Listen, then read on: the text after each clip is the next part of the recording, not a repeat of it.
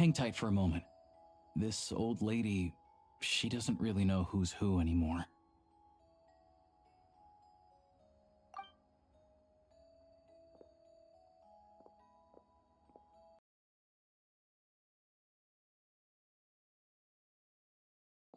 Oh, oh, grandson. It's so...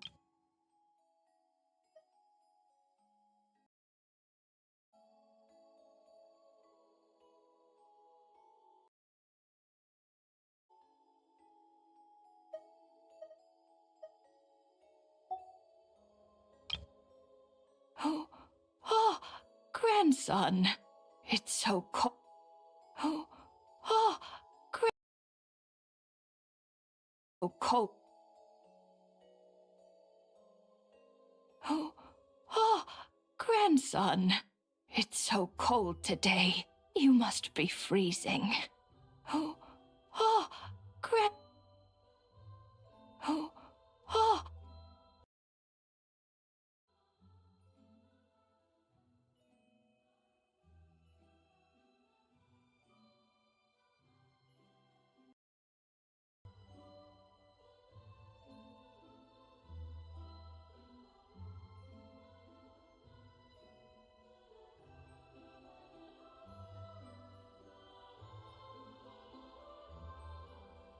Oh, oh, grandson. It's so cold today. You must be freezing.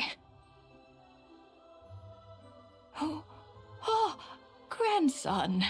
It's so cold today. You must be freezing.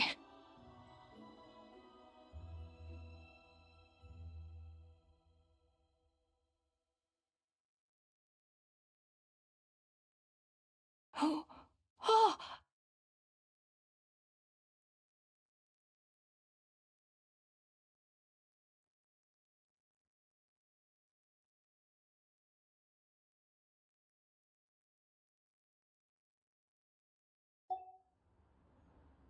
Ma'am, it's me, Alosha. Alosha? Alosha who? You know me. I came by earlier today. Cleaned the ashes out of your stove, gave you some warmer bedding, and washed your back. Oh,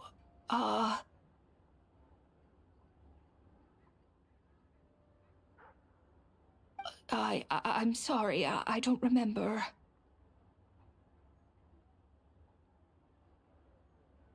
Now, how often do I get to see my grandson, hmm? Come on, take a seat and relax while I fix you something to eat.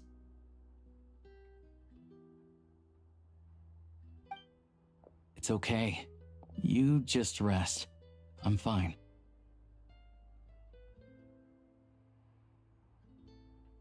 Oh, you. It's nice to come and visit your old granny once in a while, isn't it? Sretomaros's a good town. All sorts of things to do and people to meet. And the local officials are good to us. Sit down, come on, take a seat. I still have some fruit left. Let me get it for you. Please, don't get up on my account. You need to rest. Where's the fruit? Right under the basket by the door. Or maybe it was on the bedside cabinet.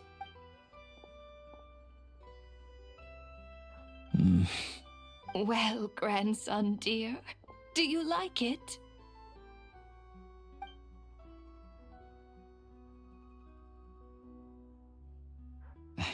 Very much, ma'am.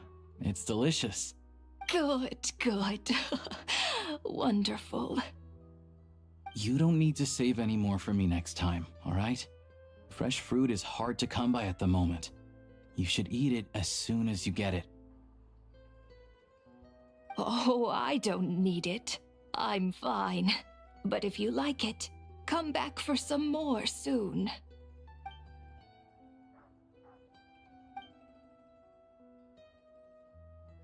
Some kind soul must have given these to her. But she always saves the nicer things for special occasions. I met her at the market back before her health began declining. She was a lovely old lady. We're from the same hometown. Not many people have heard of Alatir, and if they have, it's usually for all the wrong reasons. There's a gang of highwaymen that came from there. Now that it's an abandoned village, it's rare to find anyone who shares fond memories of our hometown. So after we got talking and realized we were from the same place, we decided to keep in touch by letter. I first learned of Stratomoros's energy supply problems from a passing comment in one of her letters. Then, after her health went downhill, I started visiting more often to check in on her. The town's been in decline for a while now, but because of her memory problems, she thinks of it as the bustling, prosperous Stratomoros still in its heyday. That said, I kinda appreciate her optimism. There's not much of it going around in this world of ice and snow. It's fine. Everyone grows old. In Snezhnaya, some people believe that in your final moments, you'll sense a familiar presence by your side. You turn to look at them, but their face is blurry. So you focus hard, trying to make out who it is. And when you finally see their face, the Grim Reaper reaches out and takes your life. She still calls me grandson, though. So at least I'm not a blurry face in her world just yet. Come on, let's get back and see how Paimon's doing.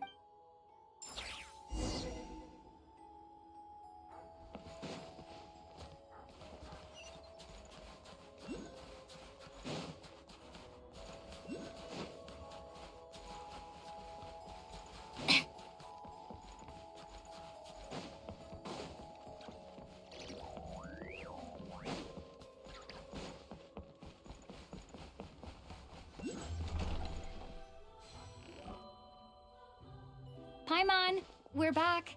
Are you feeling any better? Yep. Paimon's not cold anymore, but she's still a little dizzy. Flying probably isn't a good idea right now. Paimon might lose her balance. But Paimon's sure she'll be fine. It's probably just from getting hit on the head by that pile of snow when we first arrived in Snezhnaya. Her complexion's looking much better. Let's keep an eye on her. Sure, but enough about that. How did everything go on your end? Are you all set? Did you have any trouble? I'll explain. It's...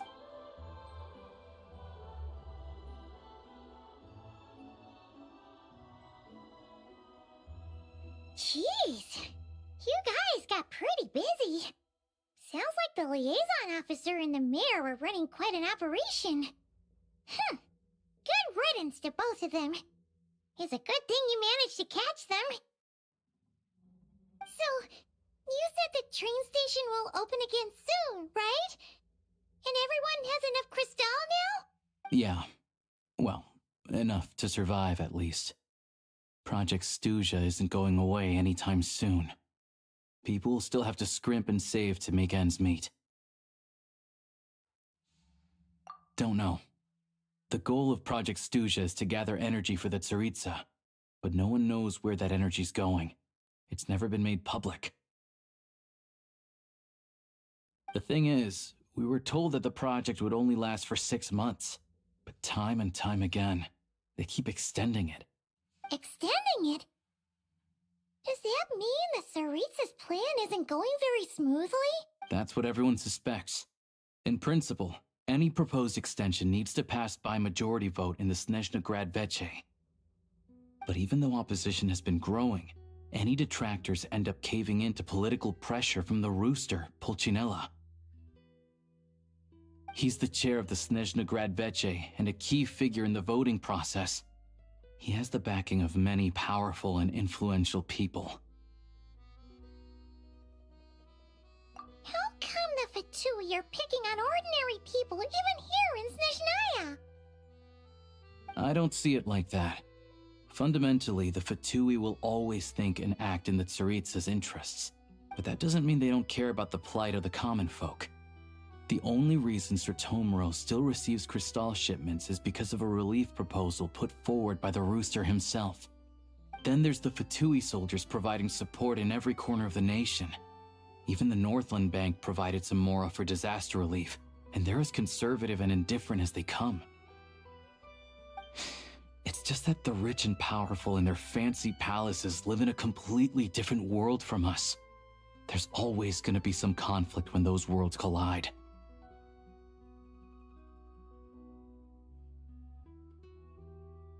Yeah, well, even though we all believe in Her Majesty the Tsaritsa, there are still many differences of opinion on how best to tackle the big issues of the day. Regular folk don't have an easy way of getting their voices heard in Snezhnagrad, while the rich and powerful are either unwilling or afraid to speak out for all sorts of complicated reasons.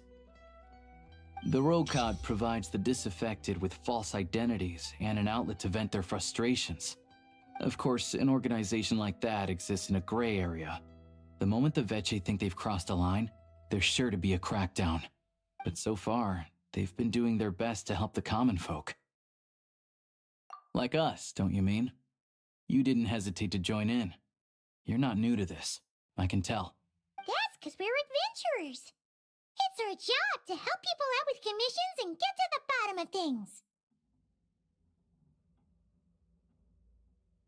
Sounds like we're going to get along. So, what's your business in Snezhnagrad? Aside from taking your friend to see a doctor, of course. I want to meet the Tsaritsa. It's complicated.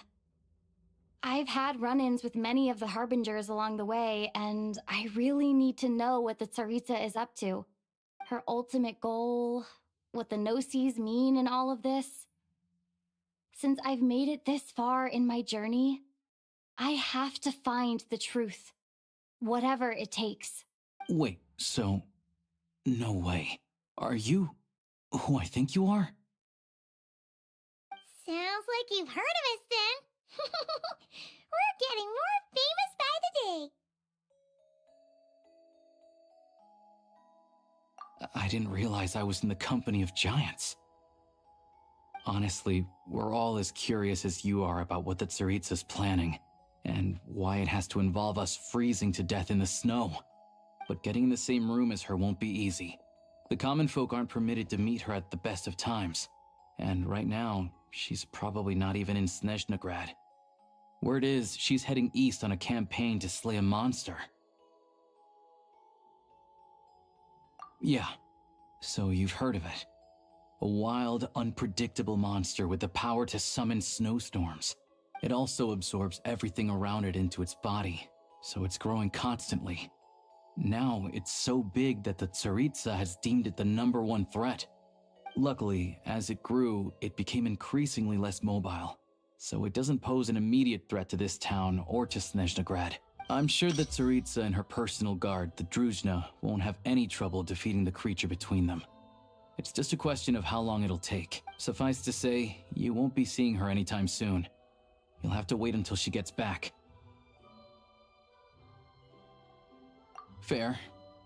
Well, the Fatui will be taking over management of the train station for the time being. Things should be up and running by tomorrow. Once it's open, we can see about getting your train towed to the station. Whoa! That's gotta take a lot of manpower. Are you sure we can talk them into it? The Fatui aren't exactly spotless in this whole mess. Plus, we help them out. Should be easy enough to negotiate.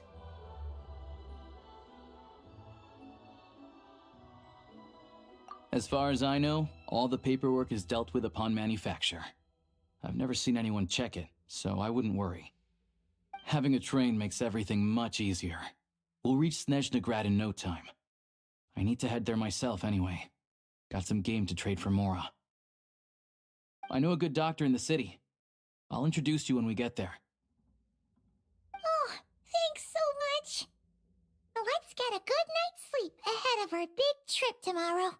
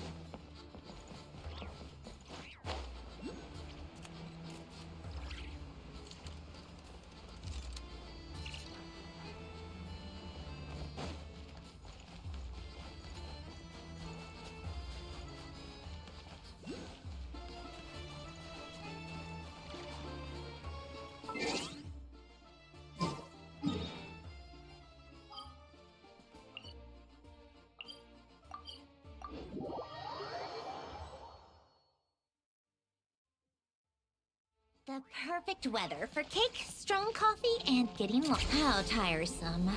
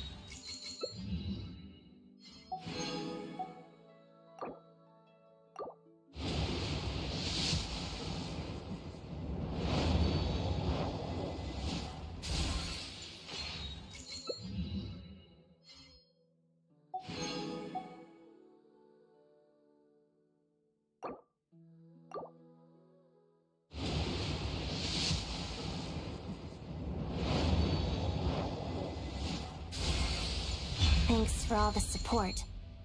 You want an autograph, right? What do you want me to draw next to it?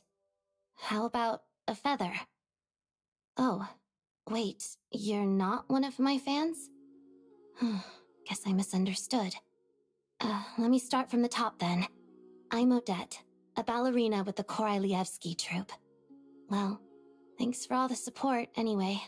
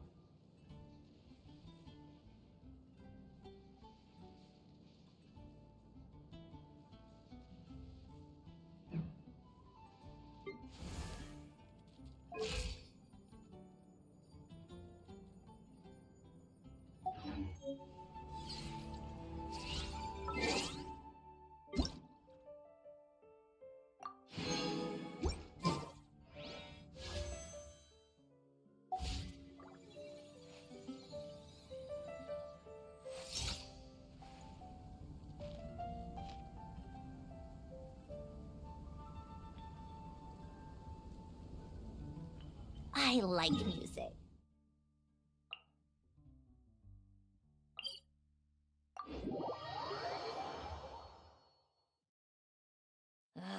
Time for more snow damselettes.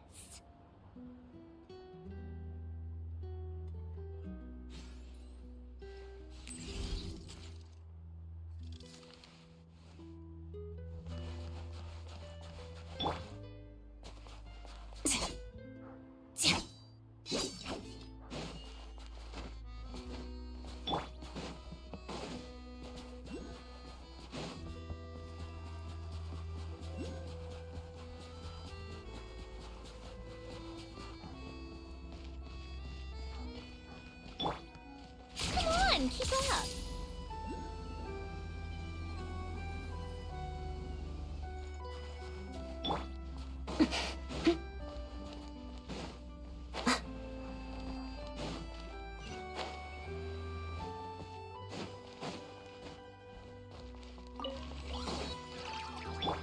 How tiresome.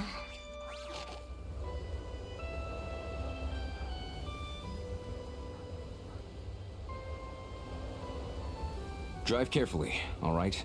You don't want to end up in this situation again. Also, I don't think I've seen a train like this before.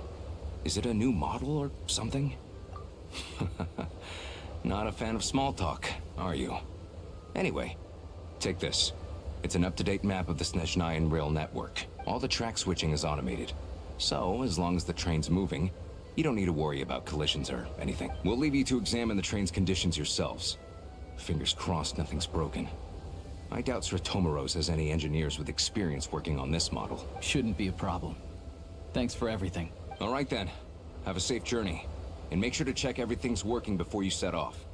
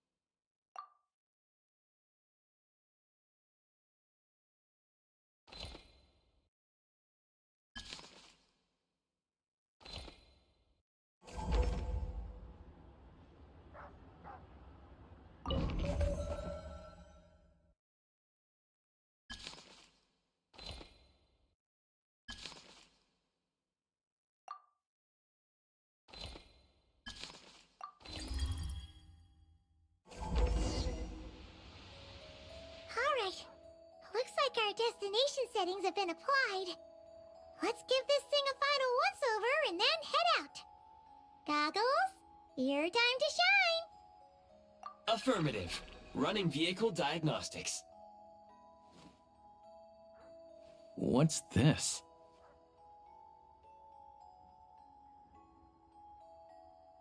Engine, green. Wheels, green. Frame, minor damage, but no impact on function. Diagnostics complete. All systems nominal. Neat! Huh. Paimon still can't get over the fact that you just found this tech lying around in a random cave. I've lived in Snezhnaya my whole life, and I've never heard of an interactive talking train autopilot. Strictly speaking, I wasn't designed purely to drive trains, though I doubt you have any interest in navigating the practically unreadable operator's manual yourself. All configurations are complete. Should you require any further assistance, please call for the Eye of Grey. Away we go! Oh, nope. Paimon's gonna find a warmer...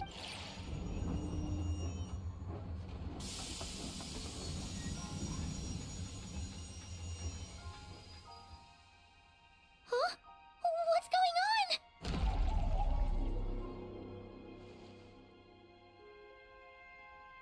Oh no.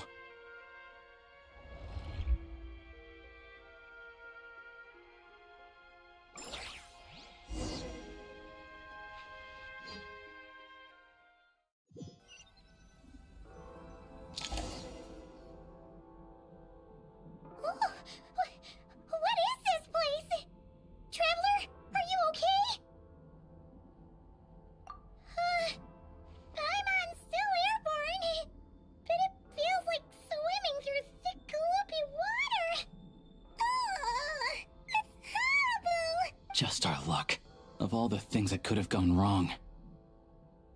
Halosha, you're Snezhnayan, right? Any idea what the heck this place is? It's called the Shadow Realm. A place where no wind blows, no light shines, and no elemental energy flows. Even time itself doesn't exist here.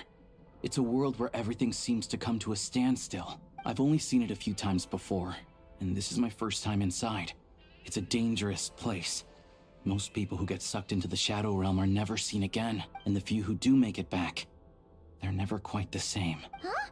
Then, what the heck do we do now? Oh, maybe Goggles knows something. Goggles? Great! Now we're done for! Hold it together. Let's not get ahead of ourselves. I heard a story once about the world of shadows. If it's true, there's a way to escape. We just need to come on. Let's...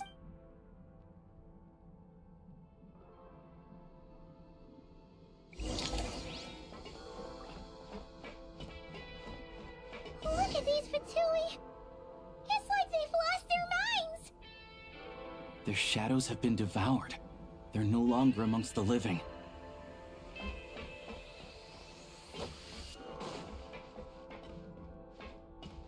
I'll take point. I can't channel elemental energy here, but I have a few gadgets that still work.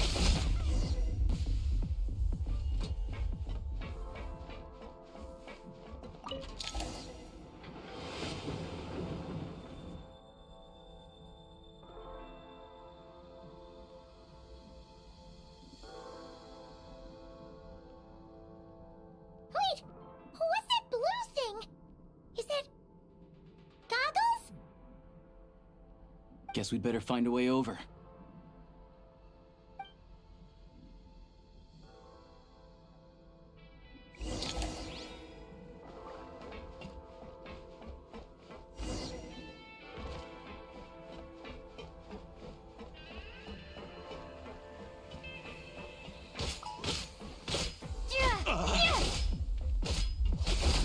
This is the last one. What do we do next? Play it by ear.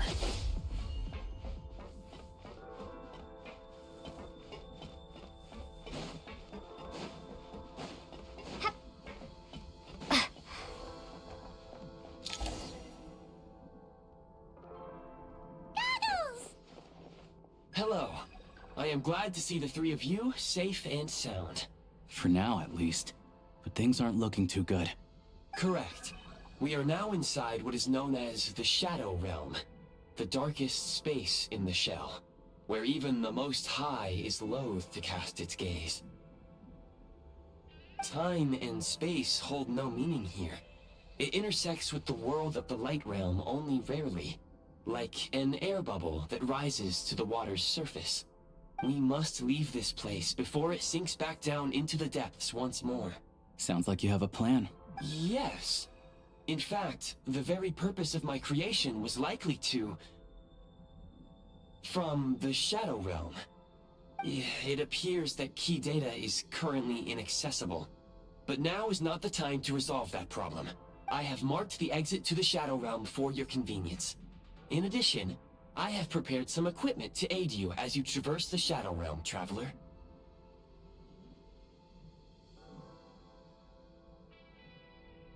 It may well be one of my core functions. Scan complete. Construction in progress. Activation code?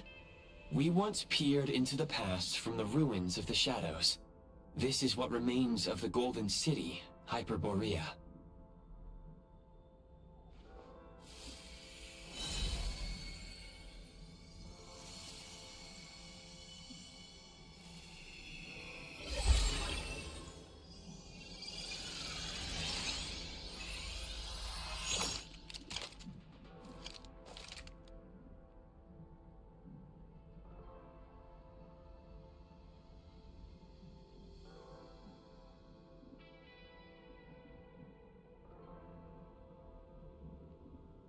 Whoa!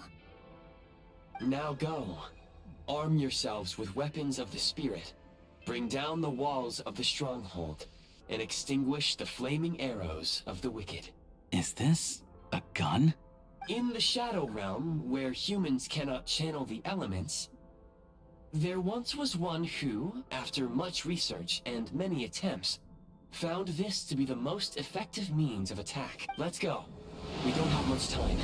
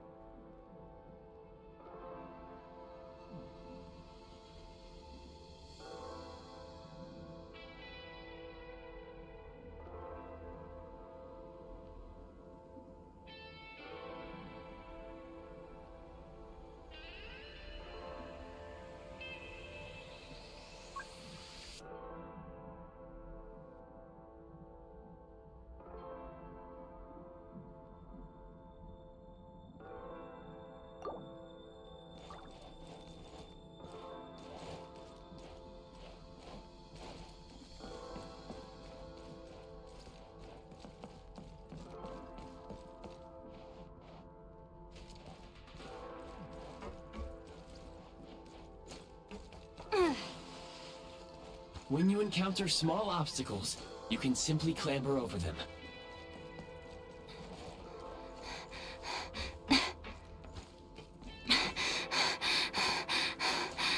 You can slide to navigate through low, narrow tunnels.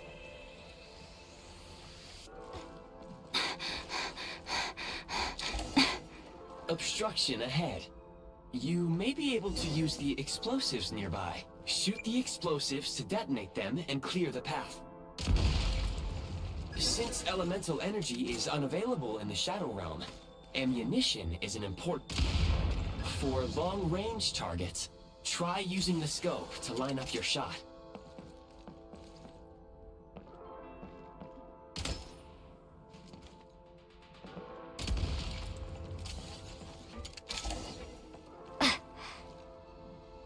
Many hostile units approaching.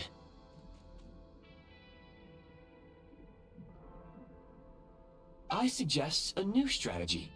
Take cover, and pick them off one by one.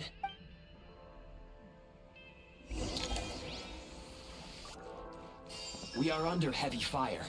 I suggest taking cover to avoid enemy attacks, then waiting for a suitable moment to counterattack.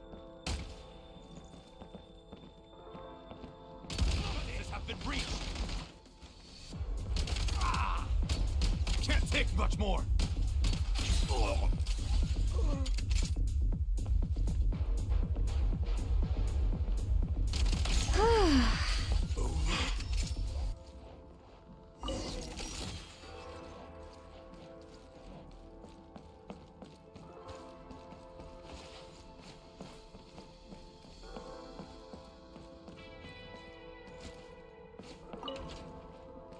More enemies detected. Try attacking with the newly unlocked Assault function.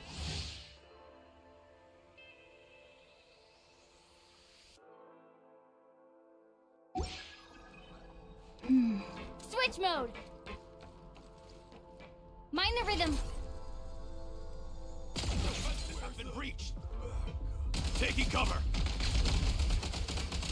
Not good! Ugh. It's over. Reload! Light him up!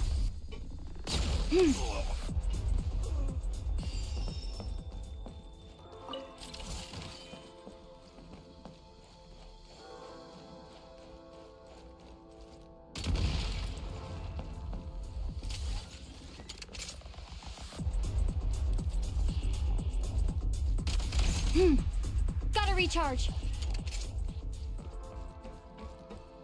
Nice.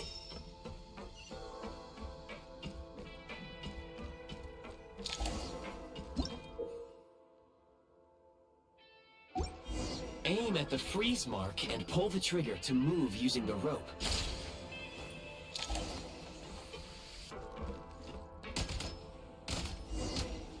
Gotta recharge.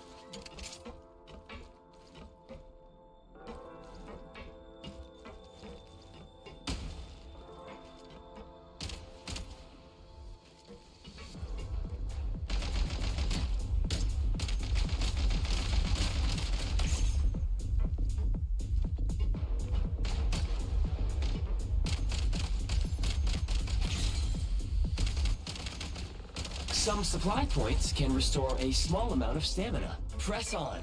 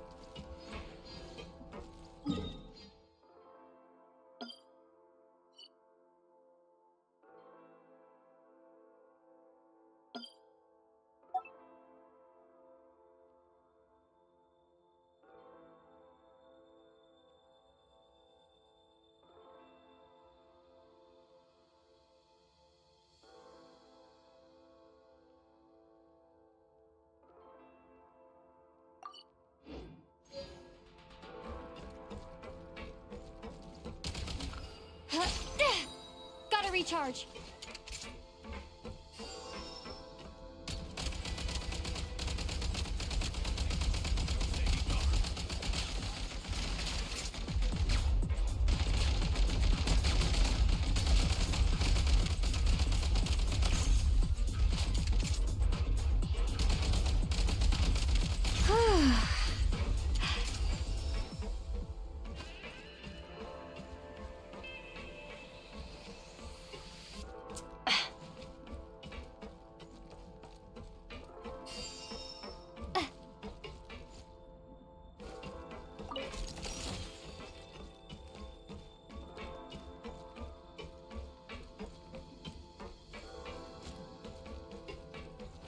You should be able to use the Prime Ice construct left here to cover long distances.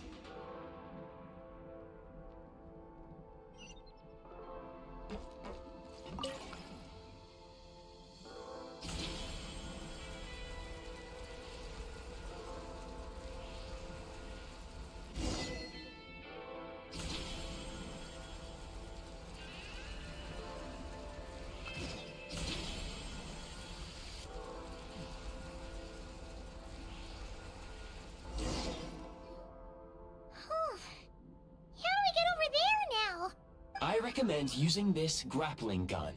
Such devices were originally used to secure structures in the Shadow Realm.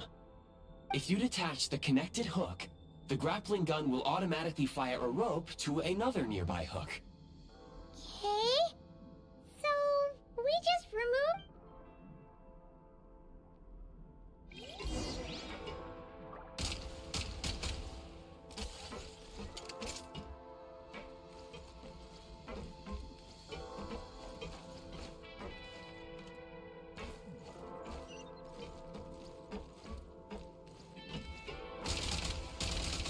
Need a refill.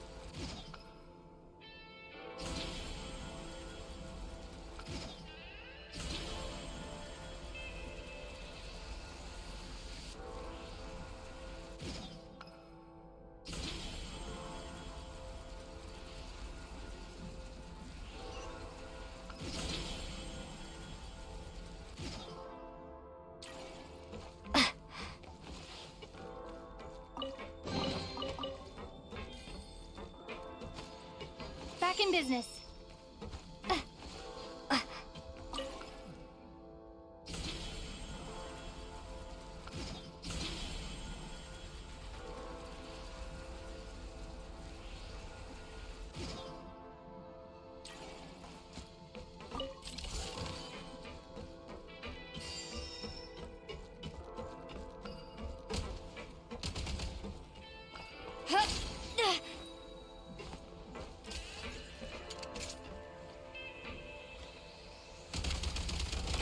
Reload!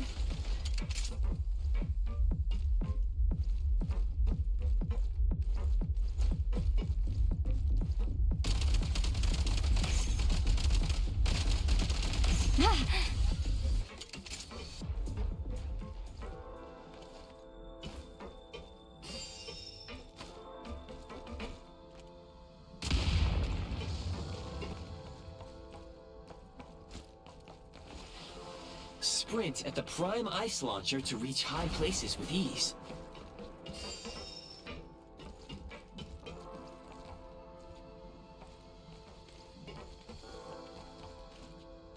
Close it! I've been breached. Reload!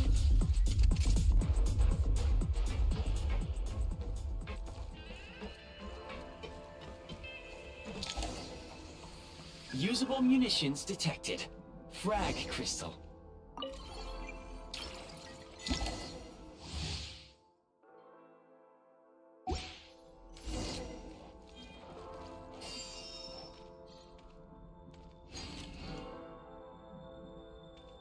Frag out! Message is out. Breach. Time! Taking cover.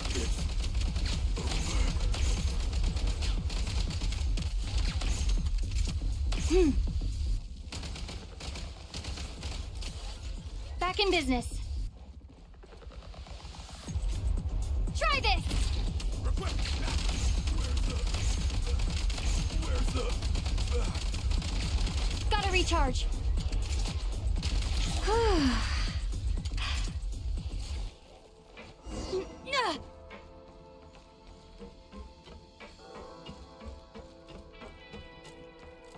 Switch mode.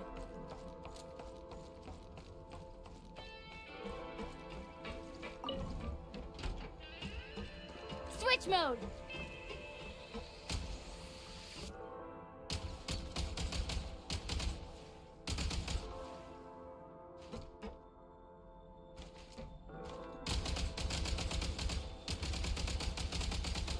Reload.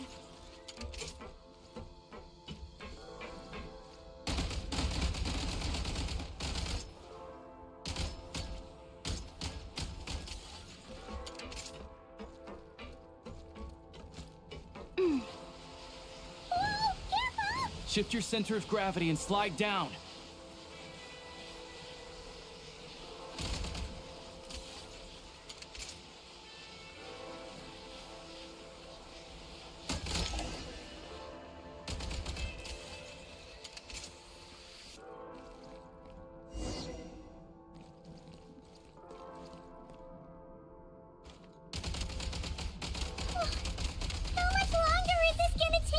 The exit is right ahead. We are very close now. However... It's like they're trying to keep us trapped here. That platform and the carriages are swarming with undead Fatui. Guess we gotta storm through.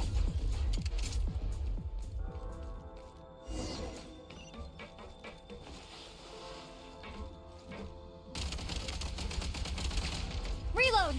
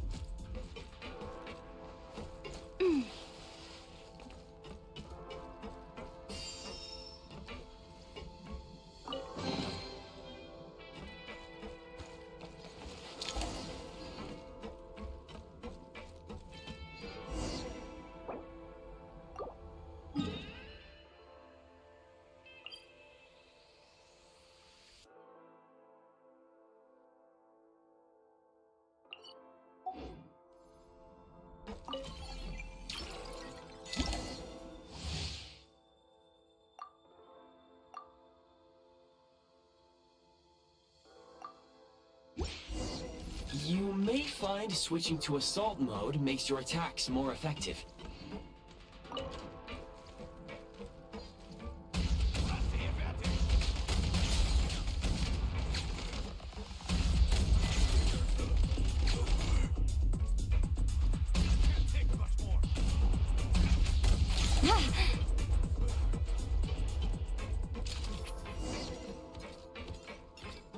Time to catch my breath.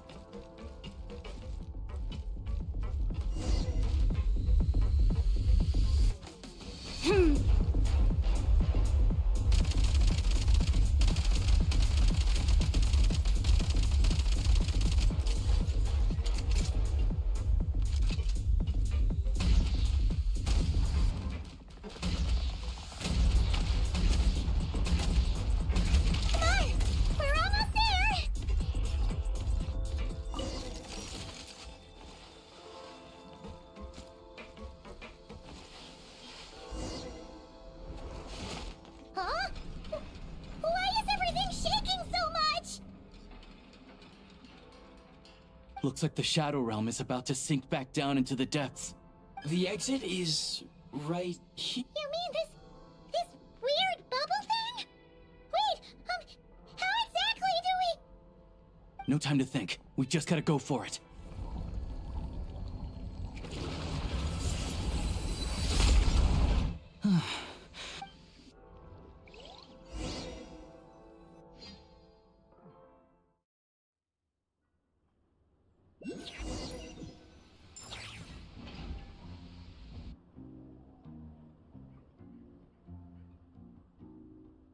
I can't believe the Shadow Realm manifested right on the railroad tracks. It's almost unlucky we made it out. All thanks to you and that awesome gun. Ah, so you have heard of the Golden City before? Yeah, it came up a whole bunch in Nokrai. You're a pretty neat surprise in that sense, aren't you, Goggles? We had no idea they left cool gadgets like you behind. Make no mistake, it was a team effort. For a first-time firearm user, your performance was quite outstanding, far beyond my expectations. As Alosha said, it is highly unusual for the Shadow Realm to manifest in a place like this. But we should still watch out for similar dangers ahead. Oh, let's hope not. If anything else goes wrong with this trip, Paimon's gonna have train trauma for life. The Shadow Realm can appear anywhere, not just on the railroad.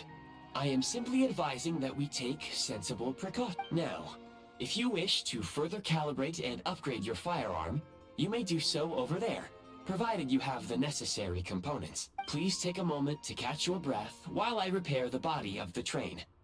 Amongst other things, this will ensure Paimon is a little warmer while on board. Oh, thanks, Goggles. You're a trusty train conductor. Well, maybe trusty isn't quite the right word, considering. Anyway, at least you get the job done. Yes, of course.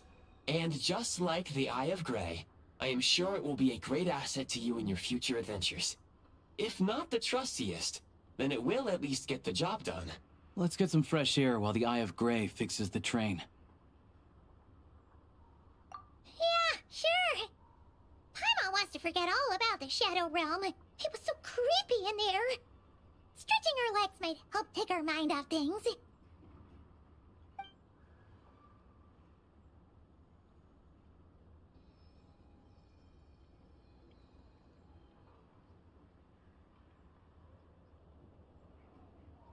It's so quiet here for a train station. Not a person in sight.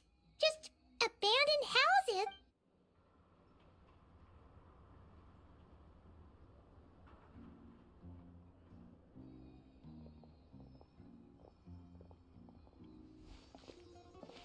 Huh? So much for repair. You've swapped our train out for a whole new model. My plan was to restore the train to its original appearance per my records as quickly as possible.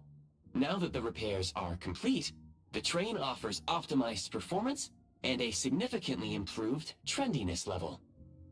Huh. Didn't know trendiness was a parameter. According to my calculations, perimeterization is the most effective way for the Eye of Grey to understand trendiness. Hyperborea, huh? I'm sure I've heard of that in a story somewhere. What an incredible little gadget you are.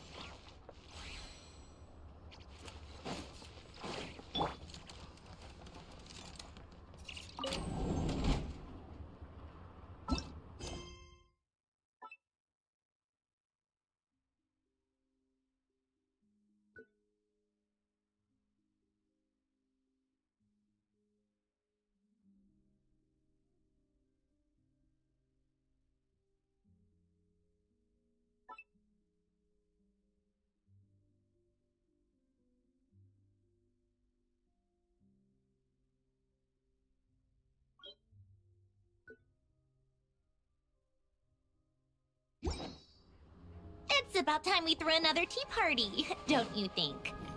I wonder who else is free.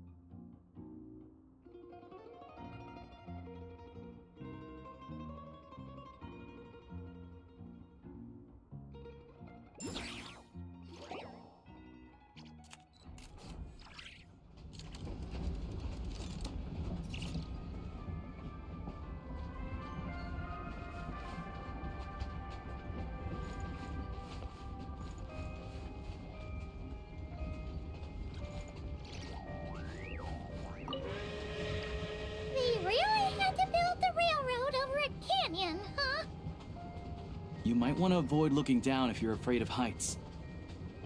No, it's not that. Paimon's just praying that we don't have yet another accident.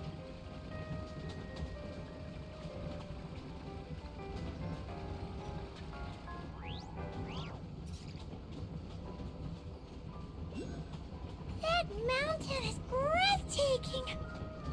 Reminds Paimon of Dragonspine. They say this mountain's the domain of a Snegovic lord. A lot of the Snegovic retreated there to live in seclusion, so it's a pretty mysterious place. You hear all kinds of stories. Even the residents of the nearby town of Svietlo-Lidovka steer clear of the summit, and they make a living off of harvesting prime ice.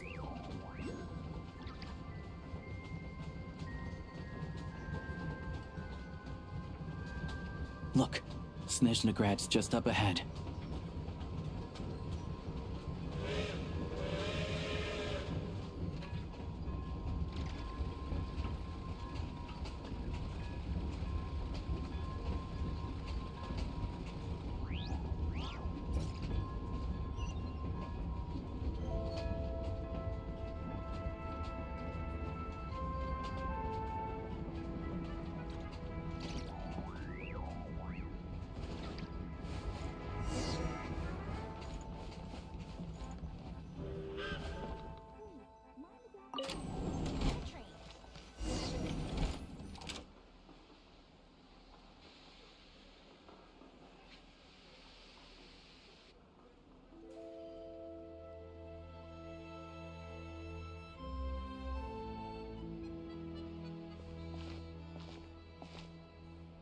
Here we are. Welcome to Snezhnagrad train station, the biggest transport hub in the nation. Wow! It's so majestic! Just flying from one side to the other would probably leave Paimon out of breath! It's built for maximum efficiency, but yes, transferring trains here can be a little tiring. In the future, you can use this train station to travel anywhere you want in Snezhnaya. For now, though, come with me. This way. There's a lift car that goes straight to Sapoliarny.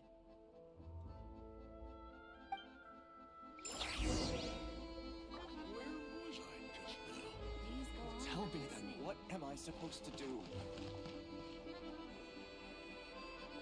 Even if I The wanted to latest, help, most there's nothing I can exclusive do. news.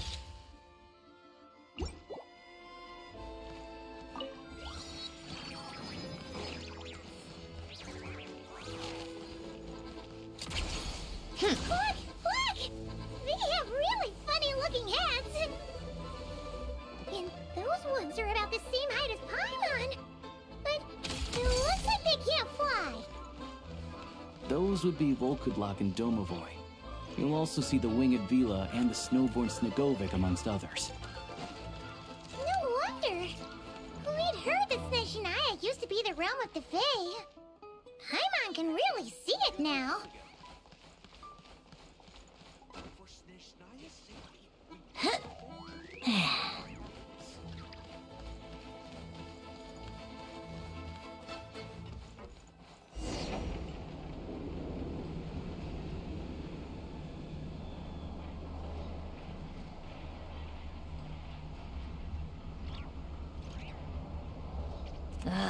Time for more. To the left is the market of Zolny. They sell everything there. You can often find some nifty little trinkets. To the right, you'll see the Korolyevsky Theater in the distance. Look at that! Incredible!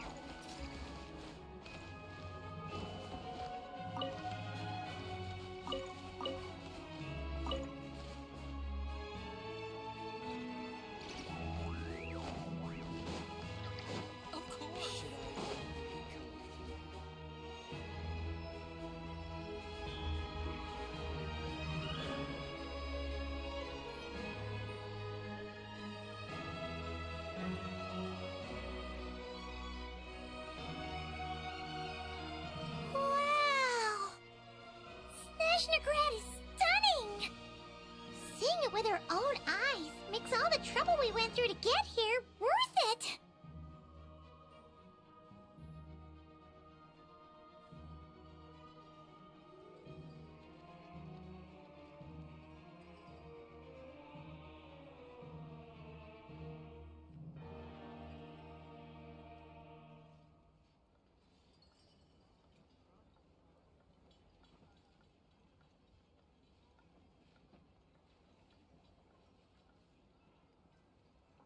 I found it pretty stunning when I first came here too. But I soon found out that stunningly beautiful means stunningly expensive. The prices here are crazy. I'm just a small-time hunter, so Zolny is where I spend most of my time.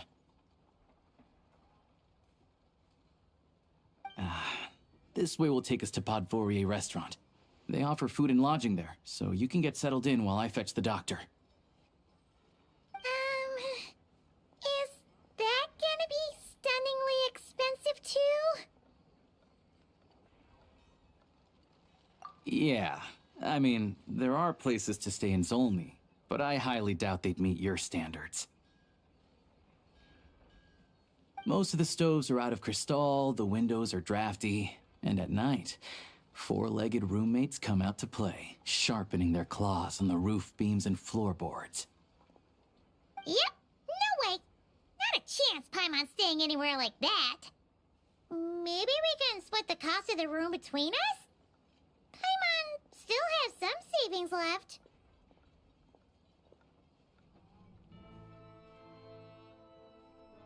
Fine then. It's your treat. Paimon will save her money for buying a nice little cake.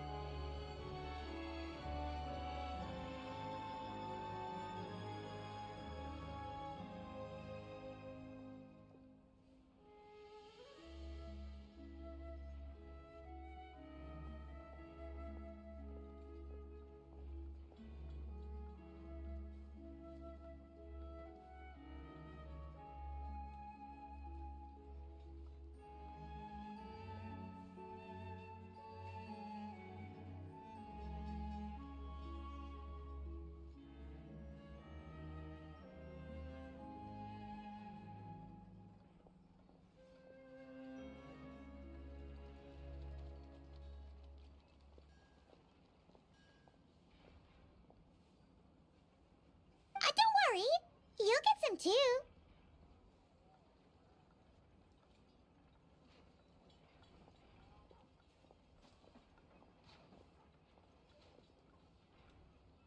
I'm glad to see you've perked up. If you find yourselves in the mood for some sightseeing later, there's a few places around here worth seeing. This way leads to Zapoliarny Palace, which serves as the Tsaritsa's audience chamber and also her personal quarters. The adjacent block is kind of a city in its own right. That's Glupov, the headquarters of the Fatui. Inside, there's a munitions factory known as the Armory Palace, producing a constant supply of all kinds of equipment for the Fatui. A lot of important research happens there, too. And over there is the Snezhnaya Vecha, where all the big shots meet regularly to make policy decisions. These places are best admired from a distance. I'm sure I don't need to explain why. Yeah, they probably have super strict security. We're not looking for trouble right now. The downtown area is near the center of Zapoliarny. That's where you'll find the restaurants, bookstores, and gift shops. Another place of interest is the Northland Bank, which is over this way. Oh, and I'm sure you'll want to make contact with the Adventurers Guild at some point, right? That's right here. Ooh, speaking of adventuring, we use alchemy quite a lot. Do you know where we can find a crafting bench? No one practices alchemy at Snezhnaya, I'm afraid. Apparently there's some historical reason for it. Oh, we'll just have to use the one on the train then. Kinda inconvenient. Wait, how come there's one on the train if that's Snezhnayan too? Yeah, I don't know. Not my area of expertise. Still, I wouldn't say the absence of alchemy makes life here any less convenient. Anyway... Finally, there's Zolny in that direction. It's mostly residential buildings and factories, but there's a few shops too. Worth a look around if you're interested. That's about it. You guys go ahead and get checked in while I track down my doctor friend. Sounds good. Thanks for all the recommendations. It'll be good to get out of the cold wind. Paimon's starting to feel another headache coming on. Podvorye restaurant is right this way.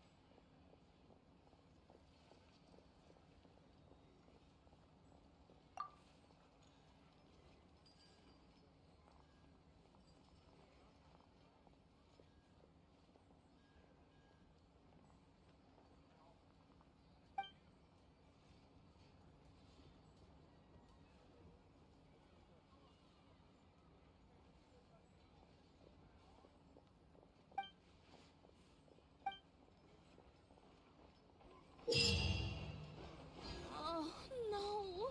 Missed it again.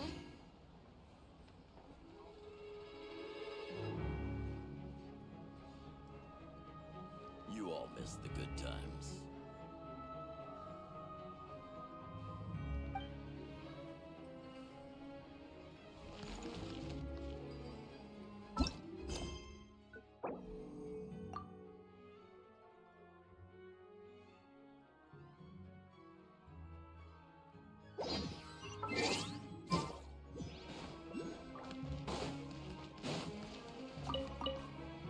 Yep.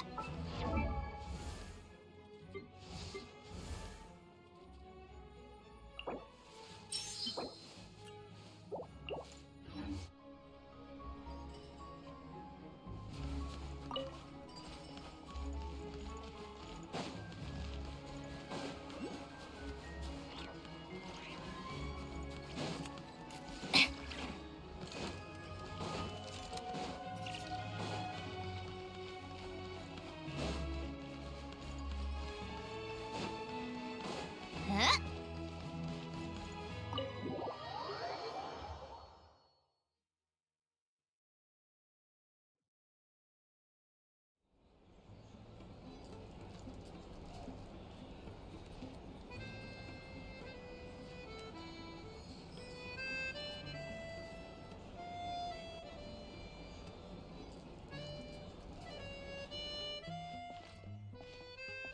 Looks like you get what you pay for, huh? Paimon likes this room a lot. Yeah, much better now that we're out of the cold. Oh, thanks for taking such good care of Paimon. Honestly, she feels kind of bad for throwing a wrench in the works. If this were anywhere else, we'd be out investigating and adventuring by now. But instead, we're stuck here waiting for a doctor.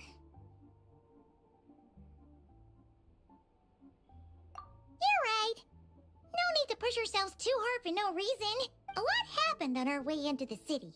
Let's review what we've learned so far and try to figure out what to do.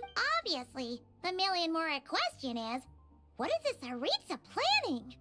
Everything else leads back to that. Sure was. And so far, we've learned that in addition to the 7 Gnosis, her plan also requires, but we won't get to see her anytime soon. Alosha said that she went east to fight that big monster. It must be a pretty powerful one if it can blanket the whole of Snezhnaya in a snowstorm this awful. To be honest, what we're really lacking right now is information. The kind of information that only the higher-ups in the government would know. Not word on the street type of info. Paimon can think of a few people who might be able to help us. But... right. And when we left Nocrai, Snezhnaya specifically left a message reminding us which side we're on. So... it's unlikely they'd tell us anything confidential about the Tsaritsa's grand plan.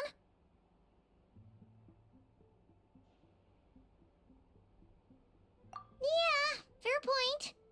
Besides, that Gloop-Off place is right nearby.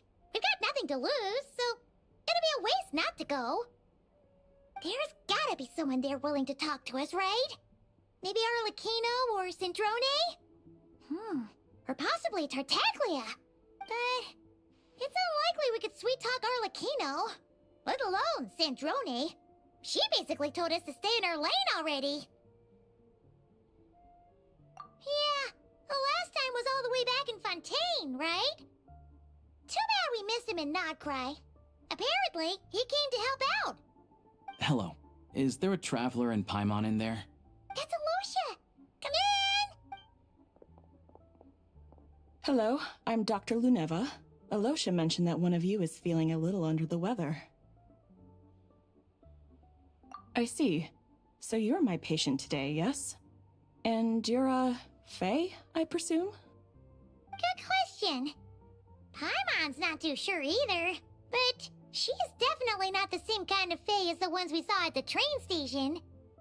Is that gonna be an issue? Not exactly. It's just, I'm used to treating human patients.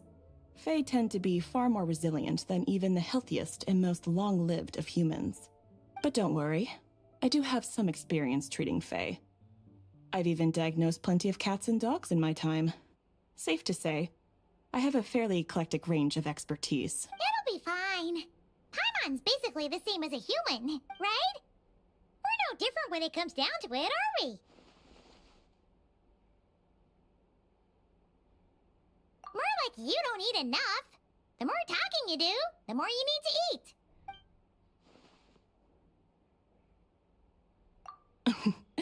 Now, please take a seat.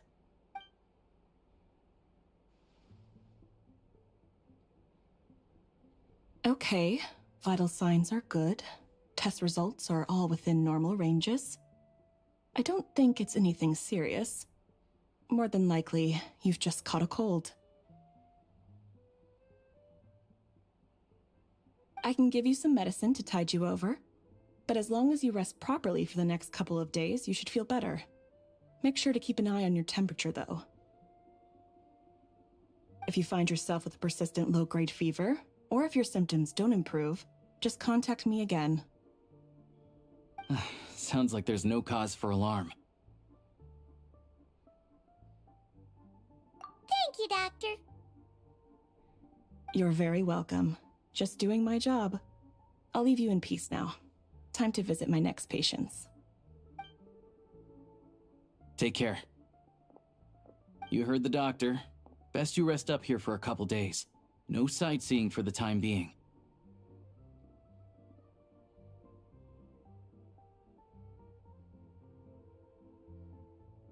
All right, then.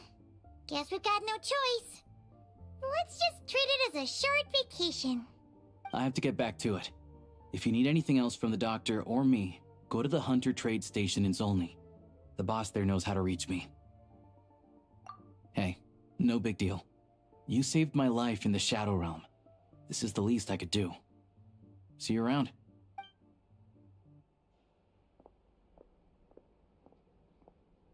All right. Time to find Child and see what he can tell me.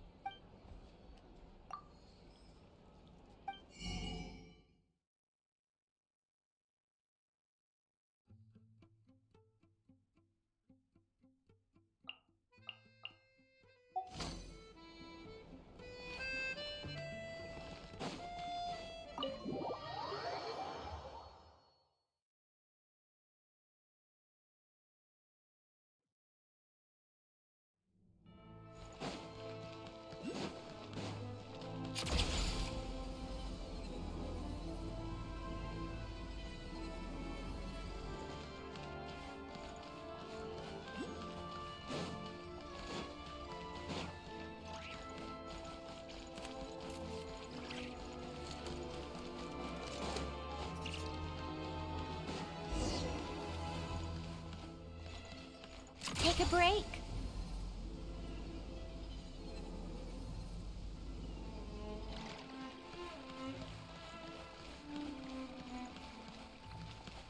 Time for more snow. How tiresome.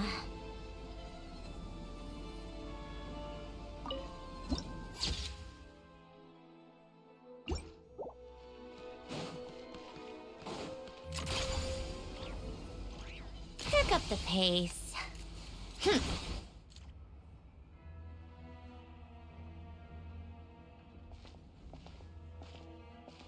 Hold on. Please display your invitation letter or permit. Glupov does not accept meeting requests without a prior appointment. You'll have to apply per the advertised booking process and wait until your invitation letter is issued. Might I ask who you're hoping to visit? Another one who thinks the rules don't apply to them. I don't understand why people think they can just talk their way in here. You don't just show up and land a meeting with the Harbinger. But I have to go through the motions for protocol's sake. Honestly, it's such a waste of time asking when I already know what the answer's gonna be. Wait a moment. I'll pass on your message. If Child is unavailable, you'll have to go through the proper procedure. Lord Child is a busy man. He's probably not in Glupov at present. If I were you, I'd cut your losses. No point in waiting any longer. Even if you two are old friends as you claim, please understand that the Fatui Harbingers are often busy with their official duties. They tend not to stay in Glupov for extended periods. Next time, stick to the rules.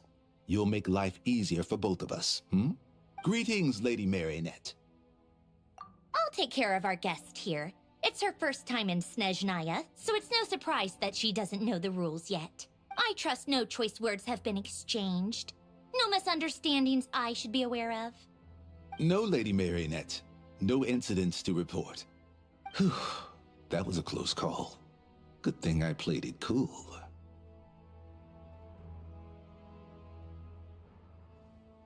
Is that right? Good to know. Wait, where's Paimon? Under the weather? That's hard to imagine. She's always buzzing with energy. I take it she's still adapting to the climate. Happens to a lot of people. It's even colder here than in Nodcry. Has she seen a doctor? I can get you one if you need.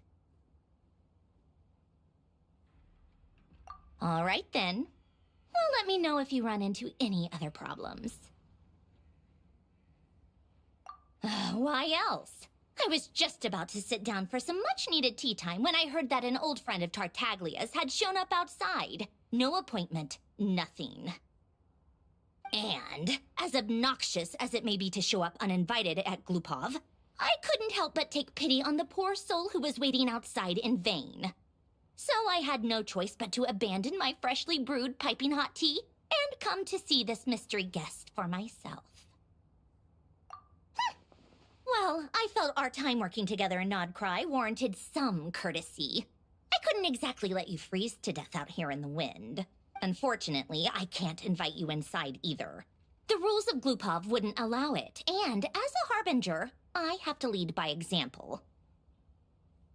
On the plus side, Snezhnograd actually has some class, unlike Nasha Town.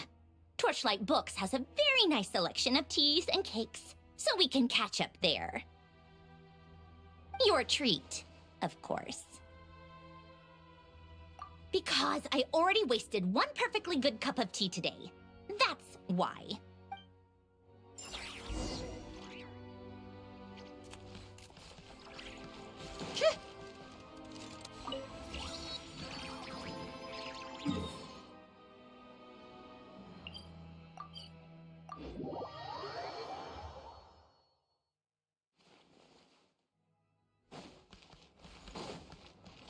Take a break, pick up the pace.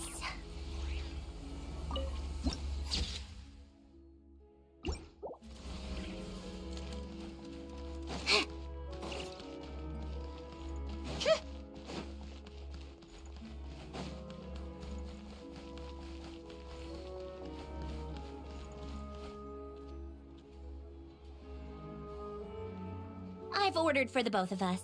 No objections, I assume. I'm sure you trust my taste.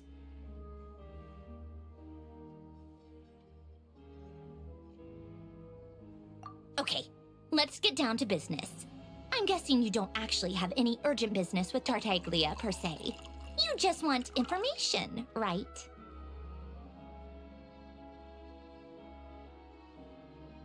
Wanna take a guess?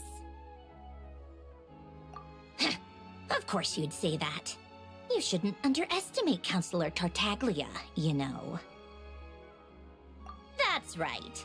I'm sure you've heard of the Snezhnograd Vecha by now. Well, he's busy preparing some paperwork for their next meeting. They'll be discussing yet another extension to Project Stuzha. It's basically all anyone cares about in the Vecha these days.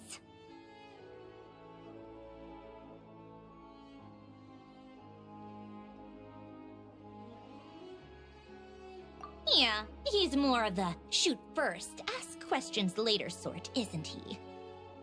It all started with a very detailed letter that Capitano left for the jester, Piero, before leaving for Natlan. In that letter, he detailed the future arrangements for his subordinates. All of his key people were reassigned to Tartaglia. I guess he'd already prepared to leave us for good all the way back then. But Piero didn't reveal the contents of the letter until the events in Natlan had concluded. That was his reaction, too. Why me? With a bewildered look on his face. He'd always assumed Capitano looked down on him. He was a man who kept his thoughts to himself and barely spoke to him the whole time they'd known each other. but he occasionally brought Tartaglia along to my tea parties back in the day. So to the rest of us, it was clear that Capitano had quite a lot of respect for his young comrade. By the rest of us, I mean my tea party regulars. Arlecchino, Rosaline, and... actually, not Columbina. She was probably oblivious to it. Anyway, then the Liu-S situation happened. Normally, it took a lot to get under Capitano's skin, but that time he was furious. It's not really my place to talk about it, though. You can ask Tartaglia about it sometime. Basically, Tartaglia probably had the wrong idea about Capitano all along, right up until Piero revealed the letter he'd left behind. Capitano believed that despite Tartaglia's immaturity, he showed great potential. Plus, he possessed a kind of purity rarely seen among members of the Fatui. Yeah, it's one of the few things that I'd agree those two have in common. But there's one other reason why Capitano chose Tartaglia to assume command of his troops. He knew that after he was gone, several of the others would swoop in on his army like vultures, with the ones who stood to benefit the most being the rooster Pulcinella and Regrator Pantalone. Once they divided Capitano's troops between them, they'd be more powerful than ever. No one would be able to stop them. So, you can see why Capitano chose to hand that letter to Piero, right? Exactly. Piero also needed to back a Harbinger as soon as possible. And, all things considered, Tartaglia was the best choice. Even though Tartaglia has had the support of Northland Bank for a long time, he and Pantalone are ultimately not cut from the same cloth. I'd say Capitano made a good judgment call. Anyone else caught in this situation would probably feel like they'd been hung out to dry.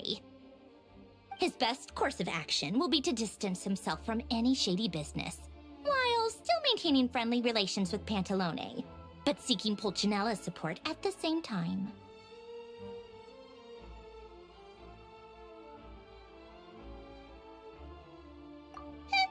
What's the point in having a tea party if you don't spill a little tea?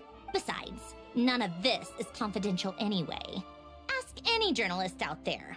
They'll give you all the lurid details. You'll see it firsthand if you ever sit in on a session of the Snezhnograd Vecha. All the factional strife, whether open or unspoken, it plays out for all to see in that one little room. Having a voice in the Vecha is the only way to steer policies in your favor. So, every person in that room represents a particular interest group. Pantalone, for instance, represents the financial sector, and Tartaglia represents the Fatui soldiers. Personally, I have no interest in political jousting, but since I have a number of engineers and researchers under my command, I have to make their voices heard. Then there's Pulcinella, the linchpin of the Vecha. He represents politics itself. Everything involves him, so nothing can bypass him. Any issue that comes up, he knows how to mediate. That's what the Tsaritsa values most about him. I'm starting to see why everyone is so frustrated with the way things are, but also powerless to change it. A complex web of interests connects all parties involved. And the Tsaritsa sitting at the top adds another layer of complexity. It must be nearly impossible to come up with a perfect solution. All right, I'm done carrying this conversation. Time for you to answer a question of mine. You must have known that you can get the info you needed from me. So why was Tartaglia the first person you asked to see and not me?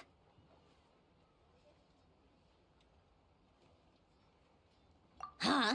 Jealous? As if. Wait. Oh, I think I know what it is. Columbina passed on my message to you before you left Not Cry, right? I only meant you should be mindful of which side you're on. Is that actually why you didn't ask for me? Because you took that to heart?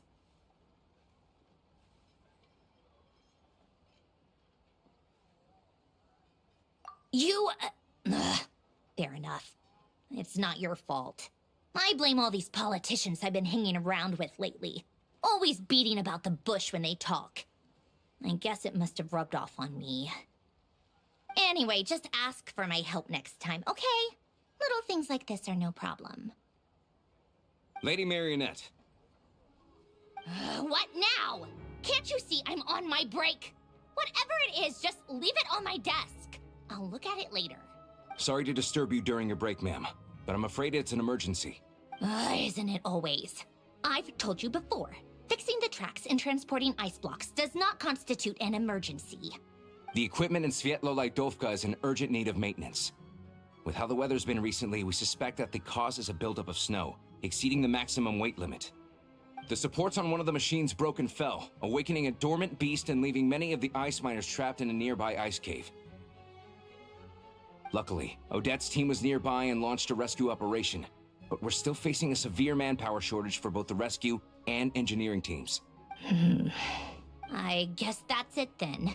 Our tea party will have to end here. I'm the only engineer you'll need.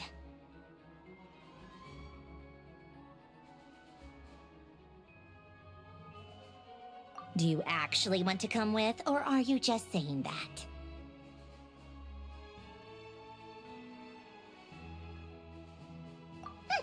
Nice of you to return the favor. I'll have a couple of people look after Paimon. They can let her know that you had to step out for a while. Given how urgent this is, I'm sure she'll understand. And honestly, I'd rather have your help than anyone else's. Between your skills and experience, you'd be reliable help. Then let's go. You, take 2 people to Podvorier restaurant. Find her room and watch it like a hawk until we get back. If anything happens to Paimon, you'll be answering to me. Yes, Lady Marionette.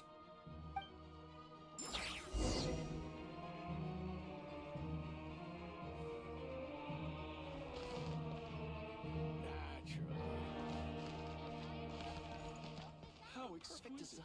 Now this can truly be called. Wait a moment. You look as though...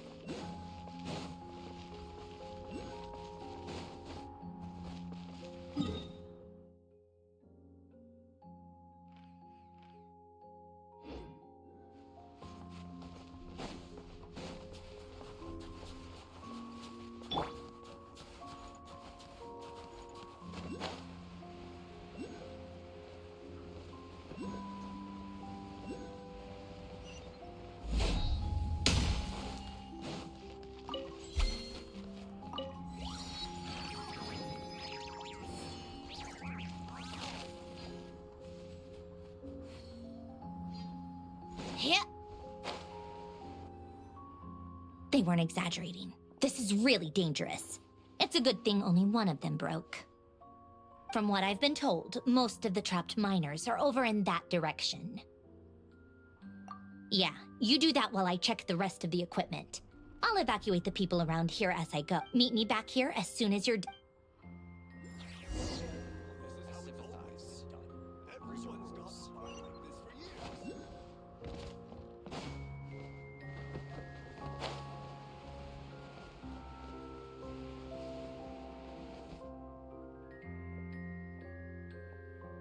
I have to be getting close.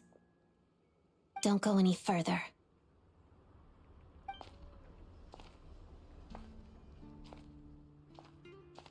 It's too dangerous here. There's a highly aggressive monster on the prowl. You need to leave, now. Ah, I see. You're the backup from Snezhnaya. Well, I'm Odette.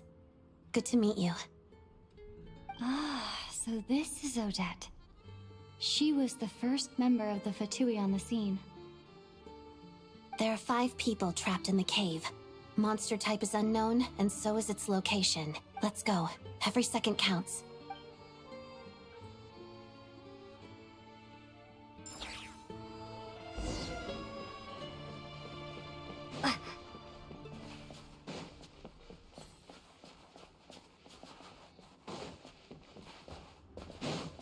Careful. Something's moving.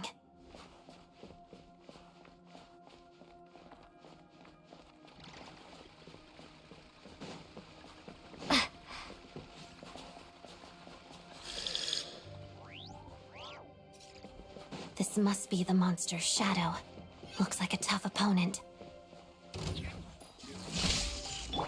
Shadow me.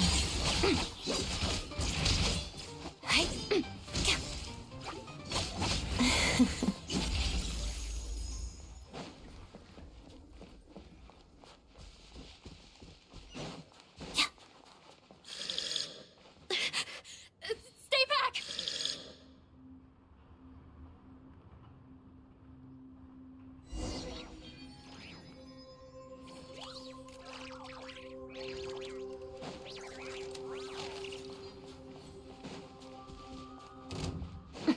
Let's begin.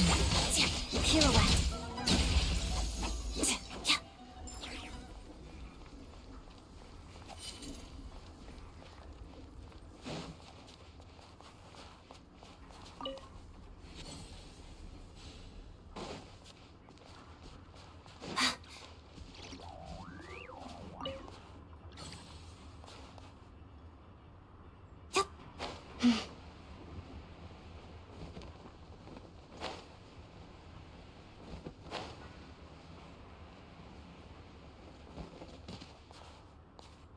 I see them. They're right behind the monster. The monster seems very agitated. It could attack at any moment. Let's make the first move.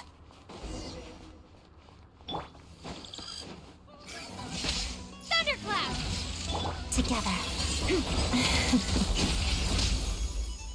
Crystalline Adagio.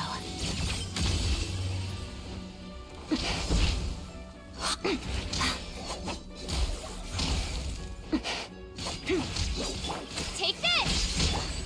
Shadow me. Pirouette. Witness the snow swan's grace.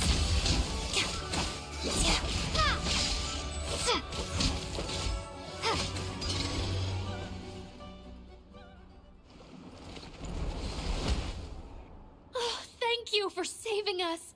We'd have been monster fodder otherwise. Thank you.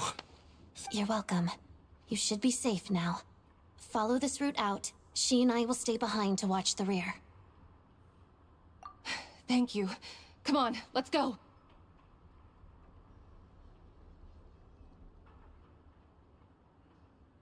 I've searched the area. Pretty sure the monster made a tactical retreat.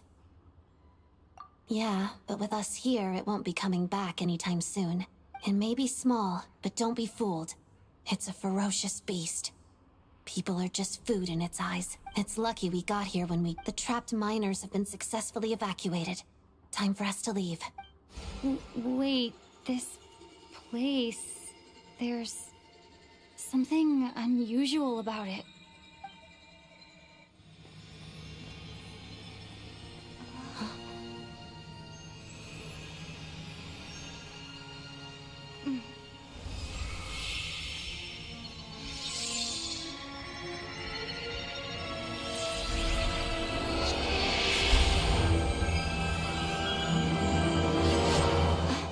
What is that? I don't know. It's back? Guess it has family.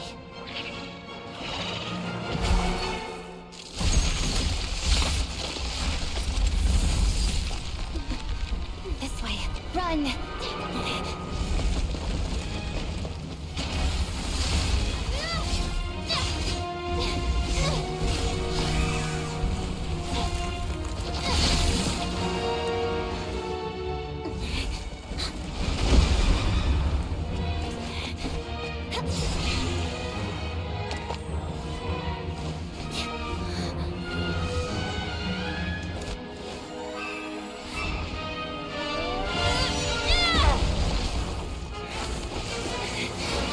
Thanks.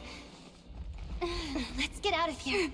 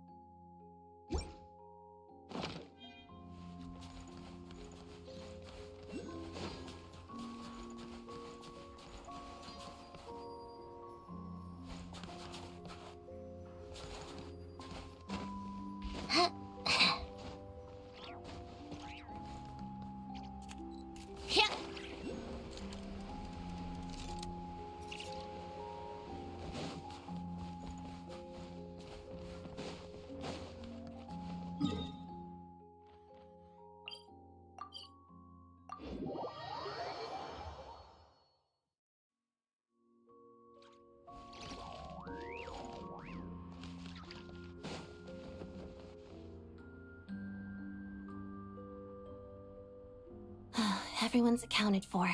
We managed to rescue them all. We also placed a sign at the entrance to the cave, warning people to stay away. You really held your own today. I still don't know your name. Don't think I've seen you before. I'll remember the name. All right then. See you around. Hello, Lady Marionette. I hear the rescue operation was a great success. I knew I could count on you. What brings you here, Odette?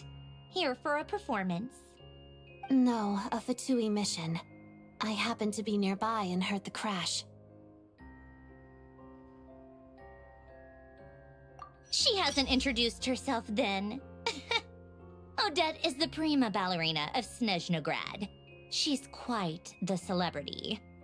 If you ever hear people mention the two crowning jewels of the Korylevsky troupe, they're talking about Odette and the prima donna, Vodianitsa. On top of that, Odette's also a rising Fatui star. It's looking likely she'll inherit the title of the Fair Lady. She learned all her combat skills from Rosaline herself. Used to be one of her most valued subordinates, too. You flatter me, Lady Marionette. If she's Rosaline's protege, that makes me... Never mind. There's no need to bring it up. No point making things awkward. How's progress on your end, Lady Marionette? Equally successful. I finished reinforcing all the equipment. Took me a little longer without Polonia's help. But the outcome is the same, of course. Even if the heavy snowfall summoned by that monster lasts for another 3 months straight, this equipment won't give way. All right, Now that we're done here, it's time to get out of this blizzard.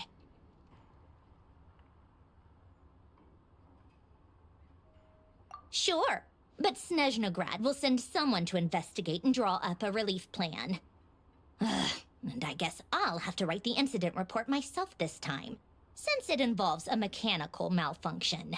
First, Pantalone needs to approve the budget, then Pulcinella has to sign off on the plan. Once they've argued it out and reached a compromise, we can move forward. That's the rough process anyway. Could take anywhere from a couple of weeks to a couple of months, depending on how smoothly it goes. Yup, nothing we can do about it. There's a whole stack of incident reports like this back at the office. The snow has eased a little for now, but there's no telling when that will change with that monster still at large. Fuel for heating is in short supply, and relief is weeks away.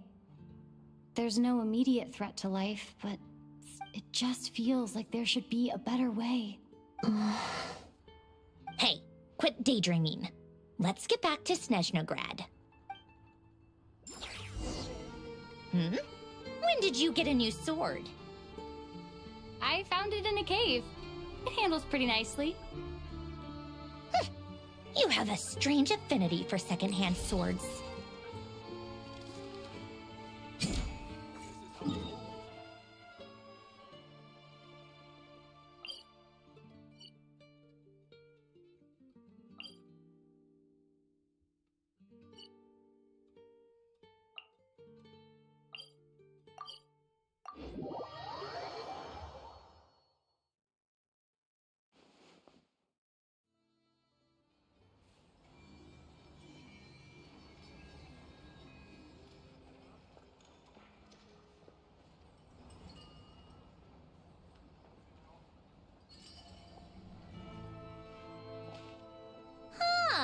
Well, if it isn't Counselor Tartaglia, Mr. Big Shot himself.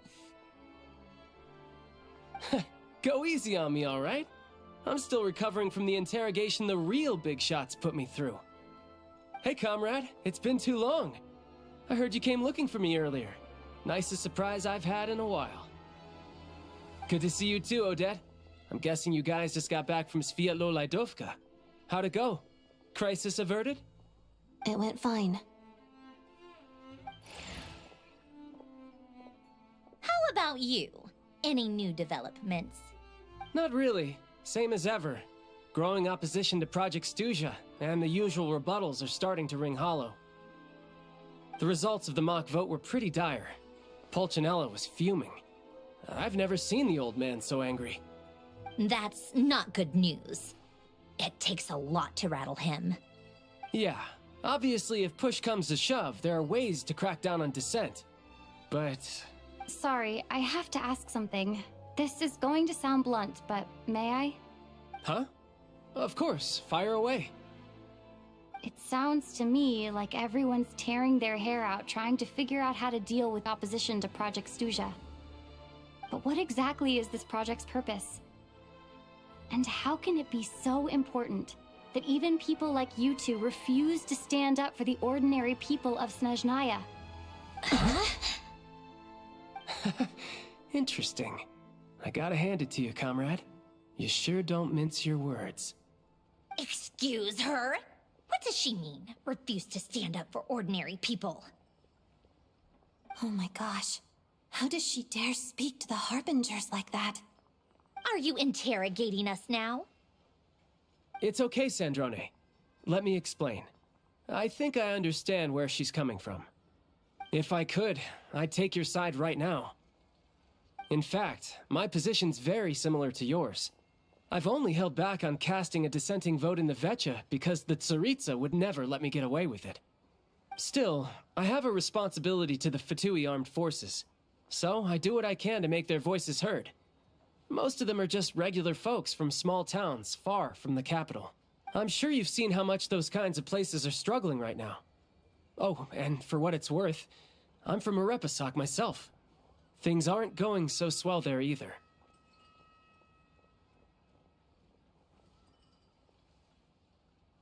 The The Tsaritsa wants to create a better, safer future for the people of Snezhnaya, but she's thinking long-term. I don't doubt that from where you're standing, Project Stuzha seems to be creating all sorts of issues for everyone. But considering the Tsaritsa's vision for the future, these are sacrifices worth making. Sounds cold, I know, but I promise it's not as black and white as it seems. Maybe Snezhnaya and I can't oppose Project Stuzha outright, but we're constantly raising our concerns in Vecha meetings. And even though we can't put an end to it, there are plenty of other ways to make a difference. We're trying everything we can think of, and so is Pulcinella. I respect Her Majesty, the Tsaritsa, and trust her decisions. But at the end of the day, I'm still just a normal guy who cares deeply about my homeland. And my family, who all live here. There's no way I would ever abandon them. As contentious as things can get within the Vecha, there's no selfishness or malice behind it. Everyone wants to get through this period as smoothly as possible. The issue is that there's no way of pleasing everyone under the present circumstances. Most of the time, we're trying to decide on the lesser of two evils, which obviously isn't a great look. But that is not the same thing as being blindly loyal to the Tsaritsa. No one's got their head in the sand here. We're all well aware of the way things are. We're just doing our best to make it work. In fairness to Sandrone, she rushed to Svietlo Laidovka's aid the moment she heard that people were in danger.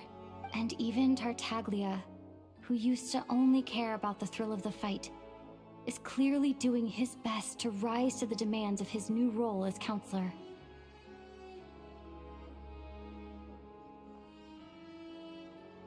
Hey, come on. There's only so much we can say, so don't press us too hard.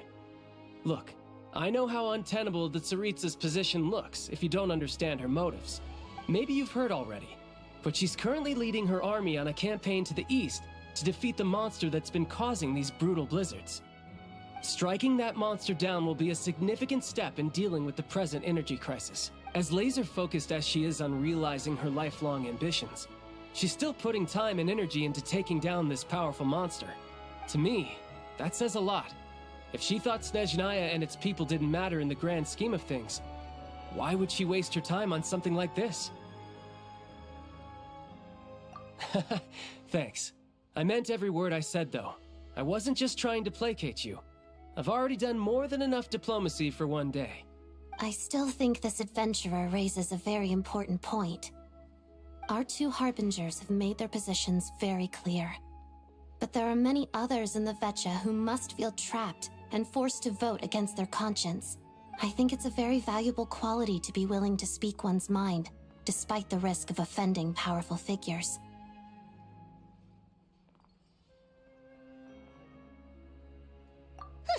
You can say that again.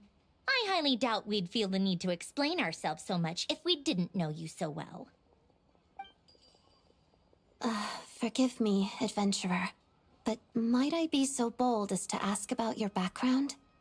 How is it that you can converse so openly with two harbingers? Oh, haven't you been properly introduced? Easier said than done. I like to think I'm not the kind of person who goes around busting open people's old wounds. I've only learned her name so far, and no details of her experiences. Is something wrong? Uh-oh. Is there no avoiding the subject of Rosaline? No, it's just... all right. I guess there's no getting around it. This is the world-renowned traveler, who helped resolve the storm terror threat in Mondstadt, cleaned up after the mess I made in Liyue, and then went to Inazuma, where there was a duel before the throne, in which the traveler defeated Rosaline. Oh. I'm sorry. I didn't think you two would be seeing much of each other, so I figured it wasn't worth bringing up. It's fine. It was a long time ago. It's fine. Sorry. I just remembered that we have a rehearsal coming up. Please excuse me. I should get going.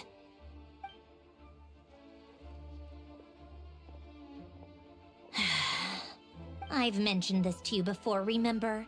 She was Rosaline's most valued subordinate. But they didn't actually get along. Not that Rosaline was really the type of person to make friends, but death has a way of resolving a lot of conflicts. Don't let it weigh on you. Like she said, it was a long time ago. It's in the past now. Odette has a very different personality from Rosaline. Give her some time. I'm sure she'll work through it. Oh, by the way, where's Paimon? It's not like her to hide away. She hasn't been feeling well, so she's resting at Podvorier Restaurant. I got a couple of my people to look after her while we were gone. Oh, right. Sorry to hear that. Poor thing. Reminds me of when Tonya was little. She really felt the cold back then. Used to get ill all the time. I felt so bad for her seeing her lying in bed, coughing. She was so mature for her age, though. Whenever someone came to visit her, she'd greet them with a smile and would never complain. I'm sure Paimon's a good kid, too. You're a little short on manpower, right? Let me have a couple of my people take over for yours. I'll send my most capable and reliable. They'll make sure Paimon can recover in peace. Well, that would be great. Your people are more qualified. Hey, don't mention it. I'm sure you have things to do. Hopefully this takes a load off your mind. So no more accusing me of not being on your side, all right?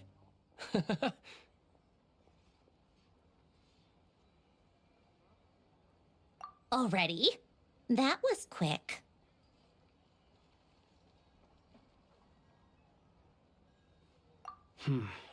I'm afraid I can't help you there. Our director's recent movements are confidential. Even we're not in the loop. If you hadn't told me, I never would have known he'd gone south. I assumed he'd been in Glupov this whole time. Well, I guess I'd better go sort out Paimon's security situation. I have some other work to catch up on at Glupov anyway. Me too. I have an incident report to write up. Let's leave it there for now. I guess everyone's in a difficult position. But Tartaglia's right. I have things to do. Things I want to do, and things I ought to do. To start with, I should go ask Alosha if he knows of any way to help Sviatla Ledovka.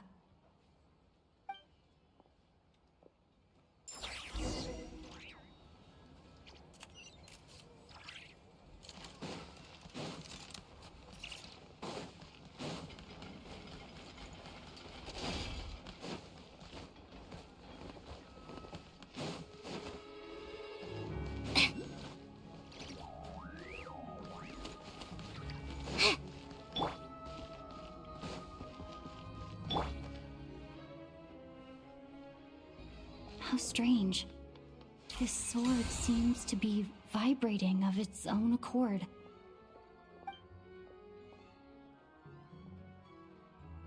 It's a very faint vibration, but it's getting stronger as I get closer to the Statue of the Seven. Does this sword have some connection to the statue? But all it does is vibrate, even when I touch it. That place I got this sword from was definitely out of the ordinary. Maybe I should try channeling the power of cryo?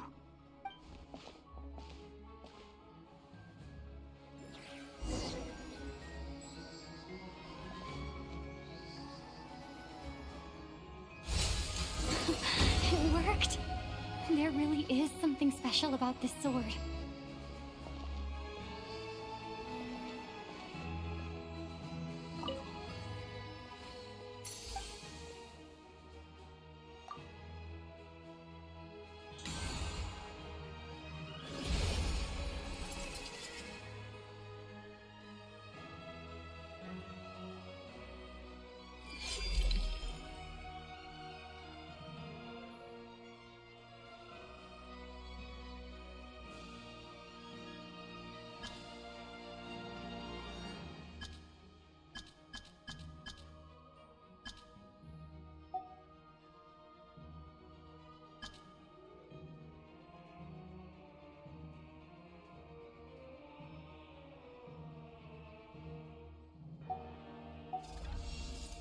I don't really understand what just happened, but I'm pretty sure this sword just got a little more powerful. I'll have to try the same thing again when I come across another statue of the Seven. In the meantime, I'd better go find Alosha.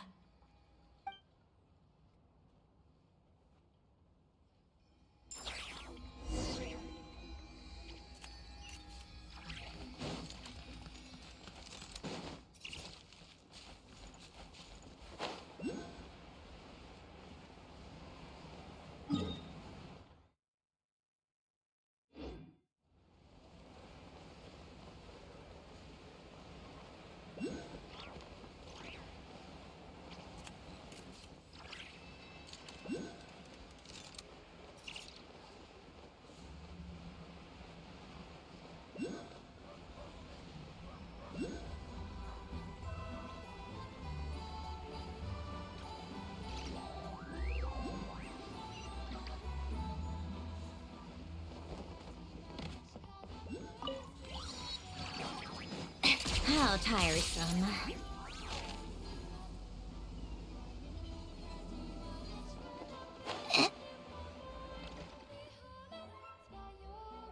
Hello there. How can I help? Ah, sure thing. Give me a second. I'll go fetch him for you.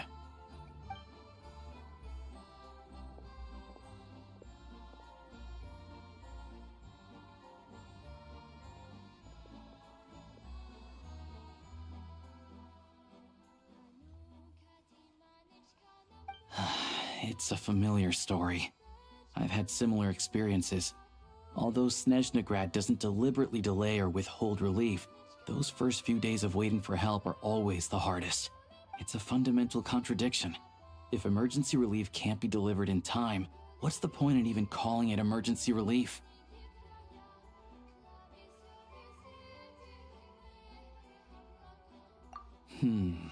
Not necessarily.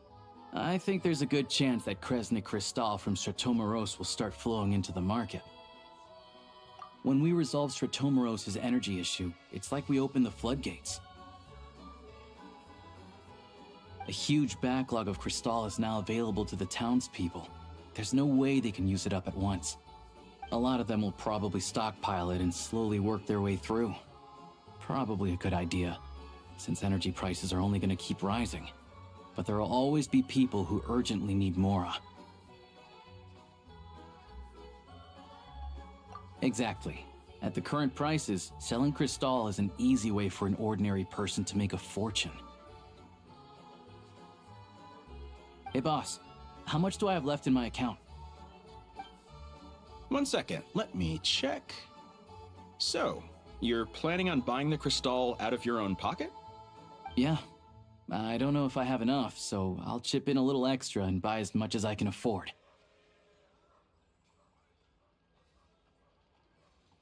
No, it's fine. You're new to Snezhnaya, and you have your own living expenses to worry about. Besides, you're already providing the train. Here's your Mora. See what you can find at the market, but I doubt there'll be much Crystal left. Yeah, well, can't hurt to take a look. Let's see. Huh?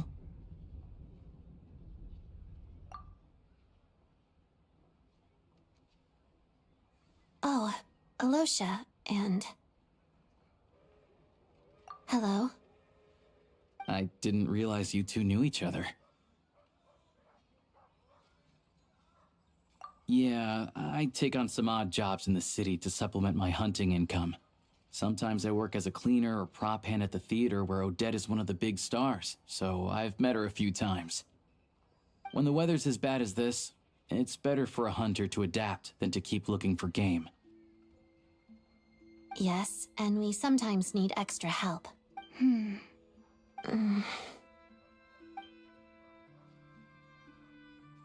Wait, why is the atmosphere so awkward? I thought things went pretty smoothly in Svietlolidovka. So, what brings you here, Miss Odette? Looking for some new props? No. After I got back to the theater, I couldn't stop thinking about the situation in Svietlolidovka. It bothered me so much, I couldn't focus on my dancing. So I decided I'd come here and see if there's anything I can do.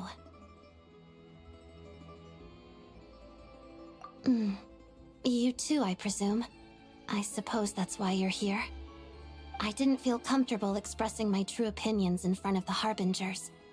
Not least because ordinary Fatui like me don't even know what Project Stuzha is all about. Without knowing the full picture, I can't make sense of it. And at some point, if things aren't making sense to me, I can't just keep going along with it. So many people feel the same way. They wish they could do something, but all kinds of reservations hold them back. Explains why groups like the Rokot are springing up to fill the gap. Yes. Well, that's one option. But there are risks to consider with organizations like that. The Fatui does not encourage their activities. Right, because things can get out of hand, and it's hard to hold the right people accountable when they do. I've heard about a few cases like that. Sandrone said Odette was on track to inherit the title of the Fair Lady. If so, she'll be able to find out what Project Stuzha is really about.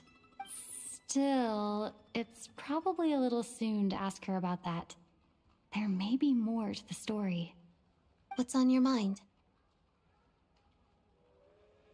I think we can both agree that no matter which side you're on, it can't stop you from doing the right thing. Where there's a will, there's a way. I know what Rosaline did while she was abroad. You made the right decision, so no hard feelings. So, what's your plan? Oh, we were gonna buy some Crystal. I heard there's some on the market right now. Funny. I had the same idea. In that case, let me pay. I can claim it back as mission expenses. The real issue here is that government relief is behind schedule. Surely it makes more sense for the state to cover these costs than for us to pay out of our own pockets. True. It's a huge expense after all.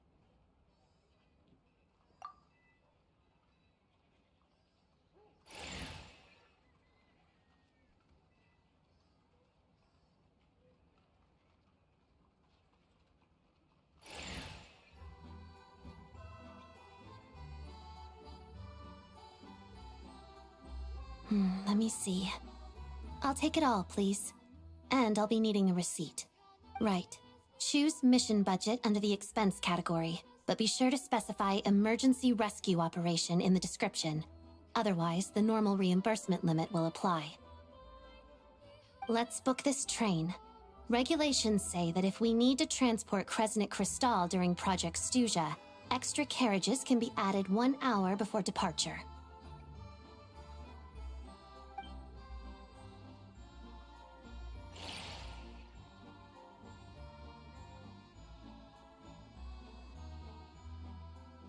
That should do it. The train will be escorted to its destination by Fatui guards. This is my first time seeing you handle Fatui affairs, Miss Odette. It seems you're as skilled an officer as you are a dancer. You flatter me. It's only because I've been doing both my whole life.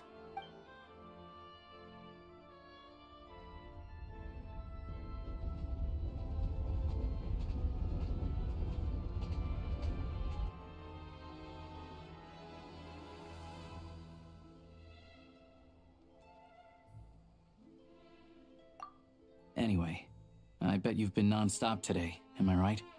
Any idea how Paimon's doing? What's wrong? Who's Paimon? Her travel buddy. Hasn't been feeling well. She caught a cold right after they got to Snezhnaya. Sounds like she's important to you. I can't believe you've been dealing with this on top of everything you've been doing to help the people of Snezhnaya. I've got nothing going on right now, so I'll join you. I want to see how she's doing. May I come too? I have some candy that someone gave me back in Svietlolaidovka. Plus, I know a little bit about relieving cold symptoms.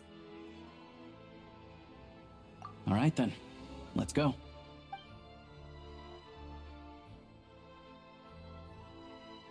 I still don't know what the deal is between these two, but at least the tension seems to have vanished. A good sign, hopefully.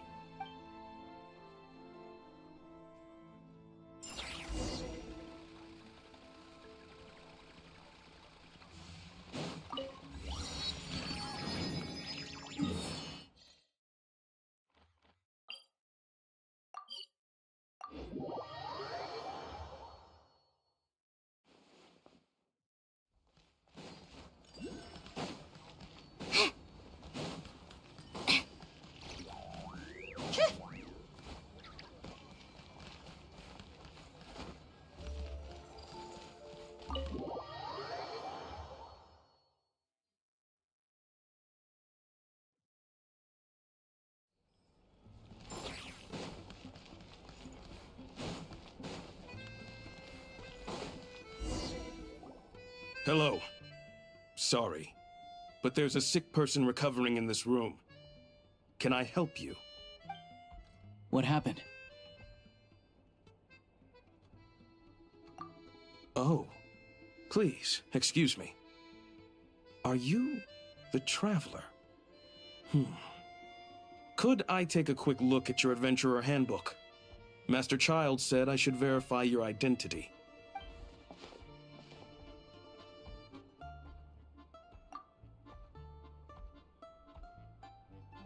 Ah, it's really you. Sorry for the inconvenience. We're under strict orders from Master Child to keep this room well guarded. At the same time, we can't interfere with Podvoye Restaurant's business. That would only seem all the more suspicious and draw unwanted attention to this room. Besides myself, a few of my colleagues are stationed in and around the restaurant, in plain clothes, of course. Rest assured, you're in safe hands. I didn't expect such a high standard of protection. Well, Master Child handpicked us for this special assignment. We're not about to let anything go wrong. Anyway, I won't keep you any longer. Please, head inside.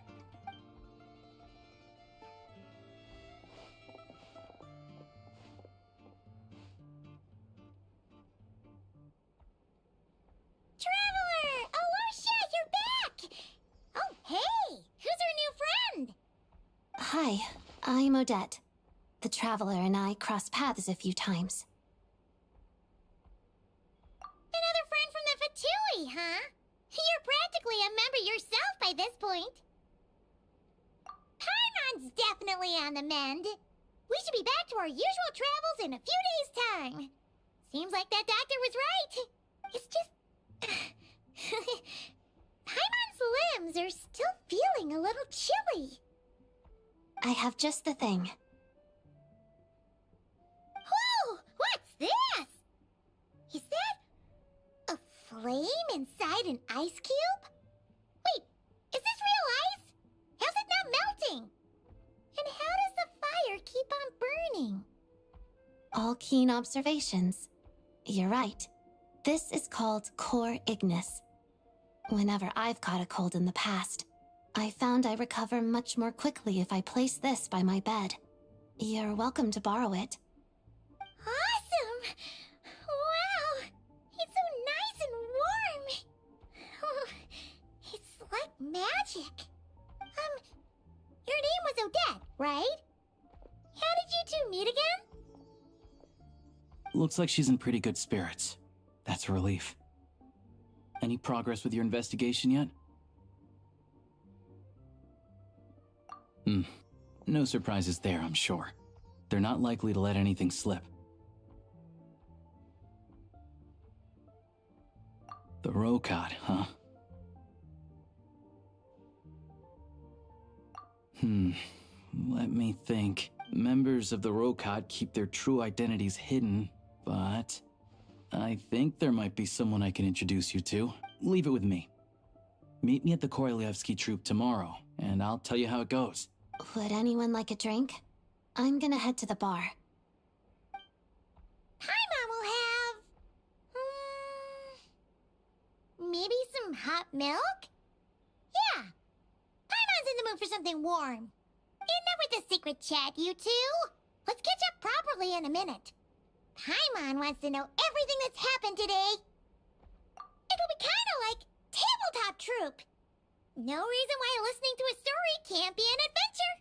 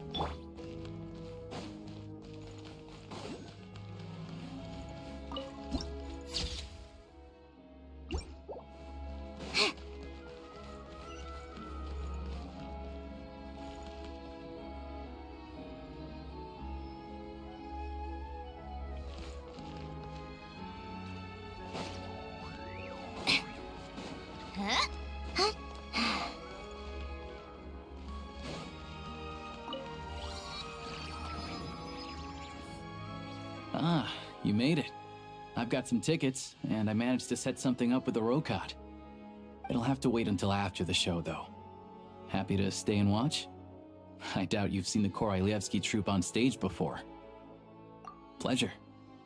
Here, this is the way in.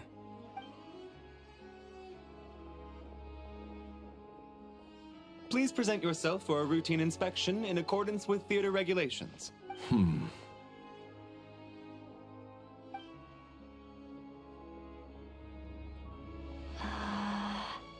Is that guy with the fatui? Looks like he's waiting for something. Okay, all done. Thank you for your cooperation. Please proceed through to the theater.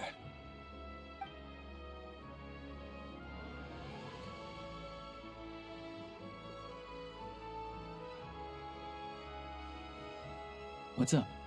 Everything okay? Snezhnaya's business and political leaders are always passing through here, so it makes sense that security's tight. Still, it's a little unusual to see the Fatui's Armory Palace guard here. You saw him, right?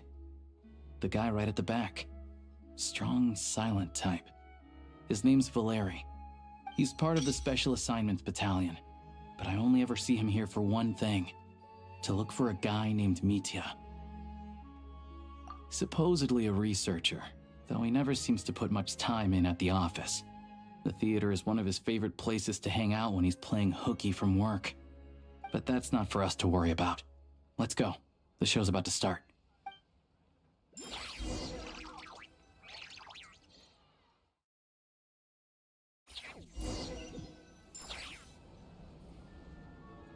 What do you think? Pretty impressive, huh?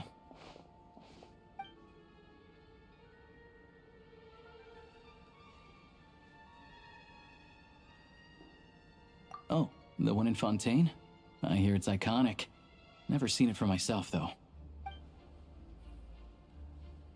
Here we are, just in time.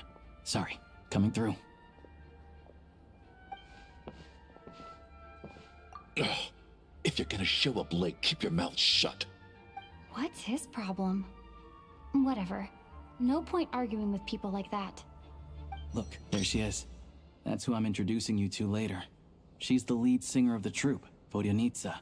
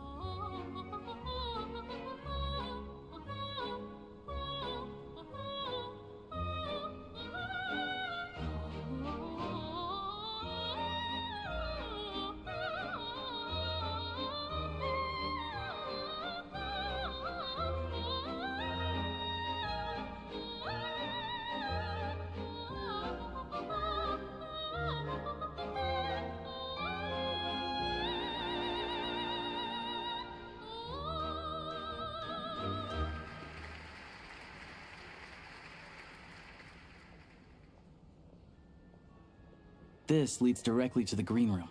They're expecting us. Vodyanitsa will be waiting for us there.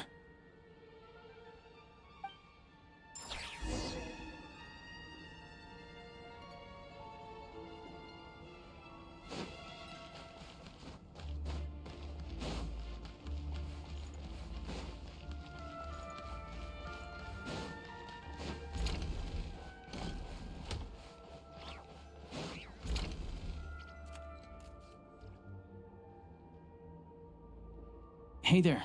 Excuse me. Ugh, can you believe it? I am so mad right now. Come in. Oh, it's you two. Huh? You know each other? Oh, wait. Is this who you were telling me about? The one you met yesterday and couldn't stop thinking about? I never said that. Yes, you did. Why are you denying it? It was right before I went on that rant about the moody factory owner. Oh, I remember it so clearly. Might I ask what brings you two here? Oh, I just brought her here to see the show. And when it finished, she was full of praise for Vodyanitsa's performance. So I thought I'd try my luck, see if we could get the chance to chat for a bit. Maybe get an autograph? You work here. You of all people ought to know that's against the rules. It's not what the green room is there for. Oh, what's the big deal? Come on, don't be shy. I can give you an autograph. You can take a picture too if you want. Do as you please. I finished all my shows for the day. I'll leave you to chat.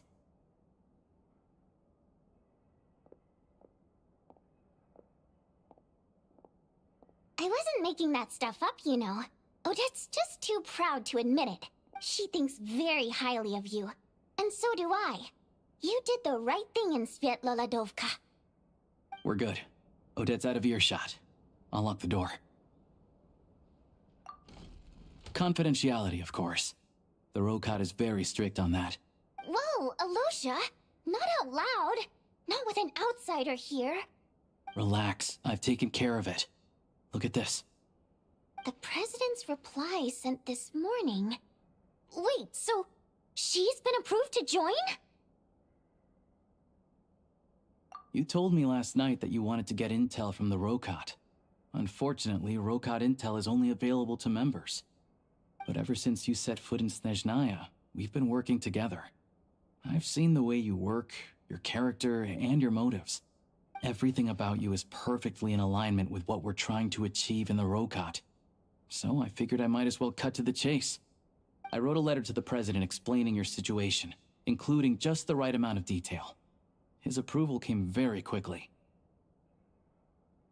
Of course, it's still your decision whether you want to join or not. We'll respect your choice. Well, assuming Odette was telling the truth and she didn't misjudge you, I guess we don't need to worry about you blowing our cover. Still, you gave me a real fright. I didn't know that's why you came looking for me. So, that stuff you said about admiring my performance, was that just because Odette was here? Did you actually mean it? Now you're talking. That's what I like to hear. Anyway, let me give you a quick rundown of how things work. Like I said, the Rokot is a covert organization, and we hide our identities. Members typically don't meet in person or even know each other's identities. This helps us maintain a high level of independence and secrecy. Because of this, members are basically free to decide their methods without constraints, so long as the outcome of any activity doesn't violate the organization's principles. After all, we don't have any ostensible contact with each other. This way, if anything goes wrong, no one else will be implicated. Beyond the freedom to choose how you operate, it's also your choice whether to act at all. We have plenty of members who have yet to take any action. In short, joining the Rokot in and of itself won't place any restrictions on your activity in Snezhnaya. There's a code of conduct you can read if it interests you. But basically, as long as you don't plan on using your anonymity to go around doing evil, you'll be fine. I tried reading it 5 or 6 times. Never made it all the way through. Even the most lackluster script makes for more interesting reading. Great. Then I'll go grab an official application form. Be right back.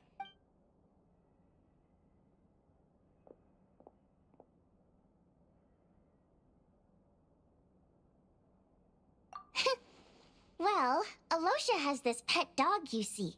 His name's Tagarin, and this one time, Alosha brought him backstage. Tagarin took quite a liking to me, so I played with him for a little bit and fed him some treats. Then, the Rokot was out on a mission one day, and even though we were all in disguise, Tagarin recognized me right away. Just a coincidence, really. We didn't report it to the higher-ups, though, to avoid dealing with the fallout. Like, my job at the theater, for instance. I really need it to make ends meet. By the way, what were you complaining about just before we came in? Did everything go okay with Chuganov? Everything did not go okay. That's why I was so mad. I tried to make some small talk with him before I went on stage to fish for intel about the Iskra manufacturing plant. But he wouldn't take the bait. No matter what I said, he kept dodging the question. And then he started complaining. He said he didn't appreciate his second-rate seat in the stalls because he usually gets a private box. I mean, what did he expect? Everyone knows that if you want a box seat, you buy a ticket well in advance. But instead, he sends me a letter the day before the show when we're practically sold out. I had to juggle things around just to get him a half-decent seat, hoping he would appreciate the gesture enough to share some information. But nope, he didn't give me anything. Yeah, meeting Chuganov in person has definitely been a disappointing experience. Oh, you probably don't know who we're talking about, do you? Chuganov was that older guy you were sitting next to today. I'm sure he didn't make a great first impression on you either. To the citizenry, he's a family man and a kind boss. But our interactions with him tell a very different story. It's one thing to ask for a favor, but he acts like it's his right. He always expects special treatment. Take the ticket situation, for instance. I've actually gotten him a private box in the past. But not only was he not even grateful, now he's acting like I've sold him short this time.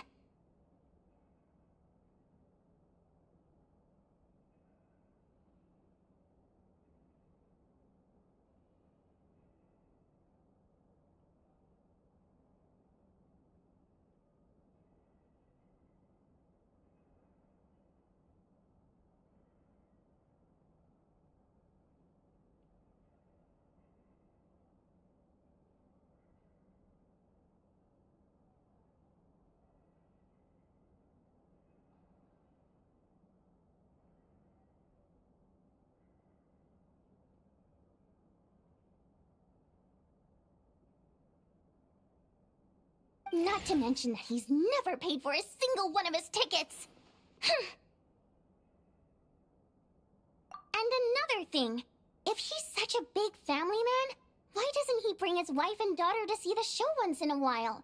I've never seen them here, not even once. Calm down, Vodyanitsa. If you won't do it the easy way, we'll have to try the hard way. But first things first, here's your application form. Go ahead and fill it out.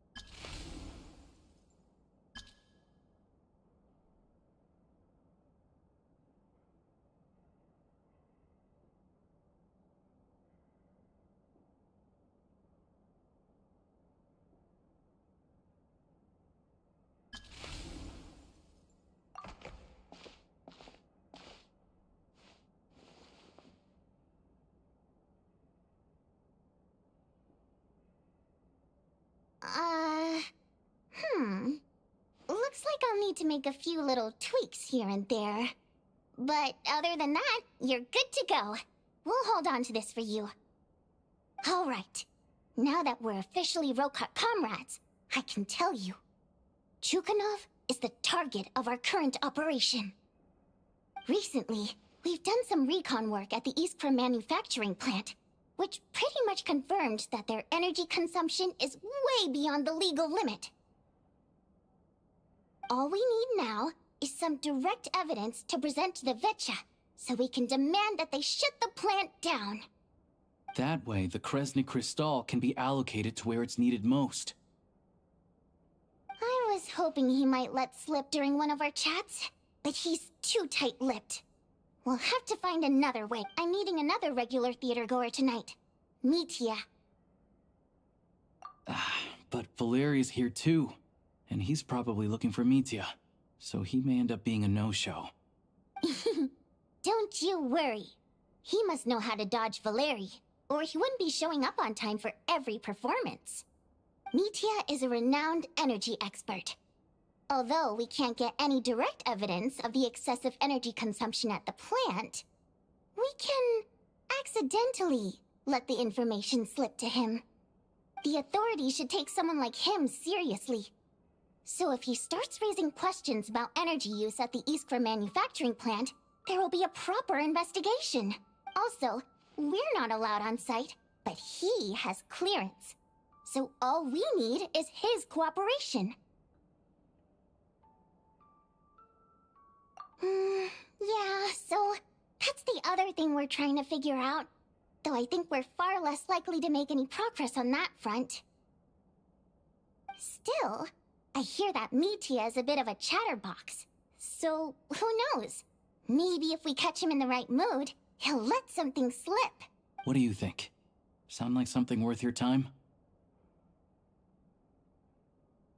Okay, in that case, you guys find a seat somewhere nearby.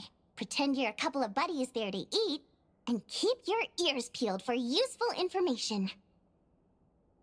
He's a huge fan, so I doubt he'll have his guard up around me. But you two need to be convincing. If he suspects anything at all, he might stop talking. Sure. Don't worry. We'll make a believable pair of buddies. Perfect! You've sold me already. Now, help me tidy this room up a bit before we head out. Okay. What needs tidying? Everything!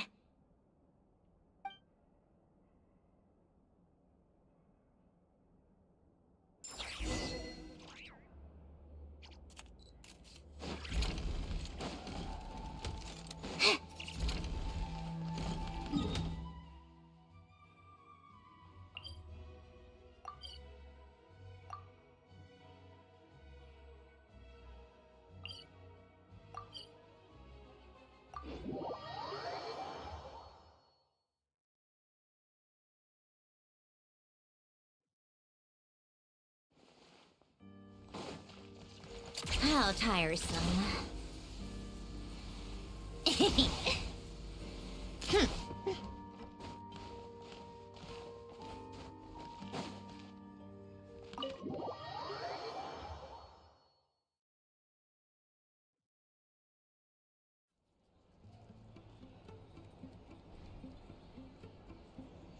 We come here often, so we shouldn't stand out. Let's sit here. Now, it's up to Vodyanitsa. Let's see how the conversation goes.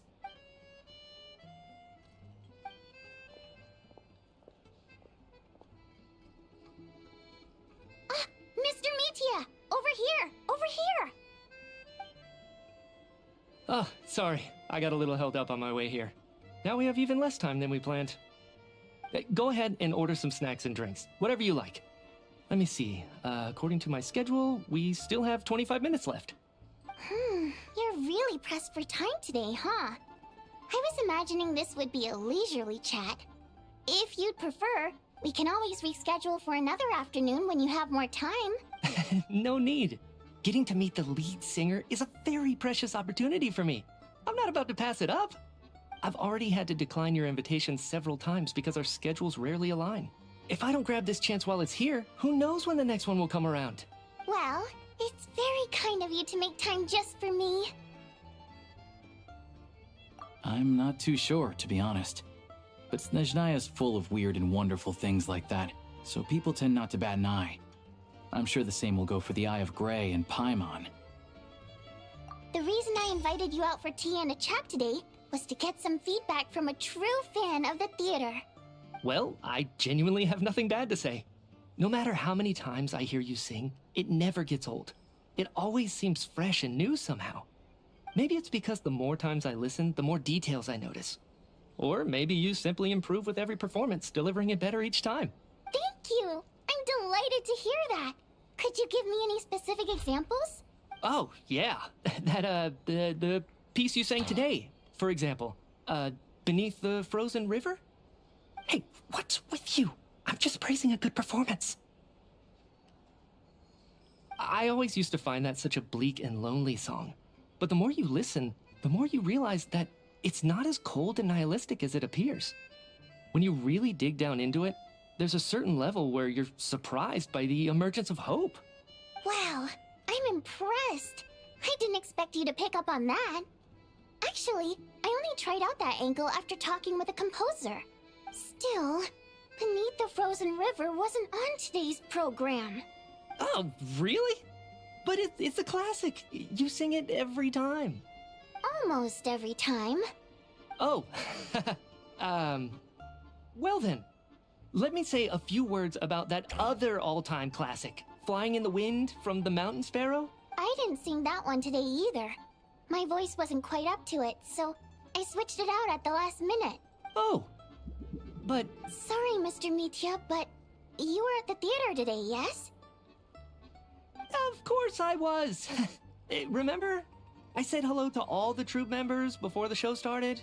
You, Odette, and the other. So what did Odette sing today? Elegy of the Snow-Winged Goose, of course. Correct. I see. You find my singing boring, don't you? That's why you don't remember a single song. Looks like I'll need to cut a few from the program next time. No, that's not it. I swear. All right. I'll be straight with you. I'm sorry. My mind was wandering as you took the stage today. I enjoy watching your shows because the exquisite performances stimulate the mind. It always sparks some inspiration for my research. So, whenever I get stuck at work, I come to the theater for a change of pace. Odette's dance during the Elegy of the Snow-Winged Goose today was simply incredible. It got me wondering what she's been going through recently. That look of sheer defiance in the face of utter tragedy? It was so inspiring. I started scribbling in my notebook right away. Not that I made a ton of progress in the grand scheme of things, but I still think it was productive. By the time I snapped out of it, the entire show had finished. So what you're saying is, you didn't listen to my singing at all? Unfortunately not. I'm sorry. I don't know which is more disrespectful. The fact that I don't always come for the show itself, or the fact that I missed your performance. Seems like things are getting a little awkward. Mitya just stepped into a conversational minefield. If there's one thing Vodyanitsa doesn't like, it's people who show disrespect for her performance. This meeting was so hard to set up. Don't tell me it's already falling apart. It's fine. I suppose this is affirming in its own way. At least, it shows that our performance really touches people's hearts, right? Don't let it bother you. It certainly doesn't bother me. She's showing a lot of restraint. Well, I'll be sure to let Odette know how much you adored her performance. Please don't say that. I always love your performances too. It's just that inspiration struck at the wrong time today. I'm usually all ears. I know, I can tell. That's why I value your opinion. I'm sure some people can't stand it when others praise their coworkers right to their face, but not me. No, sir. Fair enough. I still feel kinda bad, though. But you know what I really can't stand? People who only show up to the theater to pretend that they're cultured. Makes me sick to my stomach. Oh, yeah, 100%. There are too many of those people around. By the time they're walking out the door, they've forgotten all about the show. What's wrong? You look furious. I don't know if you've heard about the boss of the Iskra manufacturing plant. He isn't even a theater investor, but he always demands the same privileges as actual investors. Box tickets only, premium drinks, even the right to request specific songs. Well played, Vodyanitsa. Seems like she's harnessing her rage to steer the conversation back on track. Now that you mention it, I've interacted with that guy before. I gotta say, everyone holds him up as an example of a benevolent businessman, but I don't know. I don't see it. Yeah, he couldn't care less about what's happening on stage. He's just there to flaunt his social status. I hate that I have to prepare programs for guys like that. What's the big deal with that factory he runs anyway? I asked around a bit and heard some pretty shocking stories. Sounds like he's just another greedy capitalist. Oh, really?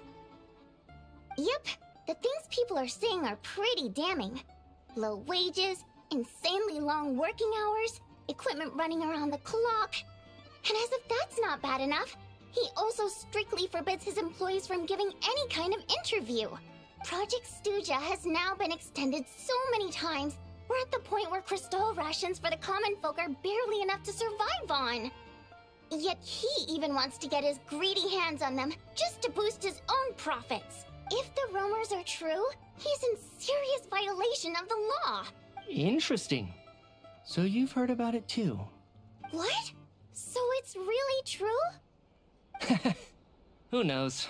I've only heard the same rumors you have. But there's no smoke without fire. The Rooster's been coming down on us hard lately, demanding that we track and trace every single batch of Crystal.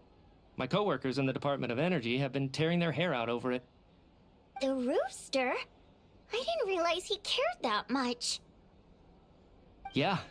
Even though there are no restrictions on Crystal trading, the poor will wind up freezing to death if we let the rich buy as much as they want. That looks like we'll need to arrange an investigation into the Iskra manufacturing plant as soon as possible. I never knew you kept up with current affairs beyond the theater, Miss Vodyanitsa. You really have a heart for the common person. Most Fae in your position have long been indifferent to the plight of humans. Well, those of us who choose to live in human cities are naturally going to pay attention to any significant upheaval. Isn't the Rooster a Fae himself? I'm just surprised to learn that even someone with as much experience as him is getting so stressed out over Project Stuja. What is the end goal of this project anyway? This is it. We're finally— I'm sure Mitya can sense on some level that she's fishing for information. But since their conversation is so relaxed, he might just— It's stressing me out too. If I'd only made better progress with my research, things wouldn't have dragged on this long. Oh, so your work is related to Project Stuja? That's right. The Armory Palace needs a brand new energy source. Not the power of the Light Realm, and not elemental energy. Right now, the only thing that meets the requirements is the power contained within stellar linchpins. But harnessing that power is costly. Each step of the process requires enormous amounts of Kresnik crystal, from extraction to quantification to attempts at conversion. Progress has been painfully slow, and the team is getting burned out as time goes by. Sometimes, I see people staring into space as if in a trance. Could it be that this new energy source has side effects? No, it doesn't affect us, because the energy is used for... Okay, I got it. Stop choking me. Sorry, I can't talk about that. I think we're all just exhausted. We've been working ourselves to the bone for so long with so little progress to show for it. It's no wonder people are struggling to stay motivated. Seems like I owe you an apology. I shouldn't have gotten so mad at you for not paying attention during— Don't worry about it. I count myself lucky, to be honest. I don't envy the people who work closely with the Tsaritsa herself. I'd much rather be in my current position. At least I don't have to shoulder any major responsibilities. So they're trying to develop a completely new kind of energy. Yeah, censored by a scarf. Who would have thought? Oh, dear. It looks like my time is up. I'm afraid I have to leave. I'm so sorry. We ended up barely talking about the theater. That's okay. It was a pleasure chatting with you, really. Let's make up for it next time. Yeah, hopefully once the work pressure eases up a little, I'll be able to focus more on the performance, and then we'll have more to discuss. We touched on some confidential issues today. I'd be grateful if you could keep it between us.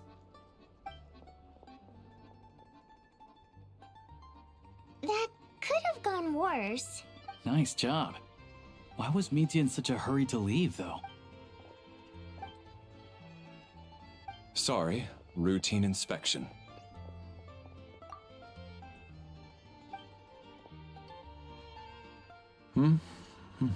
Okay, let's go. So he wasn't rushing to get back to work.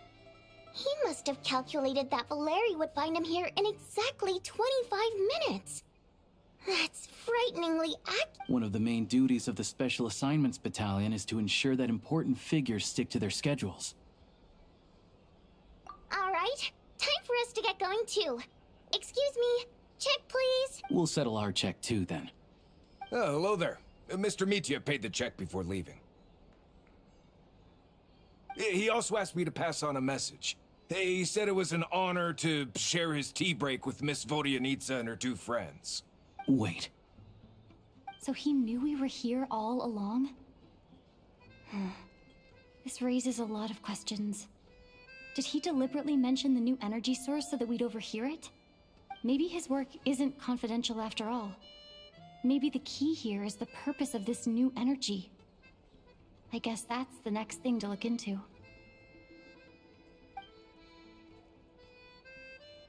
Vodyanitsa and Alosha have both left. Time to head back and call it a...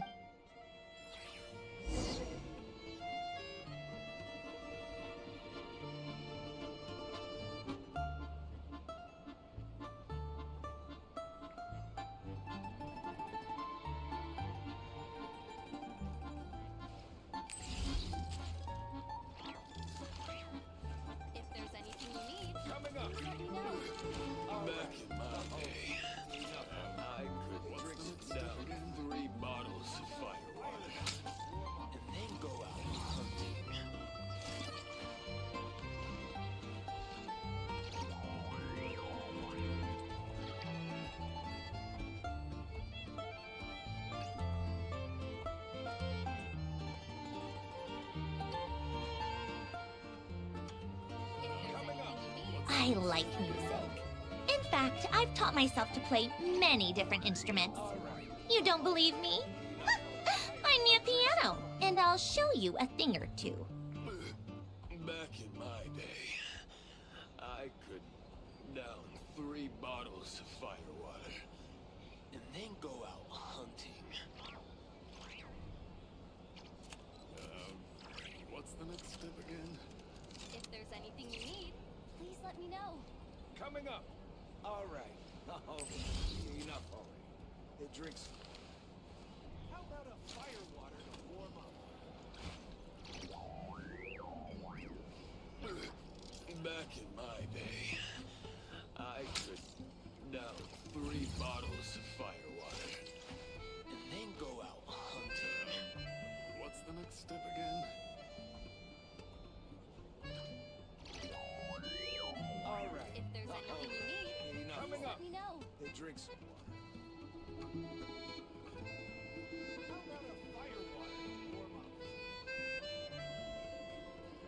It's about time we threw another tea party, don't you think? I wonder who else is free. Back in my day, I could down 3 bottles of firewater and then go out hunting. All right. Enough already. The drinks.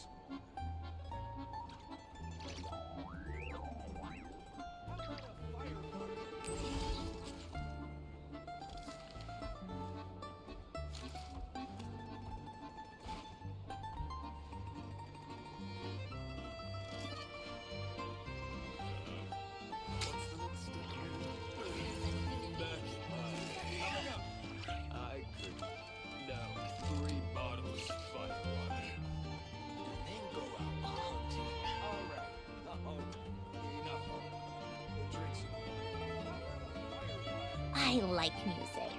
In fact, I've taught myself to play many different instruments. You don't believe me? Find me a piano, and I'll show you a thing or two. Coming up. If there's anything you need, please let me know. All right. Back in my day, the drinks I could down 3 bottles of firewater and then go out hunting. What's the next step again? Coming up.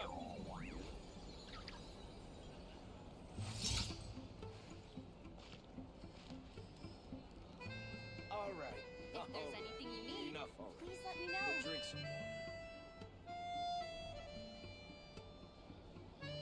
How about a firewater to warm up? Called back to the Zeppeljärny Palace again? Back in my Ugh, day.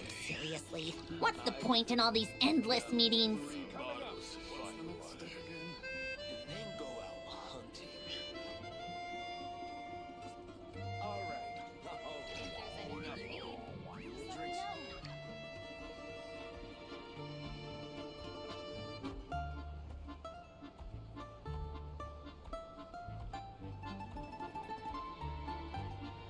Coming up. How about a firewater to warm up?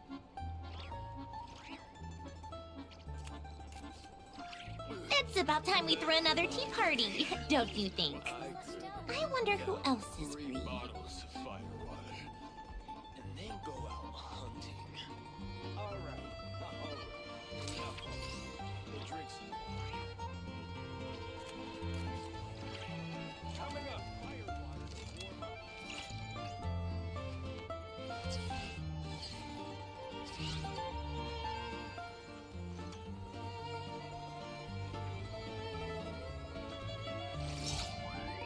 If there's anything you need, please let me know. Back in my day, I could down 3 bottles of firewater. Called back to the Zeppeljärny Palace again? Ugh, seriously, what's the point in all these endless meetings?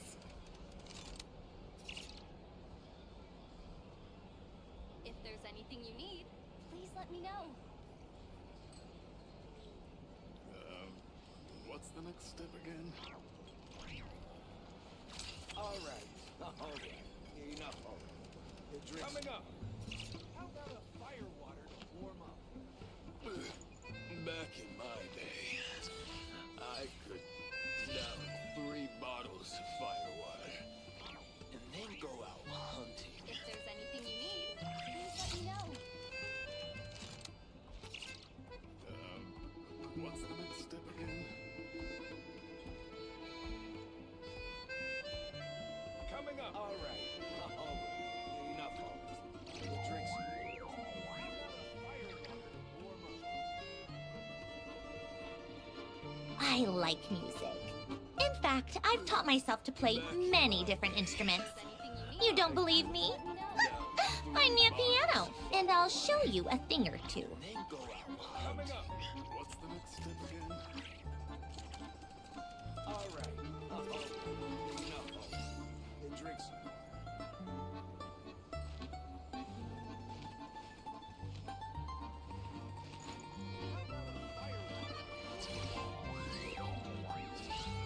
If there's anything you need, please let me know. Coming up. Back in my day, I could down 3 bottles of firewater and then go out hunting. All right. Called back to the Zeppeljärny Palace again? Drinks. Ugh, seriously, what's the point in all these endless meetings? If there's anything you need, please let me know. What's the next step again? Coming up.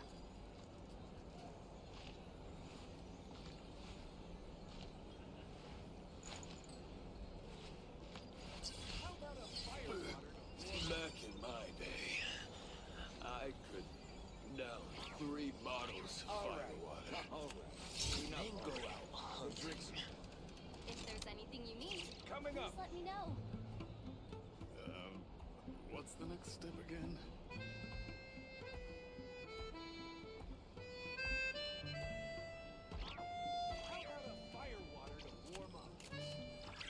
It's about time we threw another tea party, don't you think? I wonder who else is free. Enough already. If there's anything you need, please let me know. Back in my day, I could down 3 bottles of firewater, and then go out hunting.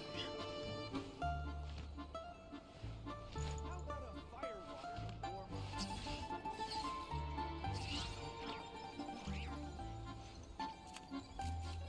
Coming up. All right. Enough If already. there's anything you Drinks. need, please let me know.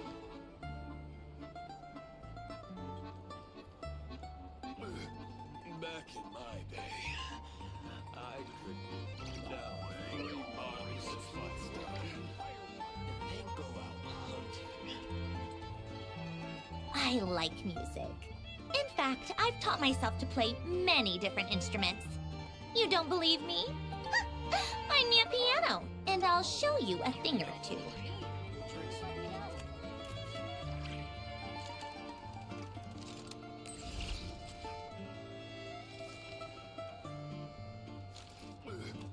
Back in my day, I could down 3 bottles of firewater, and then go out hunting.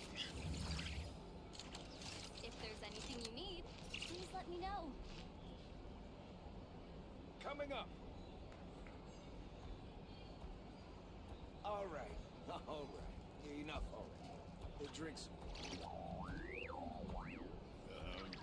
What's the next step again? How about a firewater to warm up?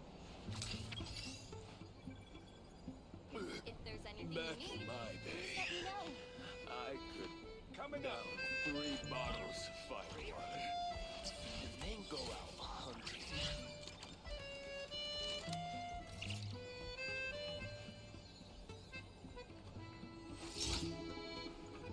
All right. All right. Enough already. The drinks. What's the next step again?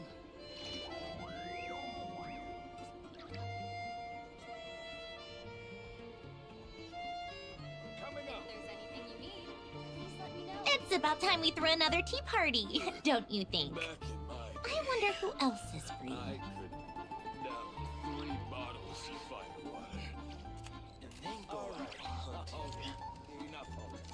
The drinks. What's the next step again?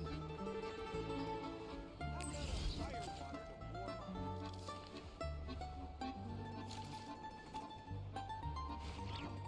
If there's anything you Coming up. need, please let me know.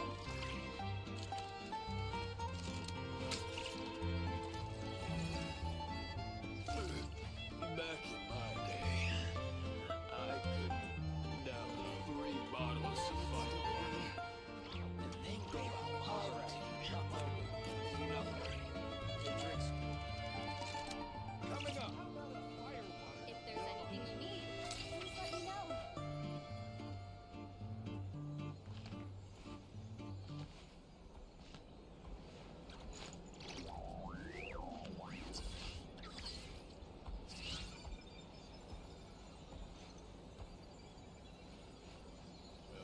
All right. What's the next step again? Enough already. The drinks. How about a firewater? Back in my day, I Coming up. could down 3 If there's bottles of anything you need, firewater, please let me know. and then go out hunting.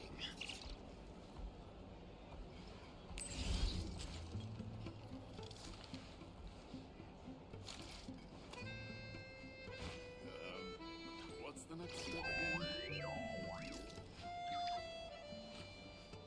All right. Enough already. Coming up. Back in my If there's day, anything you need, I please let me could know. down 3 bottles of firewater, and then go out hunting.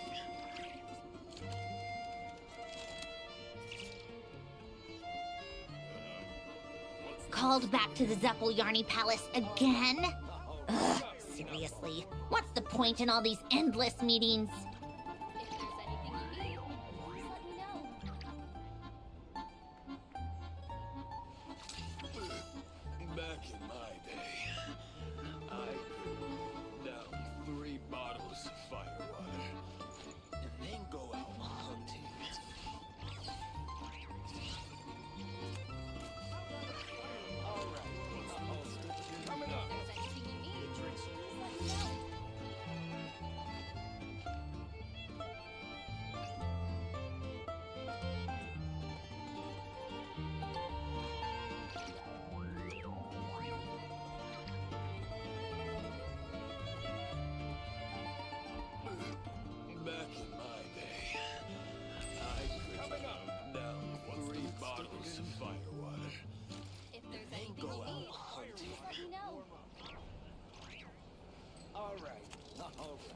Enough already.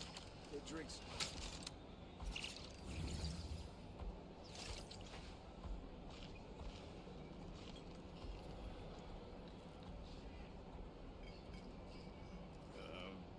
What's the next step again? Coming up. If there's anything you need, please Back let me know. in my day, I could down 3 bottles. I like music. In fact, I've taught myself to play many different instruments. You don't believe me? Huh, find me a piano, and I'll show you a thing or two.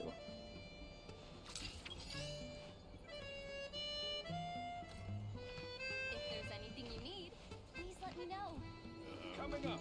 What's the next step again?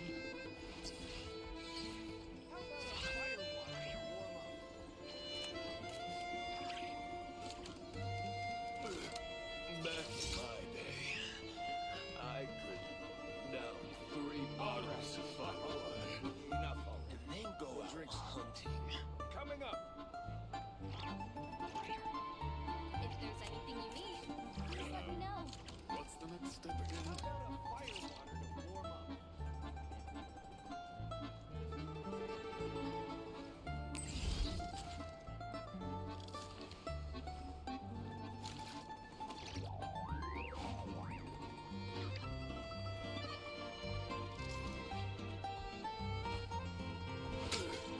Back in my day, Coming up. Enough already. down 3 bottles of firewater. What's the next step? Then go out hunting.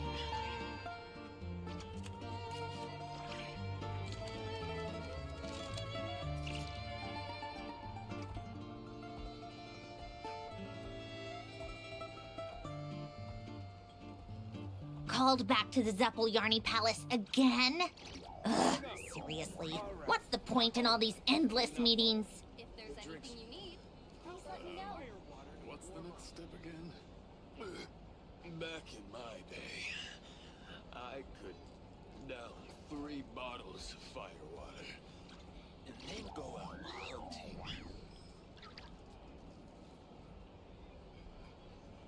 Coming up. All right. All right. Enough already. The drinks. Firewater to warm up. If there's anything you need, please let me know. What's the next step again?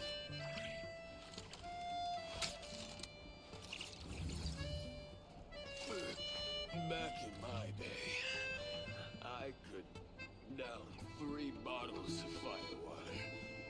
Coming And up. then go out hunting. All right. Enough already. The If drinks. there's anything you need, please let me know.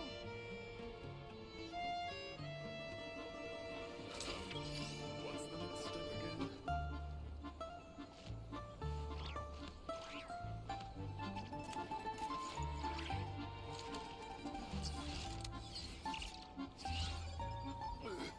Back in my day, I could If there's anything you need, 3 bottles of firewater. And then go out hunting. What's the next step again?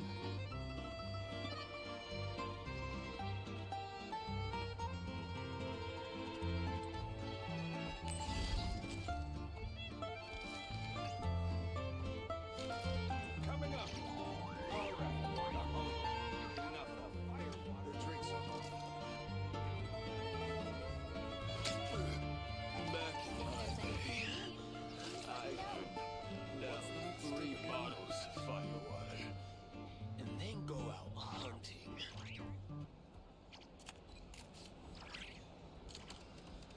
Coming up. How about a firewater to warm up? All right. All right. Enough already. if there's anything you need, please let me know. What's the next step again?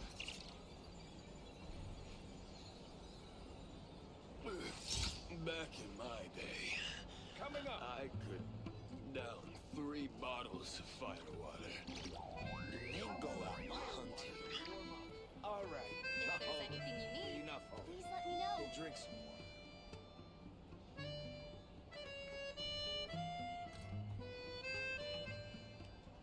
It's about time we threw another tea party, don't you think? I wonder who else is free.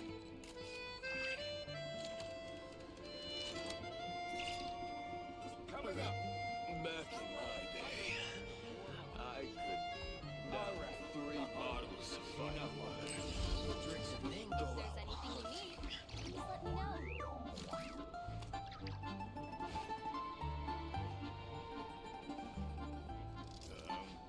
What's the next step again? Coming up. How about a fire water to warm up? All right. If there's anything you need, Drinks. please let me know. Back in my day, I could down 3 bottles of fire water, and then go I like music. In fact, I've taught myself to play many different instruments. You don't believe me? Find me a piano, and I'll show you a thing or two. All right. If there's anything you need, Drinks. please let me know.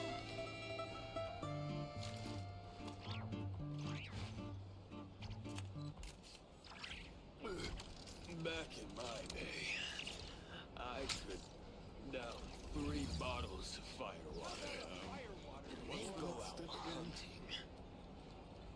Coming up.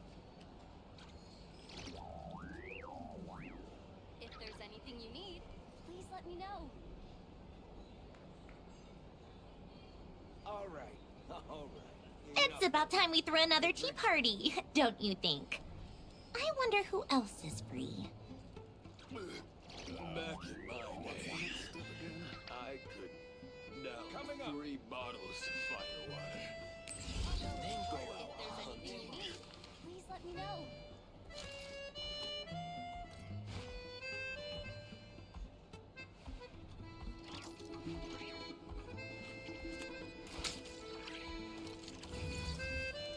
All right. Enough of it. The drinks. Coming up. What's the next step again? Back in my day, I could down 3 bottles of fire water, and then If go there's out anything you hunting. need, please let me know.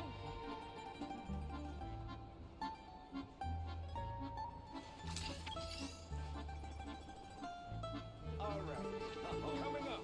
Enough of the drinks. What's the next step again?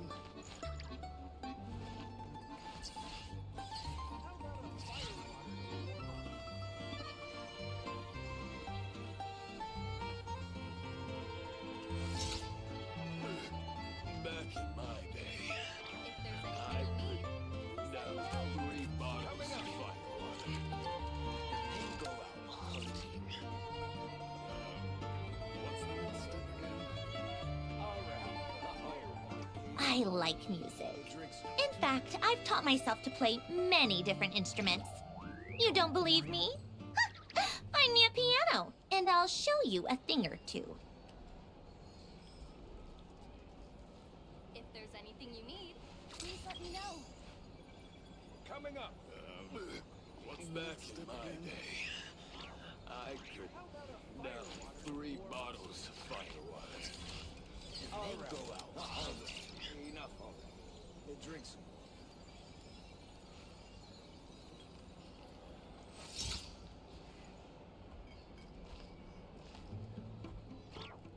If there's anything you need, please Coming let up. me know. What's the next step again? How about a fire water to warm up?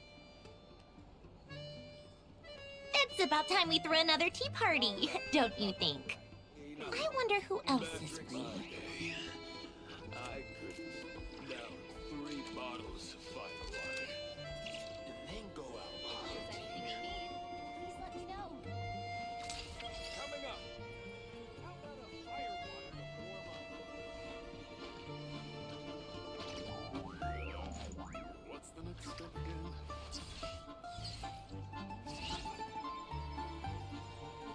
All right. Enough of it. The drinks. Back in my day, I could down 3 bottles of fire water, and then go out hunting. If there's anything you need, I like music. In fact, I've taught myself to play many different instruments. You don't believe me? Find me a piano, and I'll show you a thing or two. You're back! Here pretty early today. Paimon was just gonna mention that. After she woke up today, Paimon felt like her temperature was completely back to normal. But her strength still hasn't returned. Still, there's some good news. Paimon thinks she might have figured out the source of the problem. It's like there's some kind of mysterious power affecting Paimon. Paimon's never felt this way before during any of her travels. She only started feeling this way since we arrived in Snezhnaya. That's right. The Armory Palace needs a brand new energy source. Could that have something to do with this? What is it? You're making that face again. You know, the one you get whenever you have a light bulb moment?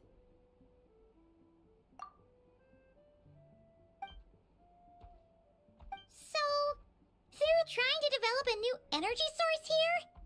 And you think that might be why Paimon's feeling unwell? Well, Mija denied that the energy they're researching has any side effects. Although, he did say that people working on the project have been having issues with their concentration and short-term memory. But even so, those are completely different symptoms from Paimon's. It's pretty faint, so it's kind of hard to tell. But if anything, it seems like it's coming from roughly the same direction as the Armory Palace. Sure, Paimon's with you there. But how, though? The robot only has a limited amount of intel.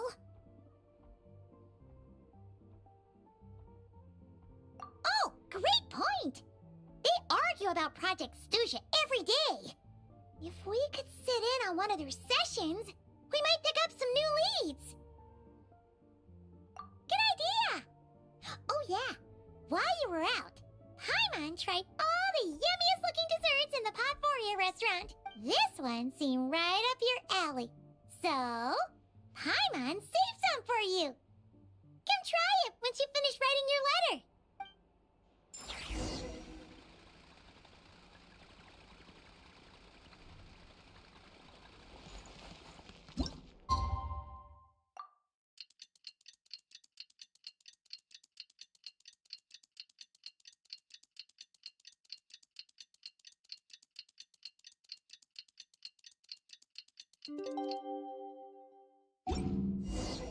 Alosha replied.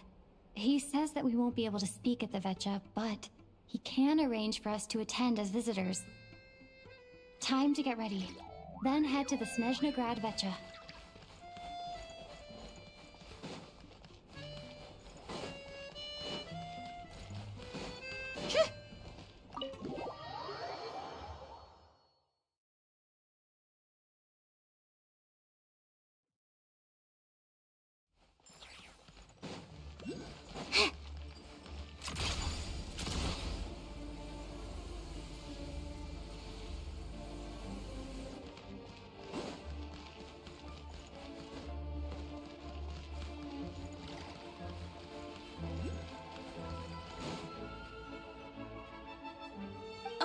Miss Vodianitsa, prima donna of the Korolievsky troupe. What a surprise meeting you here. Will you be sitting in on a session of the Vetcha? Sorry, I'm not taking interviews today. Oh good, you're here. The session's about to begin. Let's get inside. Please wait, Miss Vodianitsa. Could you introduce me to your new friend?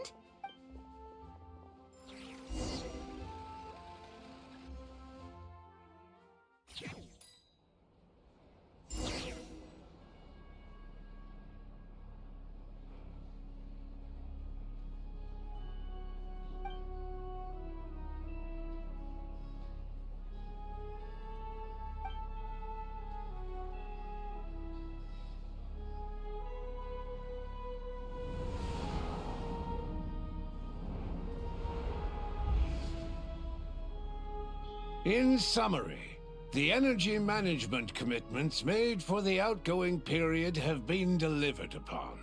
Furthermore, both the production and consumption of Kresnik Crystal show clear signs of stabilizing.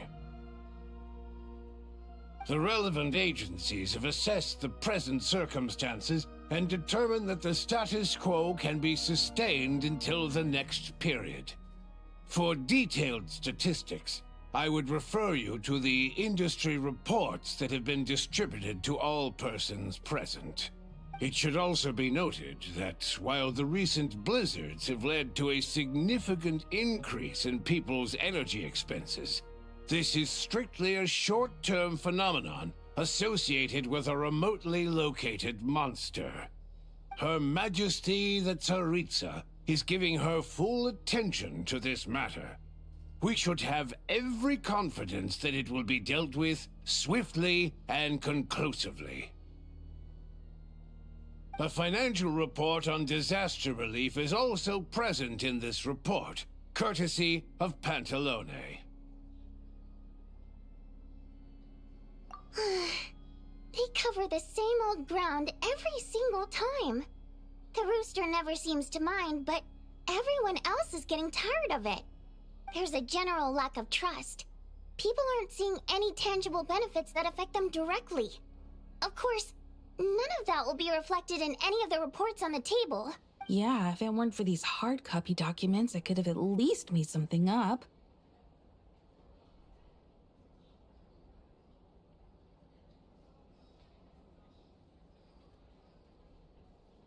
Oh, don't mind me.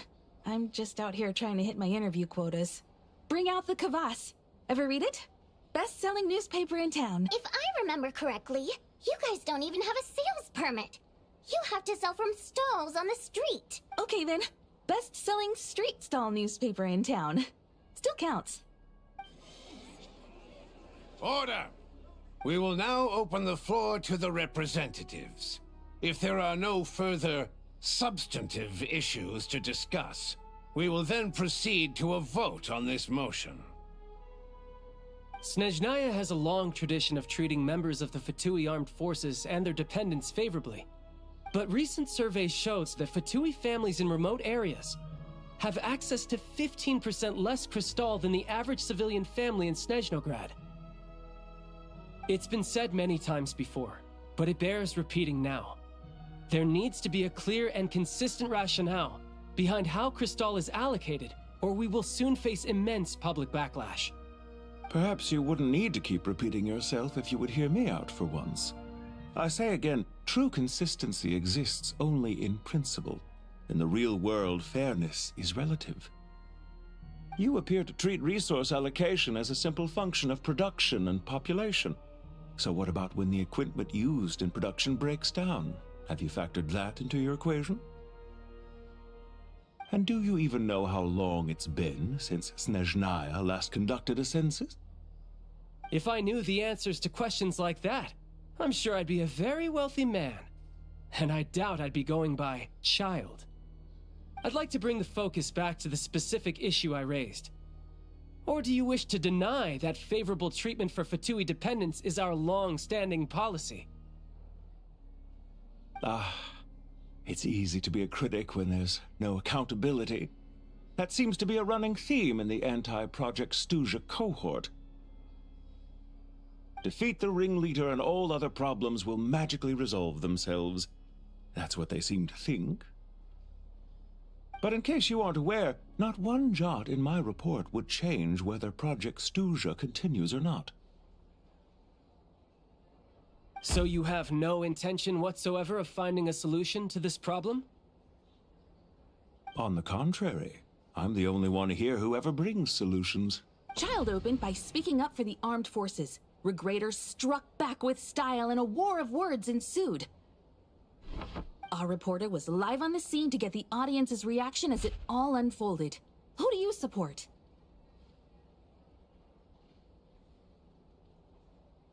The people have spoken! Child received raucous applause from the crowd as he pushed Regrader onto his back foot with a relentless barrage of questions. It had to be seen to be believed. Now you see why they don't have a sales permit. However this reporter wants to spin things, I haven't forgotten that Tartaglia was representing the Northland Bank when we first met in Liyue. So, surely their relationship can't always have been this strained. You two are getting off topic. Let's focus on what the data is saying.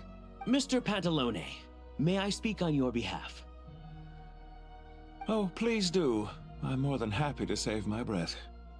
Crystal distribution policy undergoes modifications with each new period. The ultimate goal being to find the most reasonable method of allocation, which I believe is what Mr. Tartaglia also seeks. But I fear many may have been misled on this topic by extremist activists. To clarify, Project Stuja is not the root cause of the problem. It is merely a framework for resource distribution. The most recent reports all point to Snezhnaya's resilience and adaptability during this period of fine-tuning, and give clear indications that a distribution framework is improving with each iteration. To make drastic adjustments without first considering the risks would likely do more harm than good. It would be a waste of the hard-won experience we've gained to date. Renowned scholar of finance, Arapov spoke up to clarify the fiscal logic, clearly alluding to social organizations like the Rokot in his words. With the notorious Lelek still active to this day, should the Rokot be held responsible? No, there is someone else to blame. She's just rephrasing what Mr. Pantalone said. The Rokot are the critics he accuses of taking no responsibility for their actions. As for Lelek, you won't have heard of him yet. He's currently the most famous member of the Rokot. Well, more like infamous.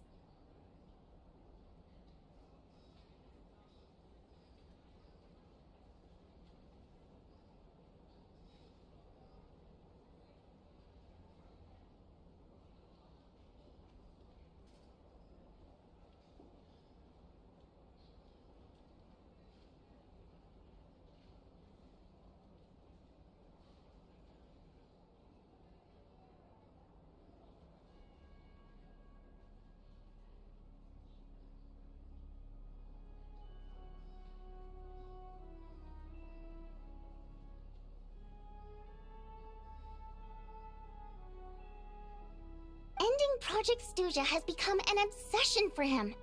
Unlike the more decent ones among us, he believes that votes in the Vetcha are all that matter.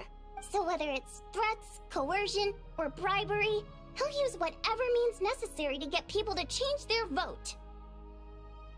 And since we're already on the subject, what do you think of Lelek's methods? Are you for or against? Well, whatever the story is, his actions benefit us all. We stand with Lelek. At least someone here wants to take this discussion seriously. I've been considering that issue myself. What you really need is more precise regional data, right? I think it would be easiest to let the Fatui handle it, since they're already in charge of Crystal shipments anyway. We may as well get them to collect some data while they're at it. Whatever you need, you can ask the Fatui to look into it for you. In terms of supervision, I think the Druzhna would be a good fit. I had hoped to discuss this with Miss Vesna, but sadly, she's not present. I will be happy to take a note of your suggestions and present them to Commander Vesna for a decision upon her return. The Commander has always taken a keen interest in Project Stuja. However, given the Druzhna's demanding workload, I'm afraid it may prove difficult for them to provide any practical support. Let us refrain from jumping to conclusions until a concrete and actionable plan is in place. My apologies, Lord Rooster. There are numerous issues to address here, including manpower, time sensitivity, and reporting lines. Nevertheless, I support drafting a proposal. Follow the usual procedure, and it can be raised as a new motion for all parties to evaluate at the appropriate time. In that case, I'd like to share one thought before the proposal is drafted. The issue of time sensitivity was raised just now, which I presume relates to the official reports. In fact, The Energy Commission already collects regular statistics on each urban center and its surrounding area. Would these be of any use? That's a good idea. I read every issue of Sviet report, and although my focus is mostly on the section about equipment operation, the energy consumption statistics also yield a lot of insights. Be that as it may, does no one see an issue with using local data to determine crystal quotas? In the long term, it seems like a very risky solution. Not if they are used purely for reference. So long as we have the report from the Northland Bank's headquarters to corroborate it, no one will be able to fool me. Very well then. It appears that this arrangement is acceptable to all parties. Yeah, sounds good to me. The members reached a provisional consensus on the issue of improving treatment for Fatui soldiers.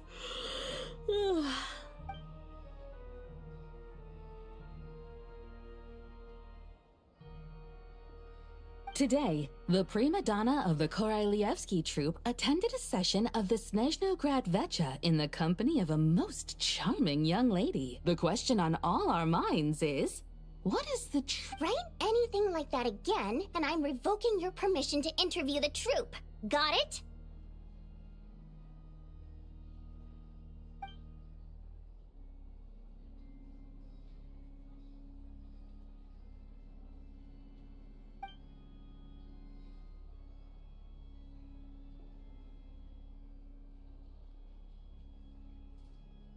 Now then, if there are no further contributions from those present, we shall proceed to the final vote. Hey, check it out! What made him vote against? Why now? The votes have been tallied. Those in favor of continuing Project Stuja total 61%, securing a clear majority. That was too close. The margin has shrunk yet again. Chuganov was a huge loss. I'll bet Lelek is behind this. I wonder how Pulcinella will respond this time. Chuganov. I see. Lelek strikes again. Yes, go, Lelek. Once Project Stuja is defeated, our unwavering support at Bring Out the Kvass will finally pay off when we make our comeback.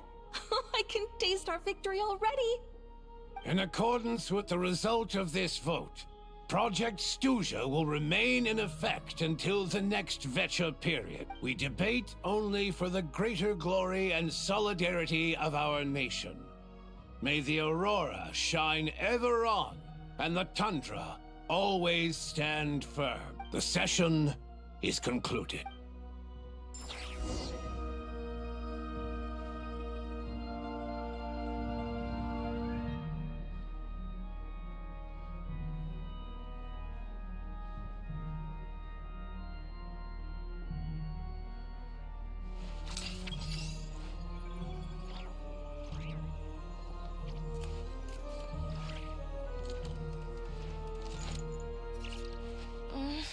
Only I had been born in a romantic time like that.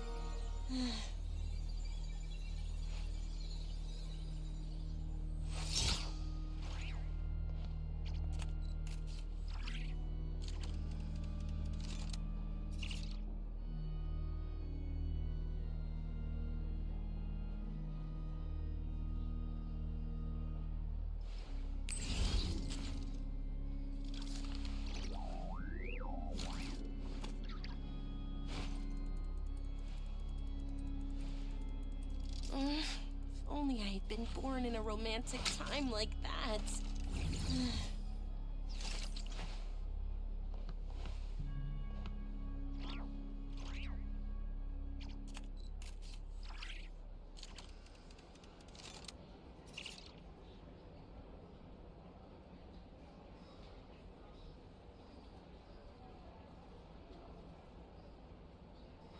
It's about time we threw another tea party, don't you think? I wonder who else is free. If only I had been born in a romantic time like that.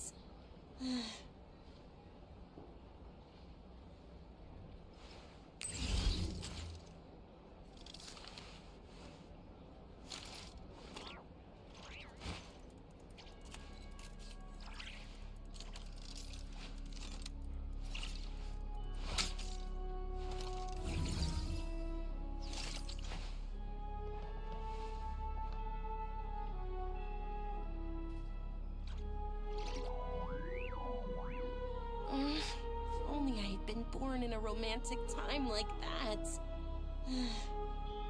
Called back to the Zeppeljärni Palace again? Ugh, seriously. What's the point in all these endless meetings?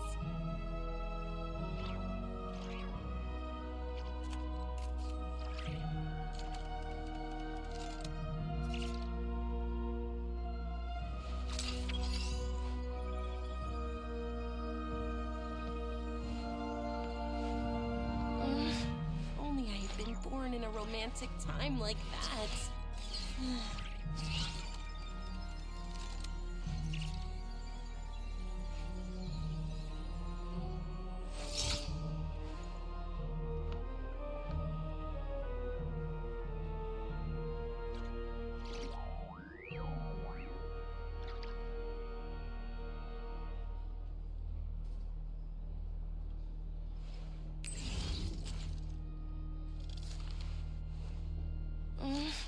Only I had been born in a romantic time like that.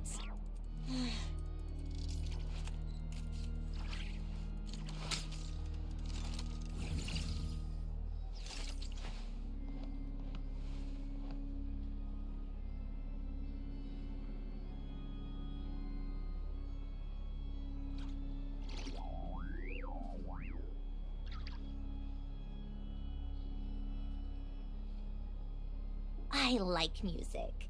In fact, I've taught myself to play many different instruments. Like you don't believe me? Find me a piano, and I'll show you a thing or two.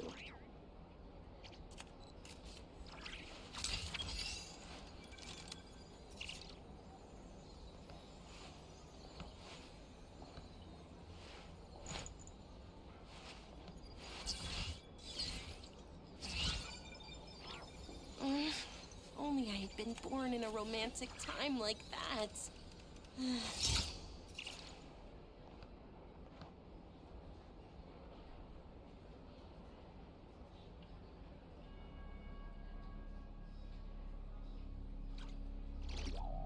It's about time we threw another tea party, don't you think?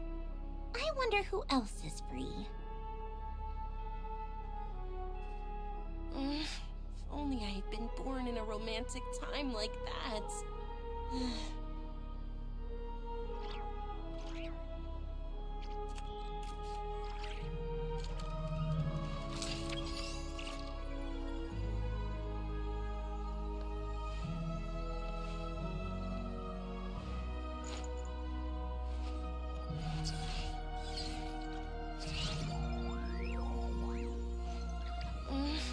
Only I had been born in a romantic time like that.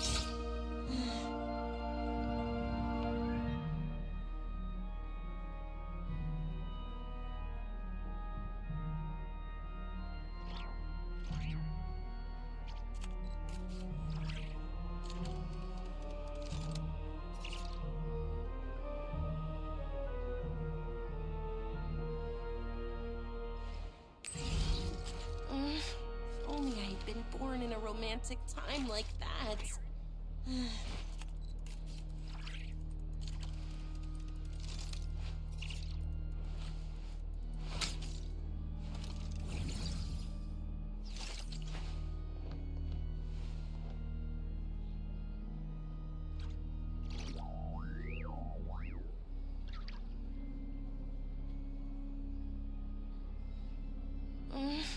Only I had been born in a romantic time like that.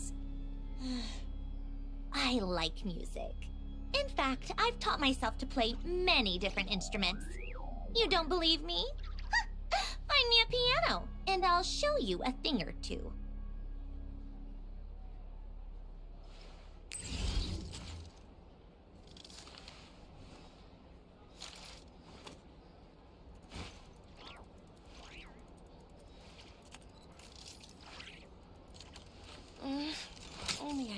born in a romantic time like that.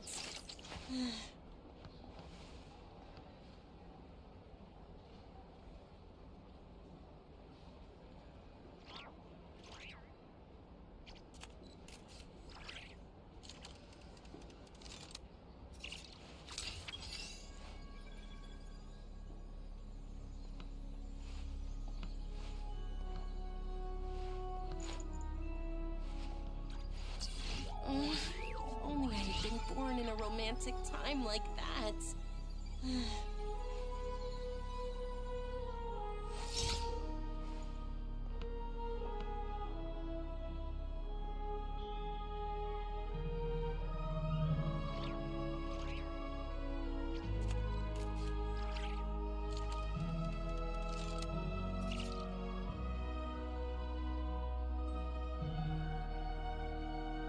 It's about time we threw another tea party, don't you think? Born in a romantic I wonder time who like else that. is free.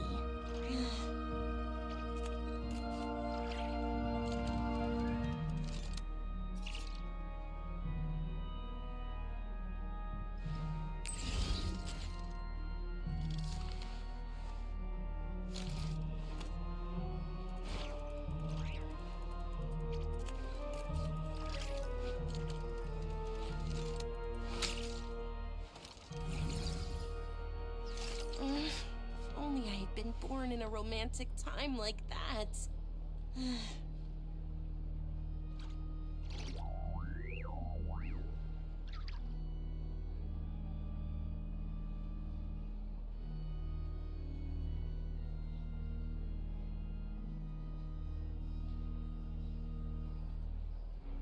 I like music. In fact, I've taught myself to play many different instruments. You don't believe me? Find me a piano, and I'll show you a thing or two. Like that.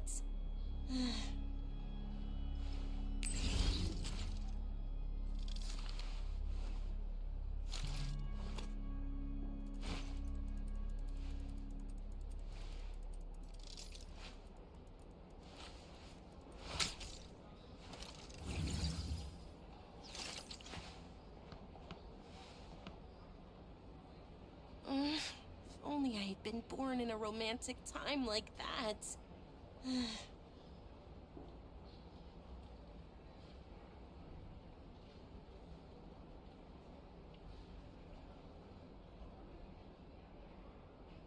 It's about time we threw another tea party, don't you think? I wonder who else is free.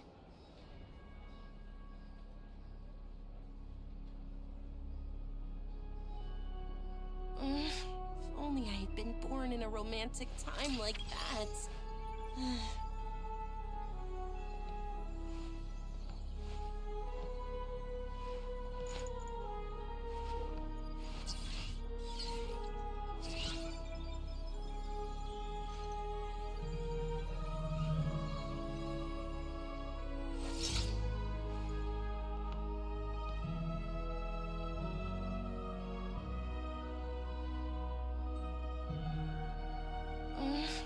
Only I had been born in a romantic time like that.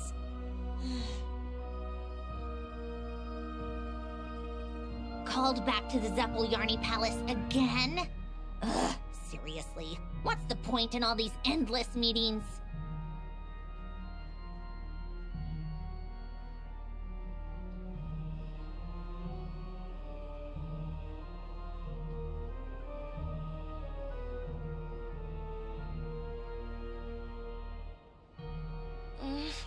Only I had been born in a romantic time like that.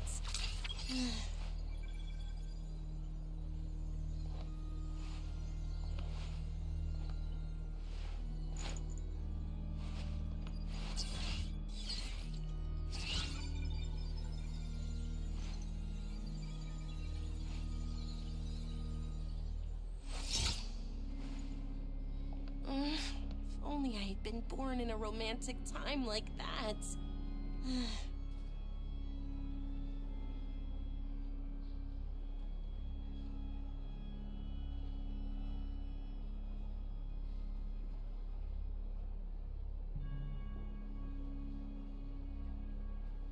I like music. In fact, I've taught myself to play many different instruments. You don't believe me? Find me a piano, and I'll show you a thing or two. If only I had been born in a romantic time like that.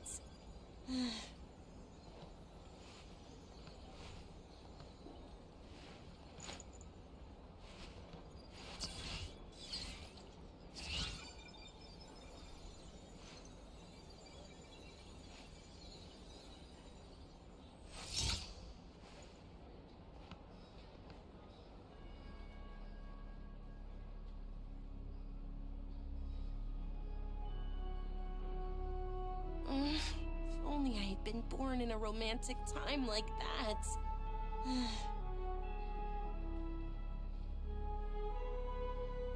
It's about time we threw another tea party, don't you think? I wonder who else is free.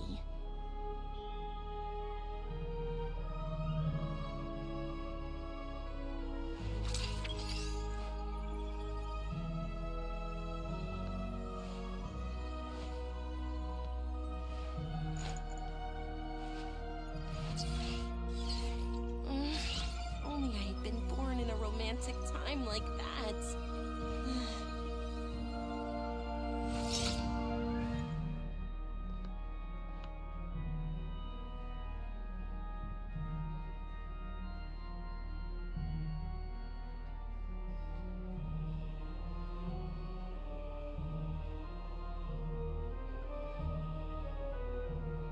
If only I had been born in a romantic time like that.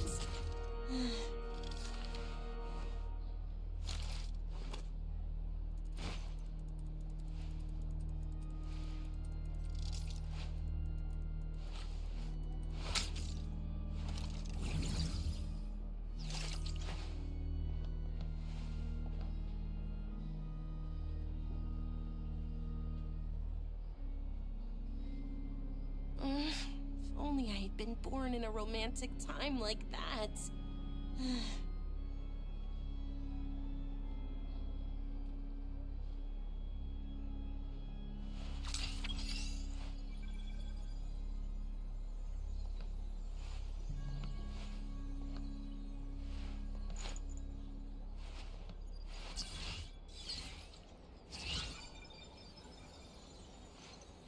If only I had been born in a romantic time like that.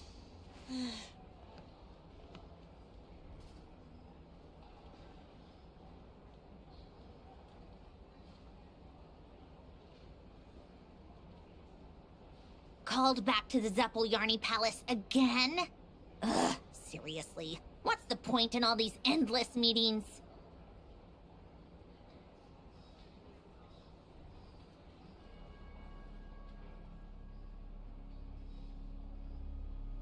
If only I had been born in a romantic time like that.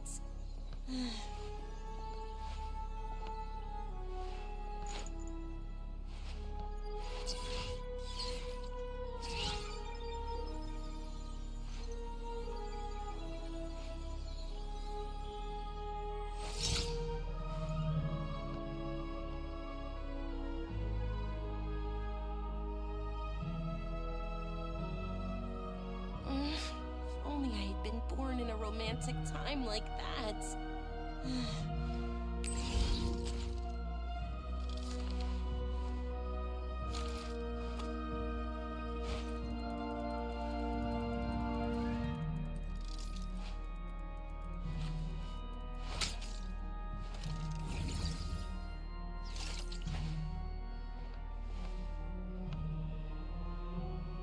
If only I had been born in a romantic time like that.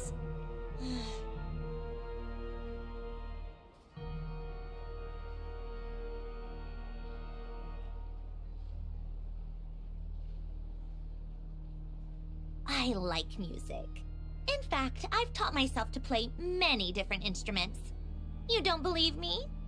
Find me a piano, and I'll show you a thing or two. If only I had been born in a romantic time like that.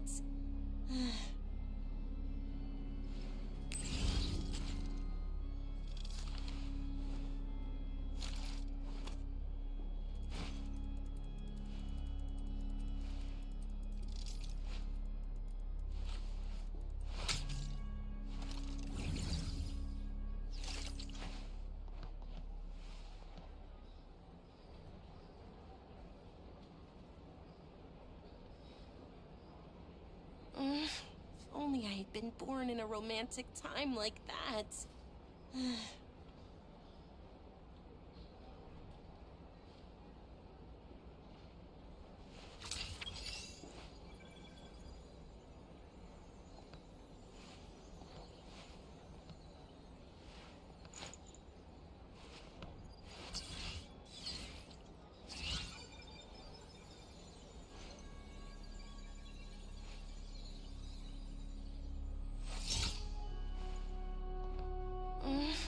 Only I had been born in a romantic time like that.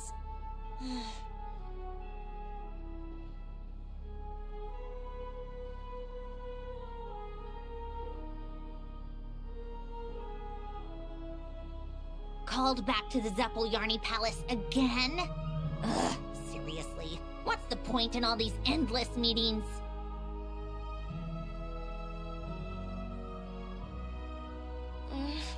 Only I had been born in a romantic time like that.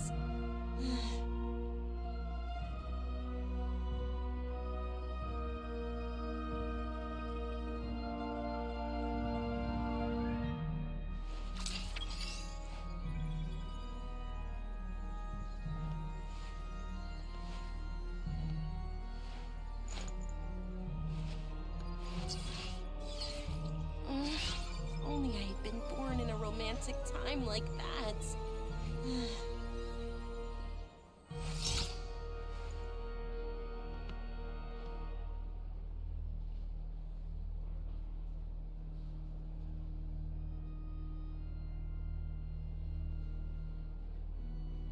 I like music. In fact, I've taught myself to play many different instruments.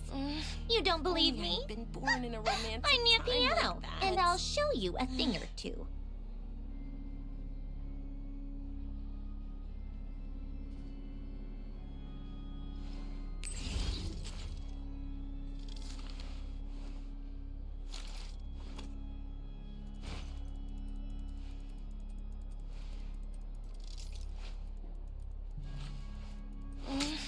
Only I had been born in a romantic time like that.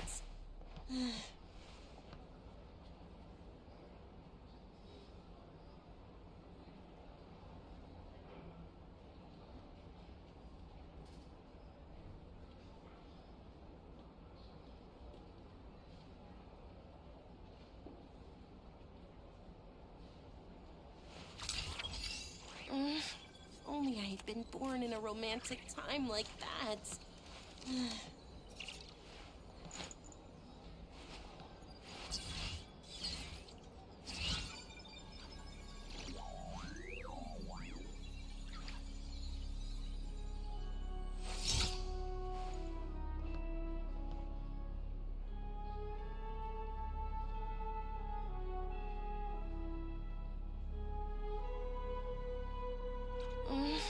Only I had been born in a romantic time Called like back to the that. Zeppeljärny Palace again? Ugh, seriously. What's the point in all these endless meetings?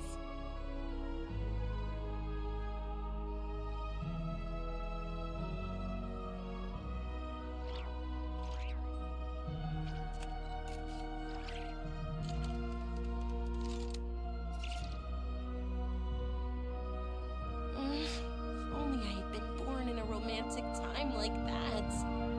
It's about time we threw another tea party, don't you think? I wonder who else is free.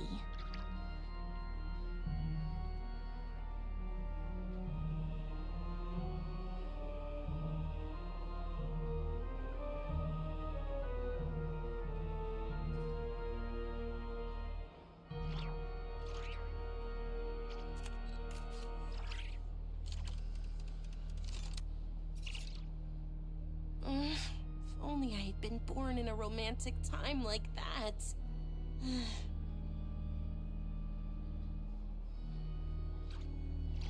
I like music. In fact, I've taught myself to play many different instruments. You don't believe me? Find me a piano, and I'll show you a thing or two.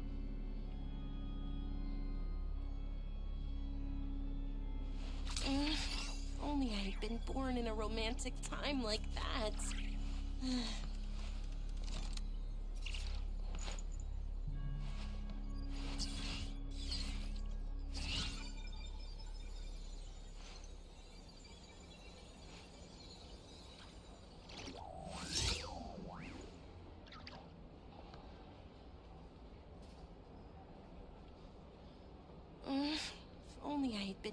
in a romantic time like that.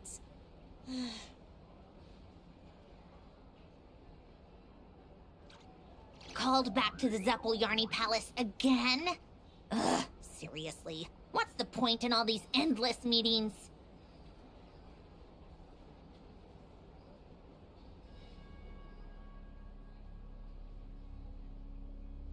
If only I had been born in a romantic time like that.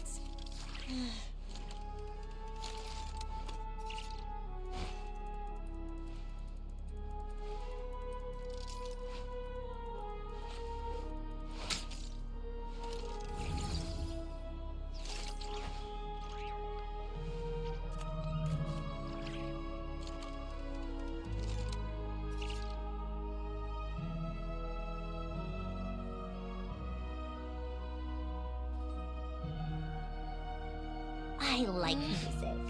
In fact, I've taught myself to play many different instruments. You don't believe me? Find me a piano, and I'll show you a thing or two.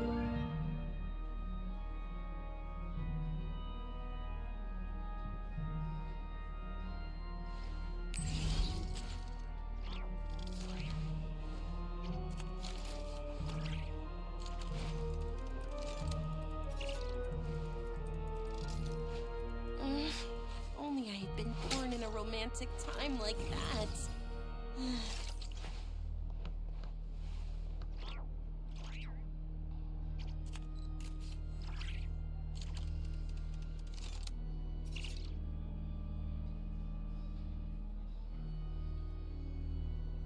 It's about time we threw another tea party, don't you think? I wonder who else is free.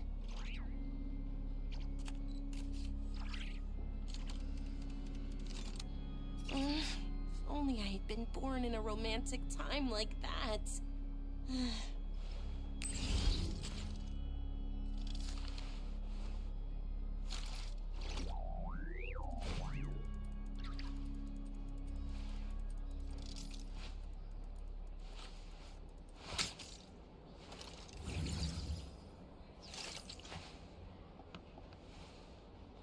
If only I had been born in a romantic time like that.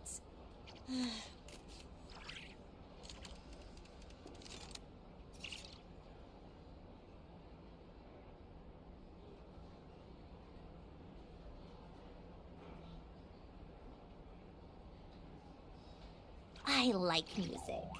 In fact, I've taught myself to play many different instruments. You don't believe me? Find me a piano, and I'll show you a thing or Born in a two. romantic time like that.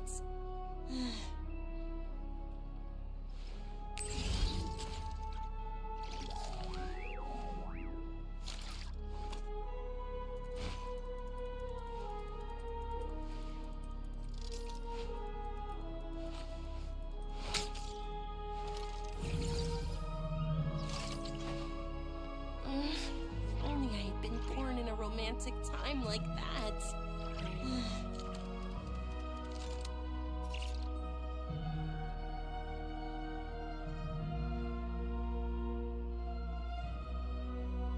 It's about time we threw another tea party, don't you think? I wonder who else is free.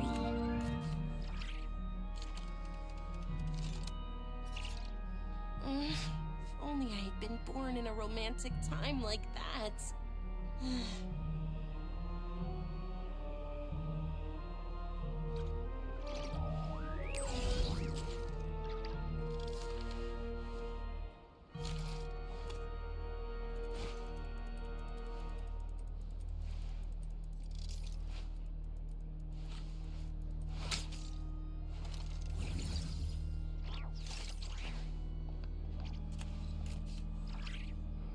If only I had been born in a romantic time like that.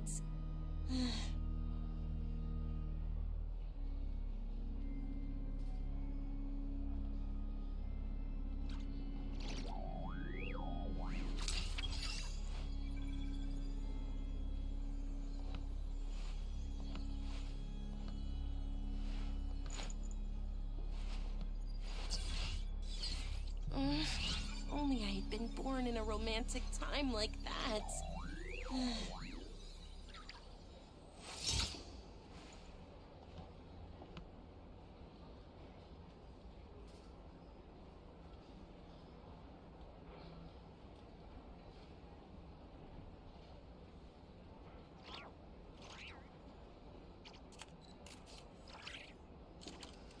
I like music. In fact, I've taught myself to play many different instruments. You don't believe me? Like that. Find me a piano, and I'll show you a thing or two.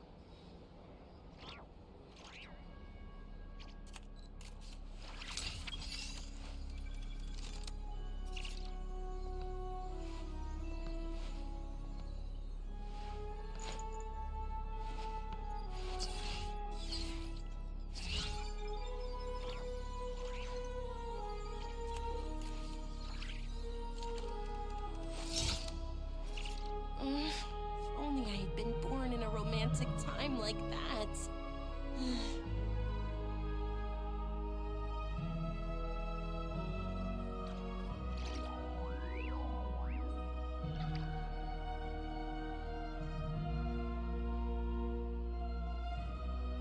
It's about time we threw another tea party, don't you think? I wonder who else is free. Only I had been born in a romantic time like that.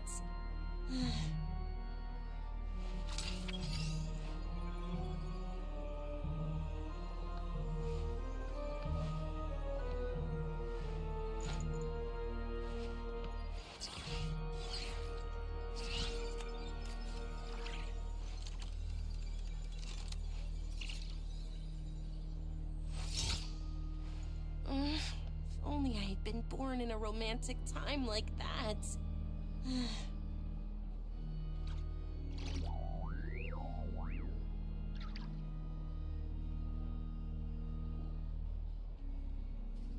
I like music.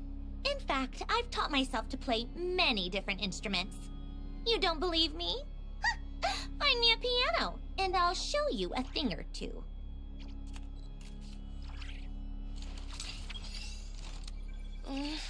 Only I had been born in a romantic time like that.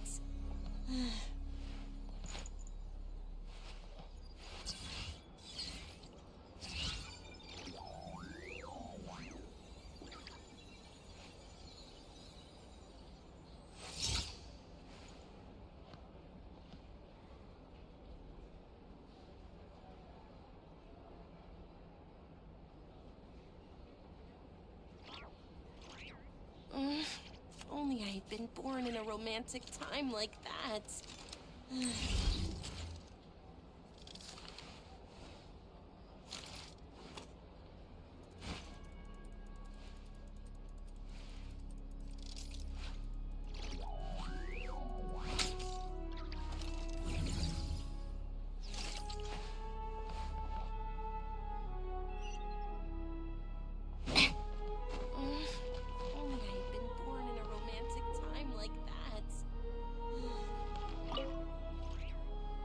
I have to say, I really wasn't expecting Chulkanov to vote against Project Stusha. Well, in principle, Snezhnaya's business and political elites ought to be the ones least likely to oppose it. As we heard, Project Stusha is basically just a resource distribution framework that requires everyone to cut back during the winter. But even if the policy got cancelled, the Tsaritsa's energy needs wouldn't suddenly go down. The extra demand from the public would have to be filled from somewhere. So logically, the factories would have to take the hit. I got a letter from Mr. Mitya just before today's session. He said he's confirmed that there are issues around overtime and excessive energy consumption at the Iskra manufacturing plant. In a situation like this, once the Rooster receives the report, he'll order the factory to halt production and submit to an investigation before issuing a penalty. But that's a week-long process, and thus didn't make it onto the Vetcha agenda this time. I don't think he suspects anything so far. Exactly. And as you know, he's a very selfish person. I was originally gonna try and flip him after he received notice of the official sanctions. My plan was to convince him that the whole thing was completely unfair. Rather than just sit back and take the hit while his factory stopped production, he'd be better off voting to end Project Stuja. At least that way, no one else would be able to make any money either, because all the factories would suddenly have more limited energy to work with. But now, he's already voted against it, which means someone must have used more forceful means to change his vote. Just like with everyone else who flipped. Yeah, no one knows why Lilac is so obsessed with ending Project Stuja, but by the looks of it, he's inching closer and closer to success. Lilac must have strong motivations, given how he'll stop at nothing to achieve his goal. Maybe he knows the full truth of Project Stuja. Maybe my next step should be to focus on him. Oh, right. What are your plans for the rest of the day? Shall we head out? Hey, comrade. I noticed you were here during the debate. I didn't take you for a political enthusiast. Greetings, Harbingers. I just happened to have some free time today, and my new friend here thought it might be fun to check out the Vetcha. Ah, Odette must have introduced you. Looks like you two are getting along pretty well. I'll leave you to catch up. I should head back to the troop. Sure. Break a leg and all that. Thought it might be fun to check out the Vetcha, did you? Things are never that simple with you, Traveler. There's no way you're here for kicks and giggles. Tell me I'm wrong. Oh, yeah. To some, he's a captivating enigma. To others, he's the bane of their existence. No one ever thought that some anonymous nobody from the Rokot could cause such a stir. Huh? You want to look into Lelik? Then I'm sure his days of anonymity are numbered. What do you think, Sandrone? Fine by me, I guess. If the Traveler actually manages to expose Lelik, it'll be doing Pulcinella a favor. In return, it seems fair to let her in on what we've learned so far. My thoughts exactly. Sharing is caring, after all. Head back to Glupov and grab the files on Lelik. It's easier to just pull the records than go through the rigmarole of getting the Traveler a visitor's permit. As you command, child, sir. In that case, since we're going to be waiting anyway, I'll have someone brew a pot of black tea.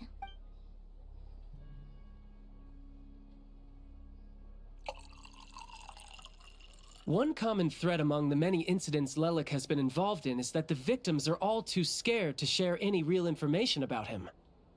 Clearly, he must have threatened them in some way. His modus operandi is to silently infiltrate the scene and leave a threatening letter behind. But neither the letters nor the crime scenes ever yield any clues to his identity. So all these files have to offer are short statements by the people affected. They don't give us a lot to go on. If nothing else, it shows we're dealing with a trained professional who's versed in counter-surveillance. Yes, and to that point, he often strikes in highly secure locations. The victims are high-ranking and influential people who take their personal security very seriously. Somehow, Lelik slips right into their rooms without making a sound. There's never any eyewitnesses, nor the slightest trace of a break-in. If he can get in and out undetected, it means he can strike without warning. Not that that's ever happened so far, but the thought is enough to scare these people sleepless. It's hard to believe that a human being could pull this off flawlessly every time, so they switched the focus of the investigation to Faye.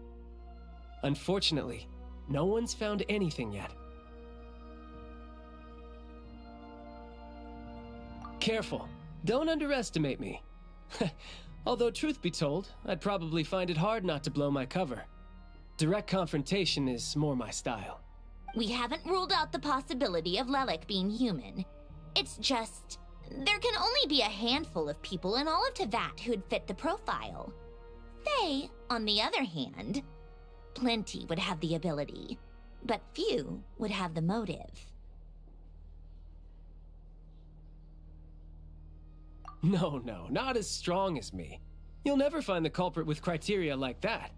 Let's go with a little weaker than me. There's no denying that Master is strong, but meticulous.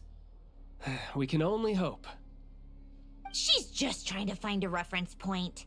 Stop getting fixated on who's stronger than who. But that's the most important thing. In my opinion, anyway.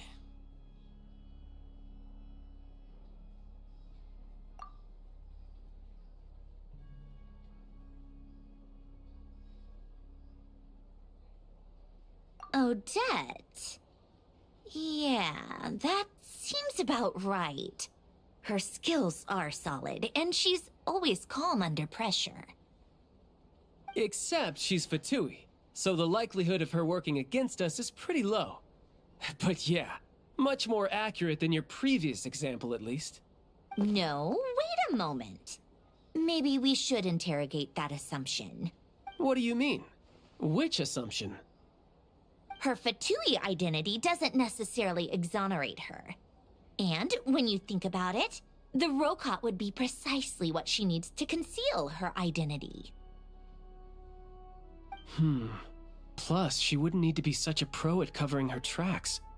She'd already know where the Fatui will be and when, so she could choose the perfect time to act. Oh, yikes. I was just thinking out loud. Why is this starting to sound like such a convincing theory? Still, what reason could Odette possibly have for trying to call off Project Stuzha? Arlecchino would be the best person to ask. She knows Odette best. Unfortunately, she isn't back yet. Rosaline used to open up to her in private about her struggles with Odette. As I'm sure you can imagine, Arlecchino is quite a lot better with children than Rosaline was. She gave her some tips on how to handle the situation, and Rosaline managed to reach a settlement with Odette before leaving. So I suppose there were at least no lifelong regrets left behind. Beyond that, I don't know the details about that side of things. But I do know that Odette definitely has a motive to hold a grudge against Project Stuzha. The reason being, her father passed away during the early stages of the project. That was back before it had been named Project Stuzha, when things were still being worked out. But in essence, it's remained the same ever since. Huh. The more you know. Rosaline was always so self-centered. I never understood why she started paying so much attention to Odette. Is that such a surprise? If you cast your mind back, you may remember that Rosaline and I weren't exactly close. We had tea together a few times, but that was about it. Odette's past is no secret. Her father was a Fatus, and her mother was a very famous ballerina. On the surface, it looks like she followed right in her parents' footsteps. But the truth is after her father passed away on a mission, her mother was overcome with grief. She broke her leg during a performance and could never dance again. Odette was only interested in ballet at the time, but this tragedy left the family with both breadwinners gone. They could barely make ends meet. Per Capitano's policy, family members of Fatui who died in the line of duty had to be appropriately accommodated and provided with adequate assistance.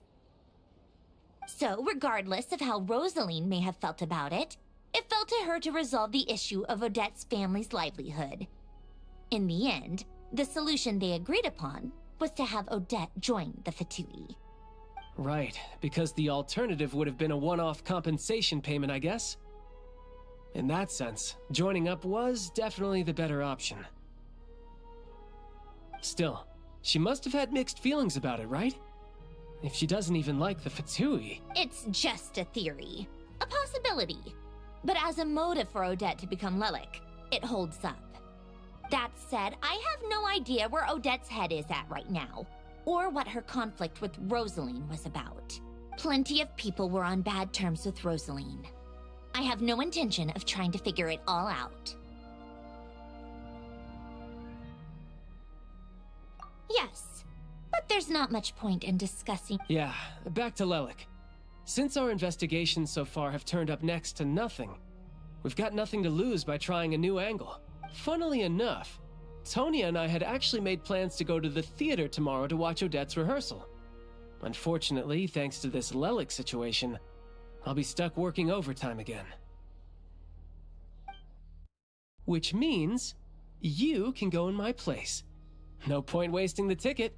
Plus, you'll get to meet Tonya. Spirit Seeker. Quite the classic ballet. It was passed down through Odette's mother's family for generations.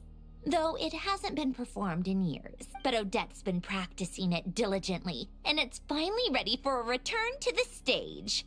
Excitement is through the roof. Tickets for the official performance sold out long ago. Tonya's excited for it too. She's desperate to see it no matter what. Personally, it's not really my kind of thing, but since she's my little sister, I had to figure something out. I've actually seen it several times before. The story's pretty straightforward. The lead character follows a trail of clues left behind by a spirit, gradually recovering her memories along the way. It's a tale of love and regret. So not exactly reinventing the wheel, at least by today's standards. But when that classic melody kicks in and the lead character begins to dance, it always gets me. It really is beautiful. Not an easy dance to do justice to, though. I know it's always been Odette's dream to perform this piece, but I'm not sure she's really ready. In that case, I think that even if she is Lelik, we should wait until her performance is over before we respond. I'll let you take it from here, comrade.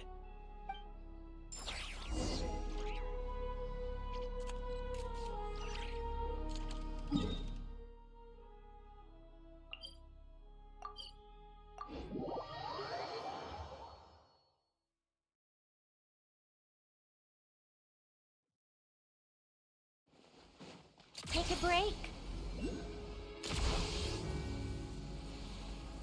Pick up the pace.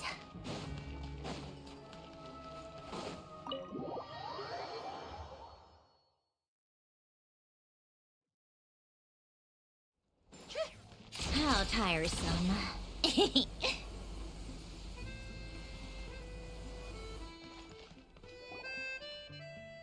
like you made a ton of progress today. It's good that everything's going so smoothly. Next step is to head back to the theater and get a clear answer from Odette. Either way, Paimon doesn't get the sense that she's a bad person. Sure, she might have done some pretty extreme things, but Paimon bet she has her reasons. Maybe this is going too far, but like, with everything she's managed to do so far, wouldn't it make more sense in theory to be even more, you know, why leave a letter when she could, well, we know there are plenty of other ways to keep people in line, right?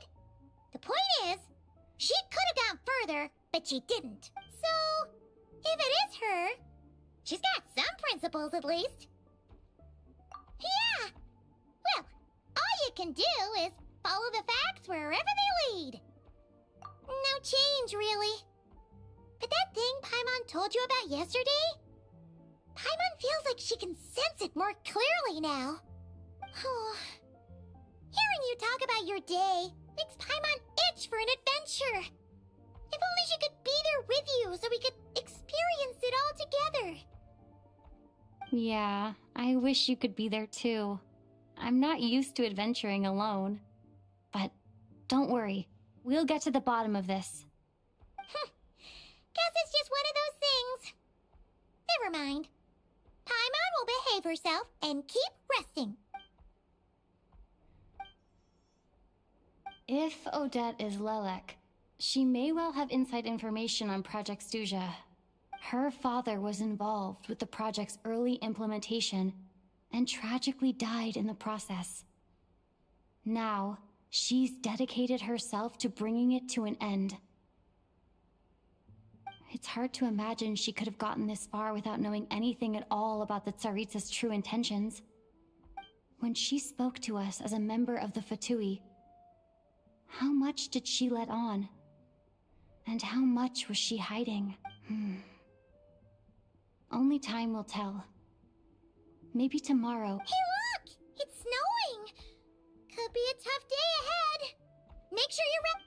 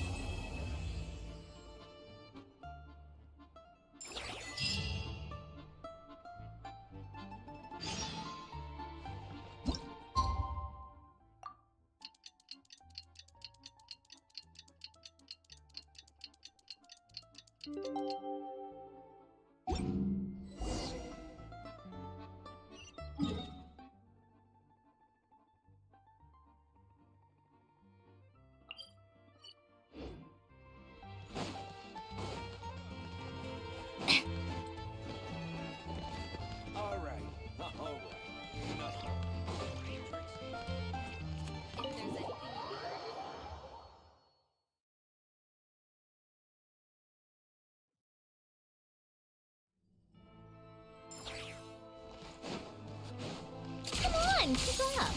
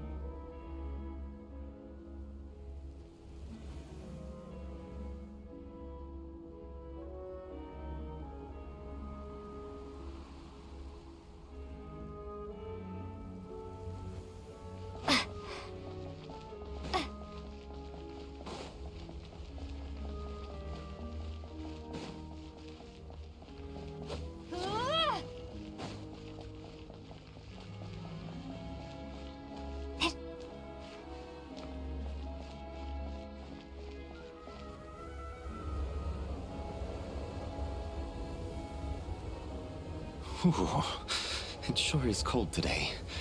I wonder how much heavier the snow's gonna get. Here to see Odette? I just need to see your tickets for the preview. Perfect. Thank you. I'll hold on to your tickets. Come on in. It's freezing outside.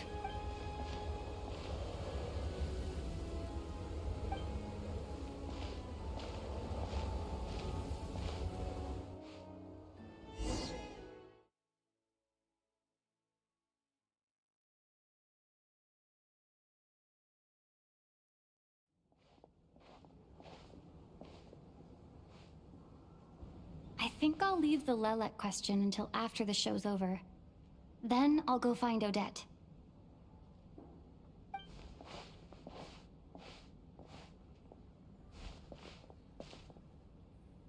Child said he was originally going to come with Tonya, so I'm guessing Tonya's already here somewhere. Is there anyone here who looks like a Tonya? Let's see. It's a small audience. Makes sense for a preview. But wait, I do see some familiar faces. Mr. Chuganov's back again by the looks of it. Oh, and is that Mitya? And that Fatui officer, Valeri. Guess he must be playing cat and mouse with Mitya again. Oh no, it looks like the show's starting. And I still haven't found Tonya. Never mind. I'll just have to take a seat for now and see if I can catch her afterwards.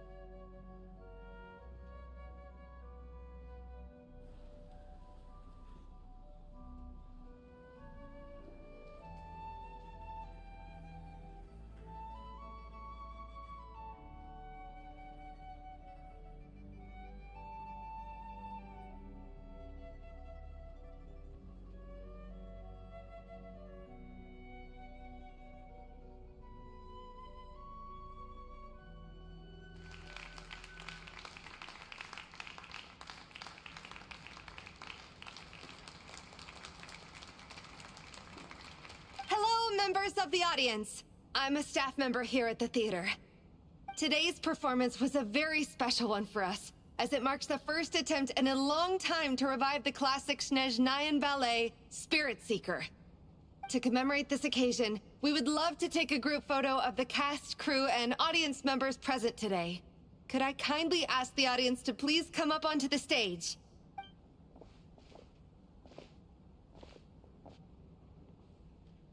All right. right, everyone, huddle in a little more. Now, look at the camera. 1, 2, 3.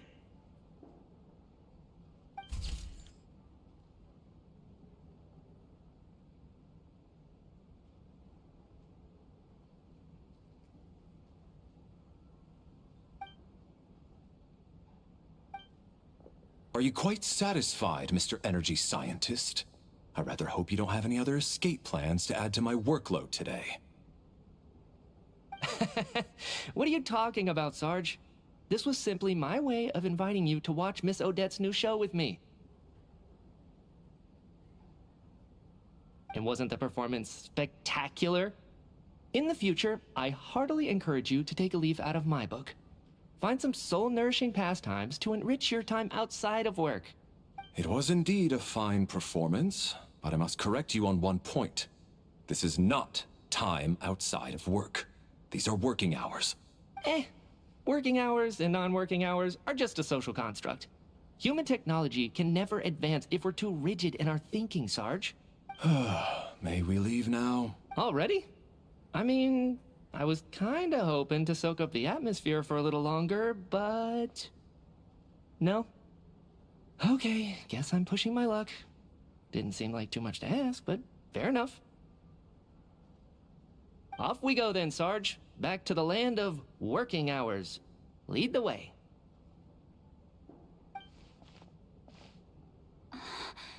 That has to be her. She's the only person in the audience around Tonia's excuse me? Are you Tonia? Huh? Your brother's busy today, so I took his ticket. Don't worry about him. He's fine. Oh, okay. Sorry for the trouble. What's wrong? Are you sick?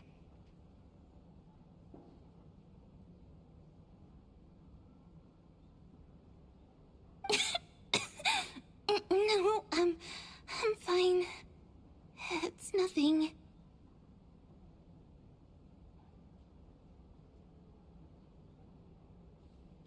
Maybe she caught a cold on the way here because of the weather?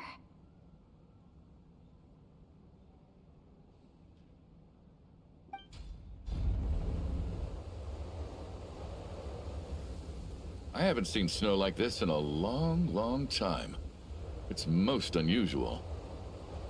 I know. It's completely white out there. You can barely see a thing.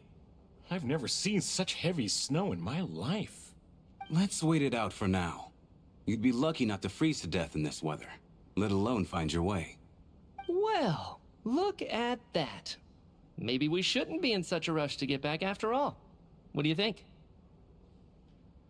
Let's wait and see. Why do you need to take it so seriously? Fate has given us this wonderful chance to take a break.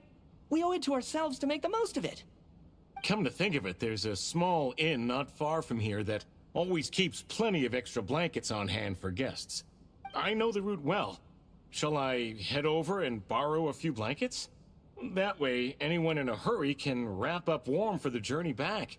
Just remember to return them next time you're over this way. Sir, there's really no need to go to all that trouble. Hey, it's no trouble at all. Wait here, I'll be right back. What a kind gentleman. Very good. My wife and daughter are waiting for me at home, so I shall be heading back as soon as I get my blanket. So... are you expecting us to go back to the Armory Palace wrapped in blankets too? Don't worry about that. I made arrangements in advance. Should I not return to the Armory Palace within 3.5 hours after Operation Showtime begins, an armed squad will be sent to collect us. They will escort us back.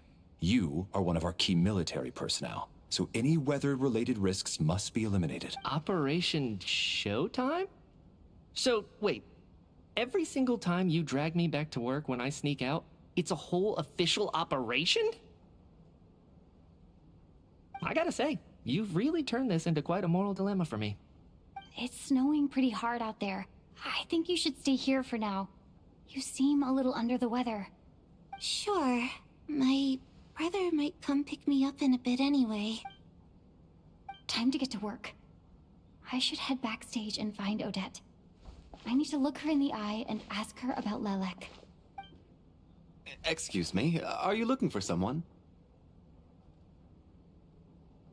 Ah, a fan, I'm guessing? Today is just a dress rehearsal, so Miss Odette won't be meeting with fans. She's taking a well-earned rest right now. Sorry, but that area is currently off limits to everyone except the cast and crew. Huh. Bad timing, I guess. Well, I might as well stick around. I doubt Odette will be leaving before the snow lets up in any...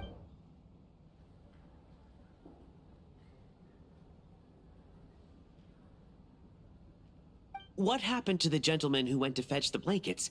How has he still not returned? I was thinking the same thing. It's still snowing very hard. Do you think something might have happened to him?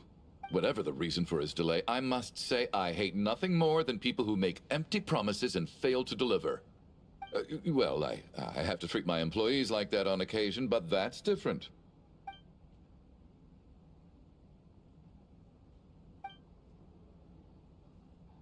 You seem anxious, Mr. Valeri. It's been nearly 4 hours since I left the armory. The army should have arrived to extract us by now. They know how much I despise tardiness and disrupted plans. There's simply no reason that they shouldn't have shown up by now. Barring... Surely a snowstorm like this one counts as such. Few things in this world can stop the Snezhnayan army, Mr. Mitya. And a snowstorm is certainly not one of them. Why don't you go out and take a look? They might be right outside, waiting for your orders before they dare come in. An absurd hypothesis. I have no intention of leaving your side for even a moment until I have escorted you back to the Armory Palace. This doesn't look like an ordinary snowstorm to me. That guy who left earlier. It looked like he just vanished into thin air. Either that, or my eyes were playing tricks on me. A man-eating snowstorm? Come on. Night hasn't even fallen yet. Spare us the ghost story.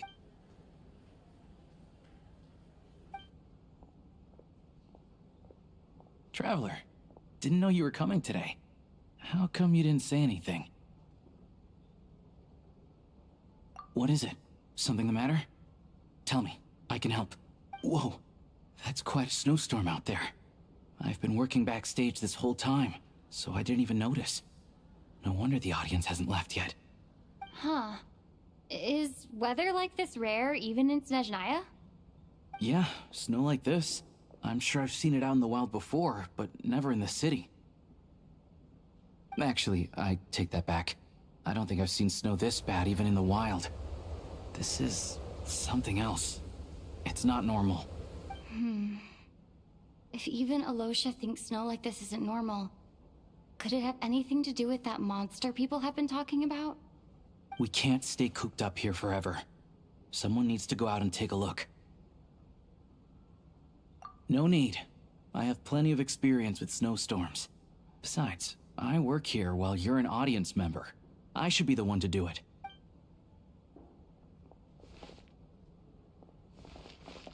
Everyone by the door. Careful not to let the snow soak into your shoes. In a snowstorm, you gotta look after your toes above all else. Heading out, my man? Be careful. I've been told the snowstorm eats people alive. Thanks for the advice. I am planning to be careful. I just want to take a quick look at the situation out there.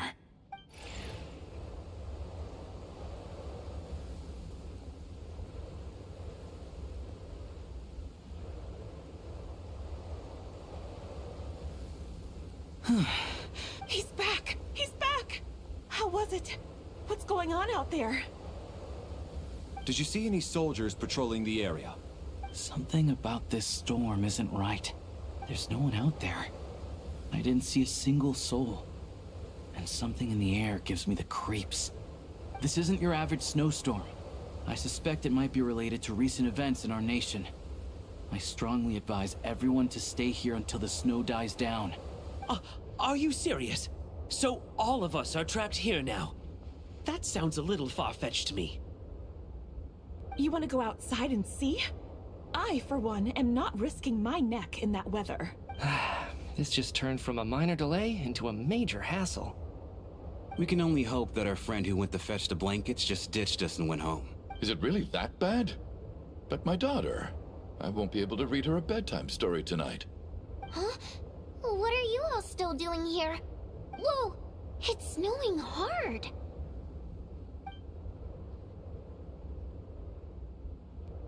So now we're stuck here? Oh, this is terrible! Luckily, it was just a dress rehearsal today, so there aren't too many people here. On the bright side, the theater's always well stocked with supplies. If the snow still doesn't let up as we get into the evening, you can spend the night here, everyone. At least, I assume that's alright? Odette? Fine by me. This seems like a sensible backup plan under the circumstances. My thanks to the theater for being so accommodating. What are you staring outside and praying for, my man? You anxious to get home too? Oh, Your Majesty the Tsaritsa, I beg you, please do not let tonight's snowstorm stop. This is a golden opportunity to spend the night under the same roof as the 2 top stars in all of Snezhnaya. It's a once-in-a-lifetime experience. I think I've changed my mind.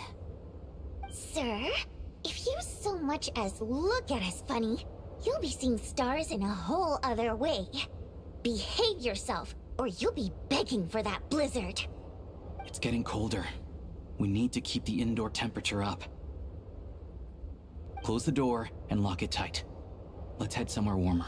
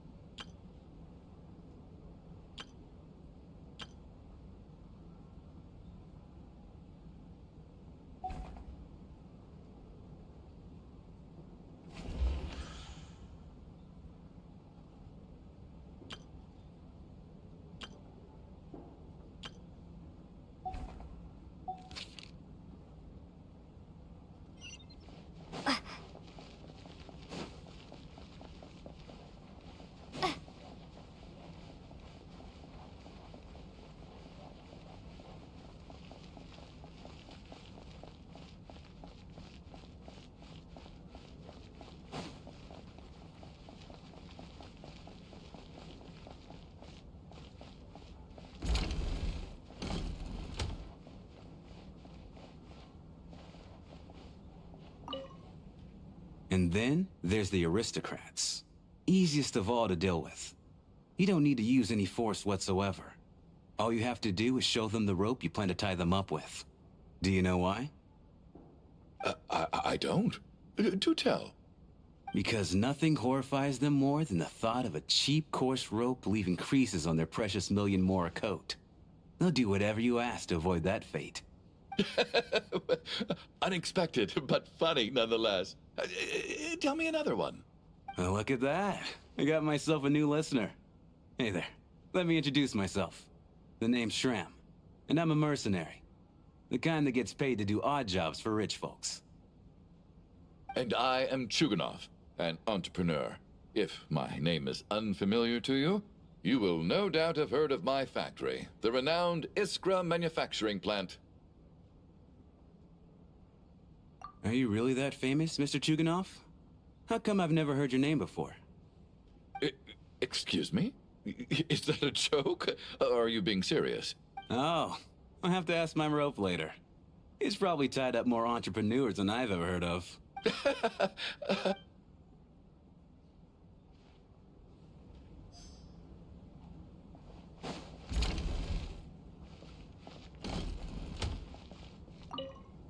My husband has major trust issues. To him, I doubt even this snowstorm is a good enough excuse for me to stay out all night. That's the price of marrying into wealth. You'll get used to it. I'm not about to stop you if you want to leave. But don't drag me along. Hello? Can I help you?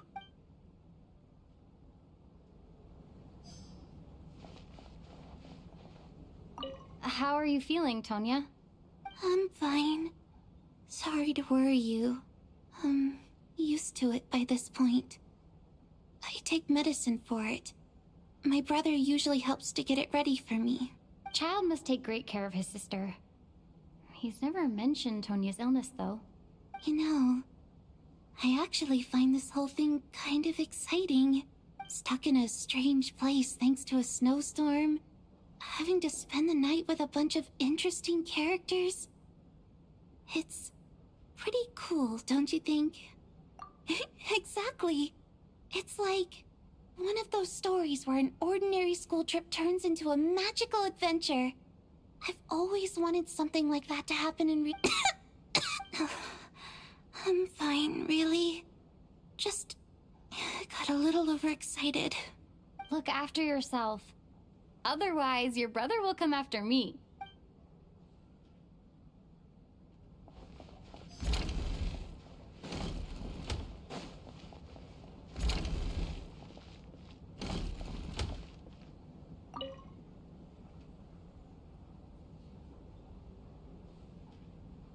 I don't think it's ever been this lively backstage before.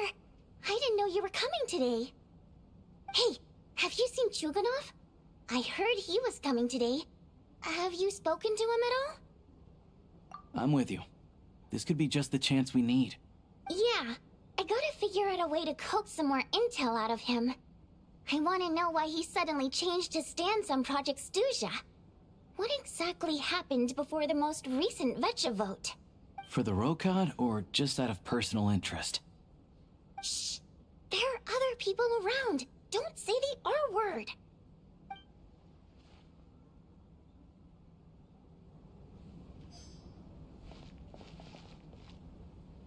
This is highly irregular.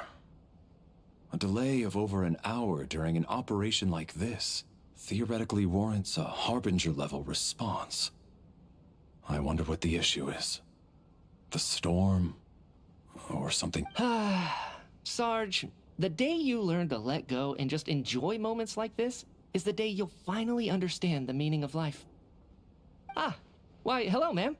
I believe you were the one sitting at a nearby table back at Podvorye Restaurant. Any friend of the theater's star performers is a friend of mine. It's a pleasure to meet you.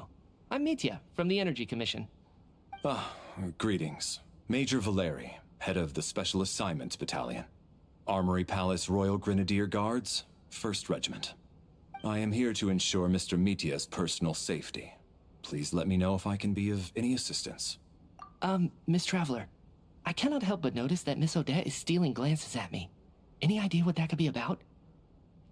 I've racked my brains, but I can't think of anything I might have done to offend her. Perhaps she noticed me spacing out during her performance? What? You mean I really did do something to upset her? Well, thanks for letting me know. So, Mr. Mitya, is your work related to Project Stuzha? Yes, that's right. The higher-ups in the Fatui transferred me from the Energy Commission to the Armory Palace because they wanted... Really? I can't even talk about that? Pretty sure it counts as part of my private life. All right, I won't say anything. Sorry, Traveler. As you can see, I'm afraid this pleasant chat will have to end here.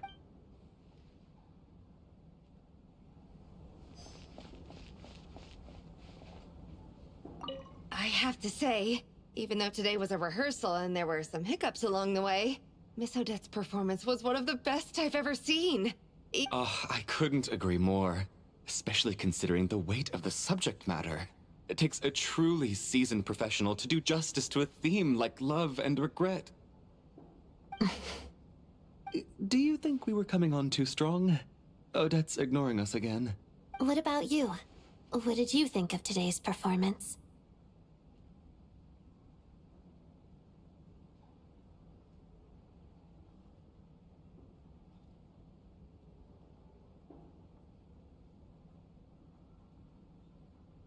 Oh my, that's very flattering of you.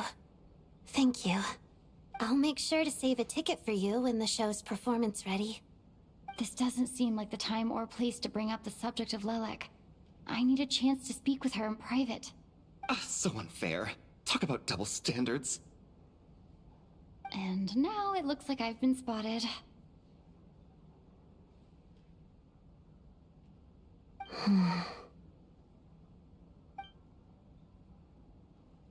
You know Mitya too? No, I don't. I just have a feeling that he might be dangerous.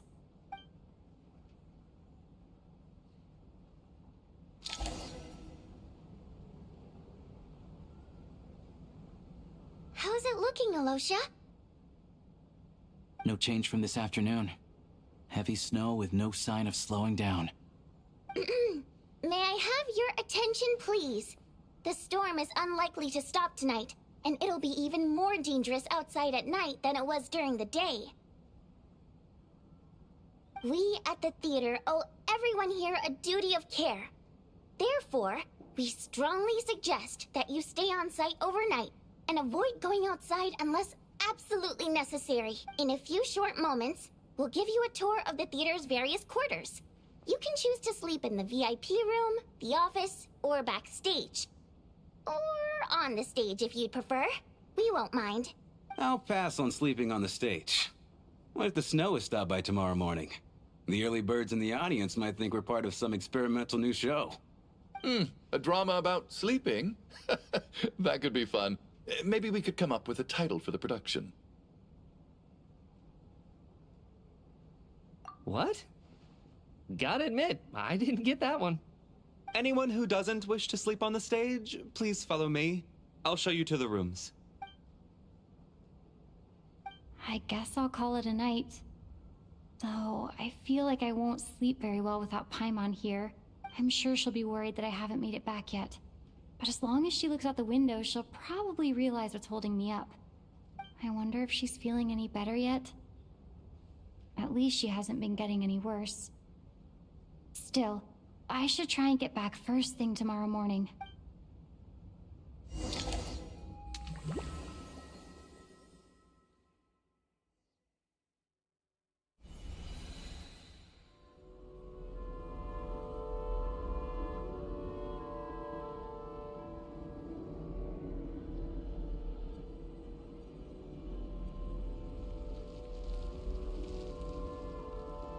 Ah, finally. Welcome back to the world of the living, lazy bones. I was about to wake you. The black mist is almost on us. Still waking up, huh? You know, the black mist. It's been chasing us from below ever since we were born. You're just dozy. There's no way you've forgotten. Come on, let's keep heading up. Onwards and upwards is the only way to survive. Don't listen to a word those black mist cultists say. Here we go again. That endless march toward survival. What's going on? That black mist down there is creeping me out. And it's rising. Guess I should head upwards and get away from it. The black mist cultists believe that being swallowed by the black mist leads to everlasting peace. But if you ask me, they're just lying to themselves. We're the only heretics left. The only ones who refuse to give in. We have to keep going. But how do you actually know that they're wrong? Dangerous question there, Torgov. The moment your faith wavers, you start a chain reaction that ends in the collapse of your will. Put the question out of your mind. Stay strong and believe that the black mist means certain death.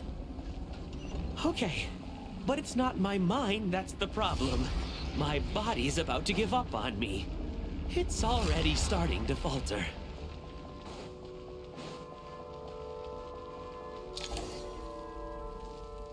I can't do this anymore.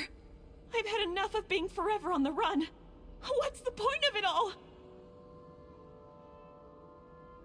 All this will pass eventually, I promise. Keep fighting. It will be worth it. You accuse the Black Mist cultists of being liars. But you're lying too. There is no end to this path. It keeps going up forever. There was never any hope to begin with. The cult of the Black Mist has poisoned your mind, Sobolova. Are you thinking of giving up as well? I am.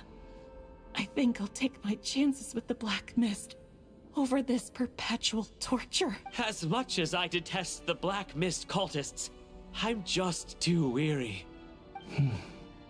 Then I bid you both farewell. Let me put my personal opinions aside for a moment and say, I hope that you both find peace within the Black Mist. Fate always appears so impossibly complicated. But at moments like this, its raw simplicity is laid bare. Their fate was sealed from the instant they entertained doubt. From then on, the outcome was both inevitable and irreversible.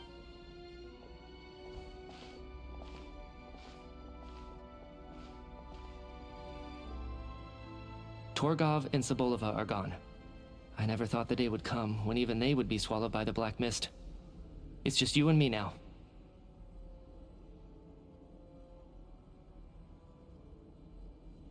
Yes, it looks like it's satisfied. For now. This happens from time to time. But it won't be long before the Black Mist starts chasing survivors once again. No one knows how to stop its advance for good. Well, we should make the most of the precious moments of rest that those two bought for us. Huh? Are you really that sleepy, Traveler?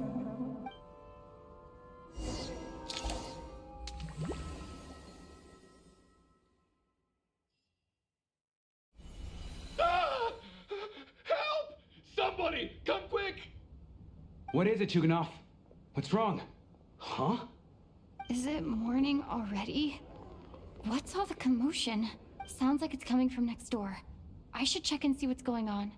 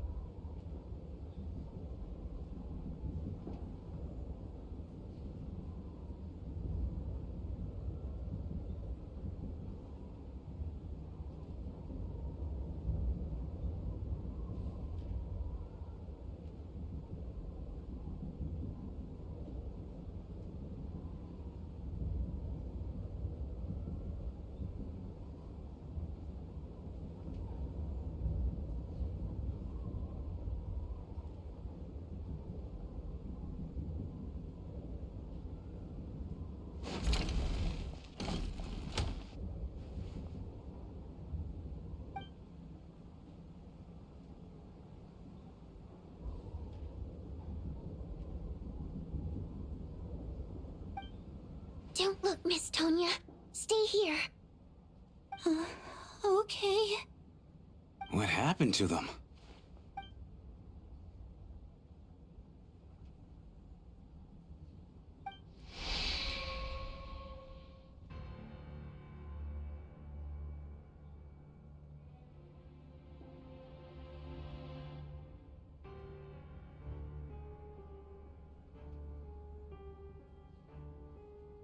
These two people have passed away.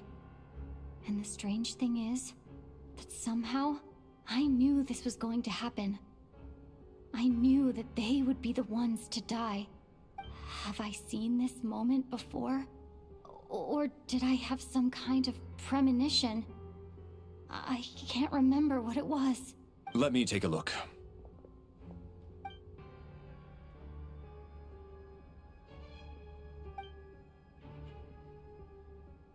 No vital signs in either of them. They're dead. The cause of death, however, remains unclear. No wounds on the bodies, no signs of a struggle, and no skin discoloration caused by the buildup of toxins. But just last night, they were chatting and joking away. This is so sudden. Could they have had pre-existing medical conditions? Even then, the odds of them both dying of sudden complications on the same night are extremely low. It's hard to believe that they died of natural causes, nor does this appear to be a suicide. Who was the first to discover the bodies? It was me. But these deaths have nothing to do with me, officer. I got up early because I wanted to see if the snow had stopped. Then I noticed that the door to this room was open, and it looked like there was a man and woman inside. I just went over to see what was going on. I had no idea they were... I can corroborate this. I was doing my morning exercises near the stage. When I saw Mr. Chuganov heading this way, I followed him.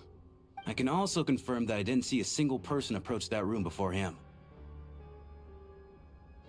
The snowstorm was raging all night, and it's still going now. There's no way someone could have come in from outside, correct? You mean an intruder? No, not possible. I slept by the door last night as a precaution. There's no way I wouldn't have noticed if anyone had tried to open it. Everyone, split into pairs and search the theater for anyone in hiding, or any signs of suspicious activity. I'll follow up with a full search of my own shortly. Go. There is no time to waste.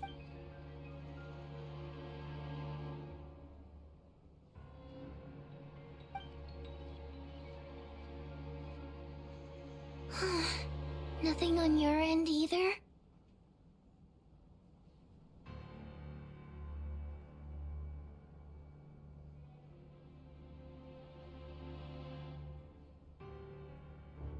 Backstage is clear. No signs of suspicious activity. We checked the basement. Also clear. I don't think there's anywhere here that a living person could hide. Are we certain that the theater doesn't have a back door? Or any tunnel or passageway wide enough for a person to fit through? No, there's nothing like that. If people were sneaking in through some secret tunnel to avoid buying a ticket, we'd have sealed it off ages ago. I also checked the windows. All of them are locked from the inside, and there's no sign of anyone entering or leaving. It sounds like we can safely rule out the intruder theory. If anyone came in during the night in this weather, there'd be no way for them to avoid leaving footprints or water stains. This can only mean one thing. It's like one of those murder mysteries you see in novels and plays, isn't it? The ones where the killer is... one of us.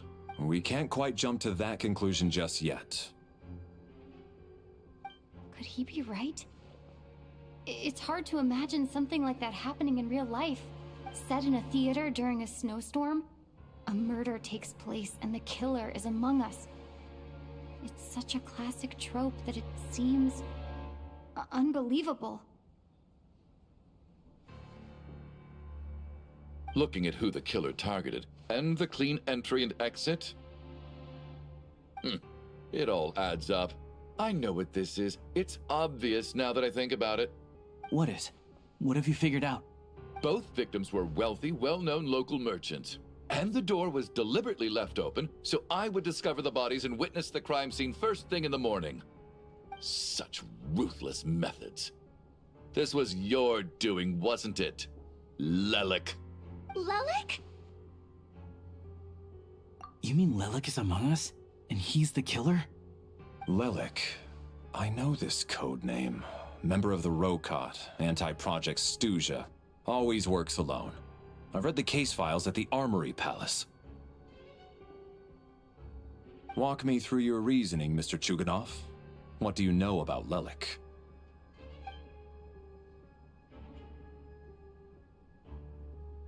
What now, huh? What now, Lelik? What more do you want from me? I already voted against Project Snezhnaya at the Snezhnograd. You snuck into my house the other day while I was asleep. Left a threatening letter. And I did all that you asked. But Project Snezhnaya cannot be so easily shaken. Not with the rooster in charge.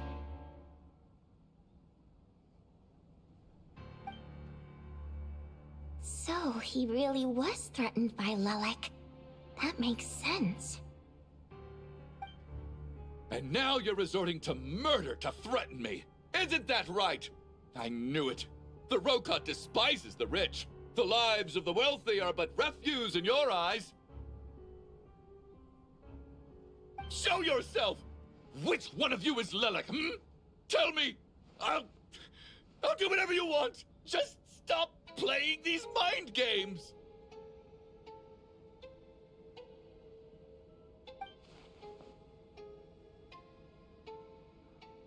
Was this really Lelik's doing? Would Odette really do something like this? If Odette really is Lelik, this seems out of character. But then again, how well do I really know her? I'm probably the only one here with a compelling theory about Lelek's true identity. But if I reveal it now, I'll be putting Odette in the line of fire. What should I do? I don't think it's likely that Lelek killed anyone.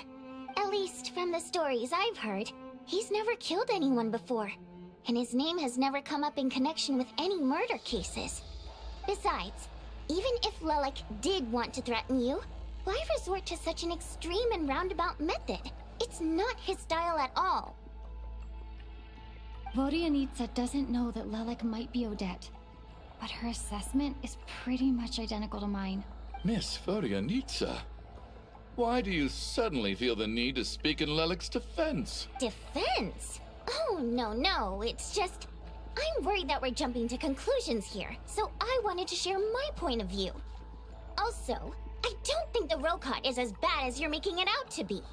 Well, if you think I'm so wrong, what's your theory then, Why don't you tell us who the killer is? The case is still evolving, Mr. Chuganov. Please do not prevent others from expressing their opinions so early on in the discussion. Even so, there's no denying that the recent threat received by Mr. Chuganov may well be an important clue. So there's still a good chance that Lelek is right here among us. I can't do this anymore. I don't care if it's still snowing outside. I have to get out of here. Whoa, take a beat. We all know it's far too dangerous out there. Even the soldiers can get to us. Go out that door, and you might not live to tell. And whoever this Lelek is, they're surely not going to murder anyone in broad daylight. Be sensible, my man. As much as I regret having to say this, I'd like everyone to cooperate and refrain from exiting the premises until further notice. Because as things stand, every one of us is now a suspect. Unless anyone has further information to share, let's adjourn for now. Feel free to keep searching for clues, but make sure you don't go off alone.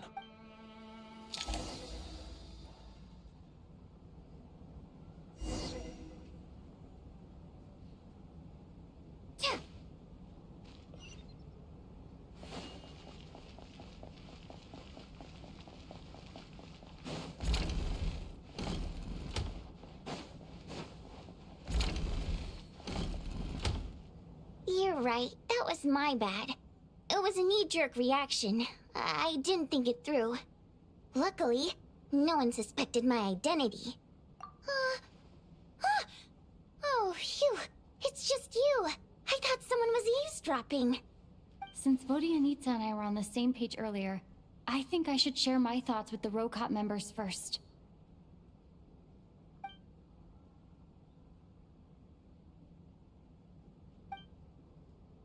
Whoa. Are you serious? I don't know if this counts as gossip, but it's definitely on track to be the juiciest this whole year. Odette? Really? Odette? Oh god, how dumb does this make me look?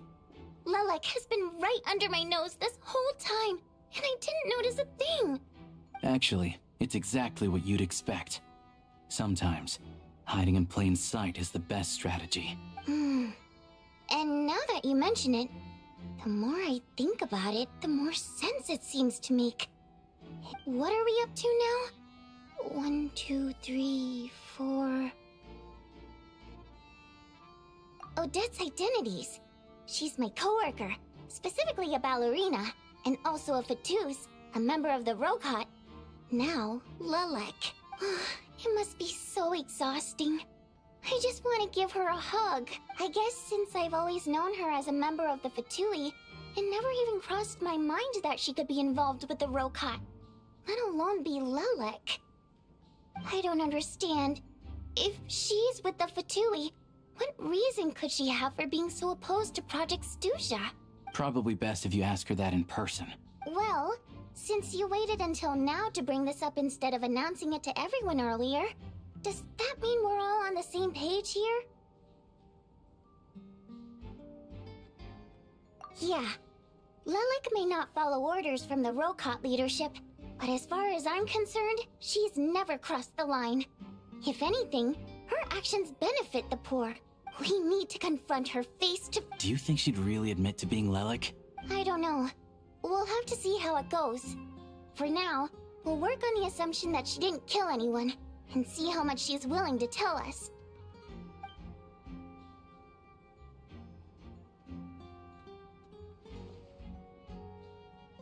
Now's our chance.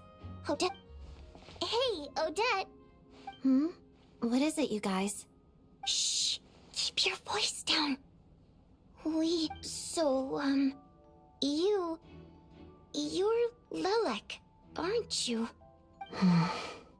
Alright, fine.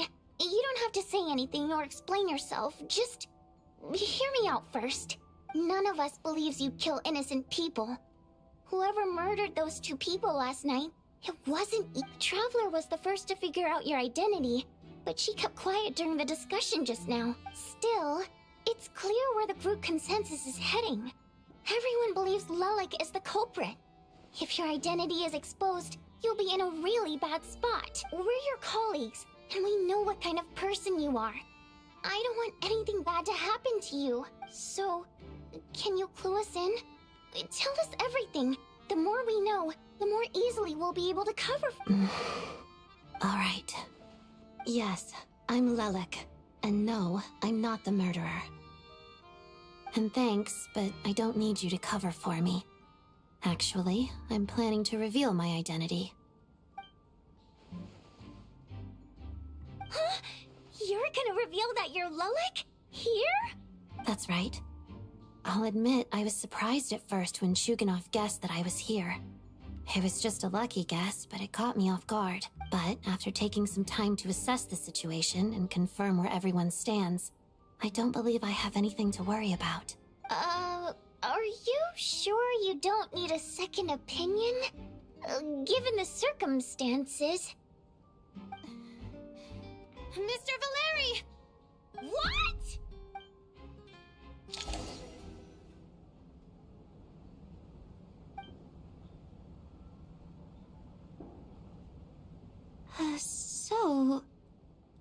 I don't know what game you're playing, but you've got a lot of nerve. It's just one identity. So what if it's exposed? I can disappear and adopt a new identity anytime I please. I made my peace with this when I chose to become Lelek. But more importantly, I promise I am not the murderer. Which means that someone else is. So, if anyone still insists that I did this, you'd best produce the evidence now. Otherwise, I suggest that you bite your tongue. Because if you really believe I killed 2 people without making a sound or leaving a trace, pointing fingers at me would surely only make you my next target. Is this really the truth, Miss Odette? That's confidence, all right. I believe you. A real no-nonsense attitude. I can see why Marionette said that she's on track to inherit the title of the Fair Lady. Are you seriously buying this? Hey, officer! She just admitted to being Lelek. Aren't you going to do something about this? I do have one question, Miss Odette. Why have you chosen this moment to come forward and reveal your identity? If I didn't say anything, everyone would be focusing all their efforts on finding Lelek. And that is exactly what the real culprit wants. I don't want to be the scapegoat who lets the murderer get away with this crime. Despite all the accusations, she made the smart choice. A remarkable display of rational thinking under pressure. Clearly, Odette's talent extends far beyond the art of dance. She thought so far ahead. Why do I always feel like I'm one step behind her in everything? You've convinced me. Dealing with the murder case remains the top priority right now. Let's put the name Lelek and all related incidents aside until further notice. Nevertheless, the group still considers you the prime suspect. I assume you have no quarrel with that, Miss Odette? I understand. You're welcome to keep an eye on me around the clock. I have no objections. Mr. Chuganov? For my wife and daughter's sake, I'll let you off the hook for now.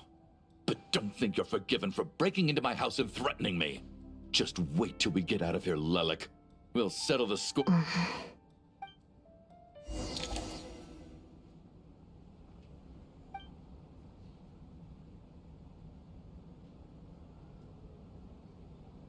Good work, Lelek Guard Team. and Lilac too. Here, have some hot water. Turns out Valeri knew about my exploits, so now I've been told I have to guard Lilac with him. Shouldn't you be facing my way if you're guarding me? At the moment, it looks more like you're my bodyguards. If the true culprit is indeed still at large, as you have claimed, we must keep our guard up against them also. Don't worry, Tonya. We'll get through this. Once the snow stops, the officials will step in. The investigation will get easier, and then we'll be safe. But once the snow stops, won't everyone just leave? You're gonna miss us, huh? Well, some of us work at the theaters, so we'll still be here. I'll even give you a special backstage pass. Really, Miss Vodyanitsa? That's awesome! You've made a fan for life. Aw, you're so cute, Tonya. All right, let's swear to it. I promise to give you the pass, and you promise to never change your mind about being my fan. Promise. Don't indulge her, Tonya. You don't have to swear an oath over things like that. You really do get carried away sometimes, don't you, Miss Vodyanitsa? Hey! Mind your own business!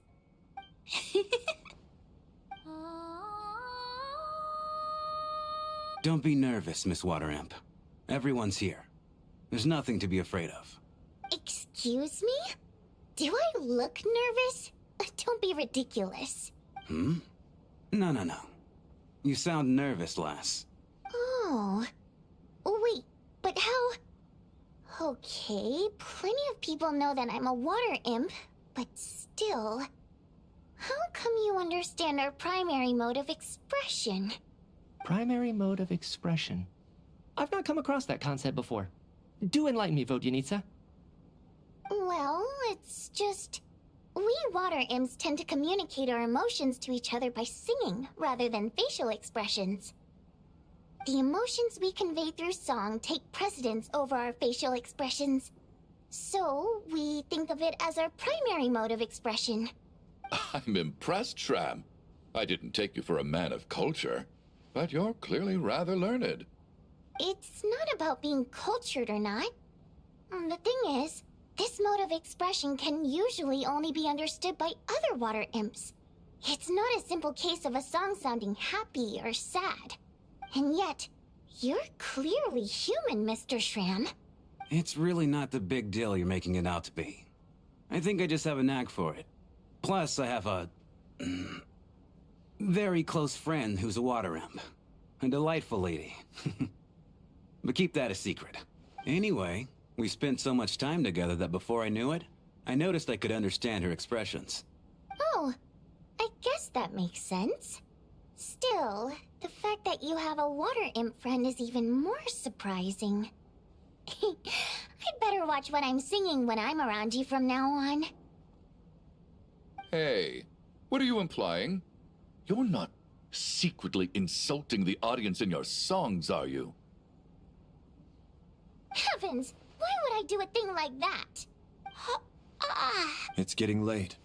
We should discuss our sleeping arrangements for tonight.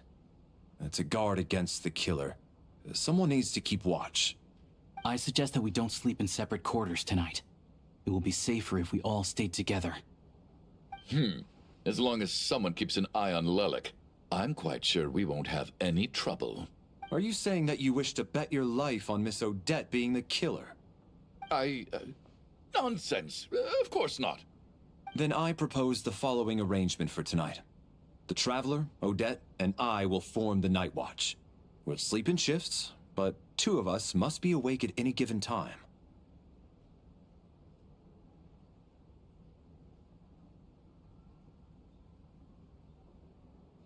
An excellent idea. This allows us to handle the Night Watch while also keeping an eye on Lilac. Meanwhile, the rule of taking shifts in pairs resolves the other issue. Namely that we can't necessarily trust the Traveler or Valeri either. I expect that plan took you quite some time to come up with, didn't it? Actually, our field combat manual outlines a similar approach. Although the scenario there involves guarding prisoners overnight during field operations. That being said, I must clarify that I harbor no disrespect towards you personally, Miss Odette. In fact, Lelik's numerous covert operations make fine textbook examples for military agents. I care less about respect and more about the fact that you just robbed me of 2/3 of my sleep tonight. I'm calling dibs on being the first to rest. Good night.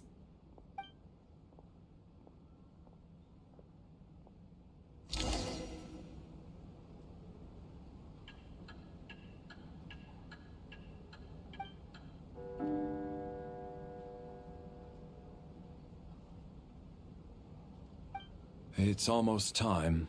We should wake Odette. How are you faring? Oh, not going to argue with that.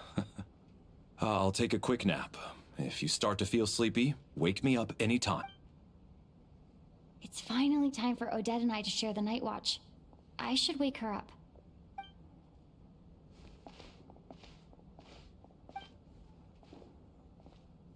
I came here to get information from her in the first place. Maybe I should think about what questions I want to ask before she wakes up. How long are you gonna keep staring at me? Couldn't sleep. My mind's been running haywire. Plus, there's something I've been meaning to talk to you about. I had a hunch that you wanted a conversation too. Let's take this chance to clear the air, shall we?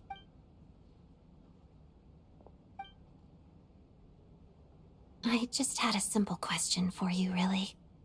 It's, Rosaline. In her final moments, did she have any last words or anything? I see. Well, that was all. I have no other questions. No. She was utterly ruthless in pursuing her goals. That kind of person should be hard to miss. And yet, even though I never approved of her methods, and she was an abrasive person, the fact remains that I am indebted to her.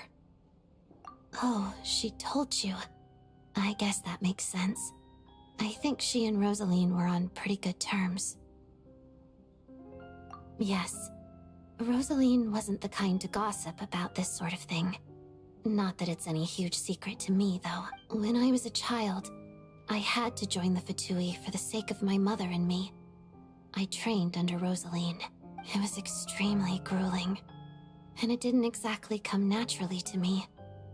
All I could do was try to ignore the biting cold and practice. I was a newcomer who'd managed to make a good first impression on a harbinger. There was pressure to live up to her expectations, to be worthy of the fair lady's reputation. Every day was a struggle against the cold, pain, and fatigue. And most nights, I struggled to fall asleep. After enduring all that, I've become almost immune to the sensation of pain.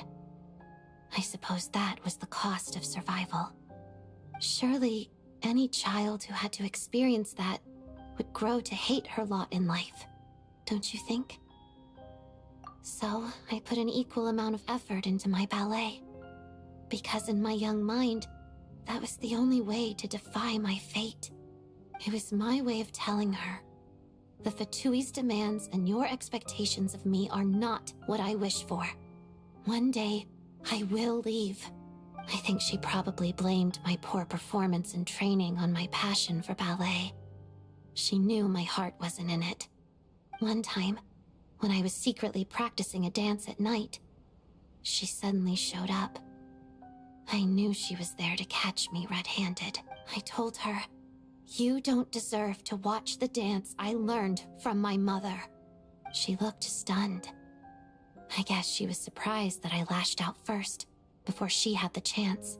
But strangely enough, on that occasion, she wasn't fierce with me like she was during training.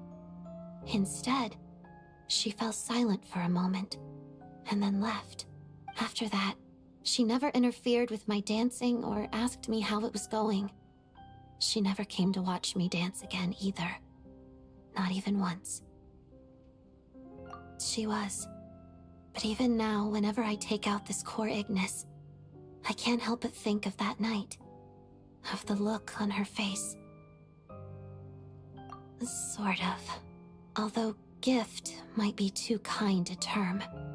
This is her flame sealed within ice. A symbol of her favor, yes, but also her way of keeping an eye on people. She knew the location of every piece of core Ignis. If any recipient started acting suspiciously, she'd be on to them immediately. Trust her to make even a mark of approval feel suffocating. So, when news of Rosaline's death reached Snezhnaya, many people immediately crushed their core Ignis. It gave them a profound sense of relief, like they'd broken free from her but I kept mine. With my sensitivity to pain being as dull as it is, the warmth from this core Ignis is one of the few things I can still feel clearly. I still wonder, did she really come to stop me that night? I wasn't sure, but I was scared, so I said some really awful things. I guess she didn't leave anything behind. Not that I expected her to. It's fine. It's just a bit of a shame that we couldn't settle our differences before the end. She did. Are you sure she was talking about this event?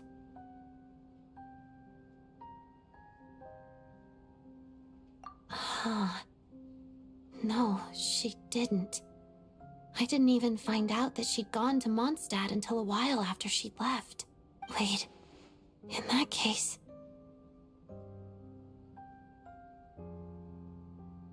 Okay, I will. There's something I'm trying to figure out. I'm beginning to suspect that Paimon's mystery illness is being caused by the energy research behind Project Stuja. Paimon's very important to me, so I have to get to the bottom of this. I figured that since you're Lelek, you might know something about all this.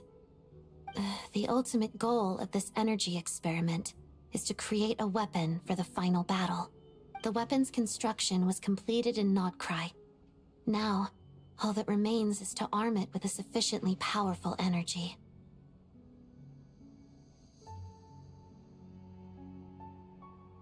Yes. The weapon's development and all the related experiments are overseen by Lord Piero, the Jester, and the lab is located deep within the Armory Palace. I'm not sure why this experiment would be making Paimon feel unwell, though. The best way to get to the bottom of it would be to go there in person. Once we get out of here, I'll help you apply for an entry permit.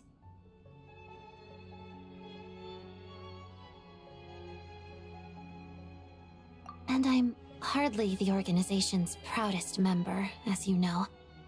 You answered my question about Rosaline. I want to do you a favor in return. It's that simple. Huh? What's wrong? Are you not feeling well? You two seem to be hitting it off. I thought you were sleeping. Of course I was. In the military, one learns to fall asleep quickly, even in the most inhospitable environments. It's vital to staying alert and energized. Why? Is something wrong? Even if he was awake, he can't have overheard us, right? Well, thank you both for keeping watch. Traveler, I'll take over for now. It's your turn to get some sleep. Sure.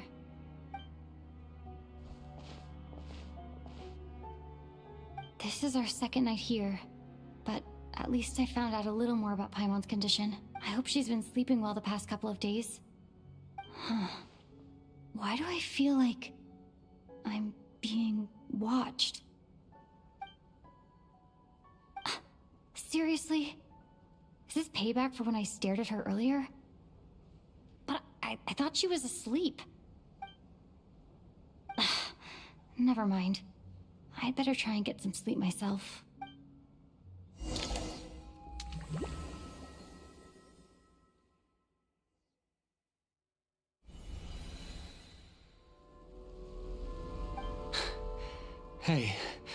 What are you spacing out for? Are you reaching your limit too? How long have we been walking for? Do you remember? Time's lost all meaning. Ever since we noticed that thing above our heads. What was it called again? A star key? Or key star? Anyway, the person who named it was swallowed by the black mist. Whatever it's called, ever since we noticed it, we've been walking up and up, hoping that as long as we reach it, we can find a way out of this place. But it seems like no matter how far we walk, we never get any closer. Well, we've come this far. You never know. Maybe we're almost there? Come on.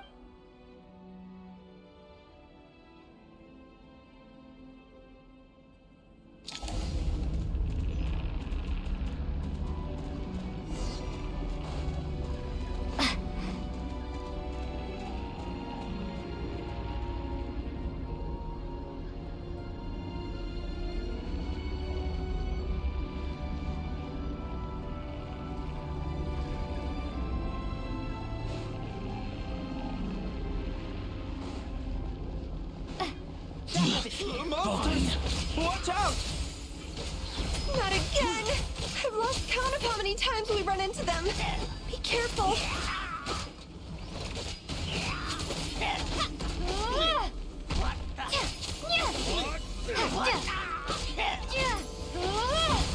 That's it!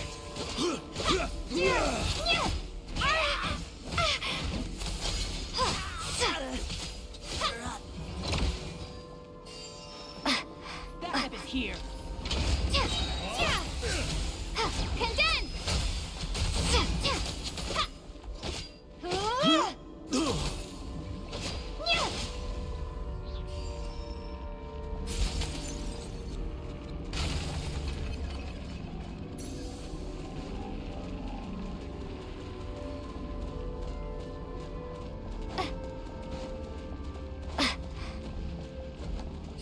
Here they come again! You wanna fight? Let's go!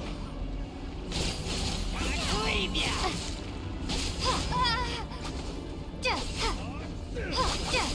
Backup is here, second thought.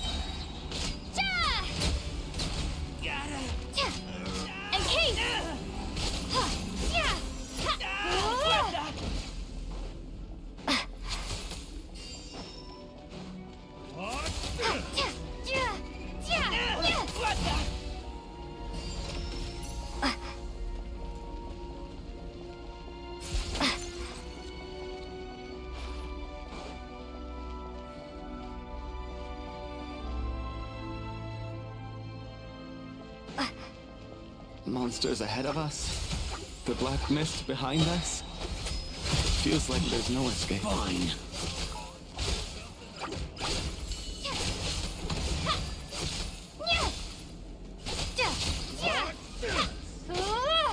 Backup is here. Shut up. Run faster.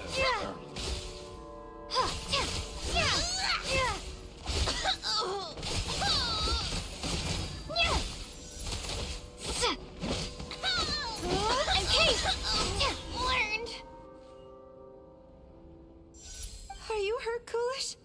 No. I'm fine. It's just... Suddenly I don't want to walk any further. I get you. In fact, I reached my limit a long time ago. Sometimes it feels like there's hope where there shouldn't be.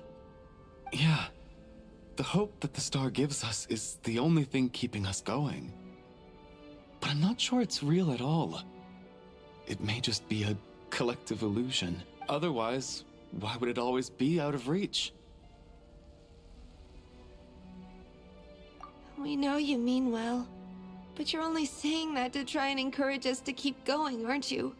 Thank you, friend. But enough is enough. Please don't give me any more false hope. Hope is poison in this place.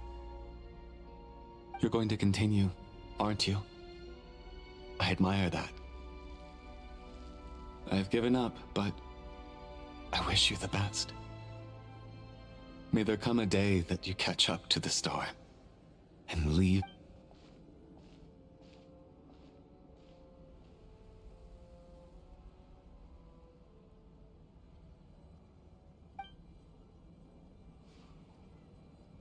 It's not an illusion. We really are getting closer to the star.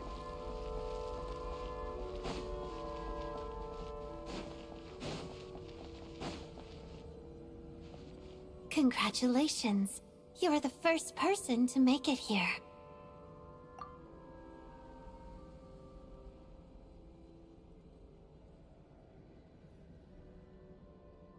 I'm the star's envoy.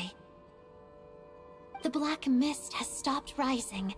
Its hunger is satisfied for now, having devoured your two companions.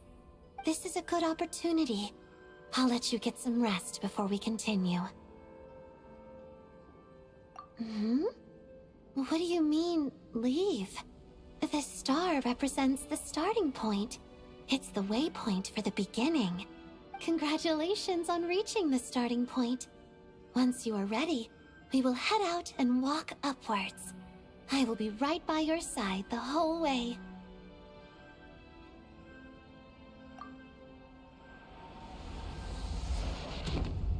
Huh? What's wrong? Hey, don't give up before the journey's even begun.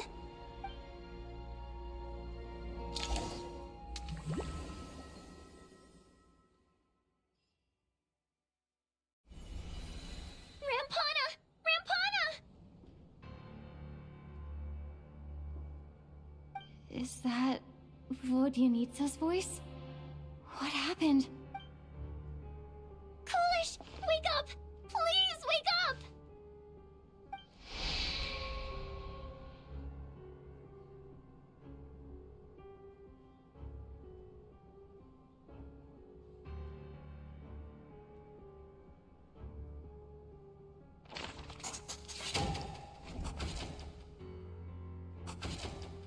The situation is identical to that of the two casualties yesterday. We cannot ascertain the cause of death. At least there are some elements that we can rule out this time. They slept on the stage with everyone else, so I suppose the surrounding environment can't be a relevant variable.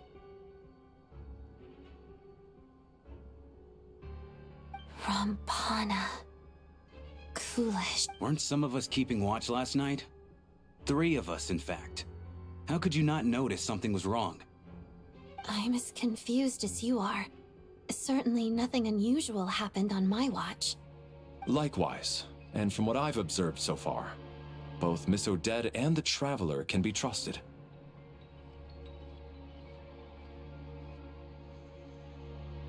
To be honest, I didn't get a wink of sleep last night.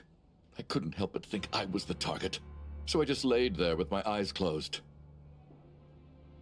I heard the Traveler and Lelik chatting, but otherwise I don't recall hearing any commotion during the night. Me too. I didn't want to wake everyone up, so I was concentrating hard, trying not to cough. I hardly slept at all. If anything had happened, I'm sure I would have noticed. Then, what could possibly be causing this? Once was bad enough. I can't believe it happened again. I worked closely with Rampana and Coolish for so long. I never imagined that one day they'd... And on this stage of all places... Vodyanitsa. 4 victims in just 2 days, and we still don't have a single lead. I need to get to the bottom of this as soon as possible. And above all, keep Tonya safe. I'd never be able to look Child in the eye again otherwise. Still snowing? Yes, I just checked. Still no sign of anyone outside either. So we only have ourselves to rely on. If you ask me, this killer can clearly strike whenever they please. The Night Watch was a useless endeavor from the start. Lelik must be an expert in poisoning. Clearly she used some poison that can't be detected on the corpse. Here we go again. Listen, I was already thinking to myself last night, was Lelik's reason for revealing her identity the real story? Well, now I have my answer. It most certainly... She's been playing us for fools. You get off on this, don't you? Revealing your identity, only to carry on with your killing spree? That's a hideous thought. One that only a hideous mind like yours could dream up. How dare you? That's enough. Yesterday, you named Lelik as a suspect because the victims were both wealthy merchants. Lelik might have had a motive then. But today's victims were just ordinary people. Not to mention that they were colleagues of Odette and mine. What reason would she have to murder them? Let me... Who knows? Maybe you don't know her as well as you think. I implore you all to ask yourselves, how many people are there really in this world that have what it takes to kill another person? Not many, I'd wager. Lelik is well known to be a ruthless operator, and now she has revealed her identity. How could it be any more obvious? Everything you've said so far is still just conjecture, which doesn't constitute a concrete lead. You need to back up your claims with some evidence. How can you defend her, officer? What did she say to you while you were on night watch? Maybe I shouldn't be so surprised. You military types are always colluding with criminals to target the rich. All so you can get your grubby paws on our hard-earned fortunes, then tell us to fall in line. The Fatui, the Druzhna, and the Rokot. Thugs, the lot of you. Don't you dare. Sir, but... You were the one who told us not to stop other people from expressing their opinions yesterday. 4 people have already died. Only yesterday I was chatting with Mr. Coolish. Then we woke up in the morning. Turning against one another is the last thing we should be doing right now. Little girl. Even if Mr. Chuganov is a puffed-up, pig-headed windbag who doesn't have a clue what he's talking about, he's still one of the victims here, isn't he?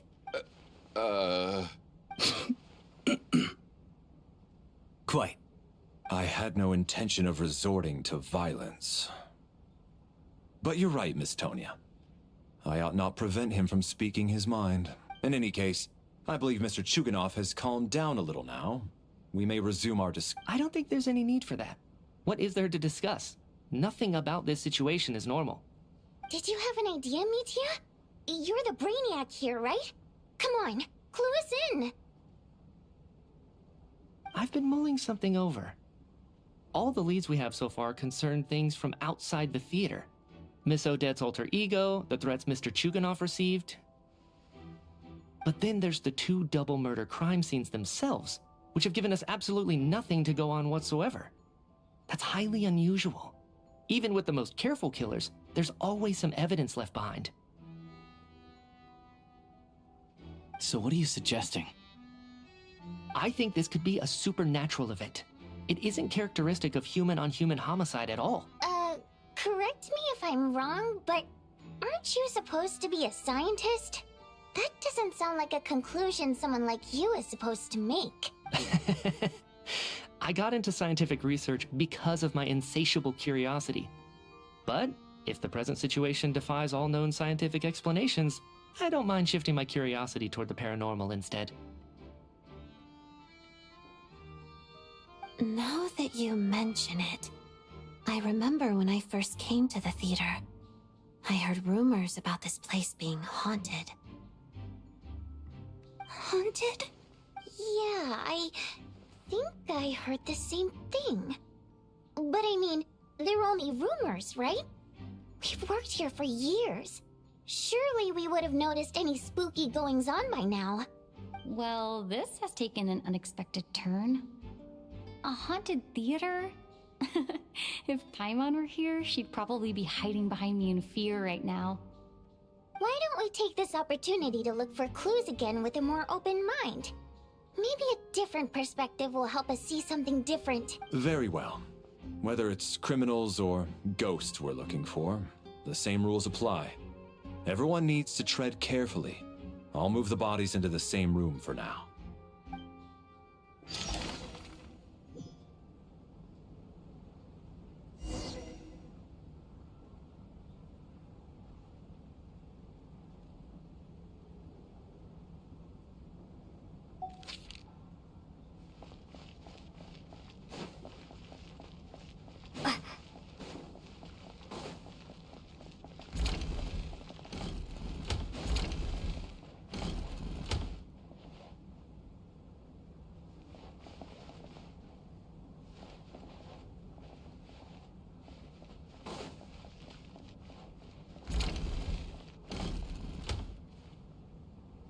Valeri, come take a look at this.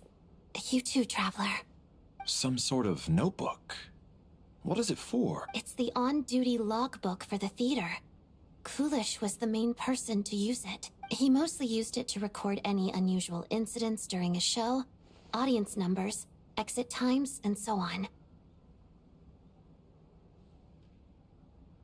Yes, he'd always have this logbook with him when he checked tickets at the entrance. This should confirm a lot of key details about the recent show. Yes, the number of people. I've checked and double-checked, but the numbers just don't match what's recorded in the logbook. Apparently, we have an extra person among us. Are we certain that logbook is accurate? Could someone have sneaked in without buying a ticket or something? Unlikely. Coolish took his duties very seriously. I've rarely seen any errors in his work. Not to mention that this was a dress rehearsal, meaning smaller audience numbers and tighter ticket restrictions than usual. Everything would have been well within his control. We no longer have our tickets with us, do we? They got collected on entry. I assume there's no way we can check them again. Unfortunately not. The theater recycles tickets. Once people are in the door, they don't tend to leave until the show ends, so we collect the tickets at the point of entry.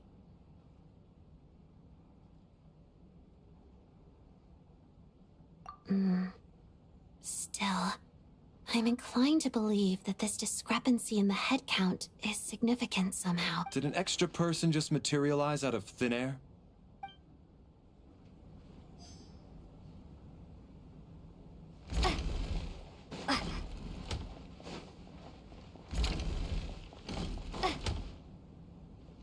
Tonya?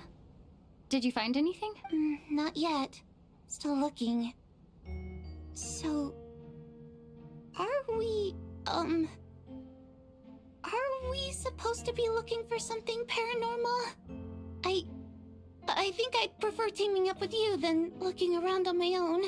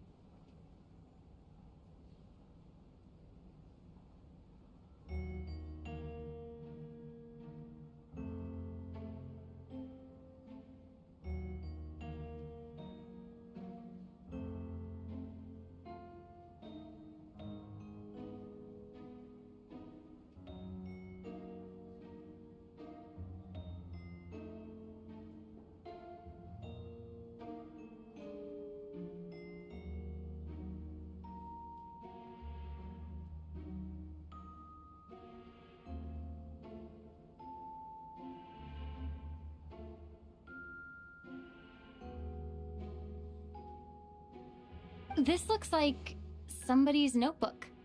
Shall we read it together?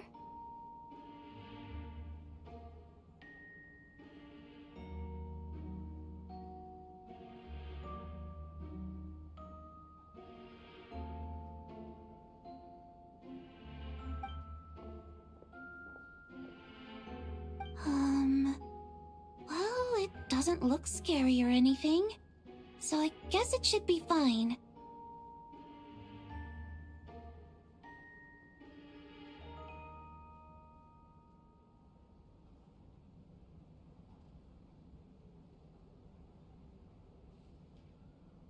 All right, let's read it together.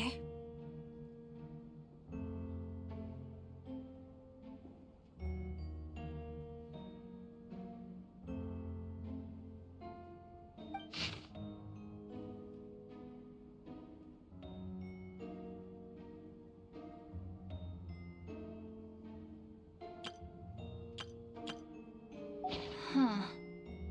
This has to be Vodyanitsa's writing, surely. Maybe it's a little rude for us to peek at this. I feel like I just read someone's secret diary by accident. It sounds like she's writing this for her parents, right? I don't understand. Why put this stuff in a notebook instead of mailing it in a letter? Because her water imp parents belonged to the aristocracy, who were driven out of Snezhnaya by the Tsaritsa long ago. And now they live somewhere new, where the postman can't get to. We're sorry. It's fine. My fault for not storing it properly.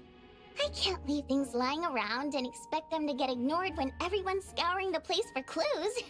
All right, give me my notebook back. I'll take over the investigation in this room.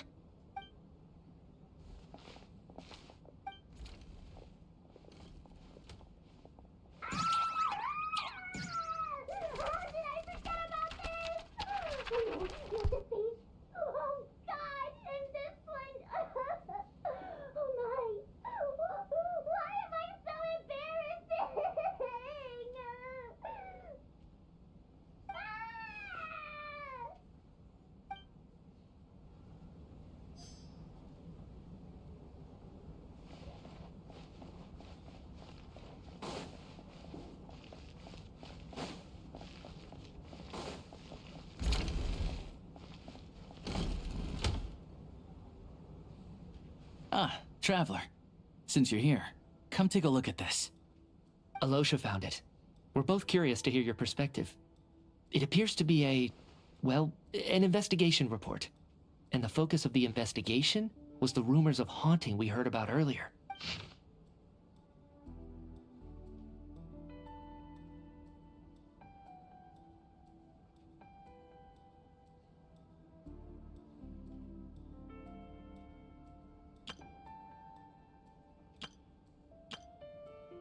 An investigation report, huh?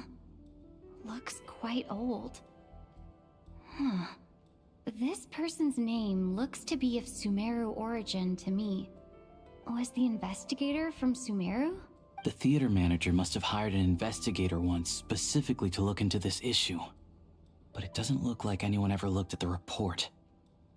Presumably, the manager wanted to know if the supposed haunting was dangerous, while also being fearful of word getting out in case it affected the theater's business. Anyway, the bottom line is, the haunting is actually real after all. It's caused by an obstruction in the ley lines. Is there any chance this is the key to finally making some progress with the murder cases? Ley line problems are pretty unexceptional to me by this point. And while it certainly offers an explanation for the ghosts, it's hard to imagine what connection it could have to these two murder cases. Some of the language that appears at the very end of the report caught my eye. Angel civilization, ley line renovation? My area of research doesn't touch on any of that, so it's completely outside of my wheelhouse. Huh? A piece of paper just fell out from the report. It landed right by your feet.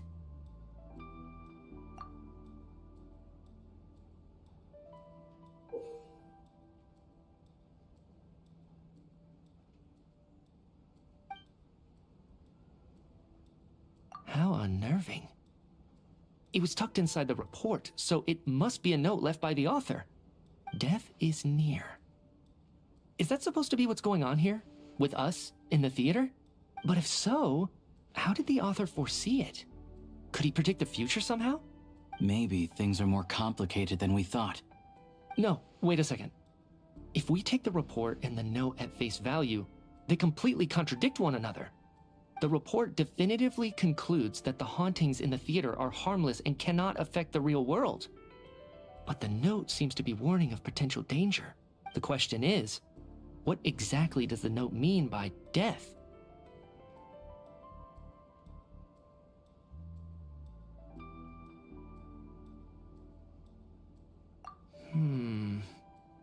The various ways we could interpret this keyword lead in completely different directions. Let's pause our analysis here for now. I think we need more information.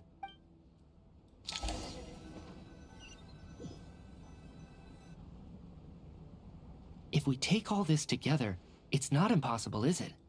If anything, it's the natural conclusion. Oh, I beg to differ.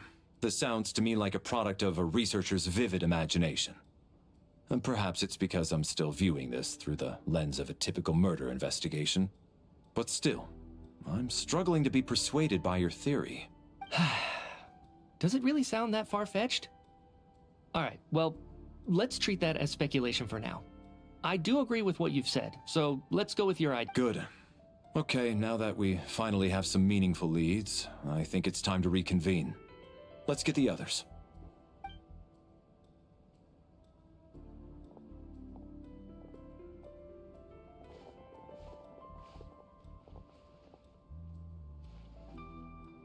So, that's about everything we've discovered so far. I'll share my theory first. Based on what we've learned from the logbook, I believe the extra person among us is most likely the killer. If the killer had simply bought a ticket, it would have greatly increased the risk of their identity being exposed. I expect he or she either hid in the theater ahead of time, or found a way to slip past the ticket inspection. They then blended in with the group and waited for an opportunity to strike. What about the note found in the investigation report? Any thoughts on how that fits in? The killer may have simply planted it there as some sort of sick joke. I've seen my fair share of psychopathic killers. They love... So, it has nothing to do with the haunting of the theater after all. This theory makes sense to me. If we have an audience member unaccounted for, chances are they didn't come here to watch the show. Could it really be that simple? So, in other words, all we have to do is find out who got in here without a ticket, and all our problems will be solved? Then let me make one thing clear. All the theater staff should be well aware that I came here for the rehearsal legitimately, yes? There's no way I'm the one who didn't have a ticket. It's true. I hear you used every trick in the book to get a hold of that ticket, too. Everything short of throwing a temper tantrum and rolling around on the floor at the entrance. I most certainly did not degrade myself in such a way. Probably a stupid question, but I might as well ask. Did anyone here get in without having their ticket checked? Guess it was naive of me to expect them to just admit to it. Especially after the unprompted Lelik reveal. Once was already a miracle. Twice would be unfathomable.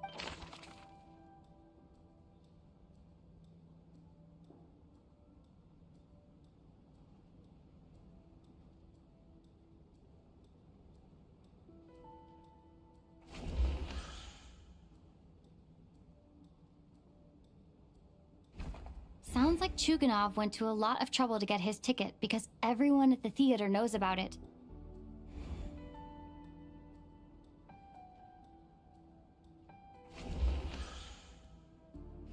Tonya received her ticket the same way I did. I assume Child got both of them together. In any case, I knew in advance that Tonya was coming.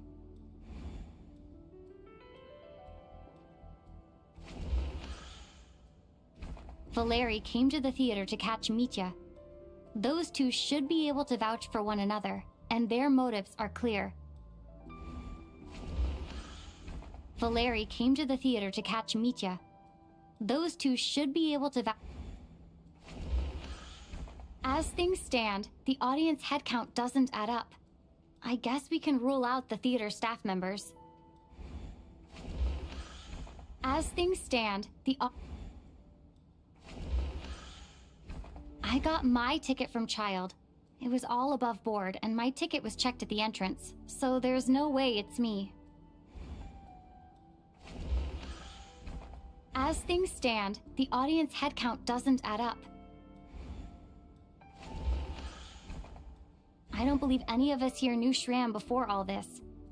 If no one can verify Shram's identity... Mr. Shram, did you really go through the ticket inspection to get in here? Huh? Me? Why am I being singled out, my friend? Do I seem that suspicious? It's not that you stand out as suspicious. More that everyone else has been ruled out as trustworthy. Okay. Well, we spent the best part of 2 days together now, so I'm sure you can all tell what kind of person I am. I'm a true gentleman. I never dream of doing something like sneaking to the theater without a ticket. Yeah, I have no doubt that you're a good person. But the problem is, none of us here actually know you, so no one can say for sure that you are who you claim to be.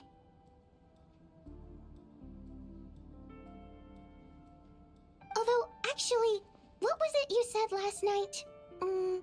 Yeah, you're friends with that water imp, which is why you understand our primary mode of expression. Last time I checked, there were barely any of us remaining in Snezhnaya, since most of the water imps left. Could you tell me a little bit more about your friend? There's a good chance I actually know her. And I suppose it's also kind of a way for everyone else to get to know you a little better. Good grief. Are you blushing? Pull yourself together, man. Stop giggling like a teenage boy. It's revolting. Hey, revolting is a little strong. All right, fine. I'll admit it. That water imp friend of mine, the truth is, we're dating. I was just the bodyguard hired by our family. But the stars must have aligned, because sparks began to fly between me and their daughter. Never in my wildest dreams did I think I'd get so lucky. We don't need details. Just get to the point. Okay. I'm just a little hesitant to reveal her name, that's all. You know how it is. These are delicate times.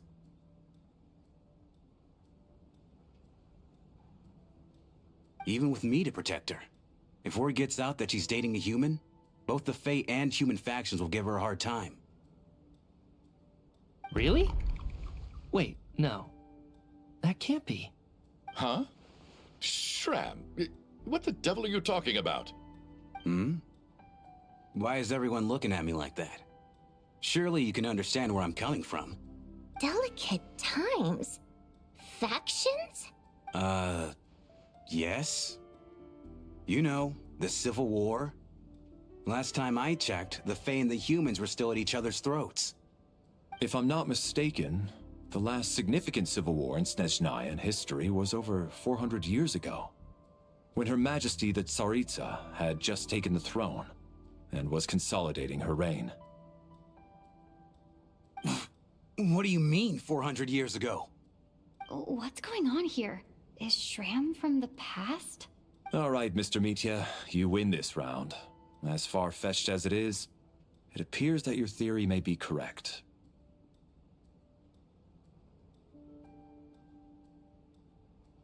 I'm just as amazed as you are. I didn't even believe it myself, to be honest.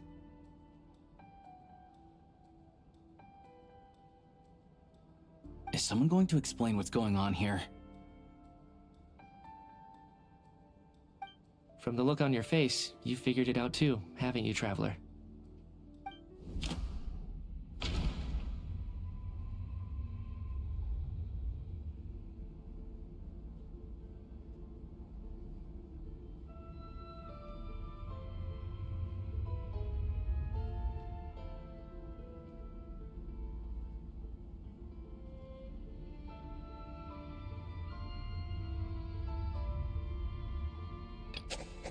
That seems to be the case. Shram's the extra person, but there's no way of learning his identity from this clue. The theater's ley lines have been modified to block souls within its grounds from returning to them. Some souls can even wander this place forever. Mr. Shram's statement proves he's from hundreds of years ago. And according to the investigation report on the theater hauntings, Mr. Shram is very likely a lost soul wandering the theater.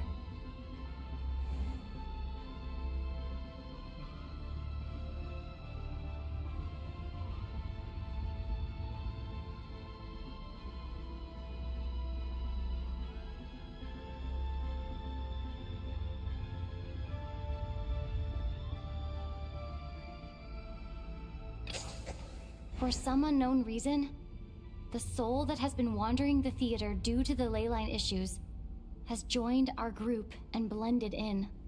Yeah, that must be the immediate reason why the ticket count doesn't match the number of people present.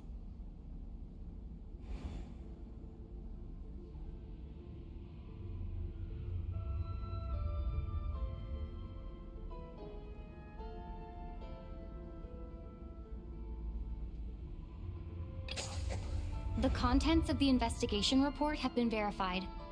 There are indeed ley line issues and wandering souls in the theater. Death likely symbolizes the deceased. Mr. Shram, for instance. Death is near. That must mean that there's a dead person in our midst. That's the truth, isn't it? Yeah, the logic is clear now. The investigation report said that there would be souls stuck wandering around the theater because the ley lines were cut off. Mr. Shram must be one such soul who died in the theater a long time ago. In which case, that also makes him our extra person. So when the note said death is near, it must have been referring to death as in the deceased, people who died a long time ago. Someone who died a long time ago. In short, there's a dead person among us. The extra person we've been searching for is a ghost from the past. You mean I'm a ghost? No. Don't make jokes like that, my man. There must be some mistake. But even if I was dead, I know for a fact I didn't kill anyone these past 2 nights. Yeah, even if all that's true, the report also said the souls inside the theater can't affect reality, right? They're harmless. Then what if the problem isn't the souls at all, but the ley lines themselves?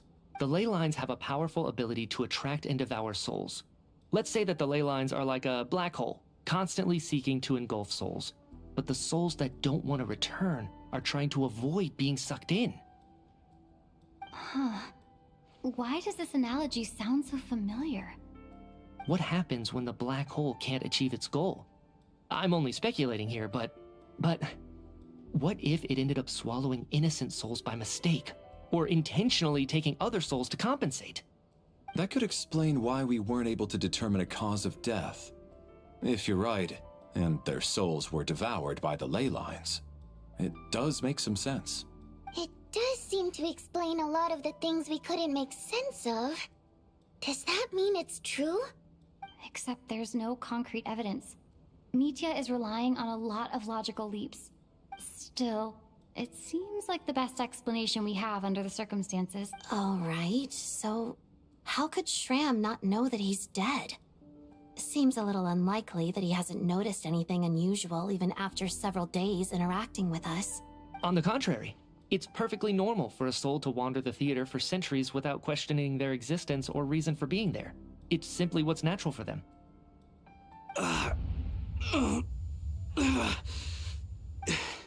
You know what, Mr. Brainiac? I think you might actually be right after all. I'm trying to remember and...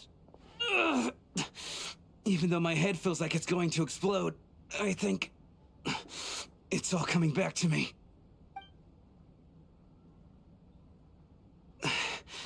I was the one who didn't want to remember my own death, so I forced myself to forget. Well, I'm sure those are painful memories. My lady and I snuck out to go on a date one day. We bought tickets for the theater. It wasn't really my thing, but I was just happy to be together. All of a sudden, a group of people burst into the theater, shouting for all the water imps to get out. Performers and audience members included. It was clear the conflict between humans and Fae had reached a boiling point. This time, the extremists were even coming after the water imps who had nothing to do with the war. I thought I could pull one over on them. So I took off my jacket, draped it over my lady, and tried to sneak out amid the chaos. But I got caught. They started shouting, calling me a traitor to humanity. But I was going to do whatever it took to buy our chance to escape. No matter how many people stood in my way. I had to. Both as their bodyguard. And out of love. It's all right, friend. You can stop there if you want. You don't need to dig all that up again. It's just... Even now, I'm still struggling to accept the truth.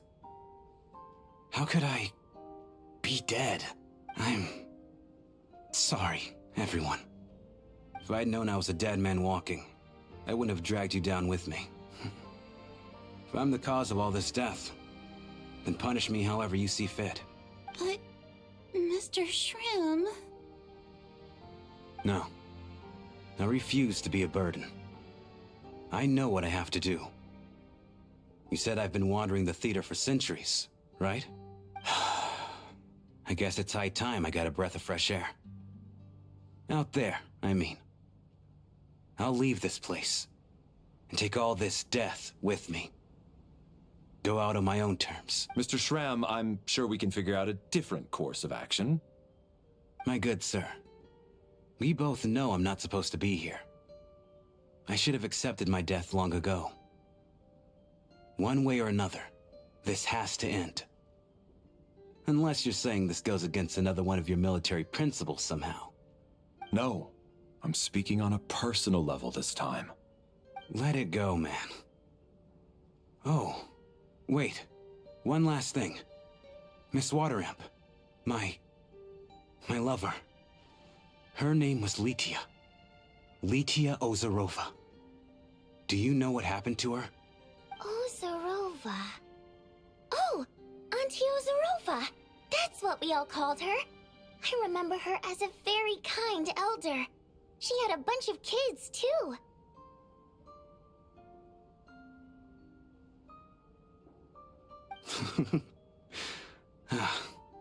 I'm so glad she survived.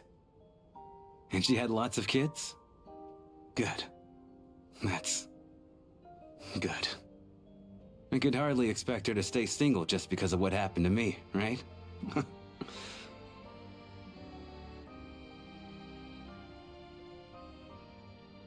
As long as she went on to be happy, that's all that matters. Besides, I'm dead. My soul's been wandering around here for so long because I was worried about her. But now, I can go without regret. There's no need to see me off, my friends. I've enjoyed our time together over these past few days. Perhaps we'll meet again in the next life.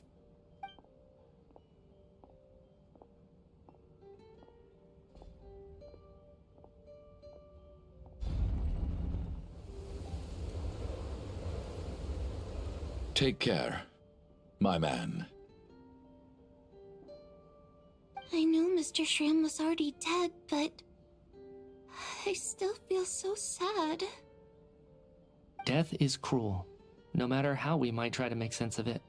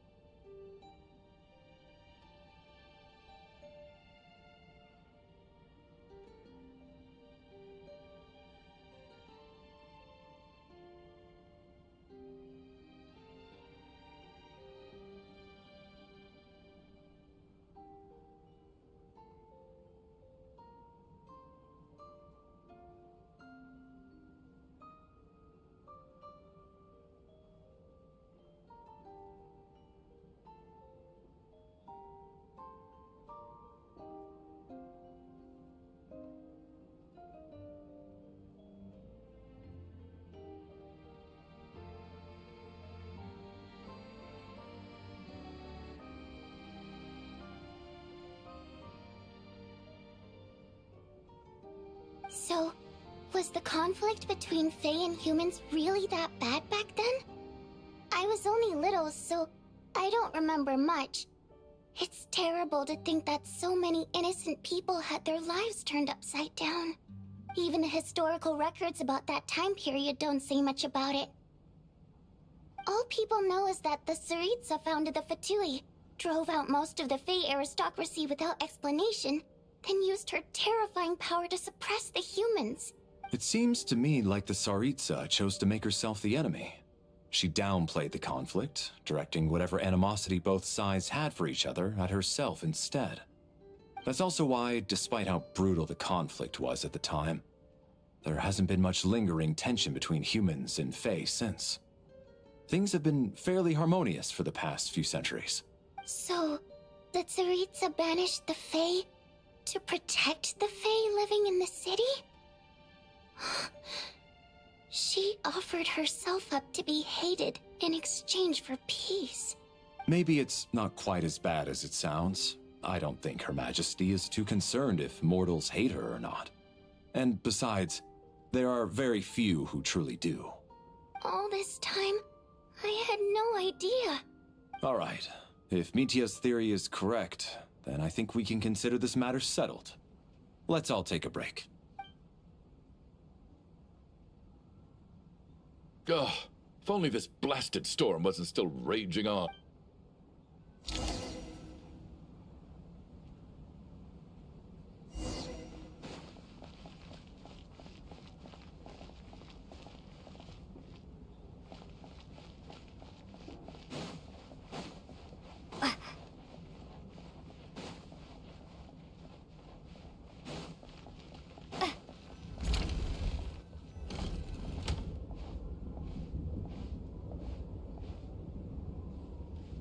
Looks like now we can just rest until the snowstorm stops. I still can't believe Shram turned out to be a ghost who'd been in the theater for hundreds of years. To think he was dead this whole time. What a strange turn of events. Knock, knock. Hmm? Knock, knock. You know the door isn't closed, right? You don't have to knock. Think of it as a signal then. When I'm entering someone else's room and I knock, I'm here as Odette. If I don't knock, it's Lelik. Thanks. So, why did you come to find me? Is there something I can help with? Vodyanitsa said you knew about my secret identity from the start. But when everyone was discussing who Lelik could be, you were worried that revealing what you knew would be unfair to me. So you kept it to yourself, right?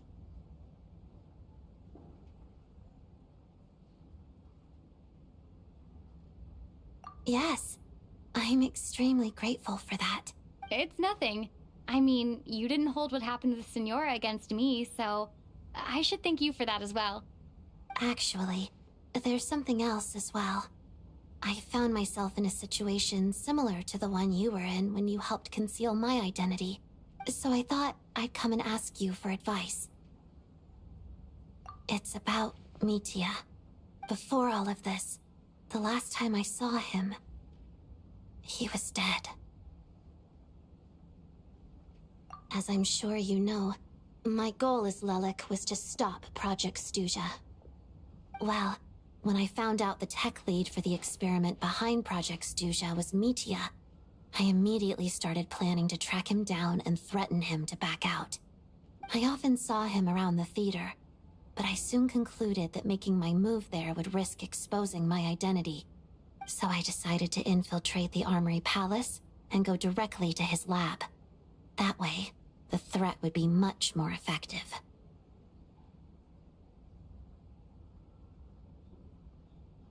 Well, I suppose there was a bit of luck involved.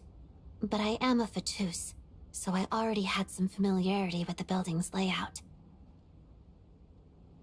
But when I finally made it to his lab, Mitia seemed to be dead. I checked his breathing and his pulse. He had no vital signs whatsoever. I'm certain of that. I thought maybe another anti-Project Stuja activist had beaten me to it. and chosen a much more brutal method. So I made myself scarce. That's why you were so on guard around Mitya that first night here. Yes. When I saw him sitting in the audience during the performance, I could barely contain the shock. To me, it was a miracle. Somehow, he'd come back from the dead. But then, the murder started happening and things got so complicated that it wasn't really at the front of my mind. That is, until Mitya himself said there must be a dead person among us. Then, I couldn't ignore it any longer. And yet, you thought that bringing it up right away would single Mitya out. Just like when everyone was suspecting Lelek. Exactly. I thought there could be something I was missing. Besides, we soon figured out that Mr. Schramm was a ghost. And we knew there was only one extra person. So we thought he had to be the one. But now it seems like there's another candidate. I understand why you kept it to yourself. There was so much information being thrown around during that discussion. Bringing up Mitya would have just introduced more confusion. So, what do you think we should do? Let me confirm one thing first. When was it that you found Mitya dead? Around a week ago. Sometime in the afternoon. A week ago? That's earlier than I thought. I saw him just a few days ago at a restaurant. That definitely would have been after you found him dead. He seemed completely normal to me. Chatting with Vodyanitsa, trying to avoid Valeri. So he was definitely alive on that day. Huh. Well, all I can say is I know what I saw. Here's a thought. The reason we even suspected a dead person could be among us was because of the problem with the theater's ley lines. But Mitya's death happened inside the Armory Palace. The ley line issue affecting the theater shouldn't reach that far. You're right. I guess he doesn't fit the profile of the person we were searching for. I think the chances of it being him are very low. Surely he can't have died for real in the Armory Palace. Unless... Unless what? Unless he really did come back from the dead. You're right. Do you think we need to disclose this to the others? Huh, what's this? A private meet and greet? Where do I line up?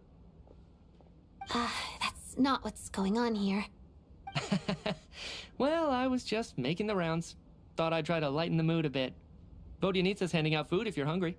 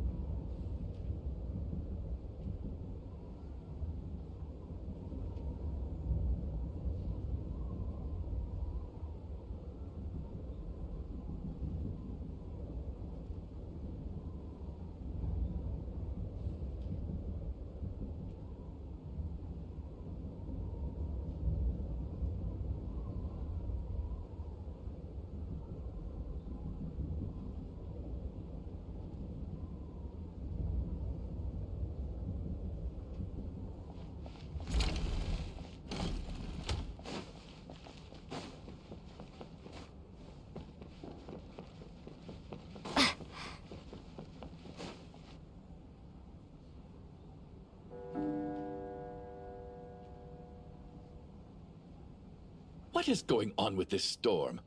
Could it be connected to that monster that just arrived in Snezhnaya? I almost hope it is. Her Majesty the Tsaritsa left to vanquish that beast herself. We just need to wait for her triumphant return. Do you think people still feel the cold after they die? I'm wondering about Shram. Oh, maybe we should have given him a coat before he went out there. Death itself is cold, isn't it? I'm sure the storm will embrace him. Well, I hope he has a safe journey. I'm going to miss him, I think. It's not like we can blame him for Rampana and Kulish's deaths. Thinking back on it, we barely made it out alive ourselves. Once we get out of here, how are we going to explain what happened to their families?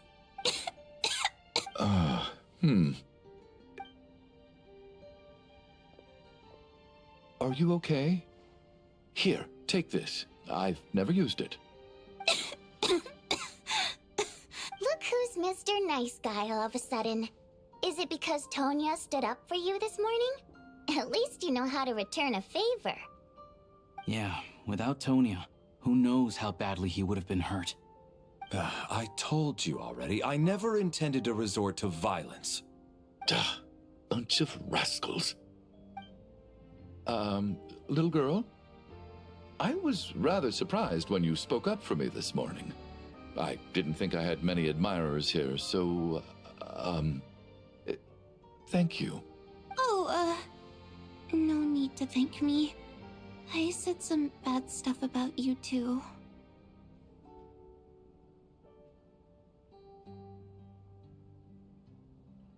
I've been, too embarrassed to admit it, but, you remind me a lot of my daughter.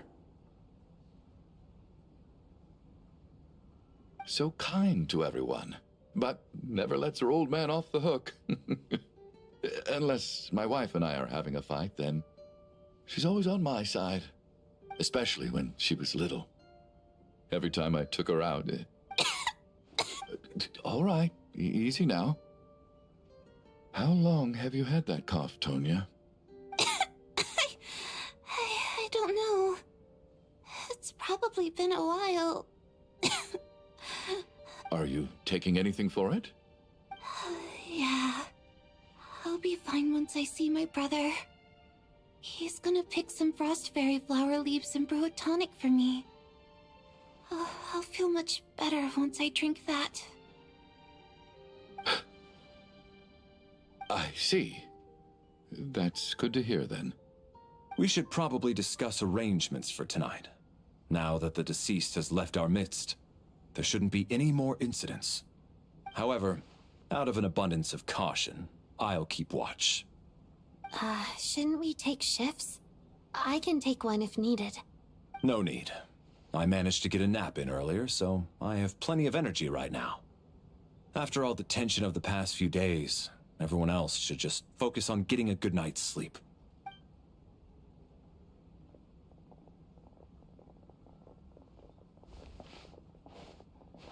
What a long day. This whole situation turned out to be way more complicated than I expected. But Valeri's right. I should just try to calm down and get some rest.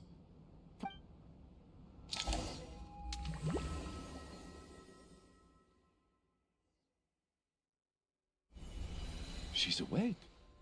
She's awake! Get over here, you big lug, and take a look! If you must call me something, call me Mr. Door. The Black Mist is coming. You need to go. Are you all right? Can you walk? We just got attacked by monsters on our way up. That Mr. Door fellow protected us. He just seemed to come out of nowhere. Not much of a talker, but when it comes to taking down monsters, that man doesn't hold back. Curses! The Black Mist is catching up to us. We need to keep going. Mr. Door, I don't believe I've ever seen you around here before. Why is that? There's no need to try to get to know me. I'm just Mr. Door. I have to find the door that belongs to me.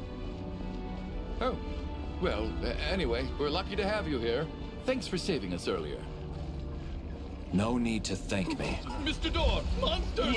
Quick, get rid of them! I can just push these ones off.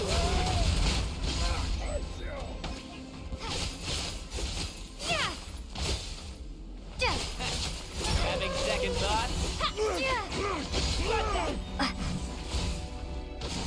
Cryostorm! Maybe I wasn't meant for this world.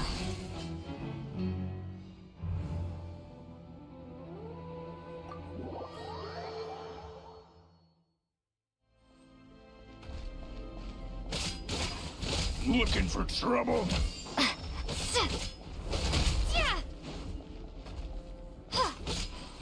Encase! Blade!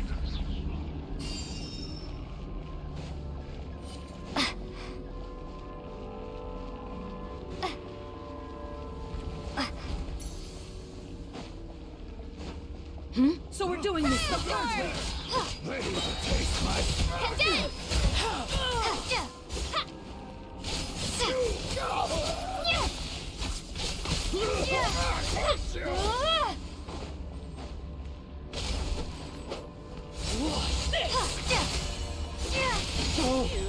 Remarkable work, Mr. Door. If I had your muscles, I'd do the same.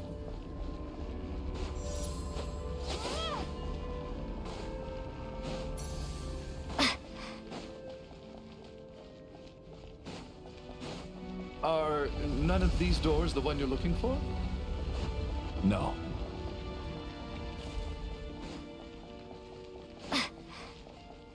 Encase!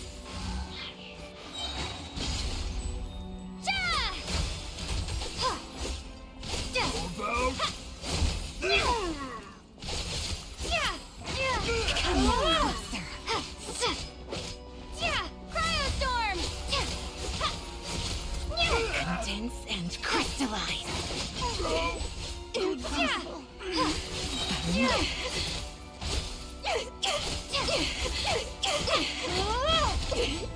Impossible. I'm so exhausted. And the black mist is still rising. Oh. Wait, look! There's more monsters down there. Are they coming from within the black mist? No, no! They're gaining on us! Quick, keep going, or they'll be at our heels any second! Mr. Door, what are you doing? We need to get out of here. They're coming! Found it.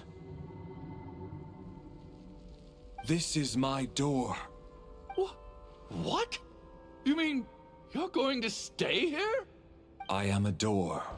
This is where my duty lies. No! You saved us. We can't leave you behind. You must keep going.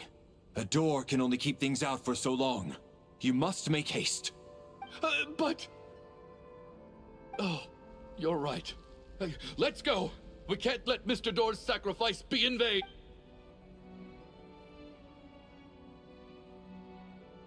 The black mist isn't moving anymore. Looks like both the monsters and Mr. Door are gone. I didn't just imagine all that, did I? Surely I wasn't so scared out of my mind that I hallucinated a door as a human being. Oh, okay, good. There's no way we both hallucinated the same thing. Getting sleepy? Well, looks like we're safe for now. Go ahead. Let's get some rest.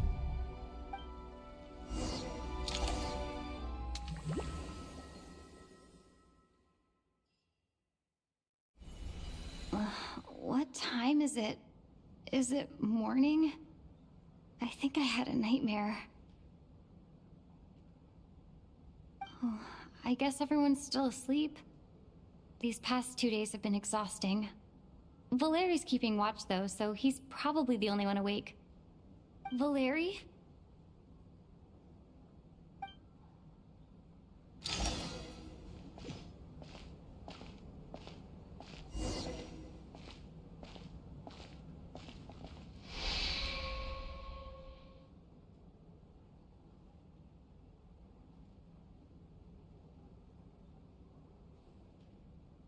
Wake up! Everyone needs to wake...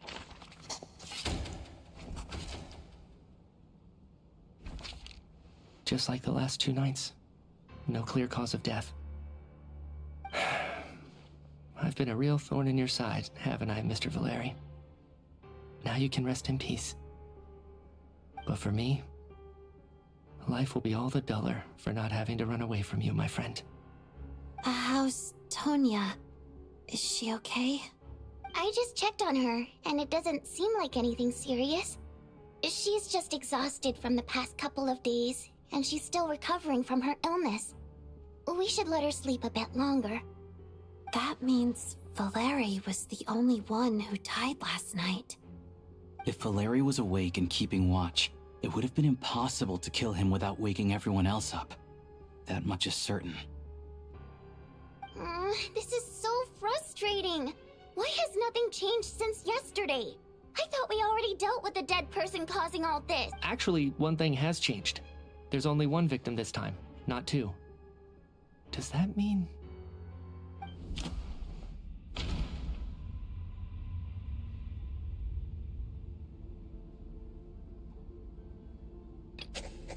But Mr. Shram was already deceased to start with. That doesn't seem very likely.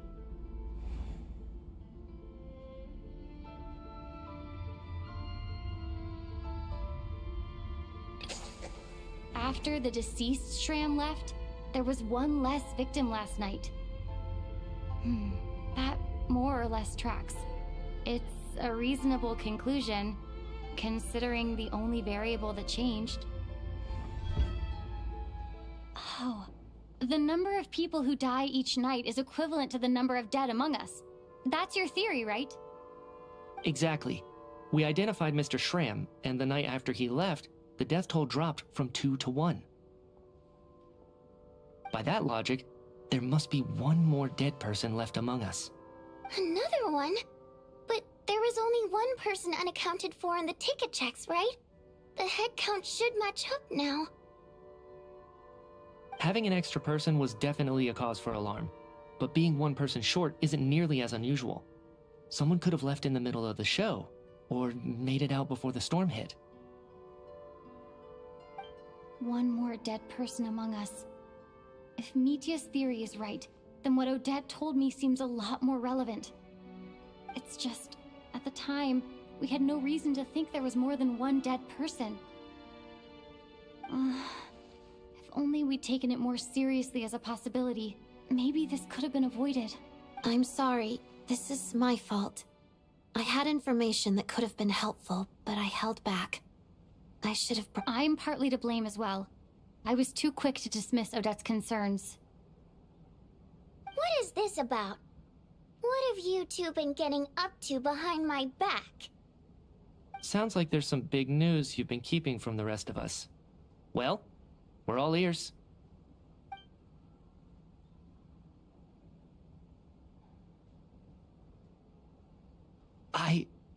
I'm the dead person? Wow, that's certainly news to me. Odette and I talked about it yesterday, but we thought it just wasn't possible, so we left it at that. Yeah, I don't blame you. If I'd been there, I probably would have reached the same conclusion. It just sounds too unbelievable. Let me just try and verify this. I just scoured my memories trying to think back to the afternoon Miss Odette mentioned. But I honestly have no recollection of dying. That's where I'm different than Mr. Shram. Having seen Mr. Mitya a few days ago myself, I also find it hard to believe he could be the other dead person among us. Well, if it isn't Mitya, then who? Do we vote on it? If you don't mind me asking, Traveler, I believe you mentioned that you know Tonya's brother. Had you ever met her before all this? No, never. Wait, are you saying... Now, just 1 minute. I know where this is going. You can't just randomly point a finger at anyone you want. You're in the hot seat, and all of a sudden you want to divert our suspicions onto somebody else? Trying to pick a fight, Mr. Chuganov? Whenever you open your mouth, all you do is attack people, and I've had enough of it. If you don't want to engage in a civil discussion, you can shut up. You little brat! Did Mitya ask about Tonya because he suspects her? I suppose I only identified her by age and nothing else. Could that mean... I'm just saying, you're going around casting suspicion on people for no reason. How could Tonya be dead? I can vouch for her, if nothing else. I've seen her before. She's the sister of that Harbinger, isn't she? The one called Child. Oh, really? You're telling the truth? Since being here, I don't think I ever mentioned she was Child's sister specifically. Does Chuganov actually know her? If Chuganov can vouch for her, then it can't be Tonya either.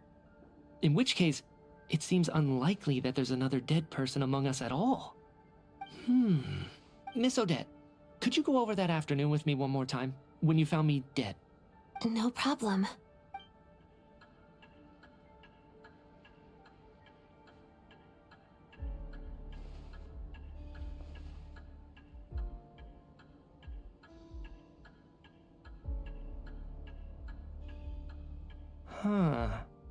No matter how hard I try, I just can't remember anything about dying. But I do remember something else. Miss Vojanitsa, during our last meal together, I told you how some of the researchers were suffering from temporary memory loss. Do you remember that? Oh, yeah. You said it was hindering the progress of your experiments. You thought they were just under too much stress or something. Right. And even though I don't remember dying that day, I'm pretty sure I experienced something like amnesia. Some of my memories from that afternoon are missing. Are you suggesting you're missing the memory of your... Of course. How am I only just realizing this? Humans aren't necessarily aware of their own death. You mean being silently assassinated, or dying in your sleep? Situations like that? The researcher's amnesia. Suddenly it all makes sense. I must thank you, Odette. I think your perspective just helped me reach a breakthrough on a series of issues that have been troubling me for quite some time. All right. It's decided then. I'll be the one to leave today. Oh, leave? Hey, wait a minute. Aren't you rushing into this? What if you're wrong? You'll pay with your life. Come on, kid. Aren't you gonna fight for your life? This seems like a rash decision. I have other reasons beyond what's been discussed. In fact, thinking back, I remember during Miss Odette's performance, while I was sitting in the audience stalls, a brilliant new idea for my research popped into my mind. But then, my train of thought suddenly cut off. I can't remember it now at all, and I didn't take any notes. I guess that must be another instance of temporary amnesia. No. Hold on. I see where you're going with this. You're suggesting that each instance of temporary amnesia is a death, right? There's a glaringly obvious flaw in that idea, no? How can one person die so many times? I believe Miss Odette's account. During the period where my memory is blank, I must have been either dead or in a similar state. All it would take is for the same thing to happen in the theater, and I would come under the effect of the ley lines in this vicinity. This increases the likelihood of me being the deceased, does it not? But... There's no evidence to suggest that anyone other than me is a candidate for the deceased. So allow me, as a scientist, to treat this as an experiment. Please relax, everyone. I don't think things are as bad as they may seem. If I really am the deceased, then to leave the theater will be a relief for me. If, on the other hand, I'm still alive right now, well, apparently you've all witnessed my resurrection recently anyway. Who's to say I won't return from the dead again this time? Mitya's right. This is the only thing we can try right now. I think he's deliberately downplaying the gravity of the situation, though. He probably doesn't want to burden everyone. What is a scientist if not someone who gambles on experiment after experiment in an attempt to obtain the truth?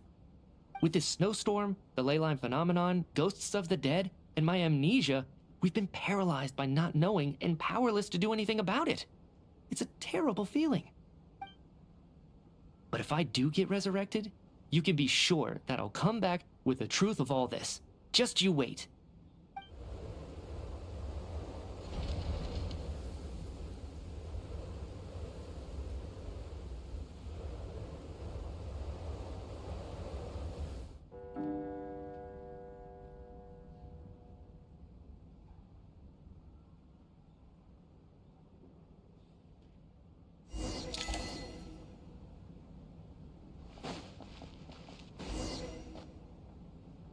Poor Mr. Mitya. I didn't even get to see him one last time. Maybe it's a good thing that you weren't there to see it. It was a hard thing to watch. I hate goodbyes. Why does it feel like everyone around me is slowly disappearing? Not just in here, I mean. In the outside world, too. Maybe it's the realization that, at the end of life, everyone has to face it alone. Come to think of it, the main reason we're still alive right now is pure luck. Each morning here, for every one of us, there's the chance that we might not wake up. You could take it a step further and say that the same is true outside, too. Who can never be 100% sure when they drift off to sleep that they'll open their eyes again in the morning? If I make it out of here, I'm going to cherish every moment that I'm awake and live without any regrets. Without regrets? I feel like a strange sense of anxiety has been quietly growing inside me over the last 2 days.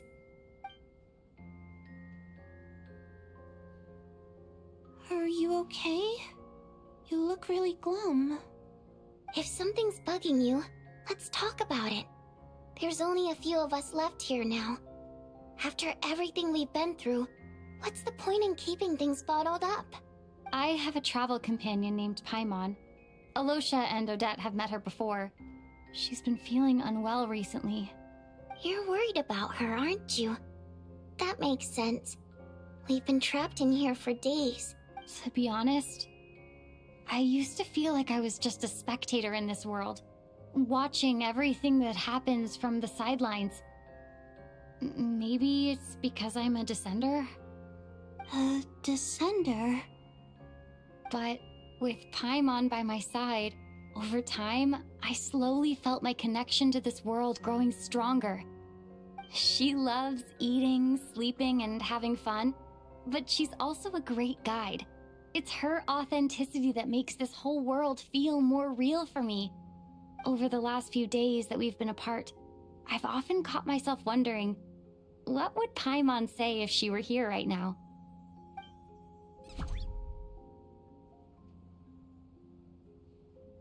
But by the time I snap out of it, the conversation has already moved on and I'm still in my own little world. I'm trying to overcome this sense of detachment, but I really miss Paimon. I guess, in a way, she means the whole world to me. I bet she misses you when you're not there as well. Maybe you're her entire world too. I don't know if this will make you feel any better, but back when the water imps left Snezhnaya in droves, I also felt like the whole world was suddenly empty. I could be surrounded by people all smiling and having fun, and still feel completely separate from it. So, I totally understand how you feel. Later on, I started to think, maybe accepting the fact that our loved ones won't always be with us is something that takes a lifetime. All we can do is cherish their companionship from moment to moment. So, once we get out of here, you better hurry back to our side as fast as you can. You can't let your story end in regret. That's the trope I hate the most. Thank you. That's exactly what I needed to hear. But Vodyanitsa, if you hate goodbyes too, why didn't you leave with your people? That's just the choice I made. I used to regret it, but I don't anymore. Like I said before, singing is a water imp's primary mode of expression. It's how we convey our emotions. Our songs have echoed through this theater for hundreds of years, each one a story pieced together through moments of joy and sorrow. But does a story exist without someone to read it? To me, the answer is no, so I made the choice to stay. That way, there would still be someone left to sing these songs and listen to their stories. Otherwise, they could have been lost forever. Could you teach me how to understand your people's songs sometime? I want to be able to truly hear them, like Mr. Shram. A fan after my own heart. Thank you, Tonya. How about I sing something for you, and you tell me what you hear? Okay, I'll do my best.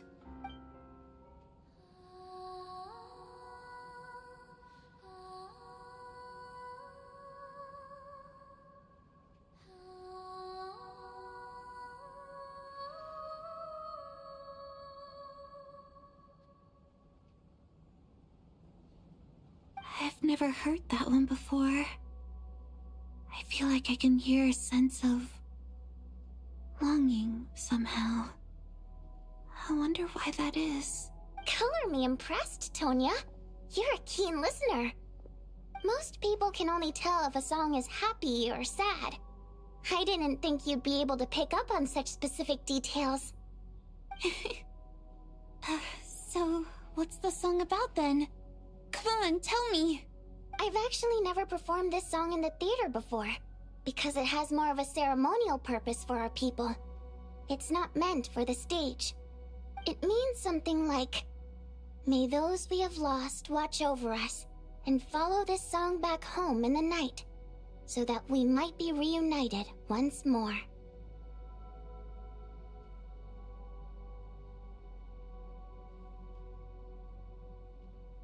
No wonder I could hear that sense of longing. You sing it for loved ones who have passed away. I hope it reaches them. It's getting late, Tonya, and you're not well. We should all turn in early. I suppose there's no reason to keep watch tonight. Okay. But, before I go to bed, could you sing that song a couple more times for me, Vodyanitsa? Of course. Anything for my #1 fan.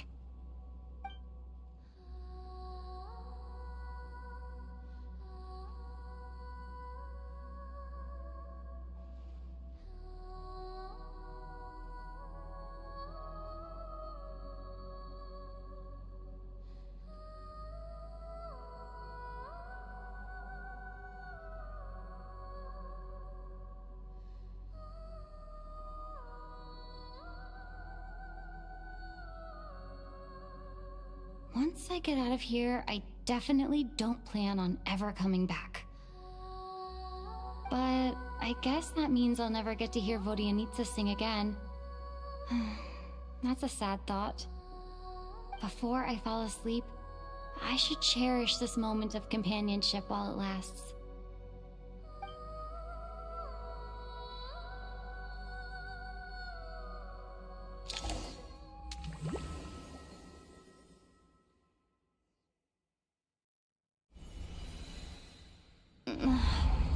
Where am I? It's so dark in here, and I feel kind of dizzy. Am I alone? Huh? What was that noise?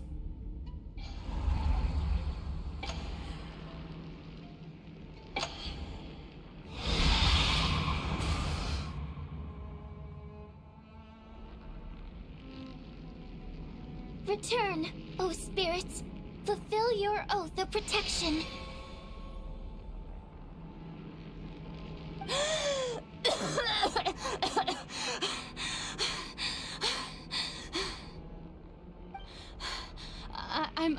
I'm alive?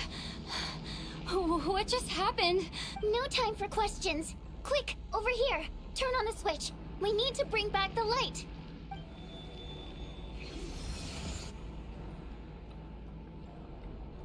All right, we're safe.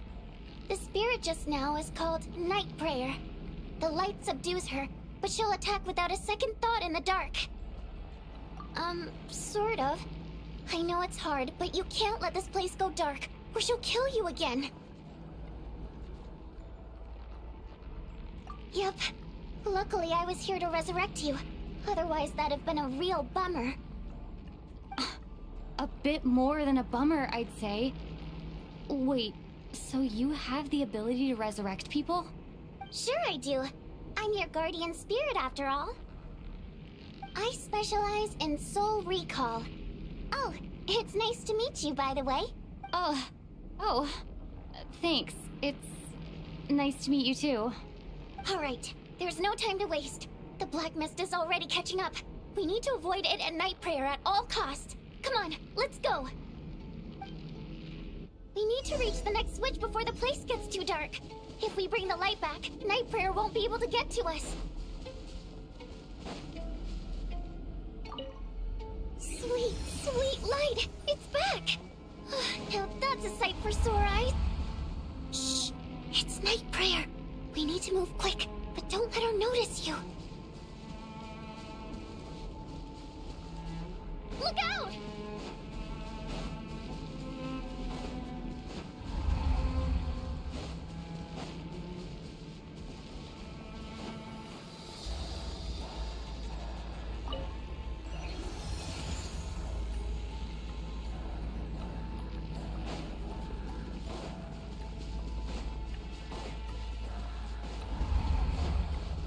The next switch is over there.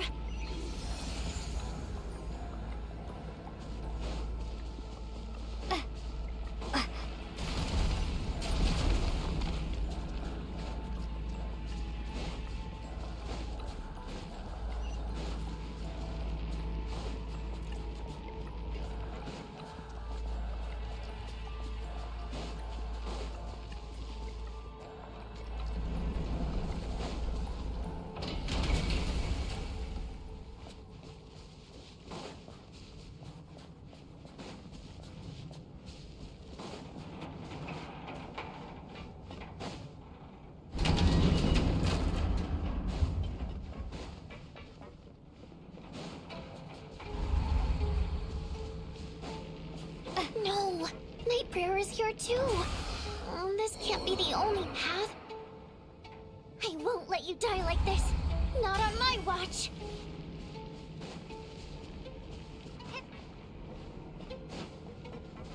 The switch is just up ahead! Hurry!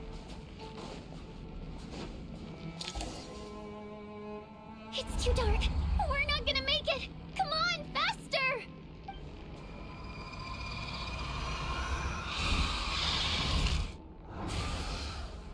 Traveler! I won't let you die like this. Not on my watch.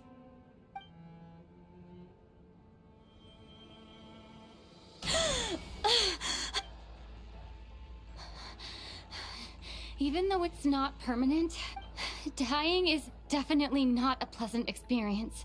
Great. You're back. Yeah, thanks to you. Time for you to get out of here. Quick, before the light runs out. What about you? You're not coming with me? I can't. I've already been used up. A guardian spirit's skills are finite. I can only resurrect someone so many times. I might not look any different, but my essence has been exhausted. Now, I will slowly start to fade away. I can go no further. The black mist is where I belong. It's... Why didn't you tell me sooner? Because it wouldn't have changed anything. That knowledge would have just burdened you. And a guardian spirit's role is to protect. But... Go. Now, before it's too late. I already hear night prayer approaching.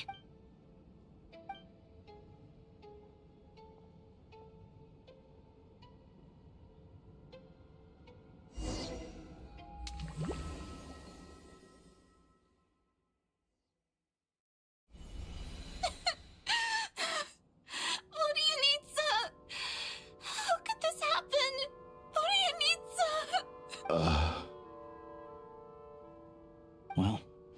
guess there's no need to inspect the body.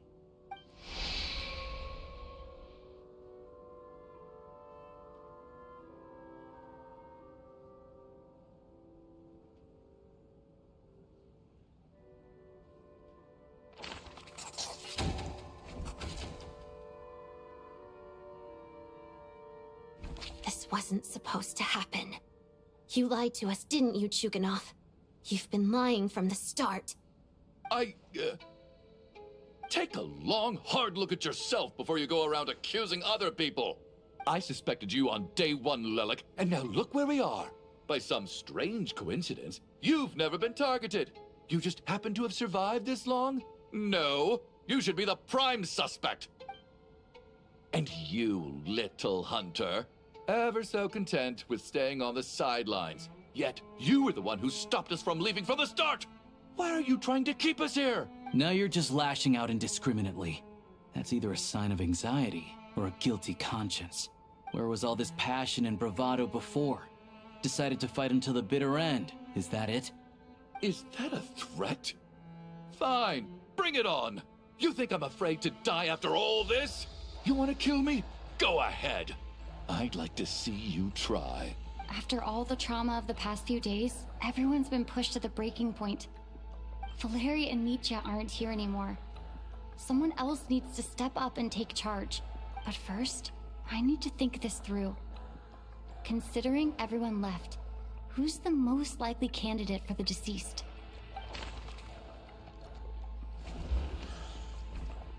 Of those who remain, the only person we've never met before is Tonya. People are easily misled by first impressions. Now that I think about it, child sister was in fact a label I imposed on her due to my own assumptions. But Mr. Chuganov vouched for Tonya's identity yesterday, with basically no other possibilities left.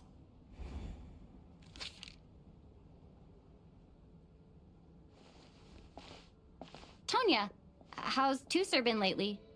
Tusser? Your brother Ajax must have mentioned me in his letters home, right?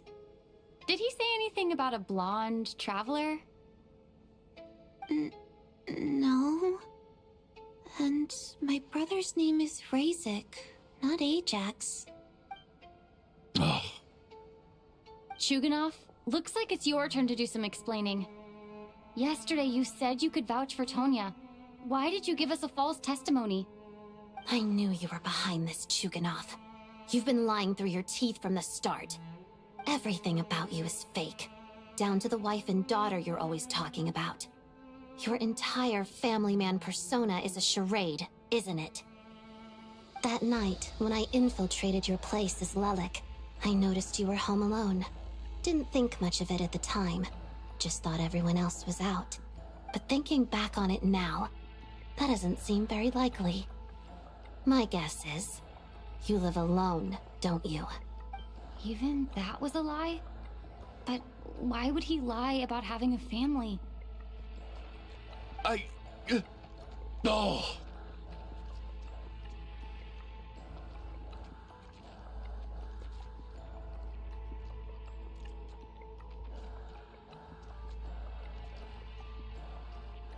Curses! Oh, why is there no end to this blasted snowstorm? If it would just stop! I think I remember now. I know how I ended up here. It feels like a distant memory. But at the same time, it's just like it was yesterday.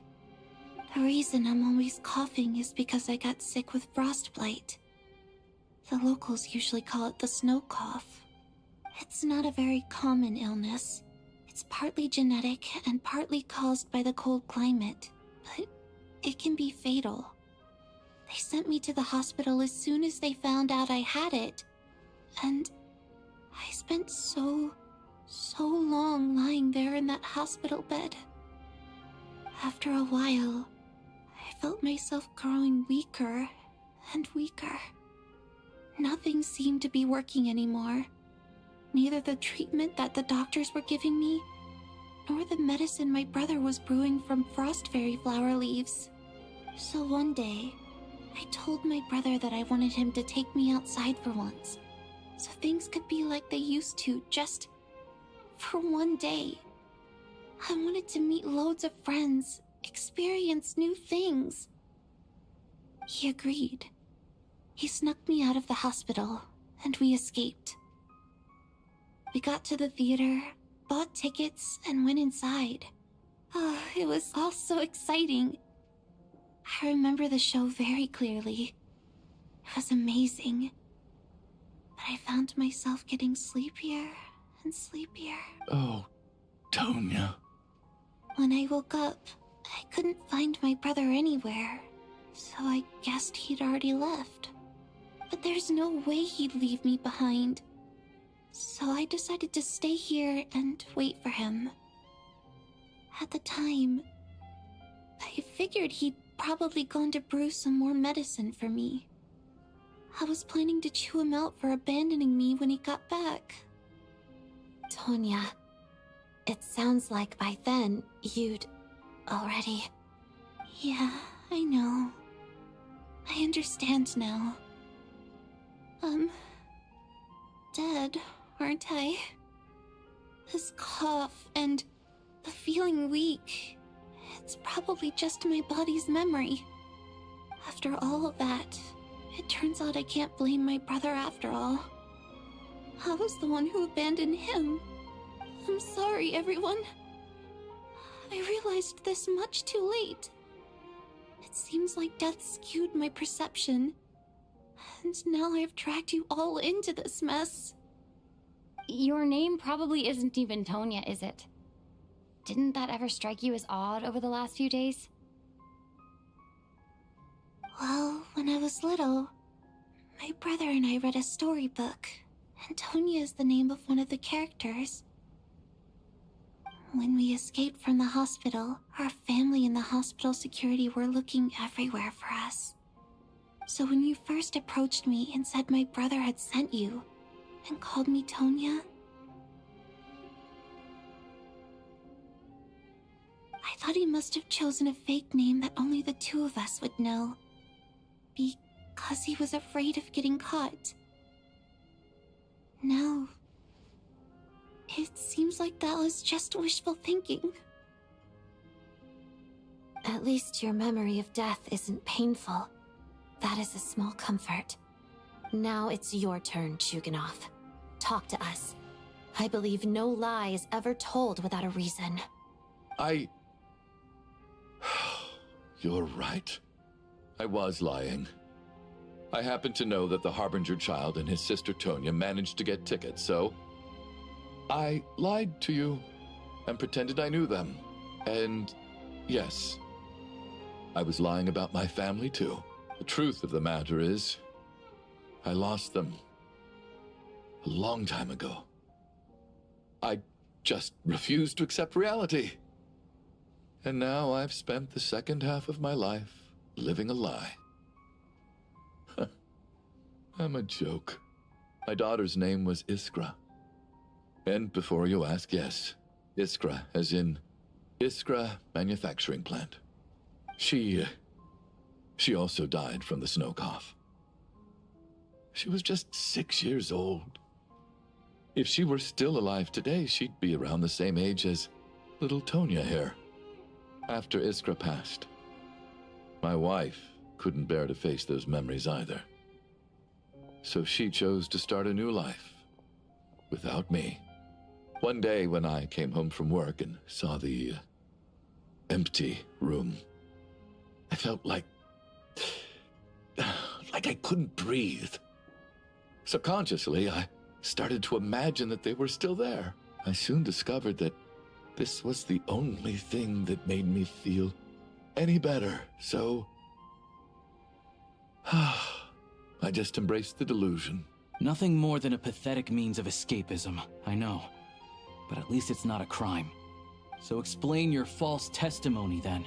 The night before last, when I was chatting with Tonya, she mentioned that her brother would brew medicine for her from frost fairy flower leaves. Combined with her various symptoms, I suddenly understood everything, including the fact that she was deceased. The snow cough used to be an incurable illness. I would pick frost fairy flower leaves to brew medicine for Iskra too. It took hours and hours on the stove. But the year after my daughter passed away, the jester of the Fatui announced that a cure for frost blight, also known as the snow cough, had finally been developed. It turned out that all previous treatments were completely ineffective. No better than random concoctions. That was the final straw for me. I just couldn't take it anymore. Just one more year.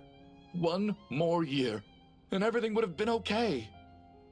So, more than anyone, I know full well that in this day and age, no one in their right mind would still be using frost flower leaves to brew medicine for the snow cough.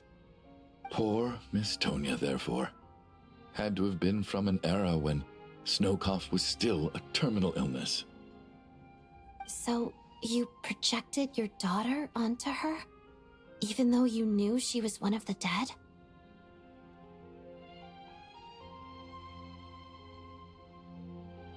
That doesn't make any sense. You knew she was already dead. What did you hope to achieve by protecting her? I just don't believe in your crackpot theories. Nor do I approve of your actions. How can you just declare a living person dead and throw them out into that snowstorm? Nitia's gone. My good buddy Shram's gone. And now it's Tonya's turn, isn't it?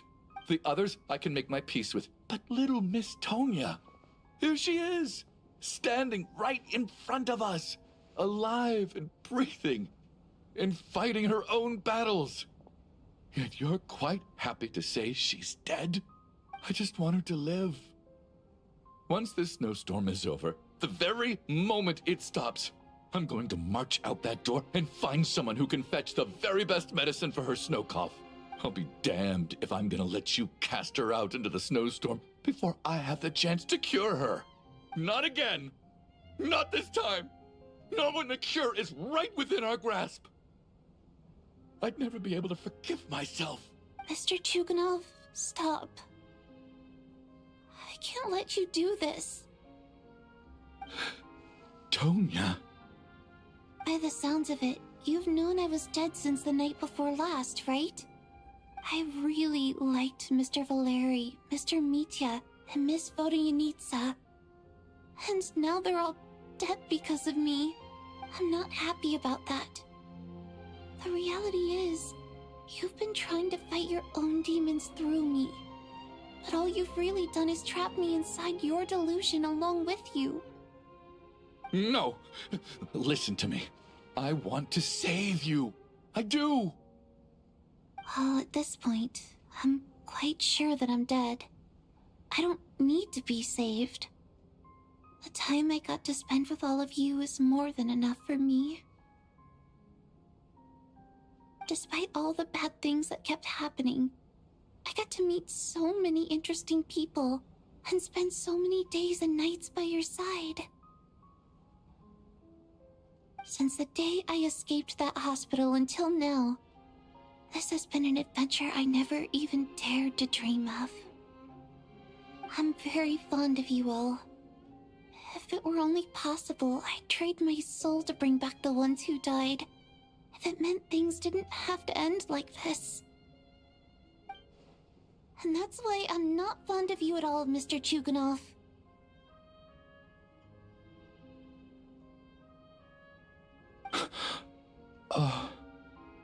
I'm sorry. It's them that you owe an apology to, sir. Not me. Well then, I suppose this is it. It's time for my adventure to end. I've caused enough trouble. You're leaving already? It's still early. Don't you want to stay a little longer? No thank you. Oh, and by the way, my name is Patashka. It was nice meeting you all. Feels strange that we're only being properly introduced now that it's time to say goodbye. Patashka.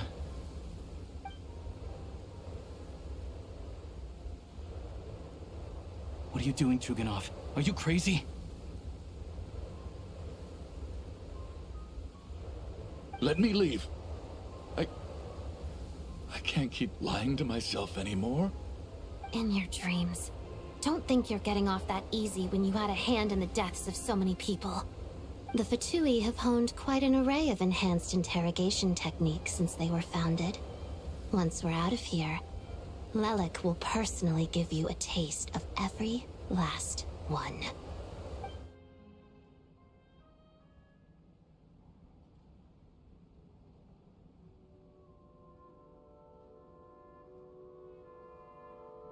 I think we should leave. I doubt this snowstorm is ever going to stop. For all we know, this storm might have destroyed all of Snezhnaya by now. Maybe even the whole world.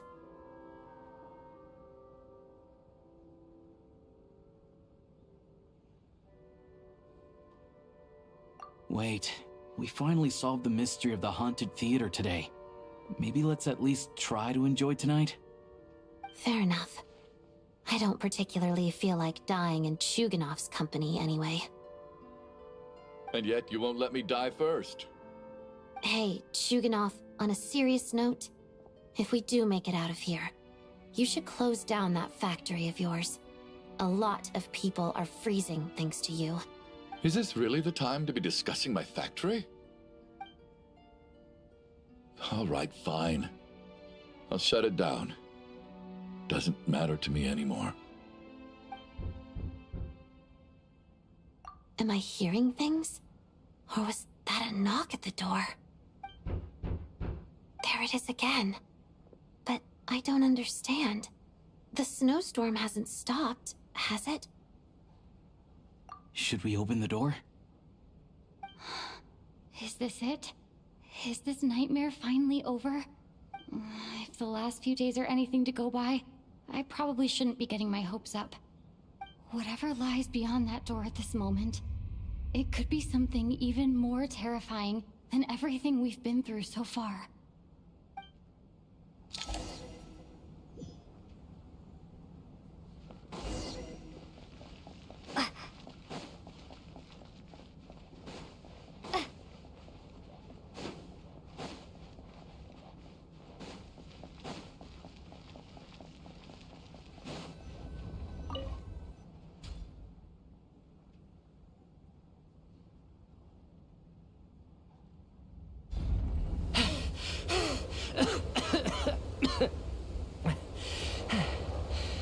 Hey everyone, I'm back. How are you doing? Feeling any better? Much better, thanks. Whew, it is so good to have you guys here. I was a little worried that the theater would be empty by the time I got back. Let me see. Tonya and Vodyanitsa are missing, which means Vodyanitsa died last night. And then you discovered that Tonya was the other dead person. Am I right? Not Tonya. Pitashka. First, tell us how you made it back here. Given the conditions outside, no one should be able to return alive. You're right. The thing that got me back safely was a song. I heard someone singing. After walking into the snowstorm, my mind grew hazy. I don't know how long I walked through the storm before my mind completely slipped away. Then, suddenly, I heard the sound of singing. The voice instantly brought me back to my senses, and I regained consciousness. So I followed the voice, searching for the source of the singing. I searched and searched, until finally, just a few moments ago, there was the entrance to the theater, right in front of me.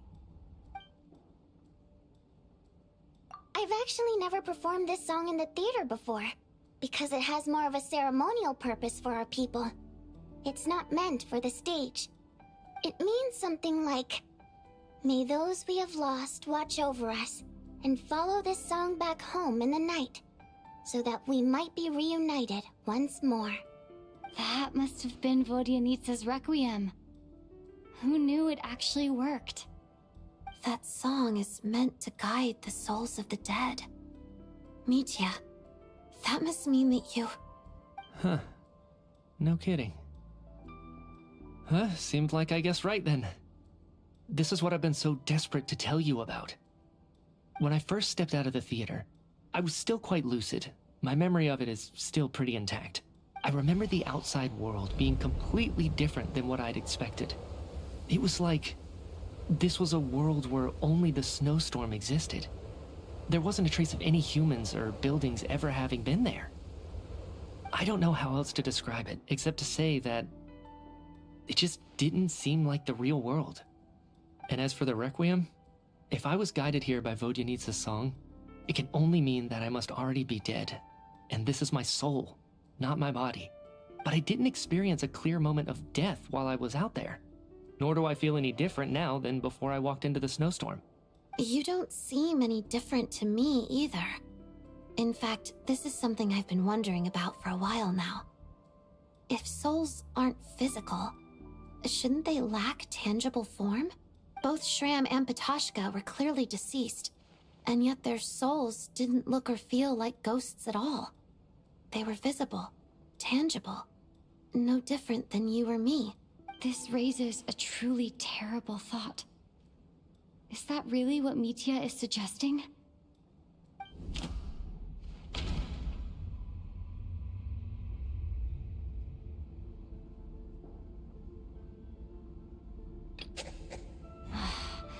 Dreams can't explain everything, and this isn't the Sub-Zeru's festival.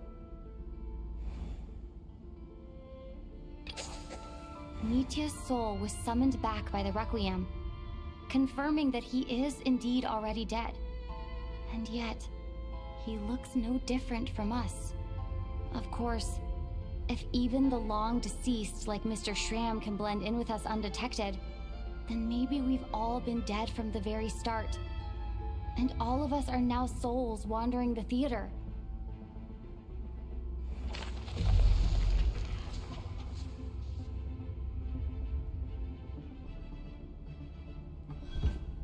Yes. I think that this is probably the afterlife. What did you say?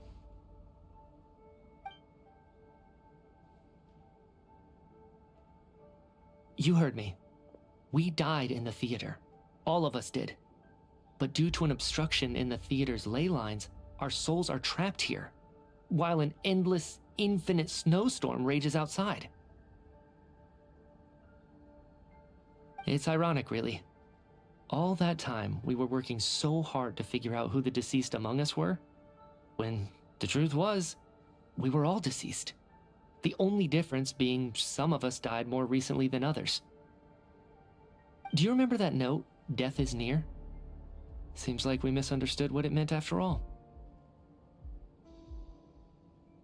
Death was nearer than we wanted to think all along. The note simply meant that all of us were already dead.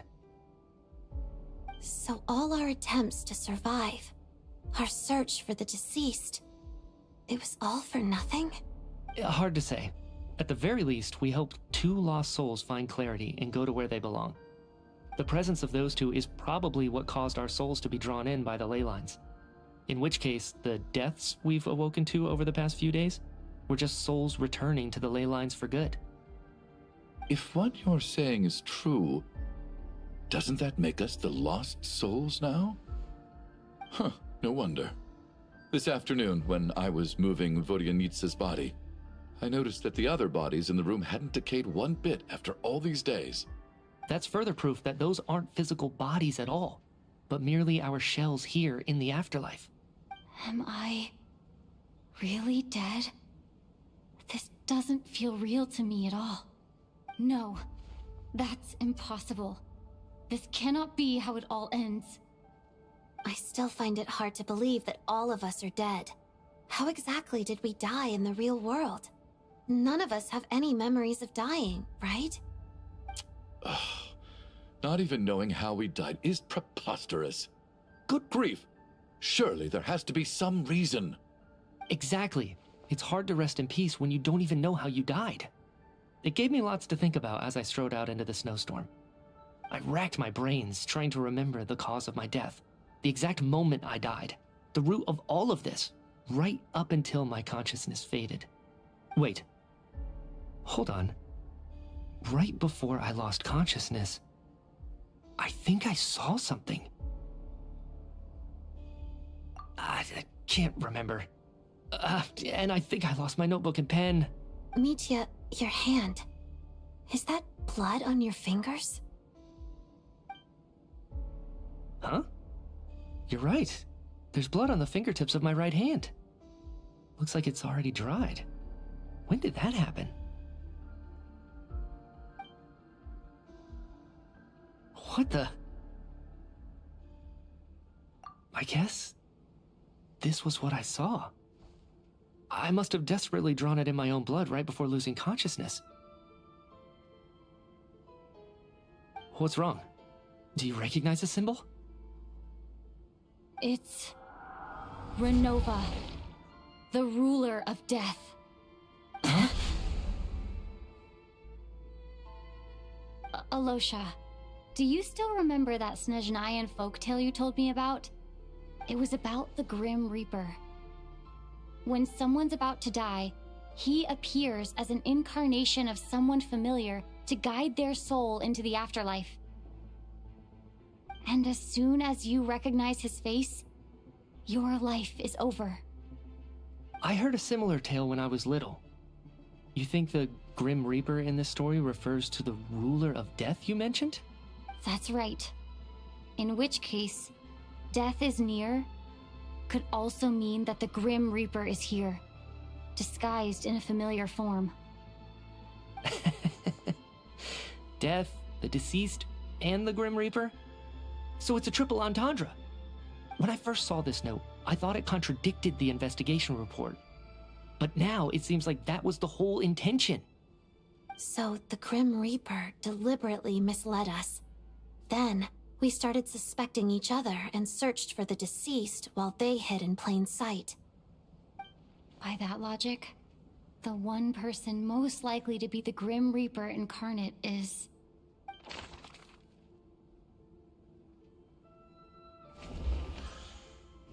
Identifying the Grim Reaper is a major decision to make. I should think it over carefully.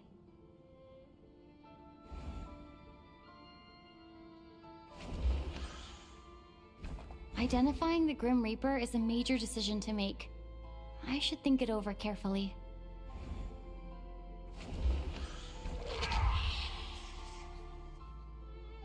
No doubt about it. It's Alosha. Looking back at how everyone has acted over the past few days, Alosha is most likely the Grim Reaper lurking among us.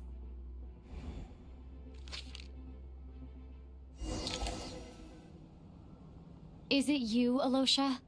You were the first to discover the investigation report, and you had plenty of time to slip the note inside to mislead us. So? Surely you can't suspect me based on that alone. What if someone else found the investigation report first, slipped the note inside, and then put it back without telling anyone? There's no denying it.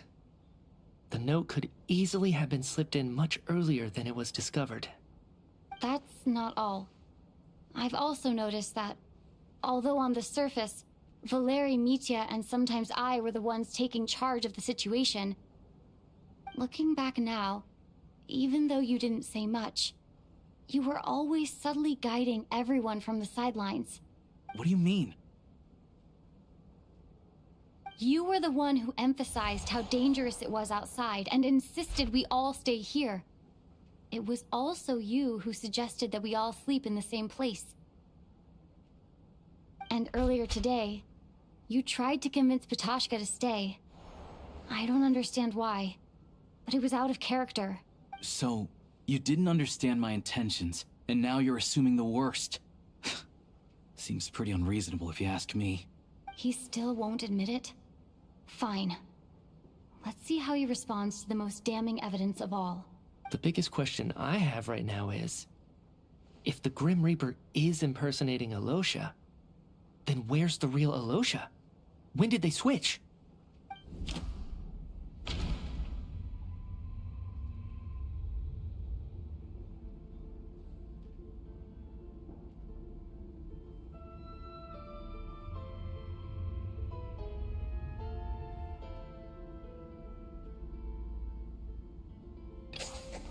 That's right.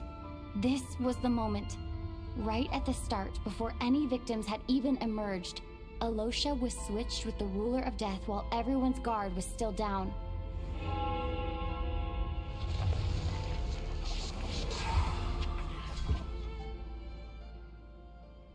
When all this began, right after the performance ended and the snowstorm began to pick up, no one suspected anything unusual. We just assumed we were snowed in. It wasn't until we discovered the bodies the morning after that we realized something out of the ordinary was going on.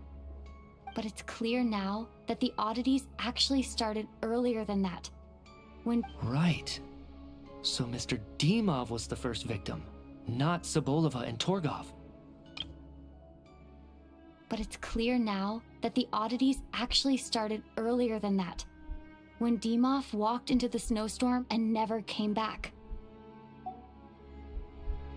And if we pinpoint that moment as the beginning of this incident, then one thing becomes clear. Alosha, you are the only person who walked into the snowstorm and came back without the help of Vojanitsa's Requiem. More precisely, Alosha never came back at all. The one who came back was the Grim Reaper. Not bad. Well, since you've backed me into a corner, I suppose there's no point in keeping up the act anymore. Alosha? You're the Grim Reaper? I am no such tired cliché. Mortals should address me as the ruler of death. Before being wiped out for good, you identified the two deceased, and even sensed my presence. A commendable achievement. Far beyond what I expected. I heard you can ferry souls. Those deaths each night. Were they your doing? Your initial conclusion was correct. Due to the existence of the two deceased, the ley lines yearned to reclaim those long-lost souls. Every night they devoured an equal number of souls to fill the void. This required no intervention from me. Though, of course, ferrying souls is indeed my authority. Here, take a look.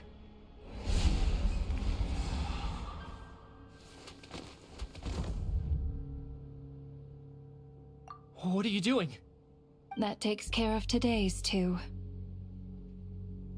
Don't get so worked up. You are already dead, and your souls must return to the ley lines. I know we're already dead. You murdered us, didn't you? Murdered? No. Murder is when mortals usurp my authority. Death is my jurisdiction. If I require someone to die, I need not resort to such laborious methods as murder. You simply met the criteria to trigger my curse of death. I know about the curse of immortality. So there's another death-related curse too? You cursed us? When? And why would you do such a thing? So often, humans pray to me, begging to know when their death will come, and what form it will take. But few people ask why. If you must have an answer, know that death comes simply because one's time has come. So you're not gonna tell us the truth? Hold your tongue. By all rights, you shouldn't even be allowed to speak with me. Those angels from the past are to blame for the reckless renovation of the ley lines here. It's made my work on this occasion infuriatingly complicated. Work? So trapping us here, making us watch our friends die, that's just another day at work for you? You clearly have a lot of questions. Fine. As a reward for your remarkable accomplishments over the past few days, I shall answer a few of your inquiries, provided they aren't too unreasonable. After the physical body dies, the soul must return to the ley lines for that person's death to be considered complete.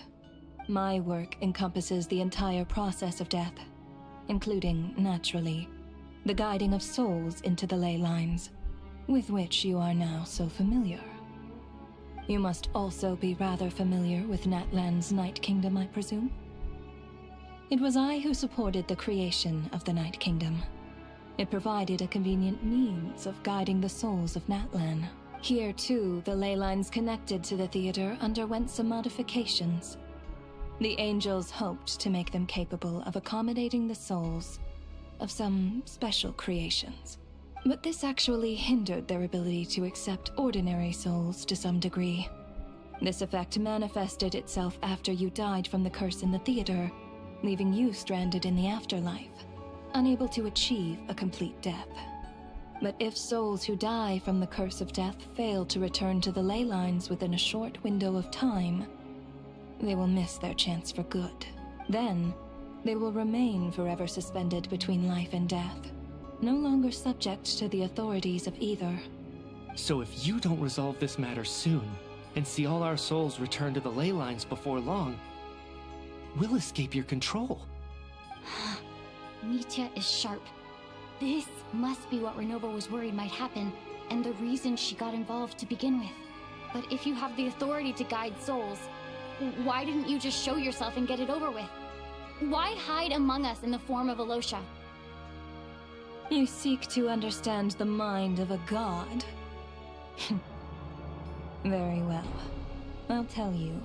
This is a theater, and I decided I wanted to watch a show about death. That's why I encouraged you to take the events to the stage. I found myself getting quite immersed.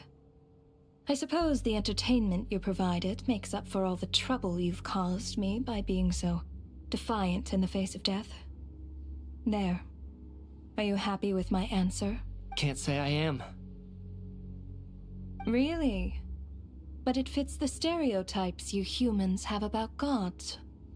Just moments ago, you were complaining about how infuriatingly complicated your work here has been. Work is work, I get it. There are times when it's a huge pain, but you just have to get it done, right?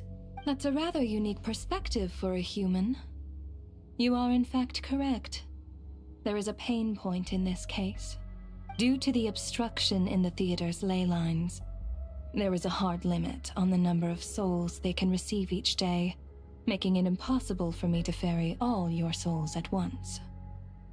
Revealing my identity too soon would inevitably have led to futile resistance, and there was a risk that any souls who chose to run would disappear. Then there was the issue of the 2 lost souls you called the deceased. The way you resolved that quandary was all part of my design. That's what I don't understand. If all of us were souls of the dead, what made their presence among us special? For centuries, they have refused to return to the ley lines, exploiting the issues created by the angel civilization to resist being drawn in. Centuries of obsession accumulated during this process. You may think of this obsession as the resentment of the dead, and in this quantity, it was a bomb that could have detonated at any moment. It reached the point where I could not afford to leave it unchecked. But the only way to fix it was to help them acknowledge their own deaths, make peace with their regrets, and willingly walk into the snowstorm. Only then, with my guidance, could they finally return to the ley lines. Otherwise, you would not like to know what the consequences would have been. I vaguely remember seeing Patashka, but in the most terrifying form. Was that in a dream? Is that what would have become of her if she hadn't returned to the ley lines? I see your dreams brought you many revelations. So you see, death in fact grants wisdom to mortals. Souls connect to all things in the world and see the chain of cause and effect between them. It's nothing unusual.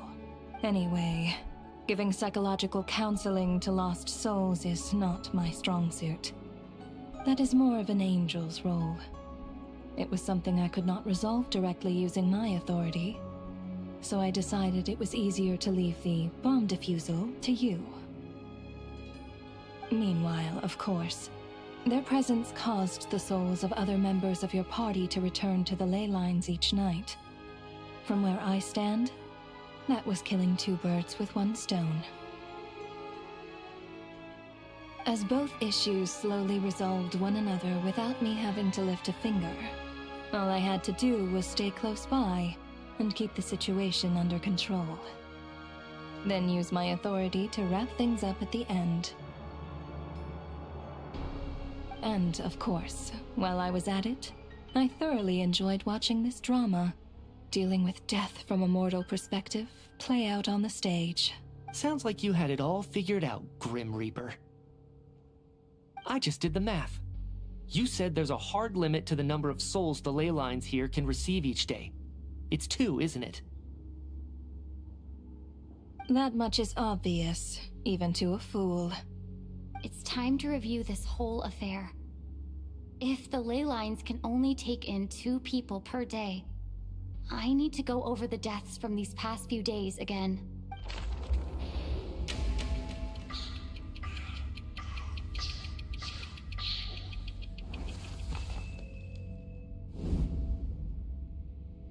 Looking back now, none of us had the faintest idea at the time. From the moment the staff member named Demoff walked into the snowstorm, the incident had already begun.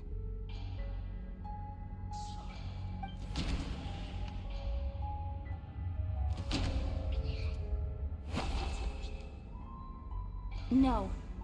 Let me go over this again.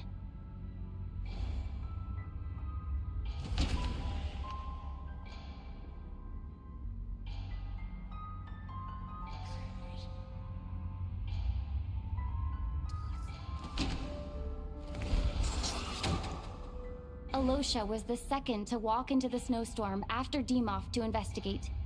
During this process, the ruler of death assumed his identity, making him one of the victims.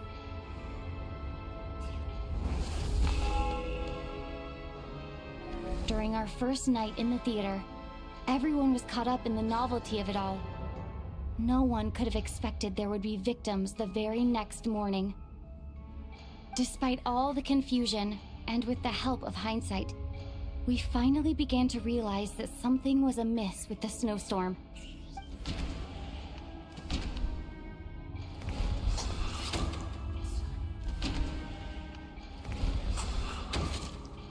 The ley lines devoured Torgov and Sobolova on the first night.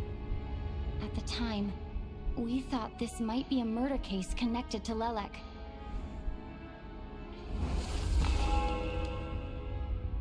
Odette and I spoke a lot that night. 3 people were on watch, but in the morning, we discovered that someone had fallen victim all the same.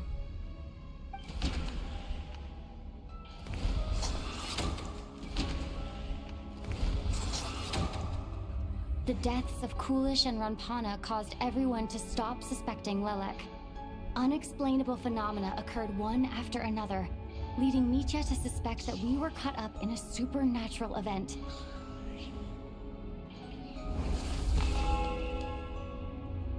Later, we discovered that there seemed to be an extra person among us, and subsequently discovered the existence of the deceased.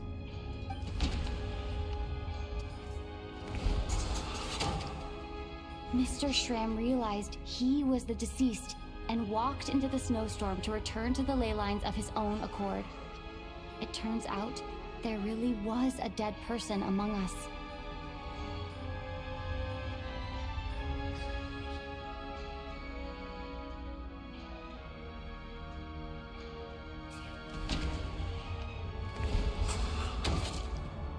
We thought it was all over, but Mr. Valeri's death was a rude awakening for everyone. Once again, the ley lines consumed him during the night. A lot happened today. Mr. Valeri's death led us to discover the connection between the number of deceased and the number of victims during the night.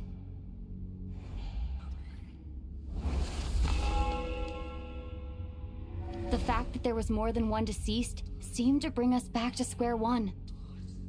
Odette revealed some information she had been keeping to herself.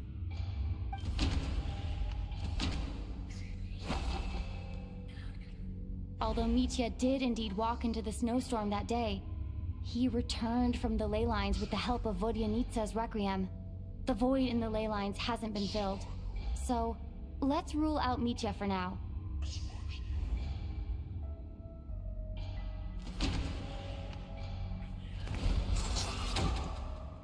As it happened, Petashka filled the void left by Mitya's return from the ley lines by walking into the snowstorm this morning. The girl I thought was Child's sister, Tonya, turned out to be another of the theater's deceased.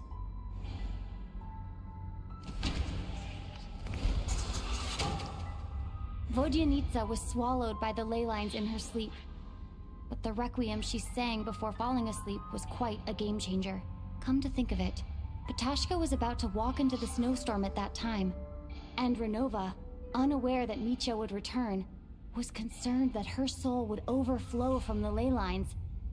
That's why she used Alosha's voice to try and persuade her to stay behind. Looking back, I suppose that was an early slip-up on her part.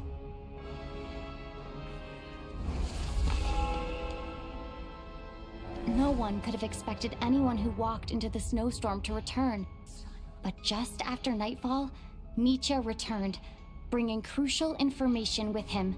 Various truths began to surface, including that all of us were already dead, and that the ruler of death was here among us. Then, after revealing her true form, Renova callously claimed 2 souls.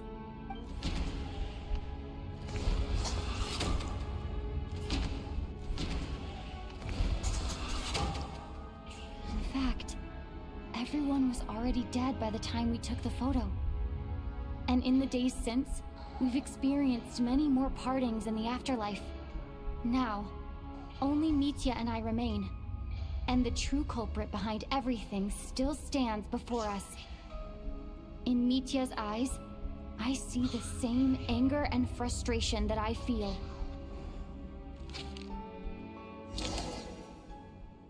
That covers everything. It's all clear now. Your work isn't finished here yet, is it? The Traveler and I are still standing here, safe and sound. The Water Imp's song threw things off a little, but it is of no consequence. The ley lines have already anchored your soul, and the first ray of light tomorrow morning will take you back.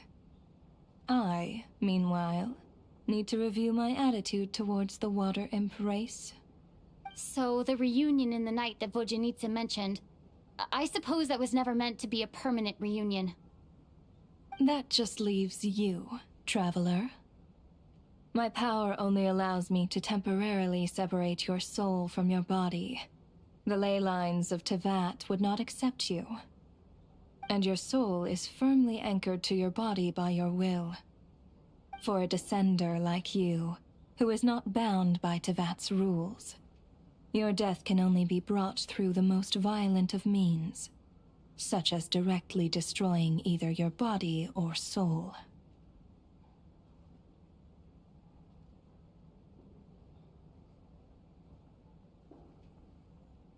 I have no interest in involving myself with Descenders. For now.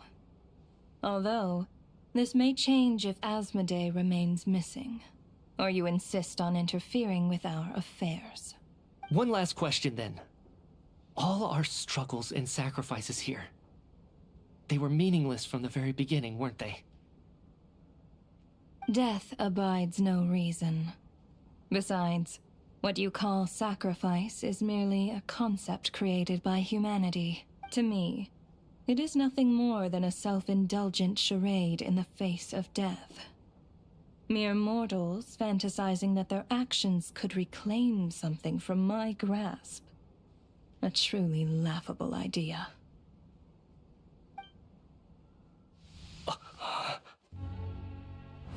Grim Reaper, you really know how to get on my nerves. I'm not here to ingratiate myself with you. I kill merely because your deaths are necessary. Oh, you've made that quite clear. But humans don't take well to being scorned. Not even by the gods.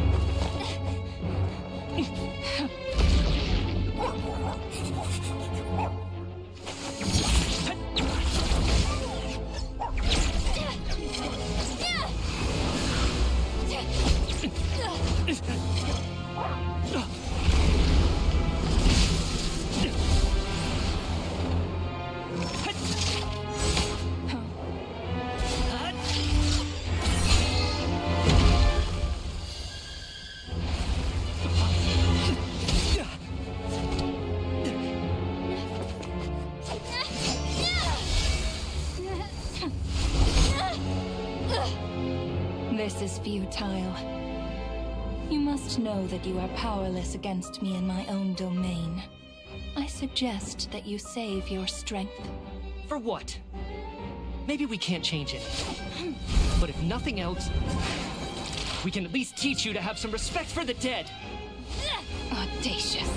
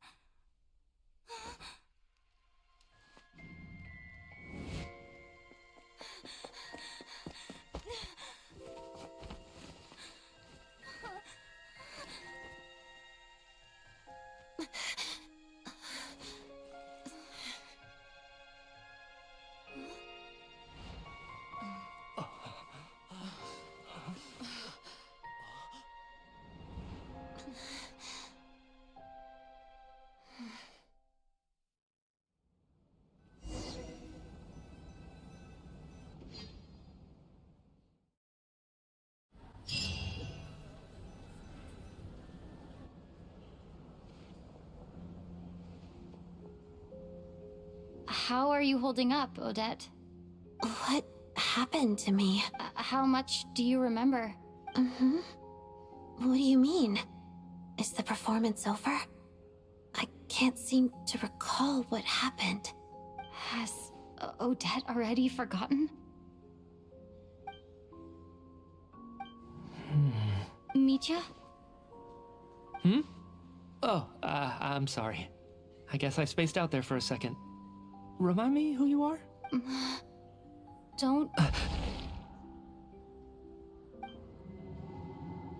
Yeah, I remember now, comrade. Looks like we guessed right. Just like me when Odette found me at the Armory Palace. For some reason, everyone killed by the Ruler of Death eventually came back to life. Just with one catch.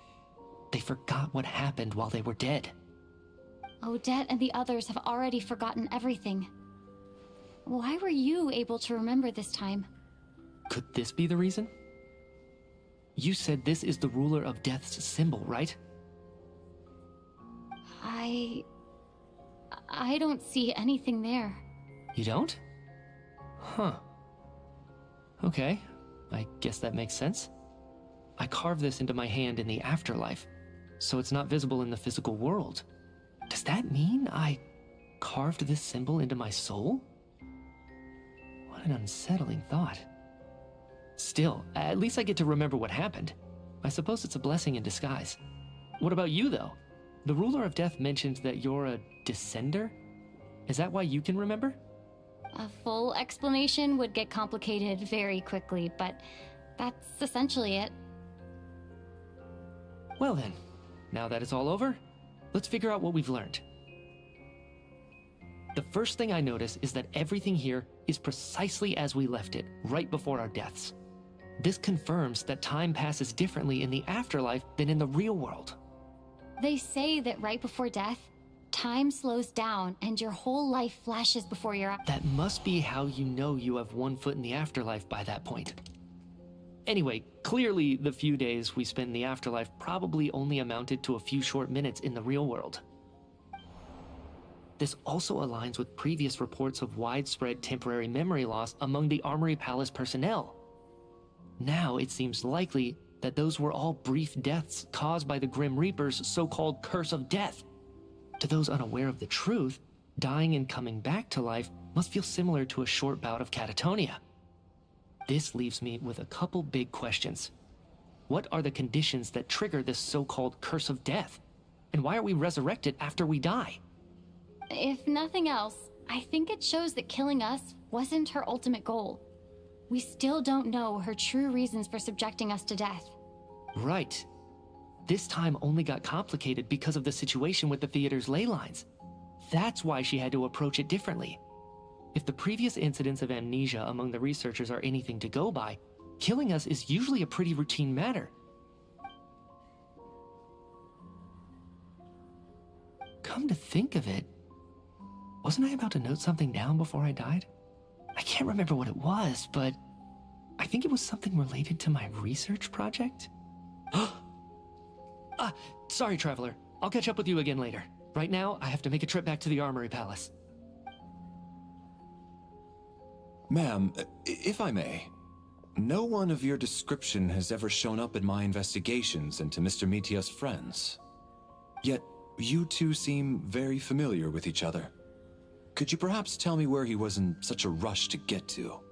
And, by the way, have we ever crossed paths? Forgive the presumptuousness, but I feel a vague and indescribable sense of familiarity about you. I can explain everything. Could you help me gather everyone in the theater in one place?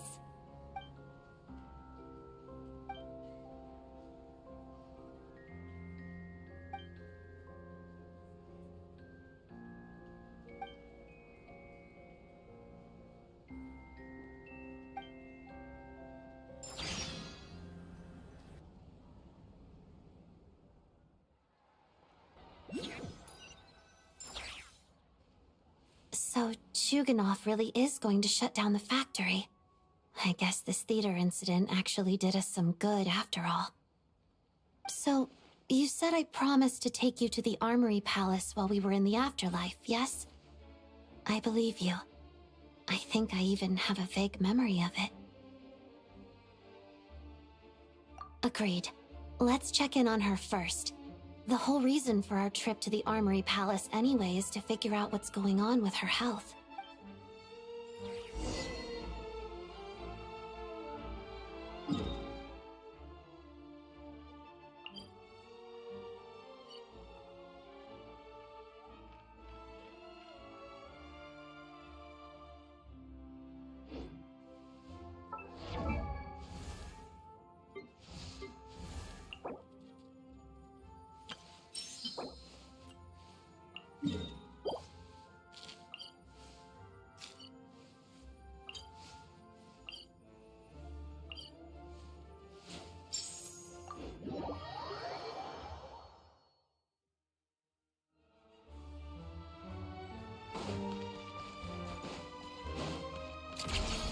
Pick up the pace.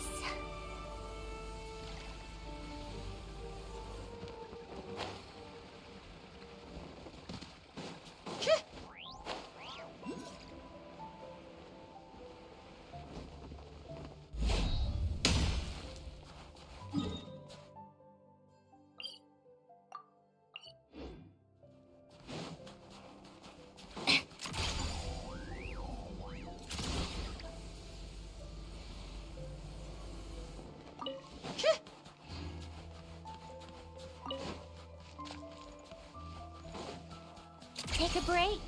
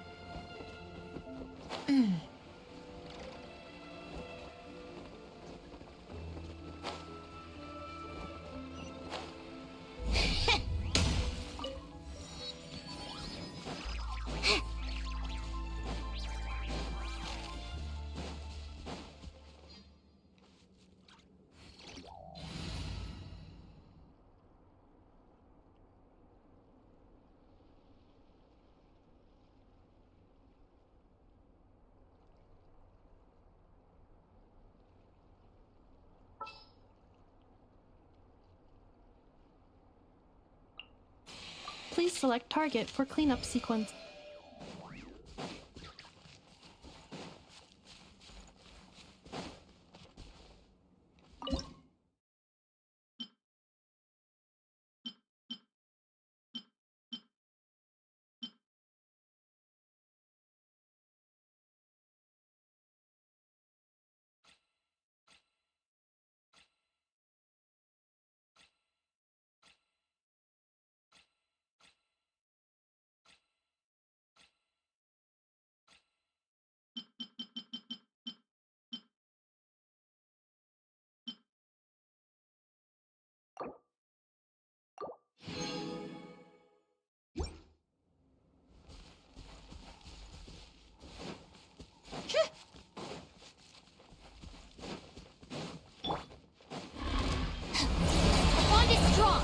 Installation chamber. Let's begin. How to duck.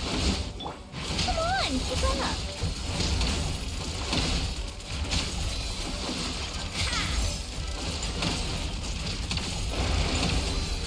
Take a break. Stand with me. Cleanup sequence initiated. Shadow me. How tiresome. What a joke.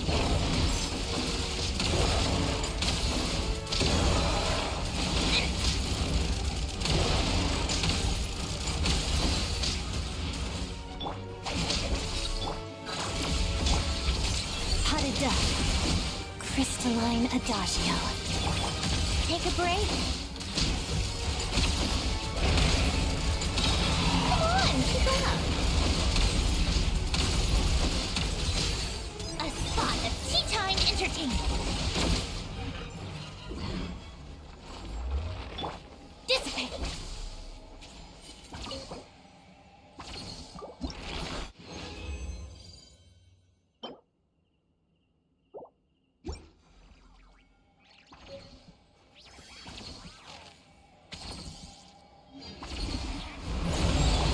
Defensive mode engaged. Our bond is strong. Together. Pirouette.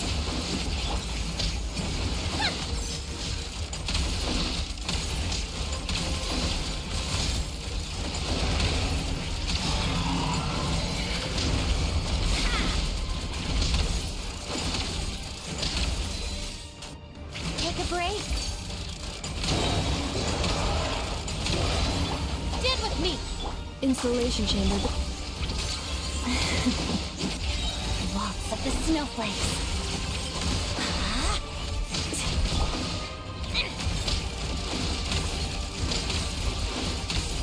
Let's test my hypothesis. Come on, keep up.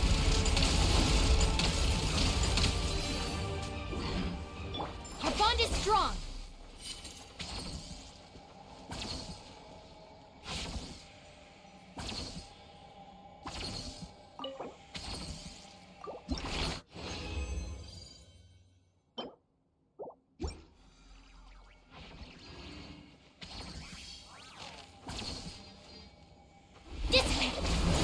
Defensive mode engaged. Let's begin.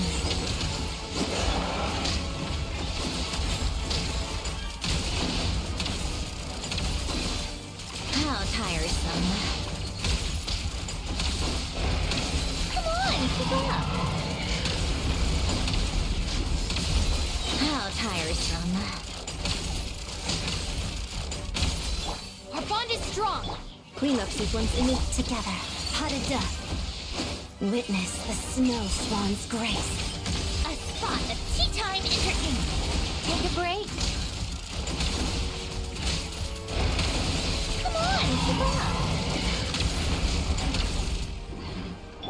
Dissipate.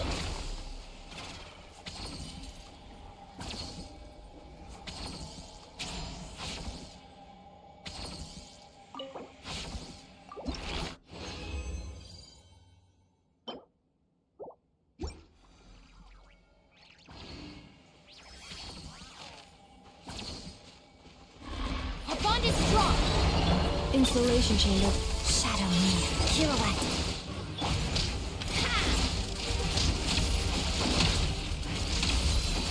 Take a break.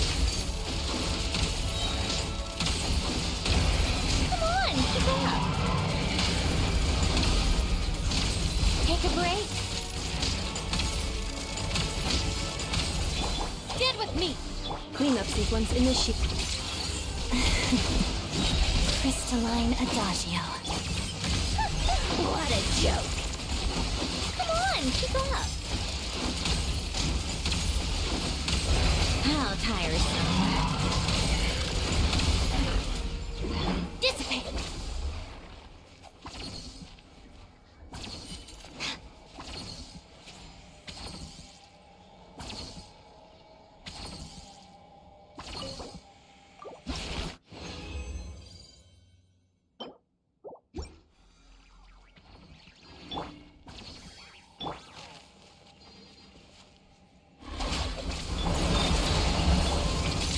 Pirouette.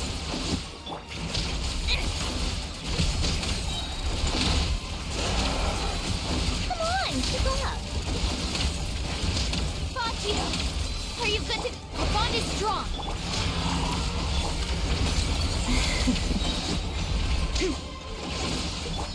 Take a break.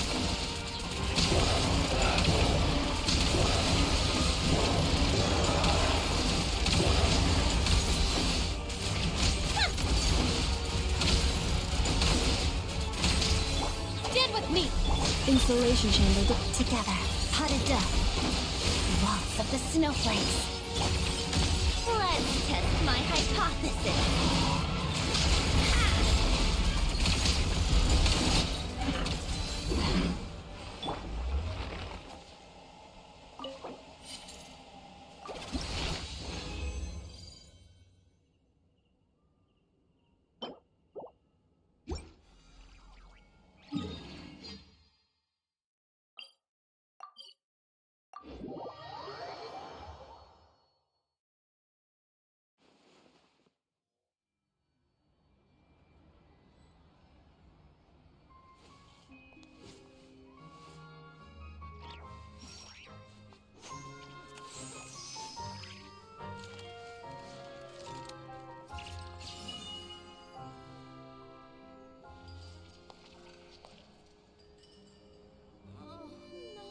You all miss the good times.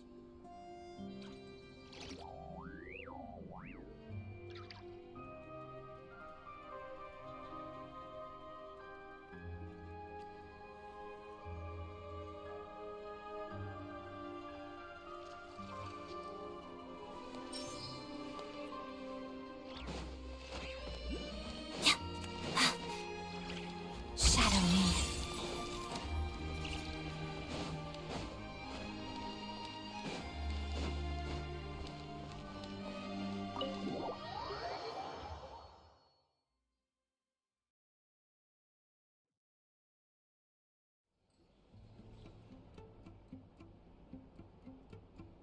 I'm finally back. Even though a long time has passed from my perspective, as far as Paimon's concerned, I probably just went out to watch a very short show. I should keep my emotions in check when I see Paimon again, or it'll seem weird. Wait. The atmosphere here feels off. Shh. Stay quiet. Let's go inside. Have we still not been able to notify Child yet? We need new orders. What if that person comes back again?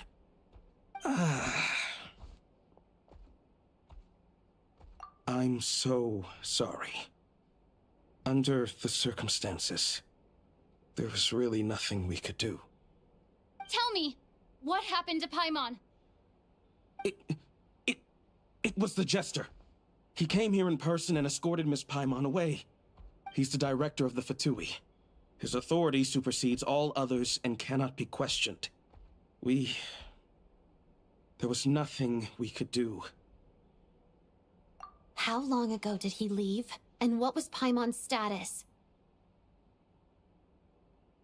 It was about an hour ago. Miss Paimon was fast asleep at the time.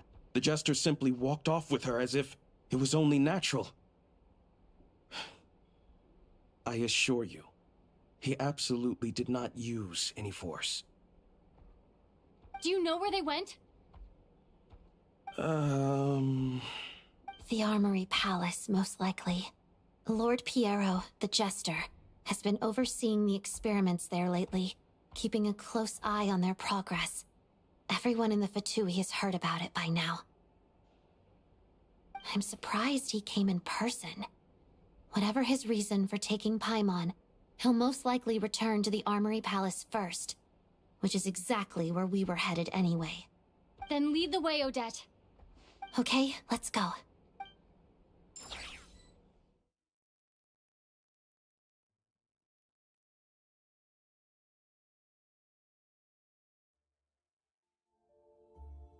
It's just up ahead. Quick, let's get inside. No, I'll go alone. You know I'm planning to force my way in. You're with the Fatui, so you should stay outside. I was hardly planning on taking you through the official channels anyway. I'm here to force my way in, just like you. I may be a Fatus, but I'm also Lelik, enemy of Project Stuzha. Paimon's safety is paramount right now. With me around, you'll have an extra pair of hands. There might be devices inside that are easier for an insider to deal with.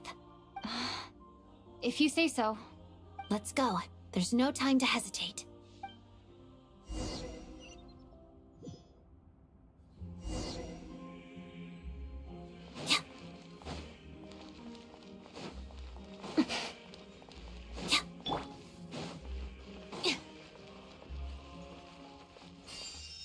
Hey, who are you?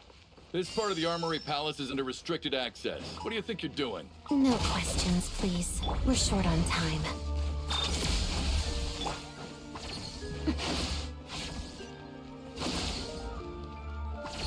Make short work of you.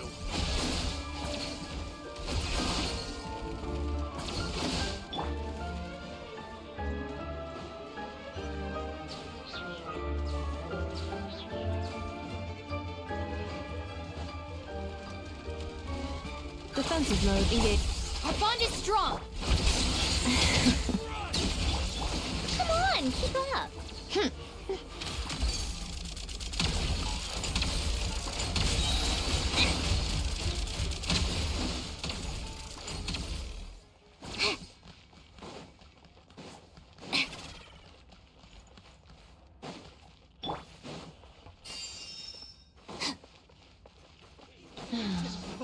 Footsteps of the Empire. Cleanup sequence. Let's begin. Pirouette. A spot of tea time entertainment. How tiresome. You can't run from death. Our bond is strong!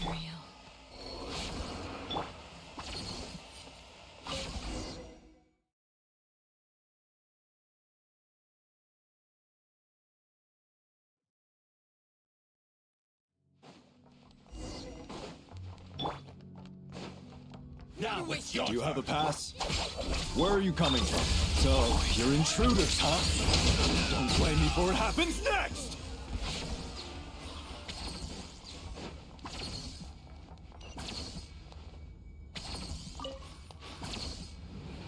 The Armory Palace is hidden this deep in? This place is much bigger than I imagined. They're conducting top-secret research, after all. The deeper it's hidden, the better, is standard Fatui logic.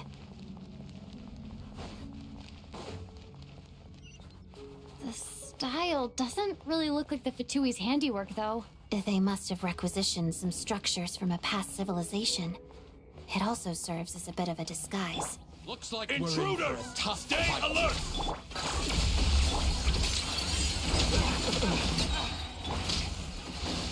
Come on, keep up.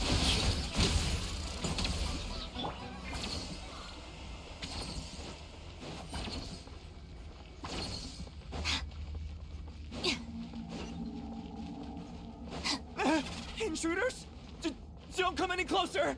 Just what are you guys trying to do here? I'm gonna fix your skull! Defensive mode engaged. Together. Crystalline Adagio. How tiresome. No one interfered in the Jester's work!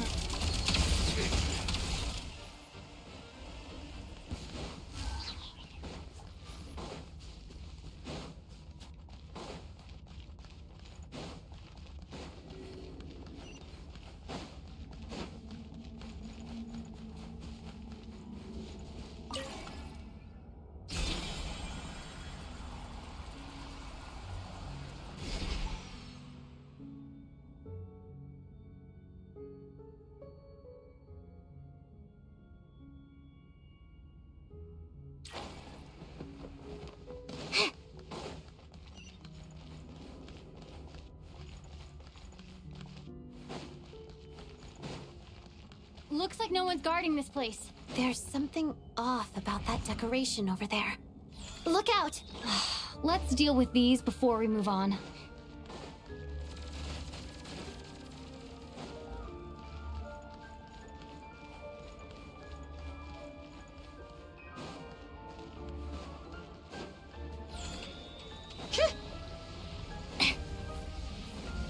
Ouch. Our bond is strong. Cleanup sequence initiated.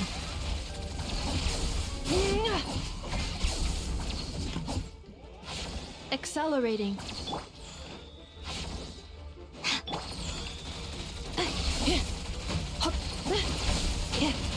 Defensive mode engage. Dissipate.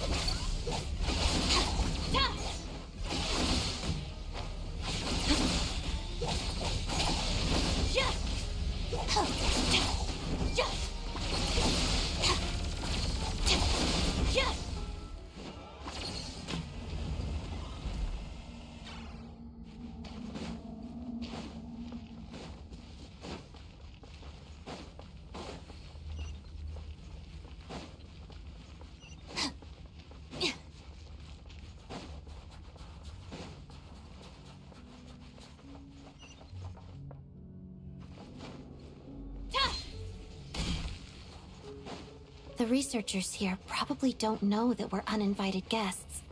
Let's try not to hurt them. What's the big star from the theater doing here? That's Miss Odette. She's a member of the Fatui. Don't tell me you didn't know that.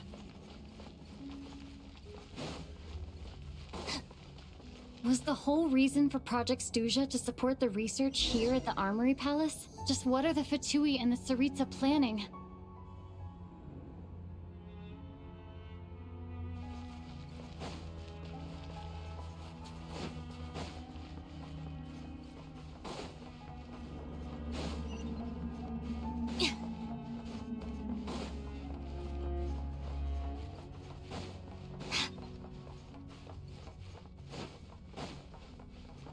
Whoa! Who are you? Never seen you around here before. Looks like there's no way through here. Maybe using the power of this prism could help?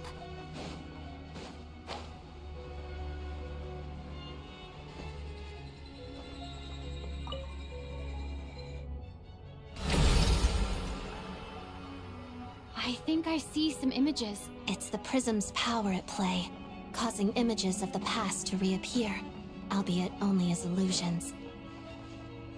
Paimon and the Jester? Is this another scene from the past? Yes. It looks quite old, though. I don't think it happened in the recent past.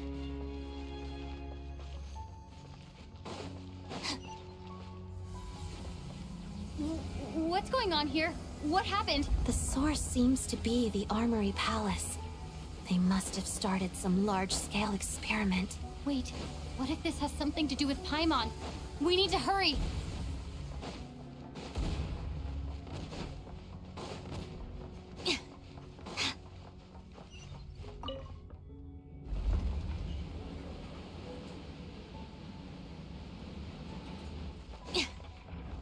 We're almost there. The Armory Palace is just up ahead. Paimon, please be okay. Cleanup sequence in it. Shadow me. Harada. Mission over.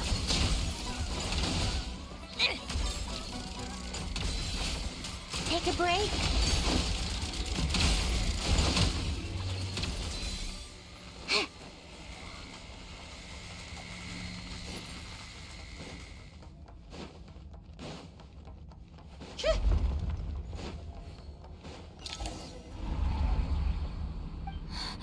What's going on?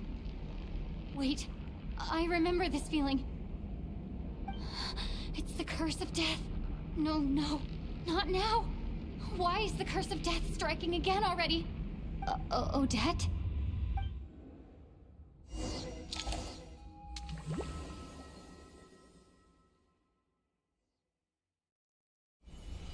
Is this the afterlife again?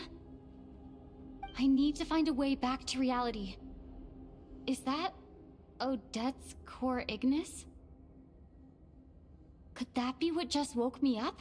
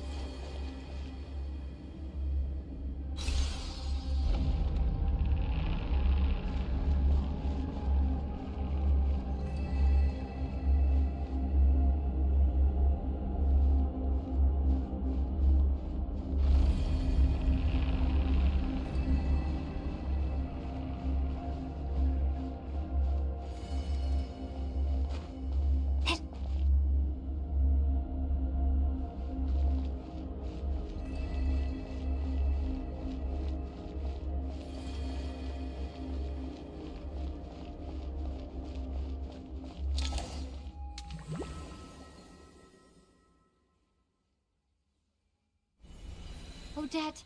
Odette! No signs of life, but past experience says that she should be resurrected before too long. Did Odette intentionally use her core Ignis to guide my soul? I feel like something similar happened in a dream I had before. Thank you, Odette. If not for you, my soul wouldn't have found its way back to my body so quickly, and I might not have woken up so soon, but I'm sorry. I don't have time to protect you. I have to use the time you bought me to get Paimon back.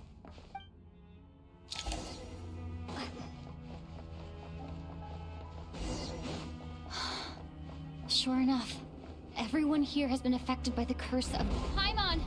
Paimon! No, wait. Paimon probably didn't escape Renova's curse either.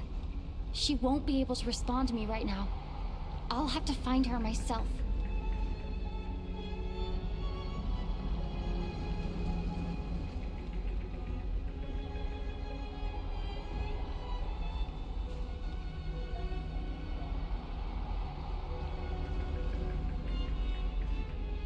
Mitya! Is this the laboratory he works in? What happened here to trigger the curse of death again so soon? I'll have to ask him when he wakes up. Finding Paimon has to take priority now.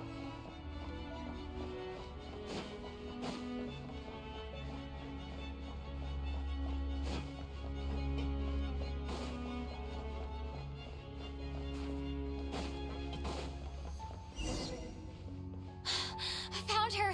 Paimon really is here!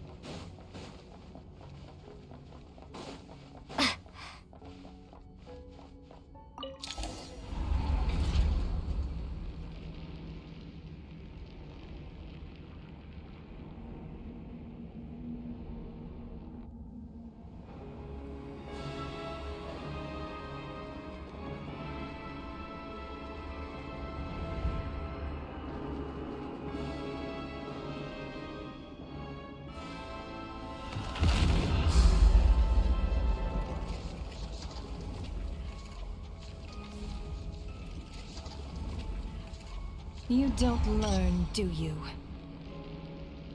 You've already been involved in one mass death, and now you show up at the scene of another. This might have passed for a coincidence the first time, But a second time? Am I to assume you are intentionally interfering in Snezhnaya's affairs? Judging by your expression, it seems that you understand little of what is going on here. In that case, a word to the wise. Do not interfere in Snezhnaya's affairs. A civilization that fails to learn its lesson constantly depletes its own worth. It will one day lose any reason for its existence. And as a descender, you are perfectly suited to be the lifeline to which a dying civilization might desperately cling. Consider your position carefully.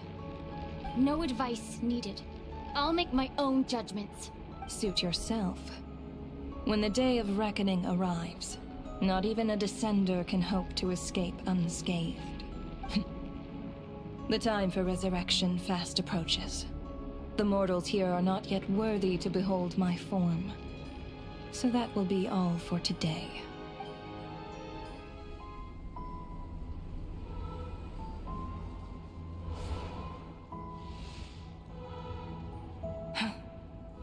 That thing is coming with me.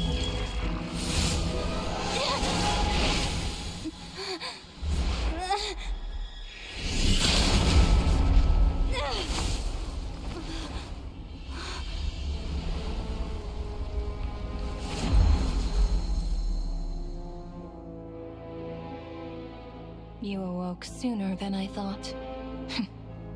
The curse of immortality is stubborn, unable to enter the ley lines, yet not content to remain a spirit.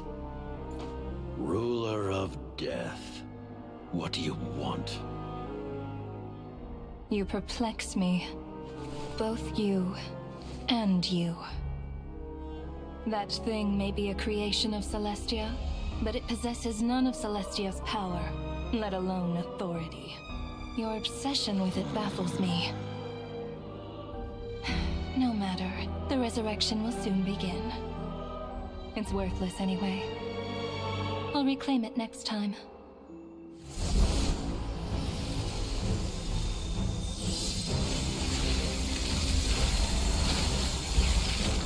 Hey, who says there'll be a next time?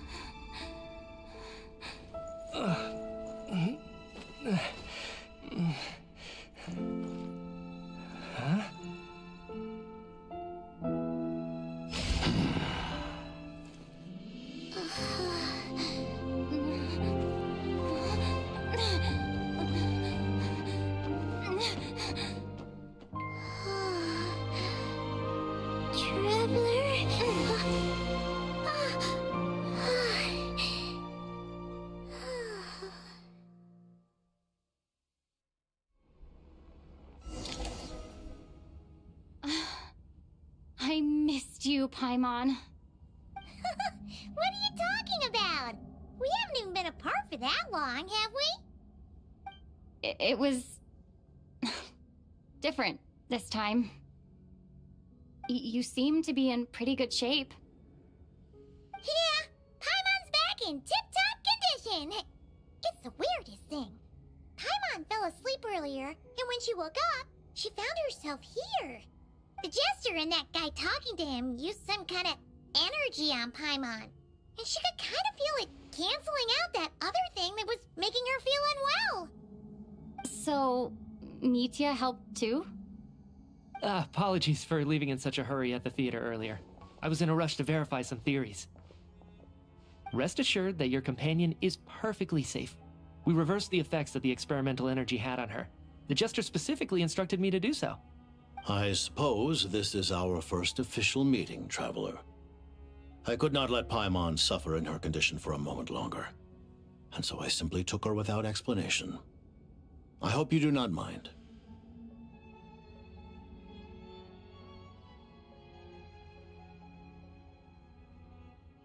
But why would a big shot like you care about what happens to Paimon? As I said when you first arrived in Snezhnaya, we once spent some time together in the distant past. Oh yeah, you did mention that. Yeah, Paimon did think you seemed strangely familiar the first time we met. I'm afraid the reminiscing will have to wait. Mitya, let us continue with the report. What conclusions, if any, did you reach from conducting the final experiment of our energy research ahead of schedule? The good news is, my hypothesis regarding the Ruler of Death has been verified. As for the bad news, I recommend we suspend the experiments and Project Mistleton until further notice. Currently, we have no means with which to make a breakthrough. I say this purely as a scientist, guided by reason alone. I will trust your judgment. We shall put the project on hold until the Ruler of Death has been eliminated. Wait, what are you guys talking about? You want to get rid of Renova? Like, how? By killing her? By whatever means necessary, so long as it removes the threat she poses to us. Until then, everything we do will be in vain. After what just happened, I've ascertained Renova's goal. Or rather, the trigger condition for the Curse of Death. Okay, let's hear it. What she's doing is blocking Snezhnaya's technological progress, preventing us from possessing any means with which to threaten the heavenly principles.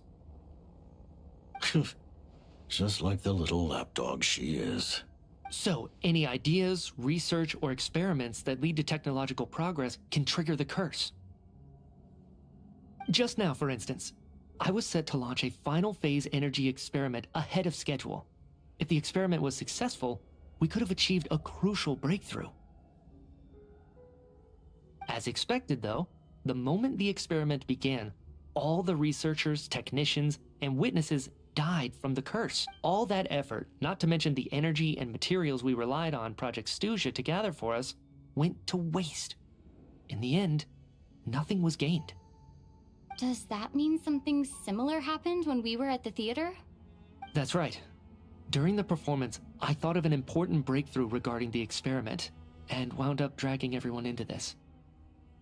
So the nature of the curse seems to be something like, when moments of technological progress occur, all life in the vicinity is taken away.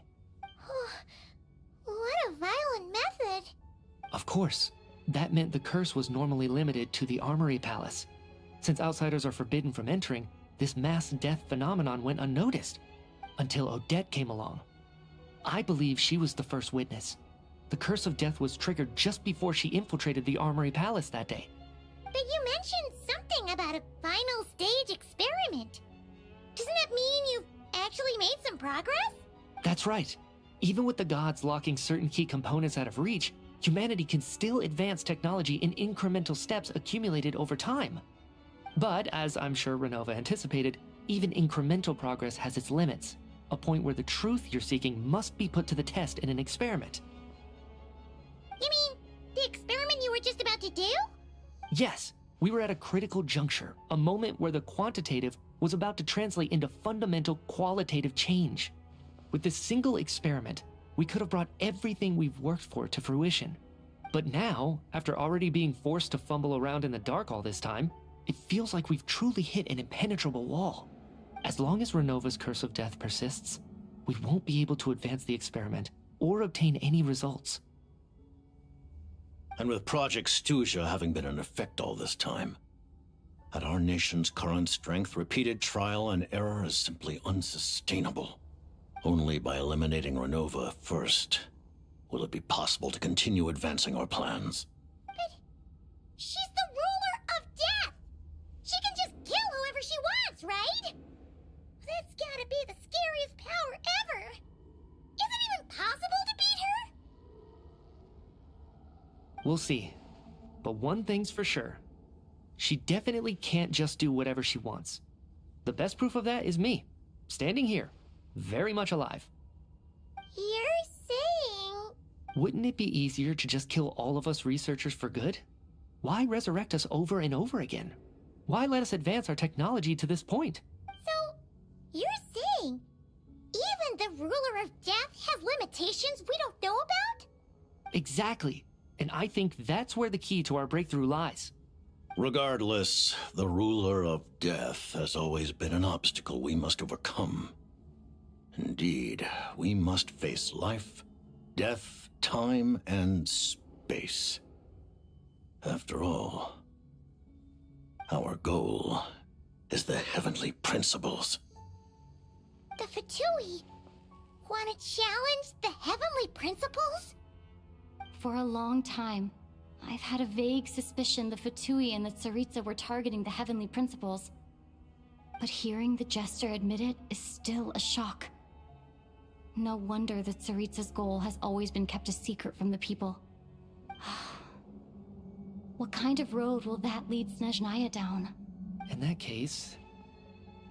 Lord Jester, I would like to request some leave. I'd like some time to organize my thoughts and go over the data. Granted. Get some rest, put the experiment out of your mind, and take care that the curse of death doesn't affect any civilians.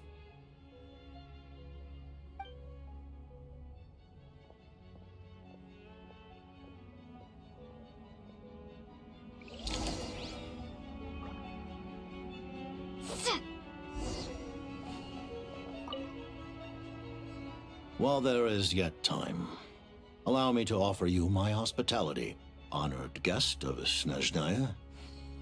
Is there anything you wish to know?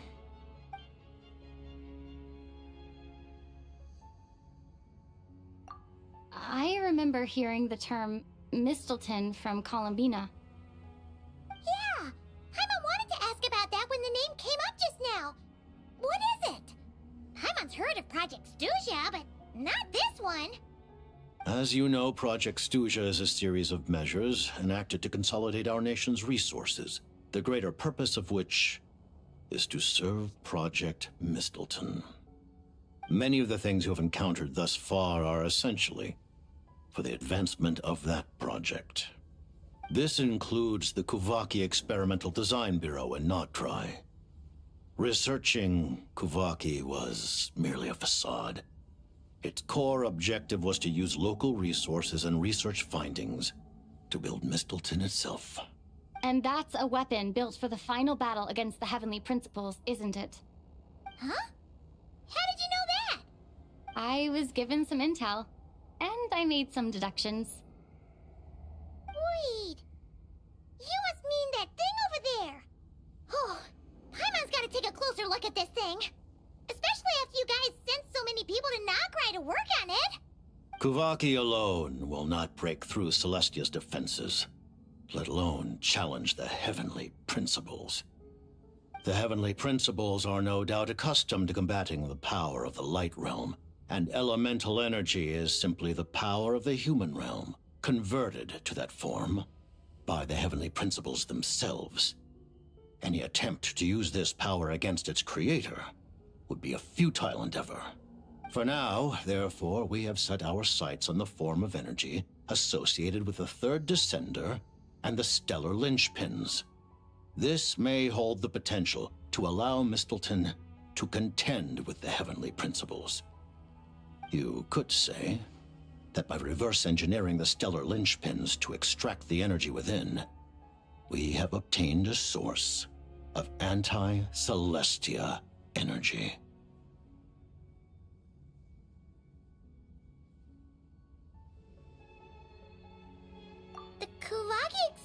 Design Bureau, Project Stuja, and the new energy experiments. Huh. So, Project Mistleton is what ties it all together. And it looks like your plan is almost complete. No wonder the Ruler of Death came after you!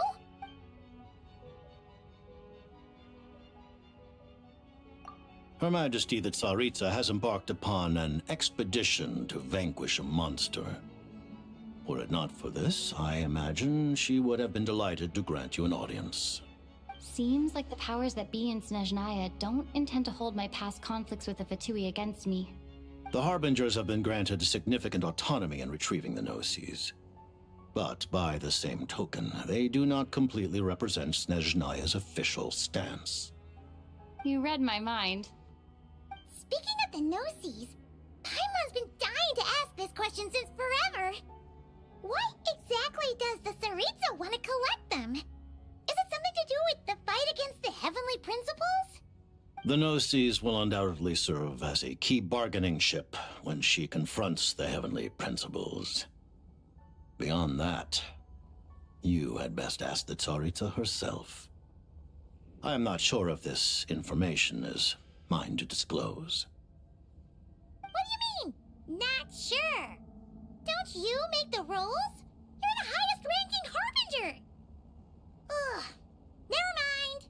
Taking on the Heavenly Principles is something most people wouldn't even entertain in their wildest fantasies. Why is the Tsaritsa so fixated on this? In Tevat today, civilization is nothing but an illusion. Something whose very existence can be negated at any moment.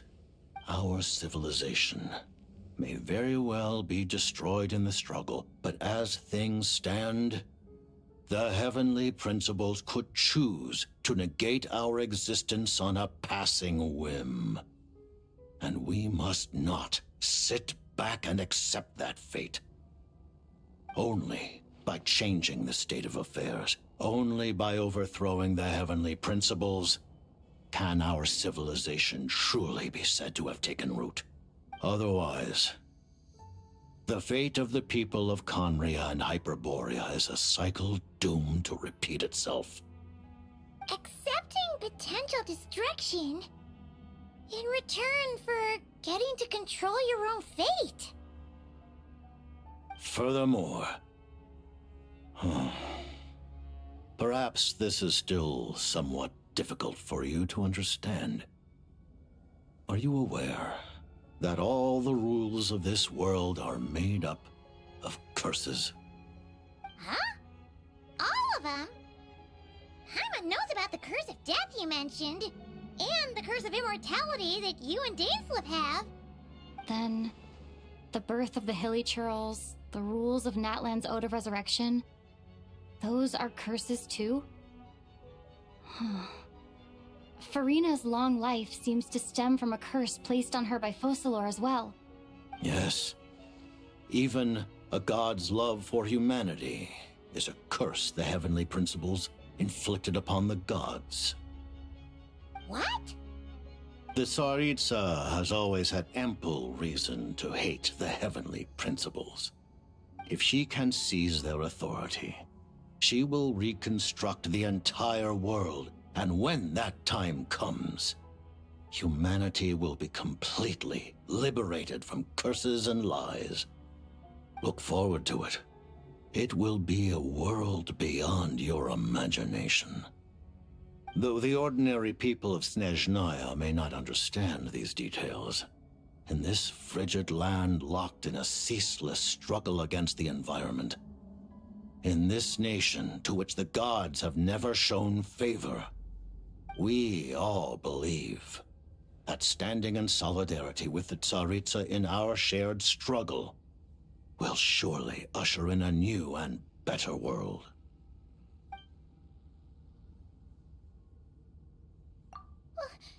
Paimon really doesn't remember. He's basically a stranger. You gotta believe Paimon. Allow me to explain. The reason Paimon reacted to the anti-Celestia energy developed by the Armory Palace, is because she comes from Celestia herself. More specifically, she is one of its creations. Paimon? A creation of Celestia? Oh, right.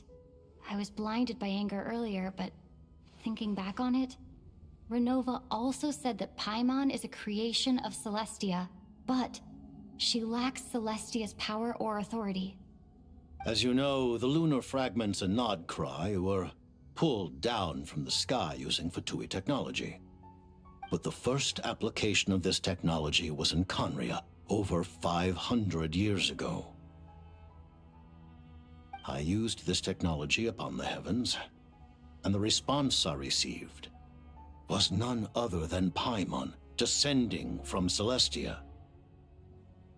I presented her to the Vinster King, but he took no interest in this gift, nor did it satisfy him. Paimon then took up temporary residence in my palace until, of course, the arrival of the Cataclysm. Wait, Paimon's a little confused. You're talking about things that happened in Conria 500 years ago.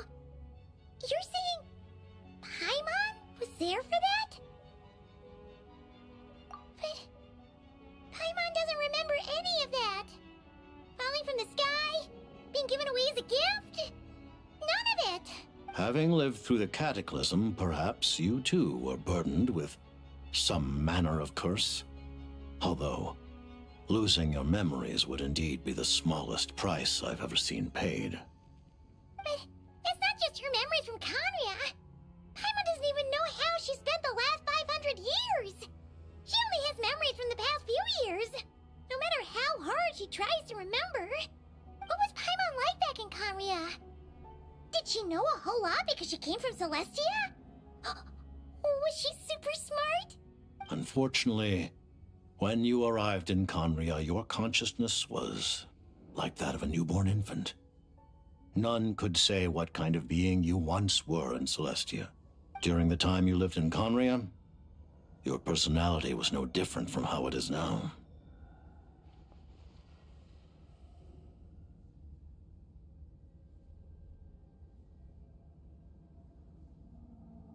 Ah, man! Paimon's plan to get her memories back and become super smart is ruined before it could even start. You know, even though Paimon lost her memories, she still feels weirdly close to you for some reason. That must mean you took pretty good care of Paimon back then, huh? On the contrary, I completely ignored your existence. I was entirely focused on my struggle against Troptatir the Wise. But now, as I see it, it is as if you are the only sane thing that survived that era of insanity, and thus are worthy of protection. Noted. Man, Paimon's gotta stop projecting friendship on everyone she meets. But, Traveler? Even though you know Paimon's some creation of Celestia now, you still want her, right? You're not going to abandon her? Oh, phew! That's a relief. Paimon's just learning about this, too. She's barely even processed it.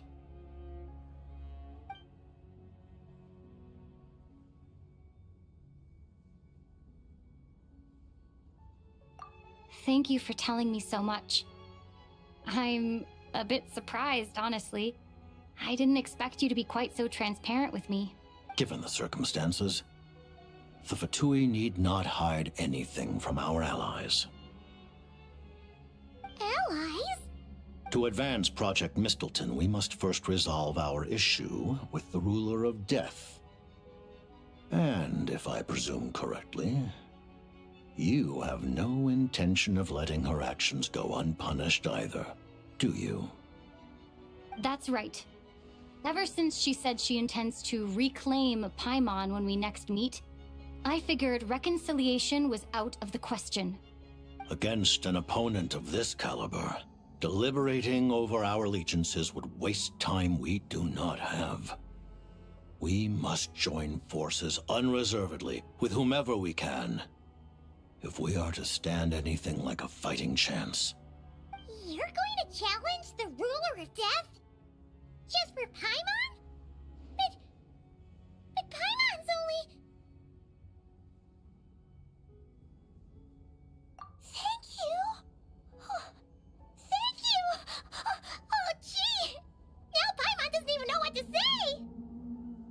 Anyway, Paimon's super touched!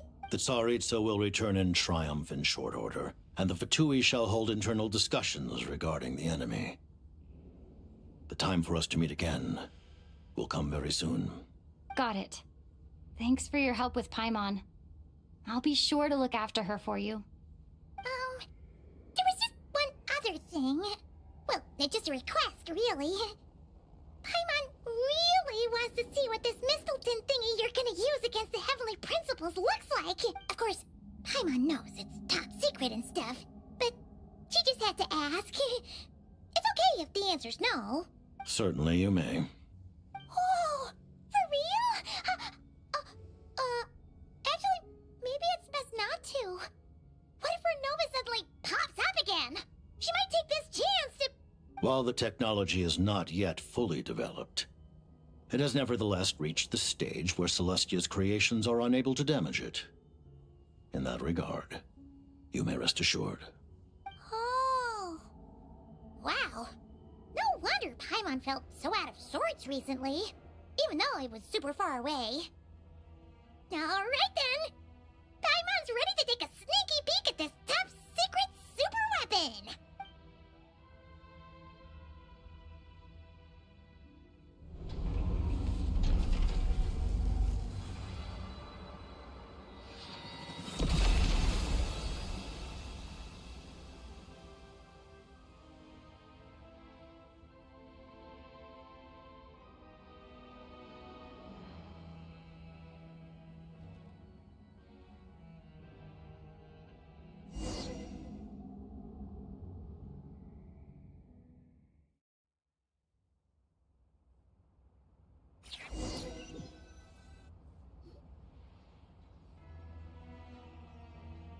Huh? Oh, hey there, Odette!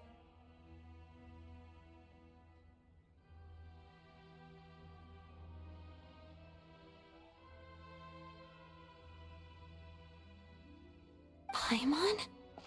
You're okay. Thank goodness. You look well. Have you recovered? Long story short, yep, Paimon's all better. What are you doing here? Were you waiting for us? That's right. When I woke up, I wanted to go in after you, but the guards had woken up as well. It would have been tough to take them on alone, and there was no easy way to sneak past them. So I returned the way I came and waited for you here. It was thanks to you that my soul found its way back to my body so quickly. Huh. That actually worked? Nice. I just figured I'd try my luck when that ominous feeling struck me. Really, you should be thanking this thing instead. Anyway, and now that things here are all taken care of, I have other things I should get back to.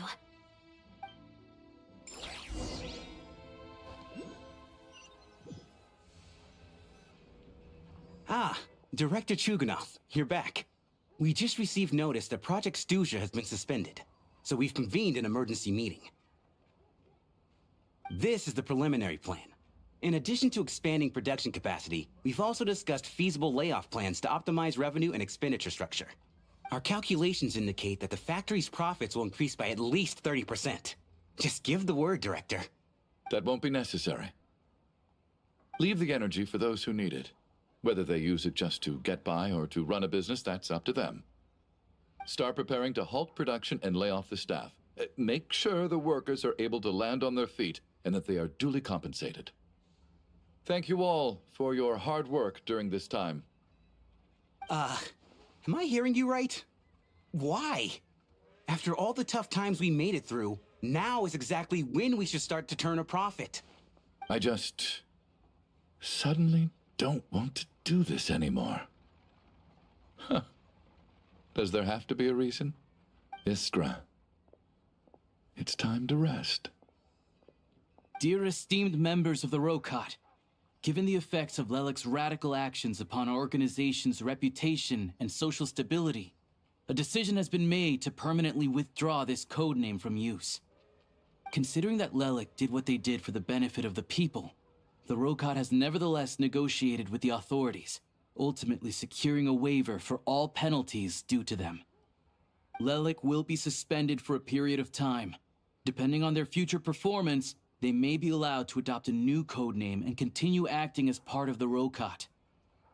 The purpose of this notice is to remind everyone once again that motives and methods are equally important when one operates in the shadows. Even with Project Stooge's suspension and our interim operational victory, we must guard against complacency and rashness and work to consolidate the progress we have made so far.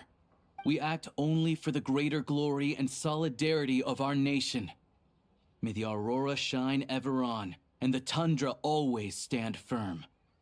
We act only for the greater glory and solidarity of our nation. May the aurora shine ever on, and the tundra always stand firm. Looks like it's finally over. You mean for us? Just thinking out loud. I've never seen the Snezhnaya Vecha so lively before.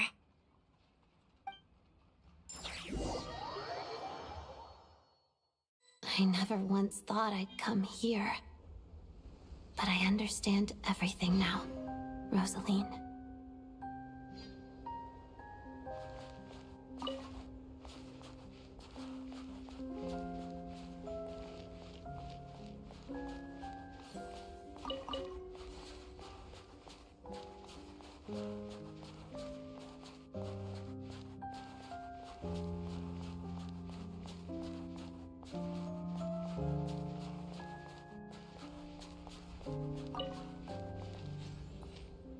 I've seen Spirit Seeker performed many times, including by your mother.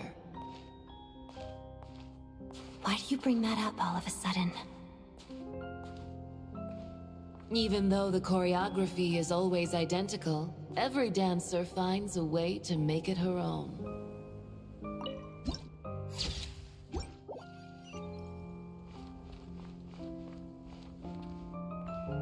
So you actually want to talk to me about ballet?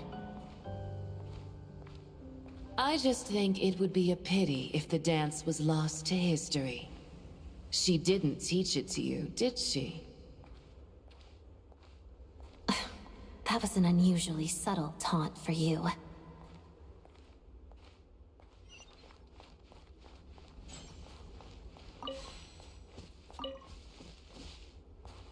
We embraced one another on the snow-swept plains, melting the ruthlessness of time. But when our bodies, in pieces, are cast to the winds, what of our love will remain behind?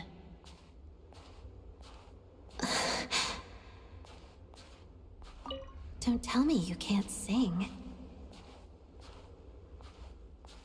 Shush.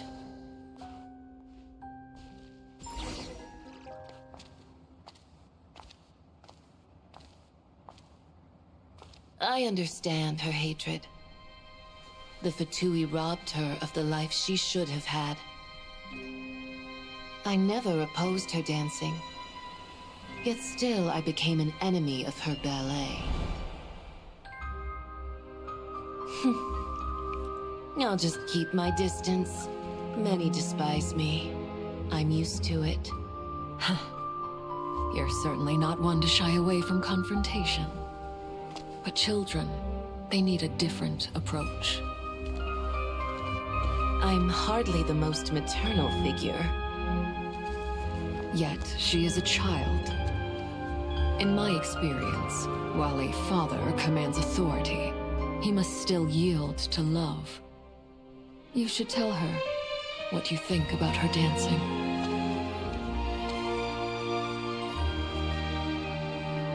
Odette will soon take the stage at the Koralyevsky Theater.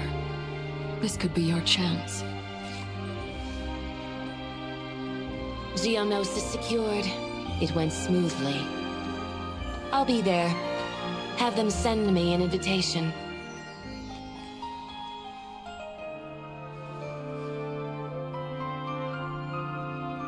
Sadly, things didn't work out. Her final words are inside that block of ice. This? Aren't these for monitoring her subordinates? Not yours. This one isn't her witch's flame, but my two worlds' flames. The two worlds' flames can burn away memories. It was my parting gift to Rosaline.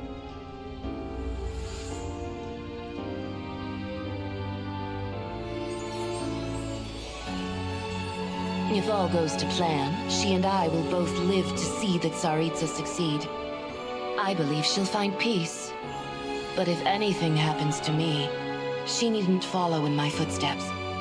The cryo-energy will fade away in time. Then the two worlds' flames will burn away all memories of the Fatui. She'll be free to dance. She deserves this. I will handle the aftermath. The choice is yours, child.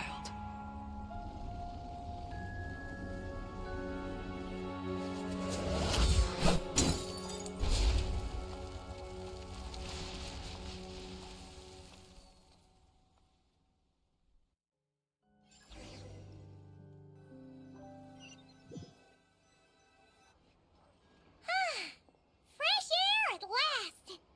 Paimon's head isn't spinning anymore, and the fever's all gone. Paimon's finally free to fly again! Oh, it's nice to finally know where Paimon came from, too. It did make Paimon a little nervous at first, but it's such a relief now.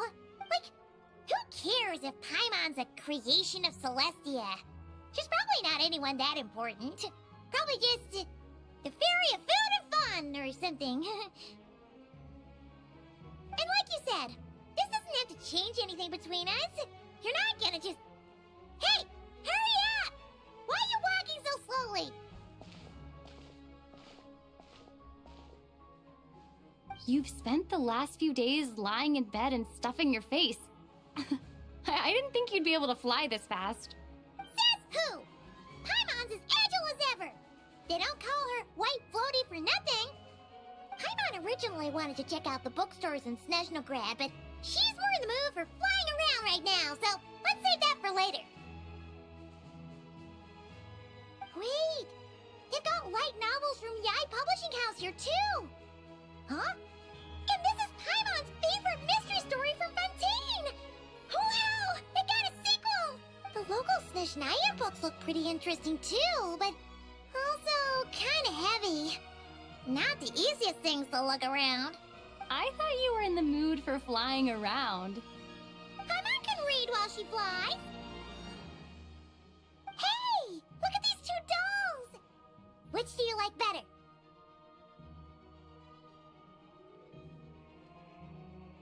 Alright! Boss, we'll take both. Paimon will have the other one. Oh, I thought we were only getting one. All right, fine, I'll pay. There you are. Thanks for visiting. Paimon will grab this and then... Huh? Huh? Huh? How many layers does this thing have? And what are you laughing at? Huh. You knew all along, didn't you? A whole bunch of people are gathered over by the plaza. Hey, look! That looks like Tartaglia! Hey, Tartaglia! I know that voice. Of course. If it isn't Paimon and my old comrade. You're looking well, Paimon. All better? Yeah! The jester knew what was wrong and fixed Paimon right up! Thanks for sending someone to keep Paimon safe, too. Oh, yeah. About that. That was kind of embarrassing. Who could have known that our director would go looking for you in person? So sorry for the misunderstanding. Oh, right. Let me introduce you. This is my little sister, Tonya. Hello, Tonya. Hello. Firstly, I'm really sorry about my brother. Sounds like he's caused you no end of trouble. Hey now, why'd you have to start with that? Not that it isn't true, of course. So she's the real Tonya. She said you two didn't manage to meet up at the theater. She waited ages for me, and when I didn't show, she got a little worried and went outside.